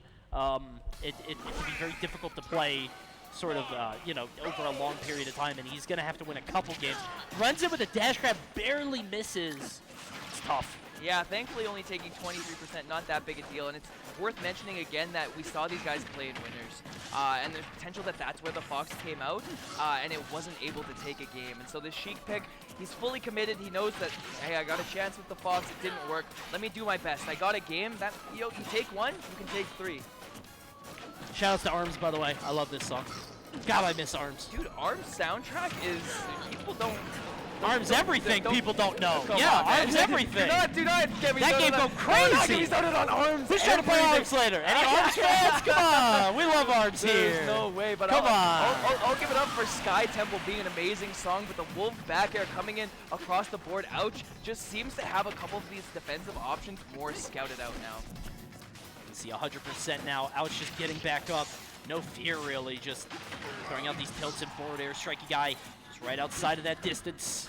Able to space out just a bit. Yeah, and I think, a disadvantage of playing Sheik that people don't really talk about, it's also a disadvantage of playing characters like Joker and Pikachu, is because you have that consistent punish game, but not that high damage or high kill power punish game, people are more willing to throw out kind of semi-risky reads. Yeah. Because the risk reward is more in your favor. Sheik is not going to cook you for throwing out a Wolf up smash, or for throwing out a Wolf F smash, whereas a character like Kazuya might. And so you have to be less worried about that sort of thing, and it just means the Sheik player has to play even more clean. An aggressive down air coming off the ledge, but Ouch, confidently back to the stage. Oh, popping the up B. Yeah, just kind of dancing around the shield a little bit, catching. Strikey Guy maybe too eager to punish. Now Strikey Guy on potentially his last stock of the tournament is going to take one, but that's a full stock down. And against the player who's not letting him get stuff early. I mean, that last game, or the game that Strikey Guy won, where he did get the stock at 50, felt like an anomaly. Yeah, absolutely. It was an anomaly, and it was the thing that set up the only game that ended in a win. And so if Strikey Guy wants back into this, the stock needs to come off right about now, and that jump had to be it, could yeah. have been a chance to do it, but committing to the needle charge instead of the jump punish, and Ouch, just gonna, wow, That got in right a there, grab. I thought that was just going to bounce off stage, but no, Ouch saw something we didn't. Excellent grab there. Yeah, just putting that damage on and can't even get a jab to work for him at this point. And unfortunately taking another 20% for that. The down smash just missing the mark on the timing. That would have done the trick without a doubt. And Ouch is starting to just kind of throw stuff out. Yeah, I think he realizes he's playing with house money now. Has the opportunity to just sort of extend his winnings here just by sort of throwing stuff out, maybe ending this set. Don't think he's too worried about the next match because, like, at this point, it's like if he lands anything on either of his two stocks, the game is over. Yeah, potentially a bigger punish could have come there, but as I was just talking about, Ouch is not afraid to throw out these big moves. He's not afraid to throw out the side B. He's not afraid to throw out the up smash because Sheik is not going to destroy him for it. No question. So sending him off stage, keeping this ledge pressure up the back throw might be it. The fourth lightest character in the game, and Ouch, a confident game for over Strikey Guy, showing us why he's still in this bracket. Bit of an anticlimactic ending. We saw it in the last match that Ouch won too, where he could just kind of put his back to the ledge, and Wolf doesn't really have a kill throw. He has a throw that kills, which means that, it's a little bit later, but against a very light character, especially with the rage, a little bit more damage. Well done to Ouch. Going to continue to move on, but Strikey Guy having a great run. It will end at 5th. Yeah, man, 5th place going down, and so that means Ouch is going to be coming up against Grape. But before we get there, the replays are going to show us just how that set went down. And you saw a lot of Sheik brilliance here, but Sheik in a bubble, such a strong character. You can see the way that she's just kind of tracking you down. It feels like on paper she's just so powerful, but in practice it's hard to keep the momentum rolling. It's difficult to keep people guessing, because it feels like Sheik, that she's going to wait for you to drift in. She's going to run back and then punish you. So if you just stop drifting in that same way, difficult to keep up with. Yeah, and this is kind of what I've been saying, is that there's characters in this game that take extraordinary reps to make them work consistently. Right. MKLeo on Joker, Light on Fox, those are the guys making those trickier characters work.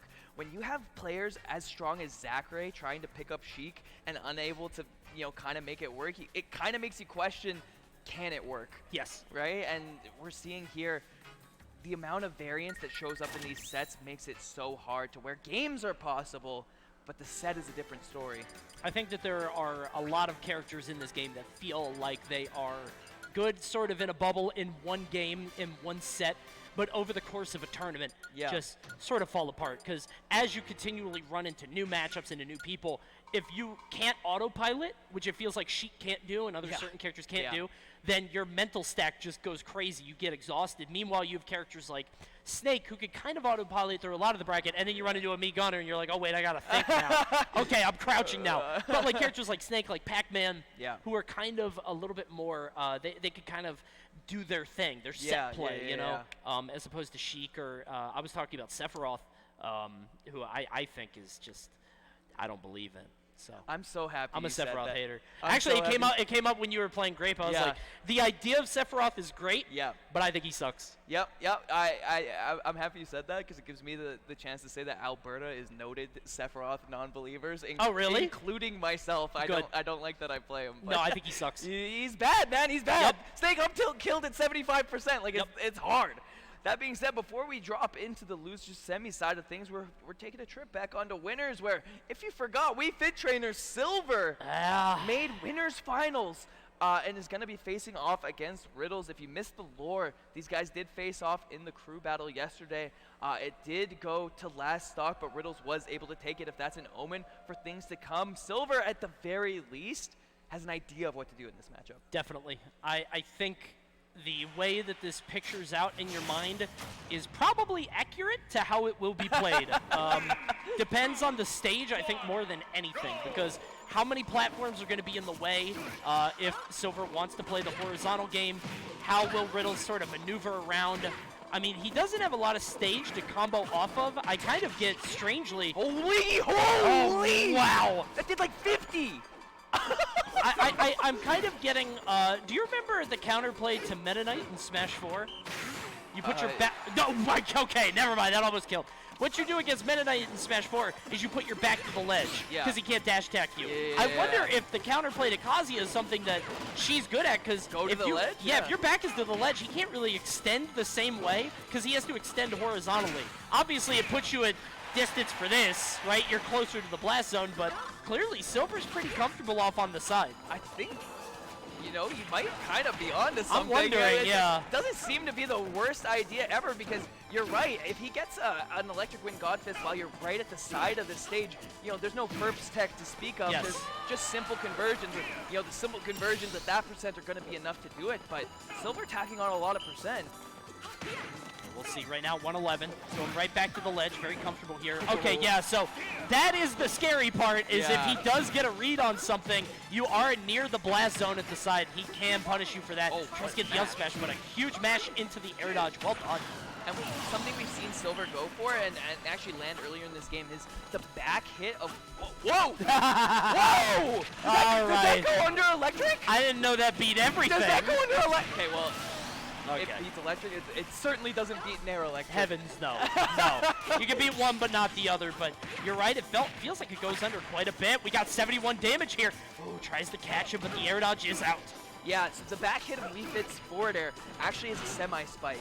If you hit it on the ground, close enough to the ground, it will actually combo into F smash, and so that's something that Silver's been looking for as a timing mix-up with that forward air. That being said, Riddles coming out largely on top of this side of things. Silver is going to need something huge if he wants to way back into this game. He's able to get that soccer ball or in his way back, but you can see the Rage Art is online. Might be easy. He did his hands on her. We'll see if he's able to make it happen. Yeah, the down air coming out. And we talked about trading with Wolf and Sheik. I just think any character trading with Kazuya ever is bad. It's an L. Yeah, you don't want to do it at all. Huge punch there. That'll do it, and that is game one. Riddles looking a little shaky at the start, but he's able to pull it back. Yeah, confident by the end, and I think it's a testament to Riddles' strength as a player, where even if he's not getting those big combos, he's still getting that consistent damage. We're seeing, 40, 60, 80 off of those conversions, even on the side of the stage. And it means Silver has to be careful about how he gets off the ledge. I do think Kazuya is a strong character at the ledge. So we're going once again to Kazuya against Wii Fit Trainer. Game 2 happening now on Town and City. A lot more room to play. Yeah, there is space to move around, and we actually saw something a little funny there. If you throw the ball and bounce it while you're doing the deep breathing actually has a wind fox that will push the ball a little bit in front of you as like a little bit of a defense tactic. That's funny. Yeah, it's a little weird, and actually having the read on that neutral getup, just unable to convert. Now back on the ledge, no regrab invincibility here, and the down smash. All right, so the sounds of those moves Yeah. seem like they did a lot more than they actually did. I mean, the sound designer should be applauded for that. But there's one more sound, and it is her death knell. You can see that upward hit. That She's is gone. exhausting, man. We talked about that no-fly zone against Kazuya. Wii Fit Trainer coming in 45-degree with angle, right? no disjoint. That 45-degree angle is not where you want to be because that is the kill zone. And There here it it is. is. There's The that ball wind box. bounced That's again. funny. He's doing that on purpose, and unfortunately, no way. Wow, No way. that converted! That converted off the platform? Come on, man. What awareness. It's a one-player game. That was 48%. 48% when that hit. The crouch does go under Electric Wing God Fist, and getting the header, I mean, if anything, it's a moral victory, but this game is far out of Silver's control right now. No question. Oh, big damage zone. Yeah. Should have been. Weird forward smash, but goes the other way. Doesn't matter. Riddles now again. How many times have we seen throughout tonight just players with full stock leads on the other? Feels like it's just consistently happening. Yeah. This is another one. It's been pretty brutal across the board. And, you know, Wii Fit Trainer does have a couple of, like, big options to get herself back in the game.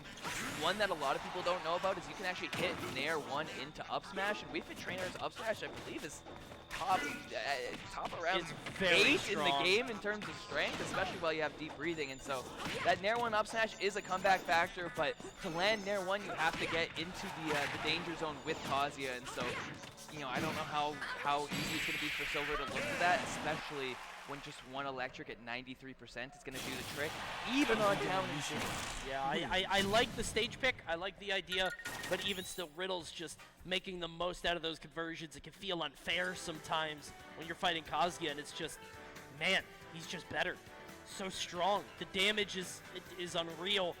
The conversions and the punishes are out of this world, and now Silver might be dropping down into losers if you can't figure this out. And going in a reverse 3-0 against Riddles, that is, I mean, Herculean. Yeah, that's a monumental task. I'm wondering if we're gonna see the pit here. Like I said, we have been seeing the Wii Fit Trainer across this top 8 and across a lot of this tournament because of the matchups he's been running into. Oh my god! But he, All right, he you know does, what? he Sure. does co-main these characters. Go and for so it. I think if you're getting cooked that hard, Yeah, as yeah, the yeah, Wii definitely. Fit, you might as well just give it a shot. Listen, this is no disrespect to Silver. I think he's a phenomenal player. I just think this is the most honest character in the game. Again, this is like an Aesop fable. I feel like he's just it's like some Pinocchio stuff. I don't believe in Pit. He's too honest. Especially against, you know, maybe if you're playing Pit against like, I don't know, like a Wolf. Yeah, or this like a is the Zeke or most a cheatingest Joker. man Yeah. in the game. And one of the big things that Pit enjoys is those. Oh, Andy never learned how to read. That's so sad. That's so sad. That kill screen. Yeah, of all the things to say. One of the things that Pit enjoys is having those multi-hits as a way to approach kind of safely and making them a little bit harder to parry. Kazuya just doesn't care, man. Yeah, you saw that disjoint there, throwing out the forward air. It's a multi-hit, should hit, but he was able to get around it with an electric. Even still, it feels like these hitboxes, he's just They don't matter, bursting man. through. They don't matter. They don't matter. There's invincibility on that move, and now Riddles with these crouch dashes. We talked about the jump He's scare, man. cheating. It's like Foxy running out to the security room in 5 months. Just barreling through the stage. Oh, man. And you know this is not how Silver wanted this to go, man. No. Having almost a heroic run to this top 3, upsetting a bunch of people to get here, and now facing this Kazuya who's quite frankly making it look easy is not the spot you want it to be in. If you're Riddles, you're loving life right now. You're loving life. You know what? You can't take that run away from him. No matter what happens in this match, Silver still made that run to get the winners finals, and he'll still be waiting in losers finals. Yeah. He might have to wait a little while. And, oh, there we go. Love that trumpet in the back here. Okay, not bad. yeah, signs of life. And, you know, when we were talking about big plays that We Fit Trainer can make to take those stocks early, like, Pitt does not, like, Pitt's way of doing that is with a Gimp, but if you're getting hit with side B off the ledge, Riddles will confirm on you at the side of the stage. That will take the stock, and Riddles moves on to the grand finals in 3-0 fashion. Absolutely running this bracket right now. I like the idea of trying to go Pit to try to make something happen, but you're right. It feels like the only way was to be able to knock Kazi off stage, continually hit him, try to exhaust the resources, jump after jump, just kind of stuff him off stage, but unfortunately it just didn't happen. Let's kick it over to some replays of that set, and there are quite a bunch, but I think it's the Riddle show in a lot of this. Yeah, it depends how much you consider Electric Wind Godfist like a replay. Yeah. That being said, as soon as we popped off about the crouch tech potentially making a difference, Riddles immediately nair electriced it, and it did not matter at all. So the immediate kind of recognition from Riddles, I'm curious if he's played this matchup before, or if he's just dealt with crouching enough to know that that's the answer. And it's funny because Riddles, if I'm not mistaken, when we saw him earlier, went to game 5. Jeez Louise, you know, man. he had a pretty close game earlier on in the tournament, but there against Silver, just kind of making it look easy. I don't know. The Pit We Fit feels like a strong, feels like a strong collection of characters. But when you fight like a real, well, that's what I'm saying. Like it's strong until a point, and then you fight a real top tier, and you just, that's tough. There's only so much better playering you can do, especially at the top level. That being said, we're gonna throw to a very quick break before we get into the rest of this top 8. But don't go anywhere because the rest of SKL is coming to you shortly. We'll see you guys soon.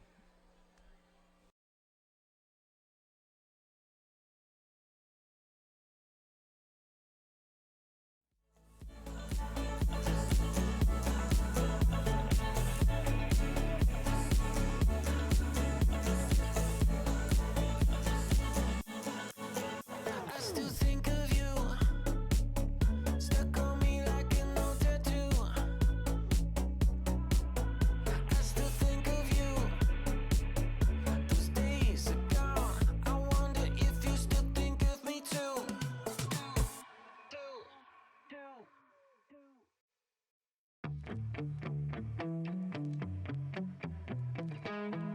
If you're chasing, you're wasting your time. I might get better, but don't hold that line. October, hold my breath until it passes over. My heart's beating, but it's getting colder. Can somebody tell me when it's over? October. Lately, I can see your shadows on the walls. Lately, I'm fractured, but I'm standing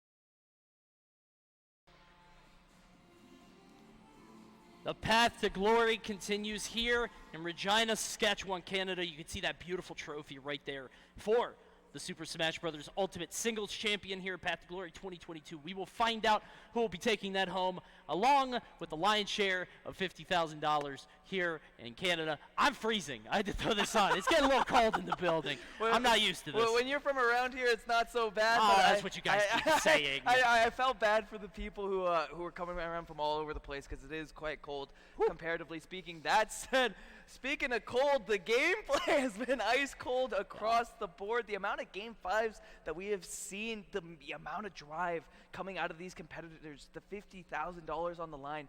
These guys want it, and they want it bad, Coney. It's really motivating these players, and we've got our top 4 locked in. We've got Grape and Ouch here.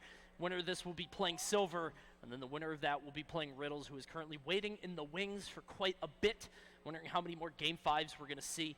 Grape earning his spot here in an intense Game 5 with Elijah Min. Meanwhile, Ouch winning just in a set we saw just a little bit earlier against Strikey Guy. We'll see who's going to come out here.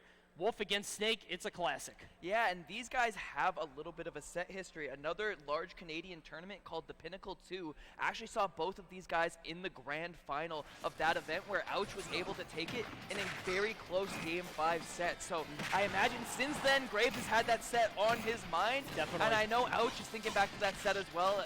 Like, I need to prove myself, I need to come back, and I need to make this clean. Now stuck in the air a little bit. You can see Wolf has the opportunity to not just punish, or I'm sorry, to force an air dodge with the up air, but also to follow through with the neutral air. You see Ouch just very well studied there, getting the back air, and that is the first stock. Ouch running all over Grape on this one. Dude, Ouch is so incredible at finding those back airs, punishing any overextension with a sweet spot back air to get those early kills. Saves the jump, but up being not quite to the ledge. This Nikita posing a problem for Ouch right now, and the Nikita cancel keeps him off stage, but 133 he'll get back. The Nikita did its job. I mean, it knocked Ouch all the way to 133, and up tilt will certainly seal the deal here. Maybe that grenade puts him in a bad spot, but Ouch showing no fear, just picking up the grenade, throwing it right back. What? Huh? What? What kind of acrobatics is this? Kind of shocked by that forward tilt, just kind of keeping him in place. Doesn't matter, though. Ouch, content to just sit on the other side, shoot some lasers, knows his time is nigh. That stock is getting kind of moldy. Just trying to get as much damage as he can. Yeah. Wouldn't that have been down throw? No, I think down throw a little bit more. Starts at 158. Yeah. I thought he would have been able to get a couple more tilts, or a couple more pummels to go into it, you know, but It could have been, maybe you never know how hard your opponent's mashing. exactly, yeah. Or Maybe he's got a crazy mash. Yeah, you don't know if Ouch is just on that God mode mash. He certainly will kill now, and at 198%, Grape is really wishing he took this stock a little bit earlier. No question. 196 forward throw. That's the punish. Forward air, not quite enough. C4 is on the ground, so he can't land there. Okay, back the back throw throw will do it. No execution check necessary. The back throw doing it clean, but at 164%, it's hard not to feel like this stock is on borrowed time for Grape. And that being said, the craziest snake juggle you've ever seen up there, or up there. He's not going to be able to get much more, though. Back throw is not going to be enough right now. Snake is smoking, but finally is able to land that one. Ouch with a stock lead. And this is where things are, I don't know, I feel like things are kind of uncomfortable for Ouch, because it's like you want to extend the lead, but you don't really want to fight and stay close up, but you also don't want to stay far away. If you land a forward air, you can get a lot of damage, which we're seeing him go for. But Grape is also ducking underneath it and just shielding. Wow. And yeah, see, it's a weird spot to be in for Ouch. And Grape taking full advantage. And honestly, I think it's kind of Ouch's nature to play the stock more aggressively. No jump, the forward smash letting rip a little early. I think he expected air dodge. Yeah, he either expected air dodge or just expected the up B to come out a little bit faster. Sure. Ouch able to get that one at the right timing. What I was saying was, you know, the crouching coming out of Grape is making that laser less of a factor. And the gorgeous mistake on the Nikita punish to perfection. Ouch will not let you make that mistake. Yeah, and it's picture perfect just the way he finds it. You were talking about it before. He just finds the back airs where a lot of other Wolf players, a lot of players of any character just wouldn't. And you have to be able to pilot this character at a top level. Yeah. I heard Olimar and I was like, huh? And then he switched off. I was so excited. There's a running bit that BC always loses to Olimar. because out of region they do a lot. They've been defying it a little bit lately, but because they don't have one. Gotcha. There's been a history of them losing to Olimar, so I wonder if that a little nod to that. I don't think either of these guys actually played against that character. A lot of damage here starting off for Grape. Get some explosions into the aerials. It's a full neutral air. Ooh, no tech there for Ouch, which gets a free dash tech. Yeah, what I was saying earlier, Ouch attempts to use the laser have been met with Grape Crouch. And what Grape is doing with that Crouch is trying to convince Ouch to approach him. He wants him to get bored of the laser. He wants him to get bored of playing that slow pace of game. And he wants to be able to get those up tilts, those dash attacks, so that he can convert and make Ouch uncomfortable. That being said, Ouch is doing a pretty good job of not overcommitting Grape. I love that neutral air. They're trying to get the neutral air, and if Grape went out to the right, if he actually went to the other side off it, might have been able to convert to a stock off of the disadvantage. It's the laser hit. We're going out there, but we're going to hit the Cypher. Oh, I'm wondering almost if that, forward throw while he has the grenade, if at the lower percent, Ouch might be able to convert on that. Maybe. Into an up air that might show itself as useful later on. Unfortunately, at too high percent here, and Grape taking that first stock, the first lead he's enjoyed, but Ouch saying that one's short-lived. Yeah, and Ouch there, I think in most circumstances, he would just hold on to the throw until the grenade happens so he gets a bit of armor. But they're just realizing he needs that stock immediately. He'll take the little bit of damage right now. 73 gets the explosion on the forward smash. Grape now enjoying a huge lead over Ouch. Yeah, and it just seems every time the back is against the wall, that F smash comes out and says, I got you, man. Don't you worry. I don't know how he's so good at landing. Wow! What? Clean? At 72, I'm shocked that that killed. That feels relatively early against Snake. I didn't know his spike was that strong, but Ouch fighting his way right back in it. That's not even can't even blame DI for that one. That's just cleaned across the board. I guess Ouch realizing that that conversion was gonna kill the back air probably would have done the trick there, and so great recognition from Ouch, and what could have been a huge lead for Grape has turned into basically nothing. Gonna go high here. Oh, gets the back air. Oh, good lord. I mean, that should have killed with how clean it was. It looked that nice. Was nasty. I'll give it up. That being said, these back airs are coming out for Grape. There was no jump on Ouch, but Nikita not getting out in time, and now Grape gonna be scouting that up tilt from the platform, and it's C4 in the middle of the stage. Ouch does not want to approach at this point. Yeah, this is laser game, but the problem is Snake usually wins if you play at that middle distance. Gets the forward tilt. C4 is on the platform. Yeah, Ouch so aware of that C4, so nervous. The jab, dash back. Grape's looking for that cheeky stuff. He said, I dare you to roll in. I dare you to get nervous. Snakes love that. You see 143. Yeah, he's just playing around the C4. C4. The C4. Such smart gameplay from Grape. Ouch has to respect that. He can let it rip at any time, and by just knowing that Ouch has to respect it, gets down. Oh, wait a minute. Yeah, he's gone with the Nikita there. Put him in a bad spot, and that Nikita has consistently been a thorn in Ouch's side, but I love the C4 play, like you were talking about, the discipline to not pop it there. Yeah. Ouch sees it. We know that Ouch sees it on the platform. I think everybody in the building realizes that Grape could pop it, so he's just kind of playing around it, trying to threaten it, but he's going to let it sit. And I can't imagine the amount of confidence you'd need to have to be like, he's not going to pop it. Let me go dash attack him, you know what I mean? Like, there's so much that can go wrong so fast. The amount of just confidence and the call-up that you would need to actually get that punish is pure insanity. And I think Grape's at the point where if he got punished for doing that, he'd be like, yeah, you got it, I guess. Right? Take the stock, sure.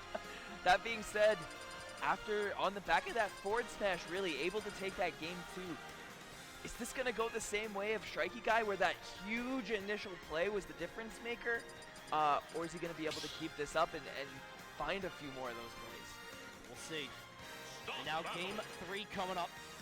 Had so many game 5s throughout the evening. Everybody playing their hearts out.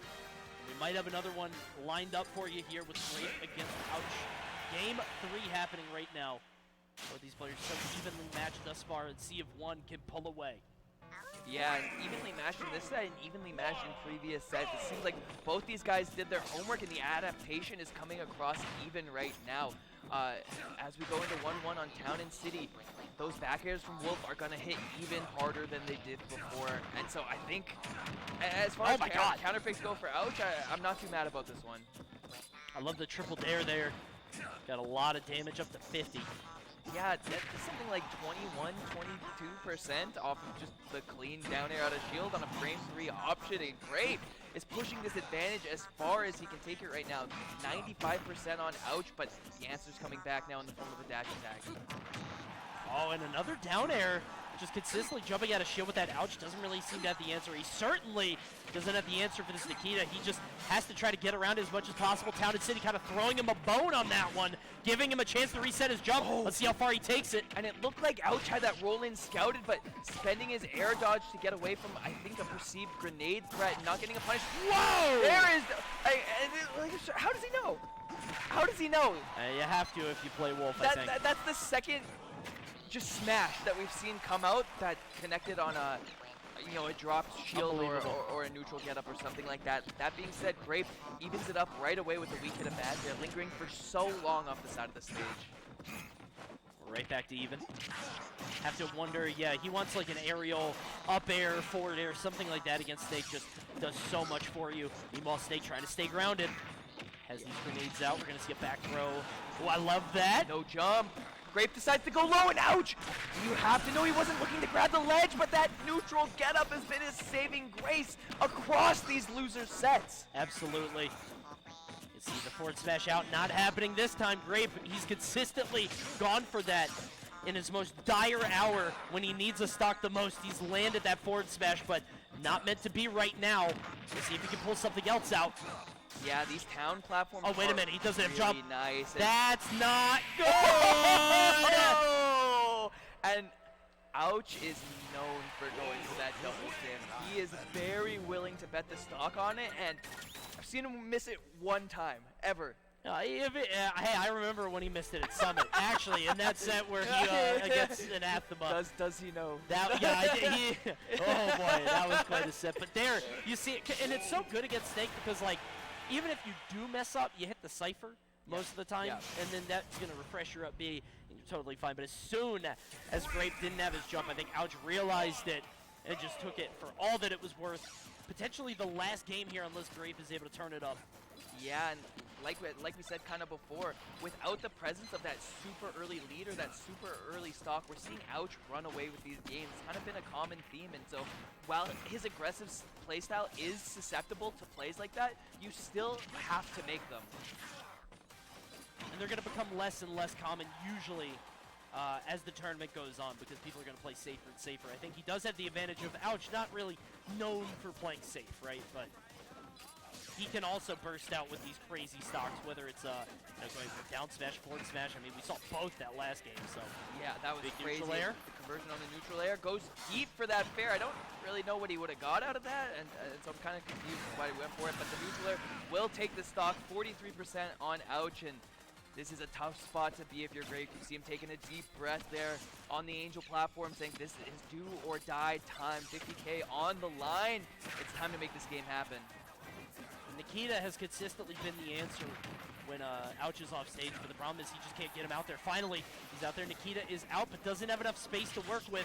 Has to let it go early. 28%, 37, 45, 53. These forward airs are so good against big characters, and that's an easy conversion. The soft hit of neutral air into down air. Grape getting too anxious. You saw the dash attack from full stage, tried too hard to make something happen.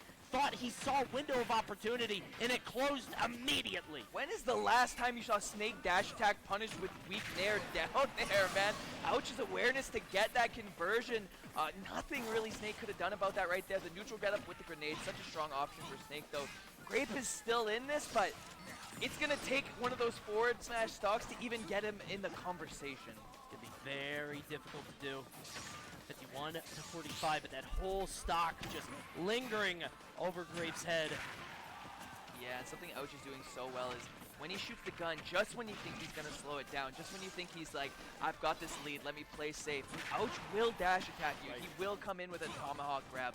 He will make these plays, regardless of if he's ahead or not, and it means you can never rest on your laurels with what he's going to do. This is a Snake forward smash moment. If we need it ever, we need it now. Yeah. Probably on the next stock. If we can get this Nikita, take off this stock, that's fine. Yeah. Well, It's doable. It is It's doable. It and, is certainly doable. and a way back into this for Snake is if he can get those grenade trades going lower to the stage, he's at kill percent anyway. So you don't really mind taking the grenade damage so long as you don't die and so long as he doesn't put you in a checkmate position. He needs to get Ouch to about that 30-40% and just make a big play happen. It's not just kill percent too against Wolf, but it's like kill percent for everything, for forward tilt, for up tilt, not just like the big stuff like back air. Pretty much anything will do it. I think back throw even. We might see that. Yeah. See? Oh, he missed He up lined the right up for it, timing but he though. missed it. Oh my gosh! The messed up timing on that back throw was the chance Grape needed to get back into this game, but now 190% fair off the top of the screen, and Ouch, saying Pinnacle 2 is close. I studied up.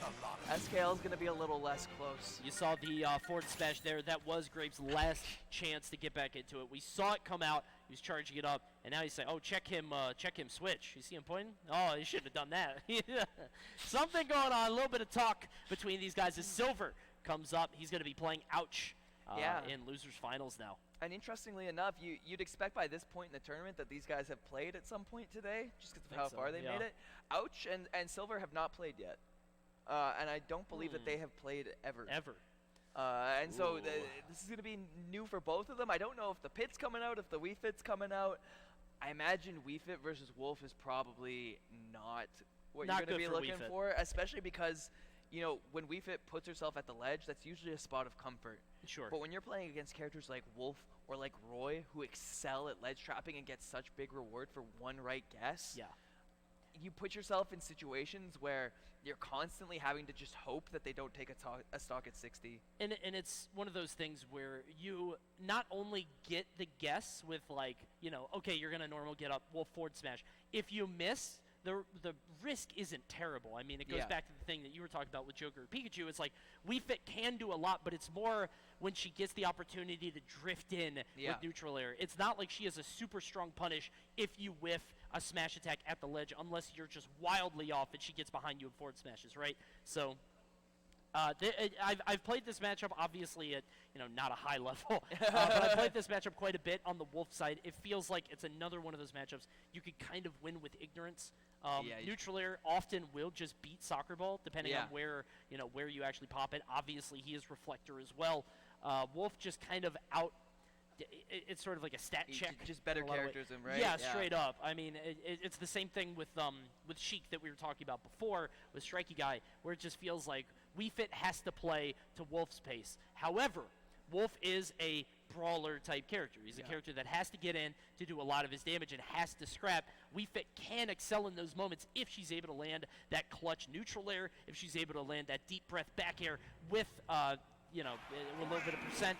But forget everything we just said. It's Pit, and I gotta be honest, I've never seen this. I expected the Pit to come out here. Wolf being, a more kind of traditional character. I think that's where kind of Pit excels, where you bust out the Pit and you're like, I'm a strong player. I'm confident in my conversions with the Pit. Like, I'm just gonna better player you, and Wolf is not a character that's impossible to better player. And the one very nice thing about this matchup is arrows. Silver is very good at aiming the arrows off stage as a nuisance, so Ouch is going to have to commit those neutral airs to make sure that the arrows don't hit, and knowing that, Silver is going to be able to adjust the edge guards accordingly. He could just hold the arrow and just wait for the neutral air to be over and then knock him again, so he might be able to just play around it. Seeing an even start to this game, Silver spending most of his time at the ledge, shades of the Wii Fit trainer, but that up smash not going to quite do the trick despite getting a buff in a semi-recent patch. Not getting the dash forward on the up smash either. That could have been that first stock taken. Could have been huge, and that's a big commitment with that side B there. Easy punish for Ouch. Yeah, Silver's willing to do that every now and again, and part of it is just letting you know that he will. Right, and so now in stocks coming after this one, Ouch has to be worried about that as a burst option. It's not bad early as a heat check too. Bit of an overextension there. Yeah. For Ouch going out a little bit too far. Oh, he's probably kicking himself, but not a big deal. Still a huge lead, and might as well go out by your own hand like that. Yeah, 100%. You're not crying too hard, but it's weird to see him go so deeper in neutral air, especially when the reward on his recovery there is so low.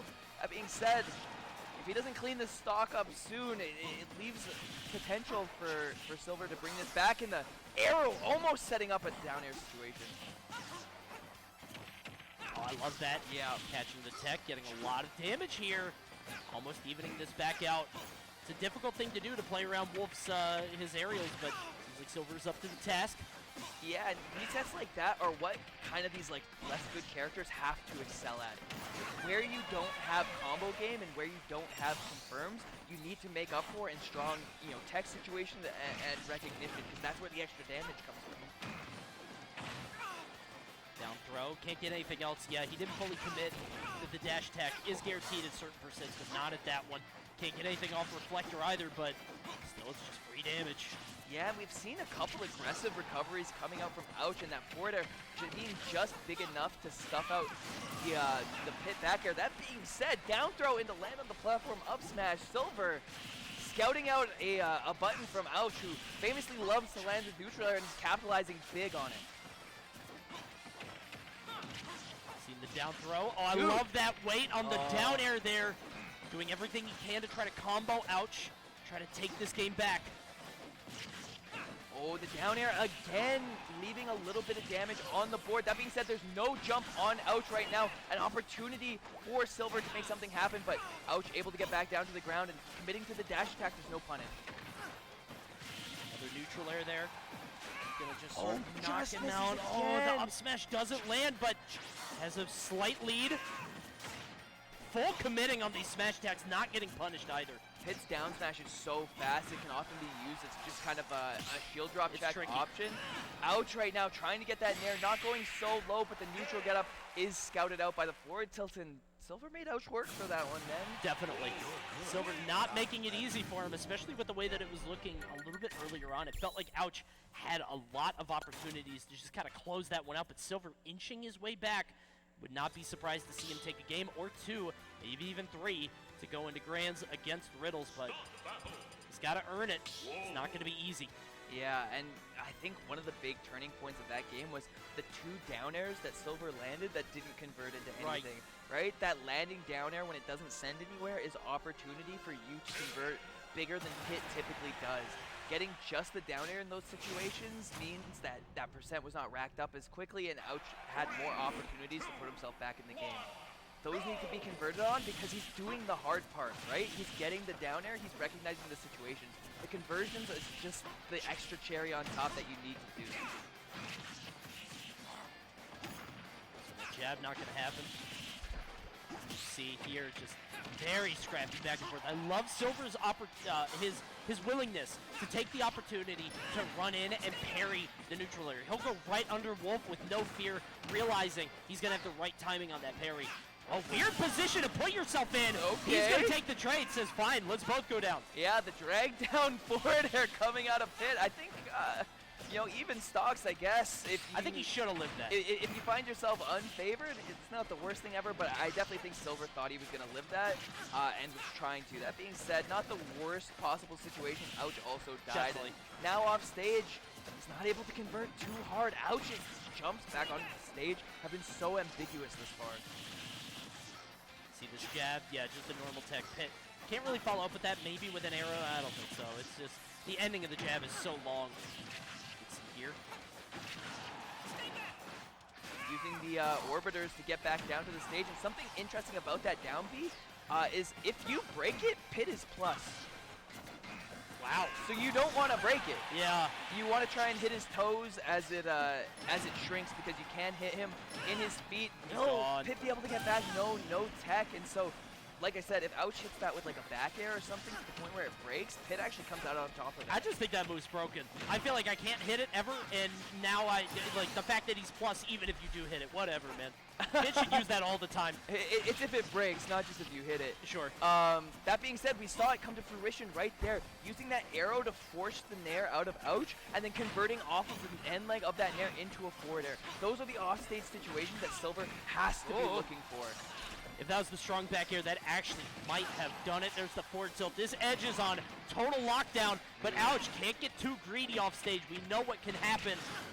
He goes a little bit too far off. And he's been doing such a good job this stop of keeping Silver at the ledge. Silver has been unable to get off this ledge for the last minute, but finally finding something, and his platform reset. A jump early by Ouch, but not caught by the forwarder. Ouch has gone unpunished on these jumps across the board, honestly. That would have been a wacky reversal if he was able to turn it all the way around. Take it 161 pretty much exclusively at the right side of the stage at that ledge. Now has quite a bit of rage. I mean, it's doable for sure. Oh, wait a minute. Wait. That's a back throw. What are we going to do off this? The fair comes out! The conversion! The exact same thing as stock 2. The arrow forcing out the neutral air from Ouch, and Silver is more than ready to cover the end leg. It's so good. That angelic fair at the very end, just catastrophic news for Ouch. I could not believe he brought that back. Remember, Silver was jailed at the right ledge for maybe 45 seconds straight, just could not get off and took so much damage, and somehow he found his one opportunity to get back in. People say Pitt is honest, he doesn't cheat. That was cheating. Dude, pit mains everywhere, like, what the heck is that? What That didn't look fair. I played that. It's crazy. Wait, that's not fair. What the heck? I thought everything. I thought I was a good player. Yeah, what the heck? Game 3 now. Silver stealing that one away in dramatic fashion. Yeah. Now 1-1. Oh, what a way to go 1-1.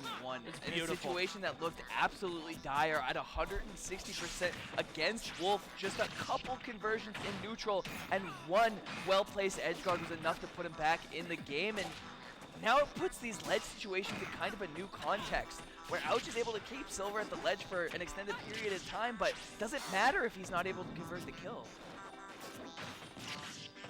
Gonna punish that forward air. Yeah, Ouch has to be a bit safer. It feels like Silver has got that stuff on lockdown. Oh my gosh, almost getting him again. The arrow movement is so clean. We saw that one a little up and then back forward. Whoa! He's still alive, just barely. Dude, Town and City was the best counter pick ever. What This the is huge. What the heck? That's 2 kill moves. Probably would have killed on other stages, but finding himself alive on the Town and City side of things. Ouch. Feeling the rewards of this counter pick already. Silver at 190%. The biggest thing that's good for this about Pitt is that forward throw will kill earlier, but when you're getting up smashed at 99 and it's killing, it doesn't really matter. Yeah, definitely. 43 here, gonna get the free dash attack as well. Yeah, Silver just says, no nonsense, I'm not staying over here again. Please give me that grab. Free forward throw. Yeah, not able to get the up air through the orbiters. It is possible, and Ouch threatening that back air, but does not come into it. Silver taking his time off stage, staying on that ledge for so long, and it pays dividends. That was one of those spots where you see the conversion into side B, and then I was like, wait, why would he ever do that? You know what I mean? The back air isn't quite there, but yeah, he just put him in that perfect spot. Barely able to make it back. And every time he stuns him with the arrow, I'm like, what's next? What's next? Right. What's next? Right? Even if like he's not even off stage with it, he's like, oh, yeah, he's gonna do something. It's a nerve-wracking moment, and you know he's scouting something big. Like we said, that's the win condition. Pressuring Ouch off stage like that is where he needs to make the money. And honestly, Silver's been doing a great job at not dying to those early kill moves. The F smashes, the back airs, everything like that. Ouch has been working for these honest kills, and to Ouch's credit, he's been doing a great job at that as well. These F tilts at the ledge. So good. F-tilt is so good because it covers pretty much anything. It goes below the ledge. It's absolutely safe. It's just a great move. We see Robs do it with down air a lot. Just something that covers everything. What are Triple these forward air sheep into strings? 35. Yeah, Wolf's fun. Kind of just do whatever you want. Hey, it feels good. Oh, baby! no!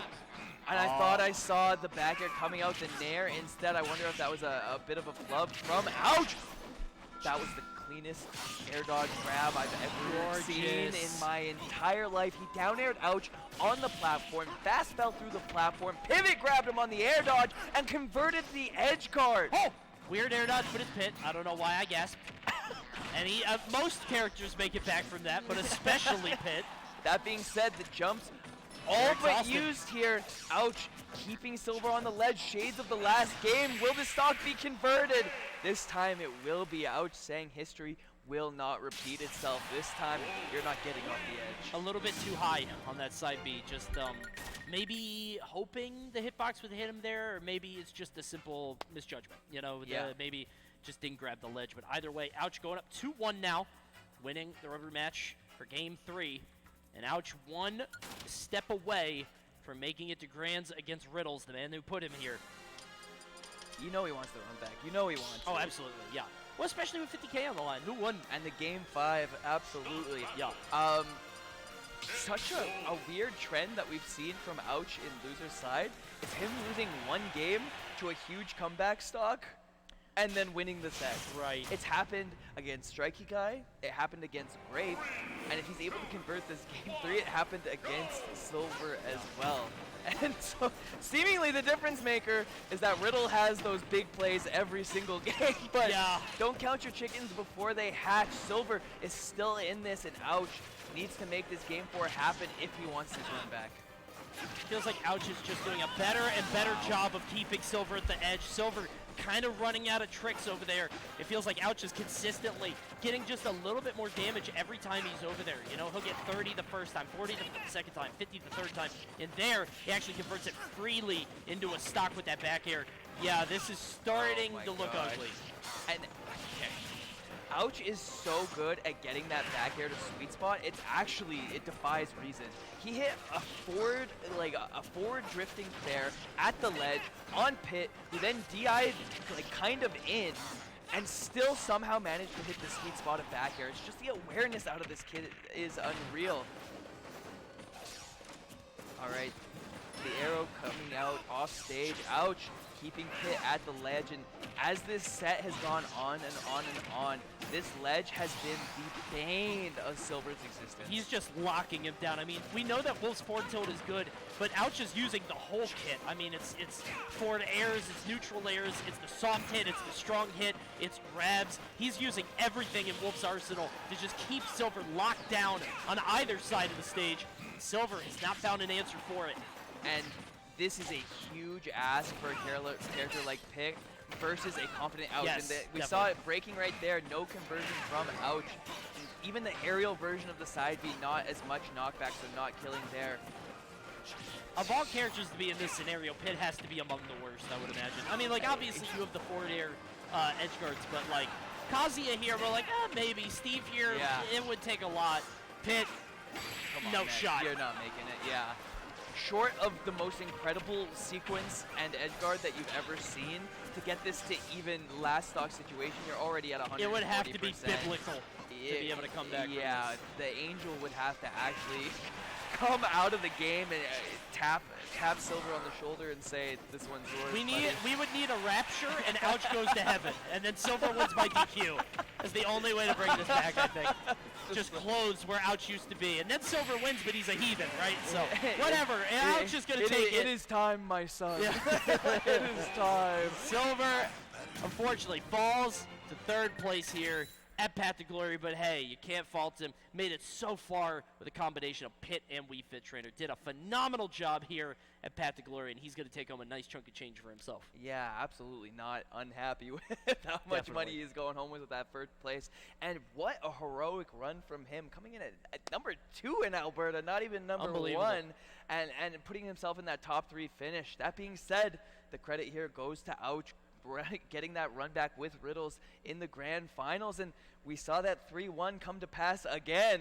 The 1-1 I don't know why he has to give the one game up. He's wasting all of our time. Just win, bro. What are you doing? Yeah, man. Consistently, he keeps losing that one game off of some nonsense, but we'll see if it happens against Riddles, or is Riddles going to just take an easy 3-0 and sweep, as it seems like he's been doing to a lot of people today. They went to game 5 before. Let's see if they'll do it again. We're going to take a quick 1-minute break. Don't go anywhere. We'll be right back with grand finals.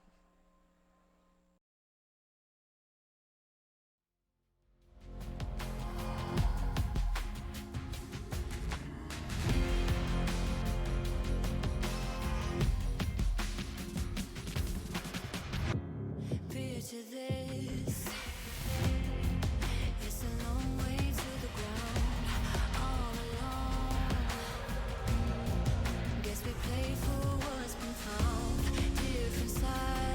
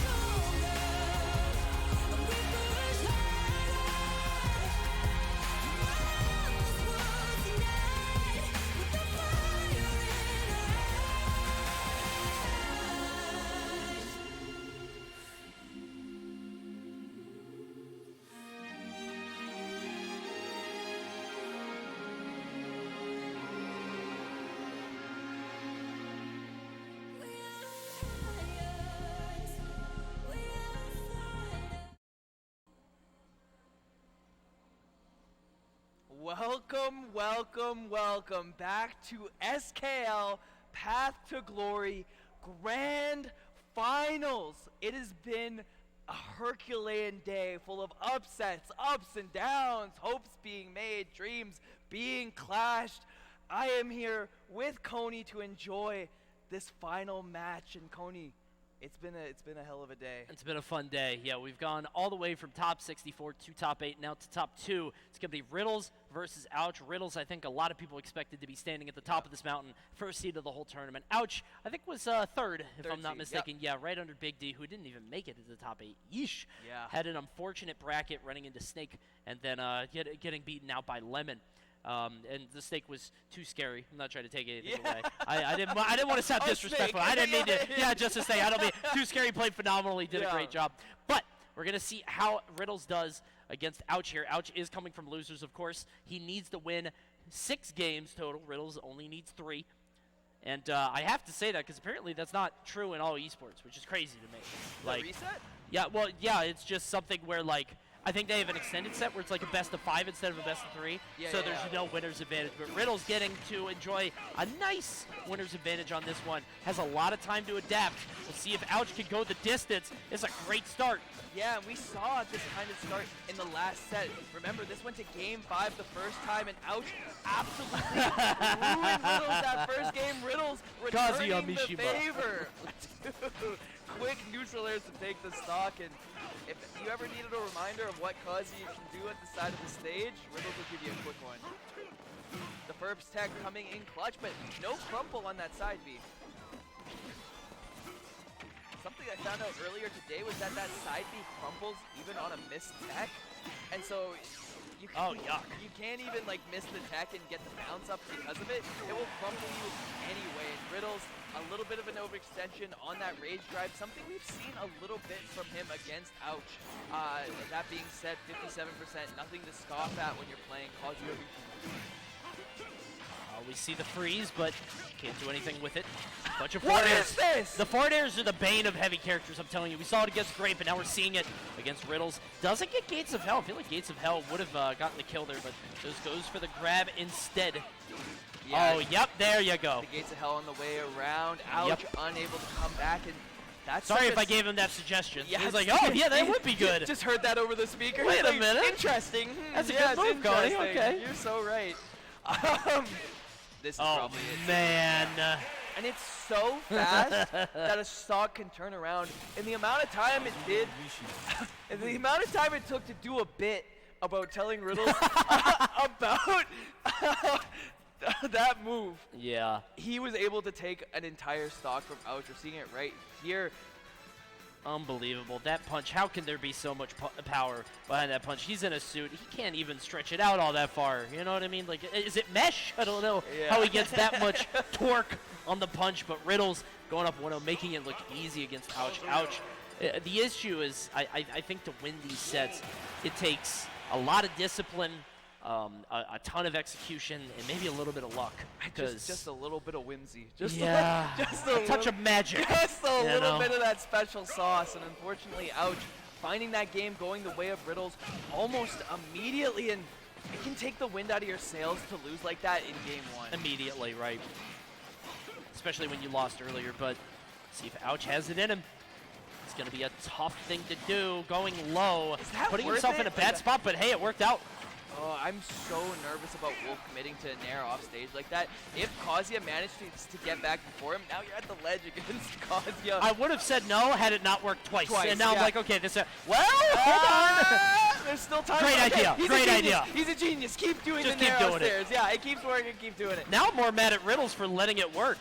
He's making you look foolish. Oh no. Who's the fool now?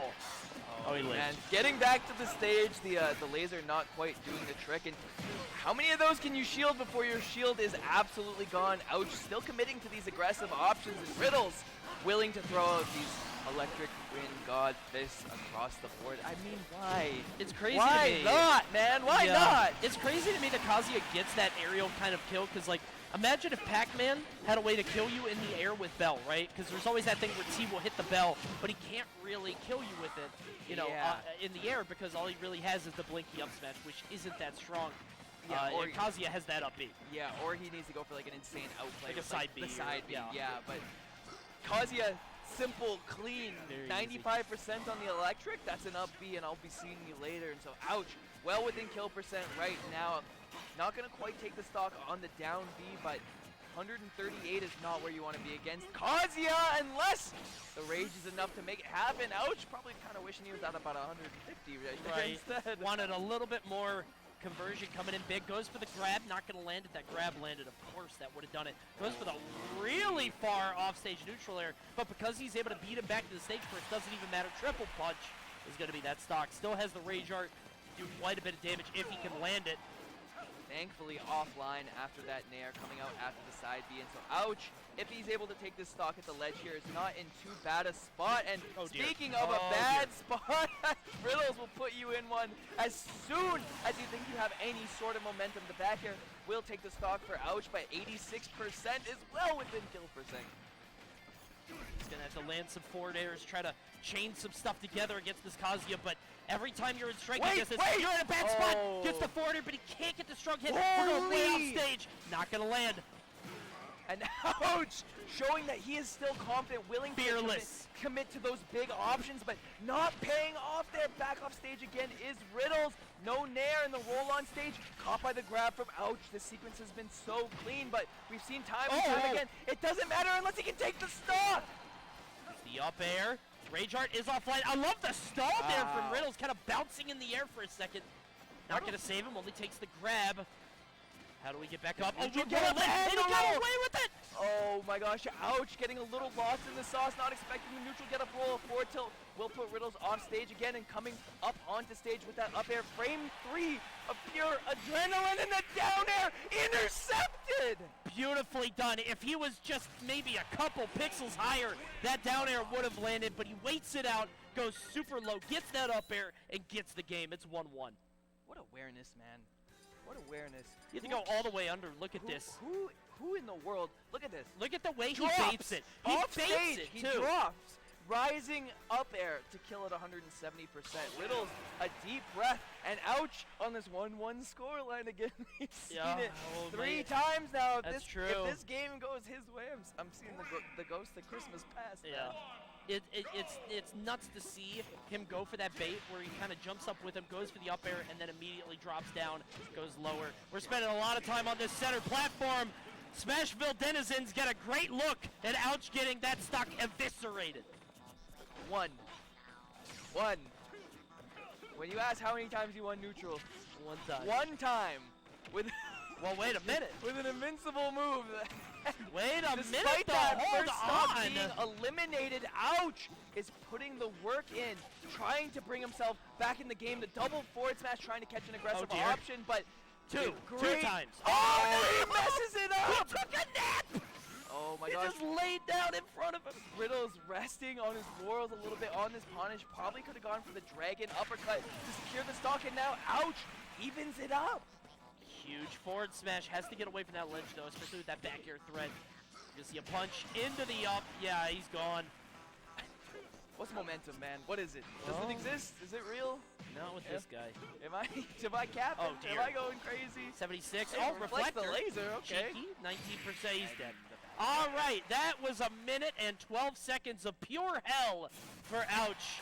Riddles now 2-1.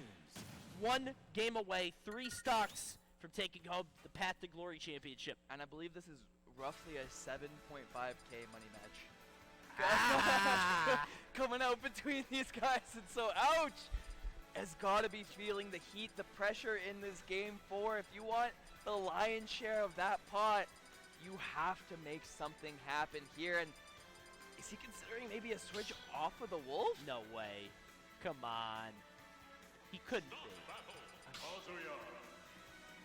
Bated breath.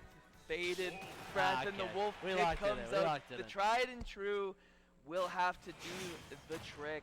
We know he's capable of Yes. it. We've seen it. We you saw know? the game 5 last time. Smashville, we are fighting. Yeah, he wants that, you know. Hiya! I think, I like the idea, right? Ouch is an aggressive player. He wants to Oh! get in situations where he can scrap with Riddles. Is he dead? Yeah. Double neutral air. That's 15 seconds. Don't don't mess up. You know what I mean? Just Play good. Just don't whiff one F smash. You know, it's not that hard. You know what I mean? Just be a good player. Just be Not a bad player. Just a good player, man. And you won't see it happen. 40% coming off of that rage drive. Oh, no jump. no. And despite getting back to the ledge, Riddles looks like he is in full control of this game and full control of this tournament, Coney. It's the brutality of Kazuya Mishima. He just bludgeons you to submission. He just like a meat cleaver, just carving through the bracket so swiftly. Yeah, man, and it honestly, like, it feels like it hurts from here. Yeah. And like, that's not even what playing against it is like, right? As soon as you're like, here's something, here's potential, there never Your stock is. slapped away. There never is. Riddles is the Grim Reaper, and Ouch's time has come. The final stock potentially of SKL Path to Glory, and Riddles is looking to take it home. It does feel like Ouch is fighting against inevitability, doesn't it? It does feel like really he's does. fighting against the cold wind of death. And Riddles closing in on him here with every single hit. Ouch! Fighting against the dying of the light, raging against the darkness. See if he can get this. No, he's, oh God. He lives. He's lives. alive. Well, the dream is real. If you believe, now is the time to believe. yeah, we'll see. I don't know. This stock needs to Has be the taken. rage art too. And Tries to pop the block OB. He from missed it. Riddles. Wait a minute. And now the door is left open. Riddles putting the game on the table. Ouch! It's your time to convert and fight fate. You need to take this stock. We're putting a lot into this for a guy who's down a stock. The Jow, yeah, he's still alive. Just barely. We're really selling this moment, but I mean, to be fair, Riddles is also playing it extremely safe. yes, Willing yeah. to throw out these up airs, which will He kill realizes at this he's one stage. hit away. He's one hit away, and if this happens, I'm going to the moon. I'm going nuclear. That's it. You know, fighting fate is real, and anything is possible. A miracle in Regina. Wait a minute. A fair back air. Flash could do it, but just converting into a fair. But Riddles is at the ledge.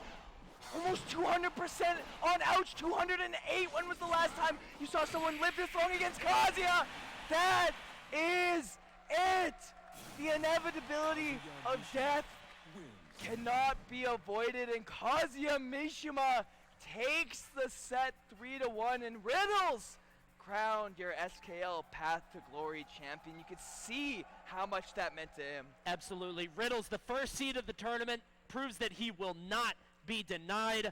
He is your Dapping Path to up the Glory boys. champion. Everybody in the crowd feeling it for him. Riddles proving his seed correct and doing it big for his state, or I'm sorry, his province, his city. You got it. Sorry, I'm American Yeah, brain. you got it, Forgive you me. got it. American brain. You Doing it got it. big for Canada. I mean, proving himself once again to be the best player in Canada. And like we talked about before, in that contention, top 10 in the world for a reason. That Yeah. Kazuya is deadly. It hits just a little bit different. Every electric wind god fizz hits just a little bit different, and Riddles proving to us why he was that first seed, why he's top 10 in the world, and why he's walking away with the lion's share of that 50K prize pool. Congratulations to Liquid Riddles. Definitely, no question. You can see the smoke is going off, and Riddles is going to claim that championship. And yeah, man, what a path to get here. Has defeated so many players on his journey, and eventually it will end here. Game 5 against Ouch in winner's bracket, but only Game 4 on this one. Could have gone either way. We saw Ouch fighting valiantly, doing his best to try to keep it competitive, but at the end of the day, Kazuya just so strong, was able to make it happen. Well done to Riddles. Yeah, very, winning very Path to well Glory. done. Very well done. And that, what we saw from that last stock from Ouch, the juice that needed to come out earlier. That desperation, Definitely. that play needed to come out earlier. And Ouch proving he can do it, but a little too late. And Riddles, such a good player, so strong, will always, always, always capitalize. There's always the conversation of like, you know you can, but it's will like, you? if, Yeah, exactly, but it's the will you? execution. So well done to Riddles. We're going to kick it over to a bit of a ceremony for the trophy for the winner. We're going to kick it over to the president of the Saskatchewan Roughriders, and he's going to be presenting the trophy here. Presenting the trophy to our winner is co-chair of the Great Cup Festival and president of the Saskatchewan Roughriders, Craig Reynolds. Let's give it up for Craig Reynolds.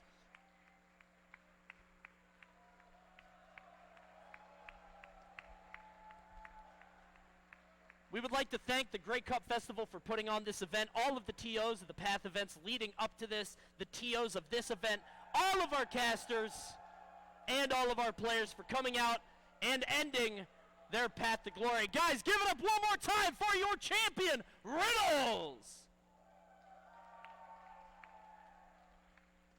Fantastic moment. Big thanks to the Great Cup Festival for having us here. Big thanks to SKL Esports for putting this on. Everybody else in production, all the casters, all the players. Yeah. I mean, it's just been a phenomenal tournament, and I've had the pleasure of casting it. It's been a lot of fun. It's been a great show from start to finish, from schedule to casting to production to big moments like that and stuff like the jerseys we saw earlier on the stage. If you guys are not coming out to these SKL events, you are missing out on an experience that only exists here. Absolutely. Yeah, it's been so much fun. And here in the Brandt Center, I mean, what a unique venue too, to be able to have this kind of thing and have people just stop by. A lot of foot traffic, people stopping by, enjoying the ambience. I mean, there's just been stuff all over the weekend leading up to the Great Cup. But it's been a great event. Obviously, Riddles coming out in first, Ouch in second, Silver out of nowhere in third place. Big third place. And rounding out the rest of the top 8, you can see a lot of them there. Just talking it out. But guys, it's been a phenomenal event here at Path to Glory in Regina for myself, for Nurse, everybody working production, everybody else. Thank you guys for joining us, and we'll see you next time.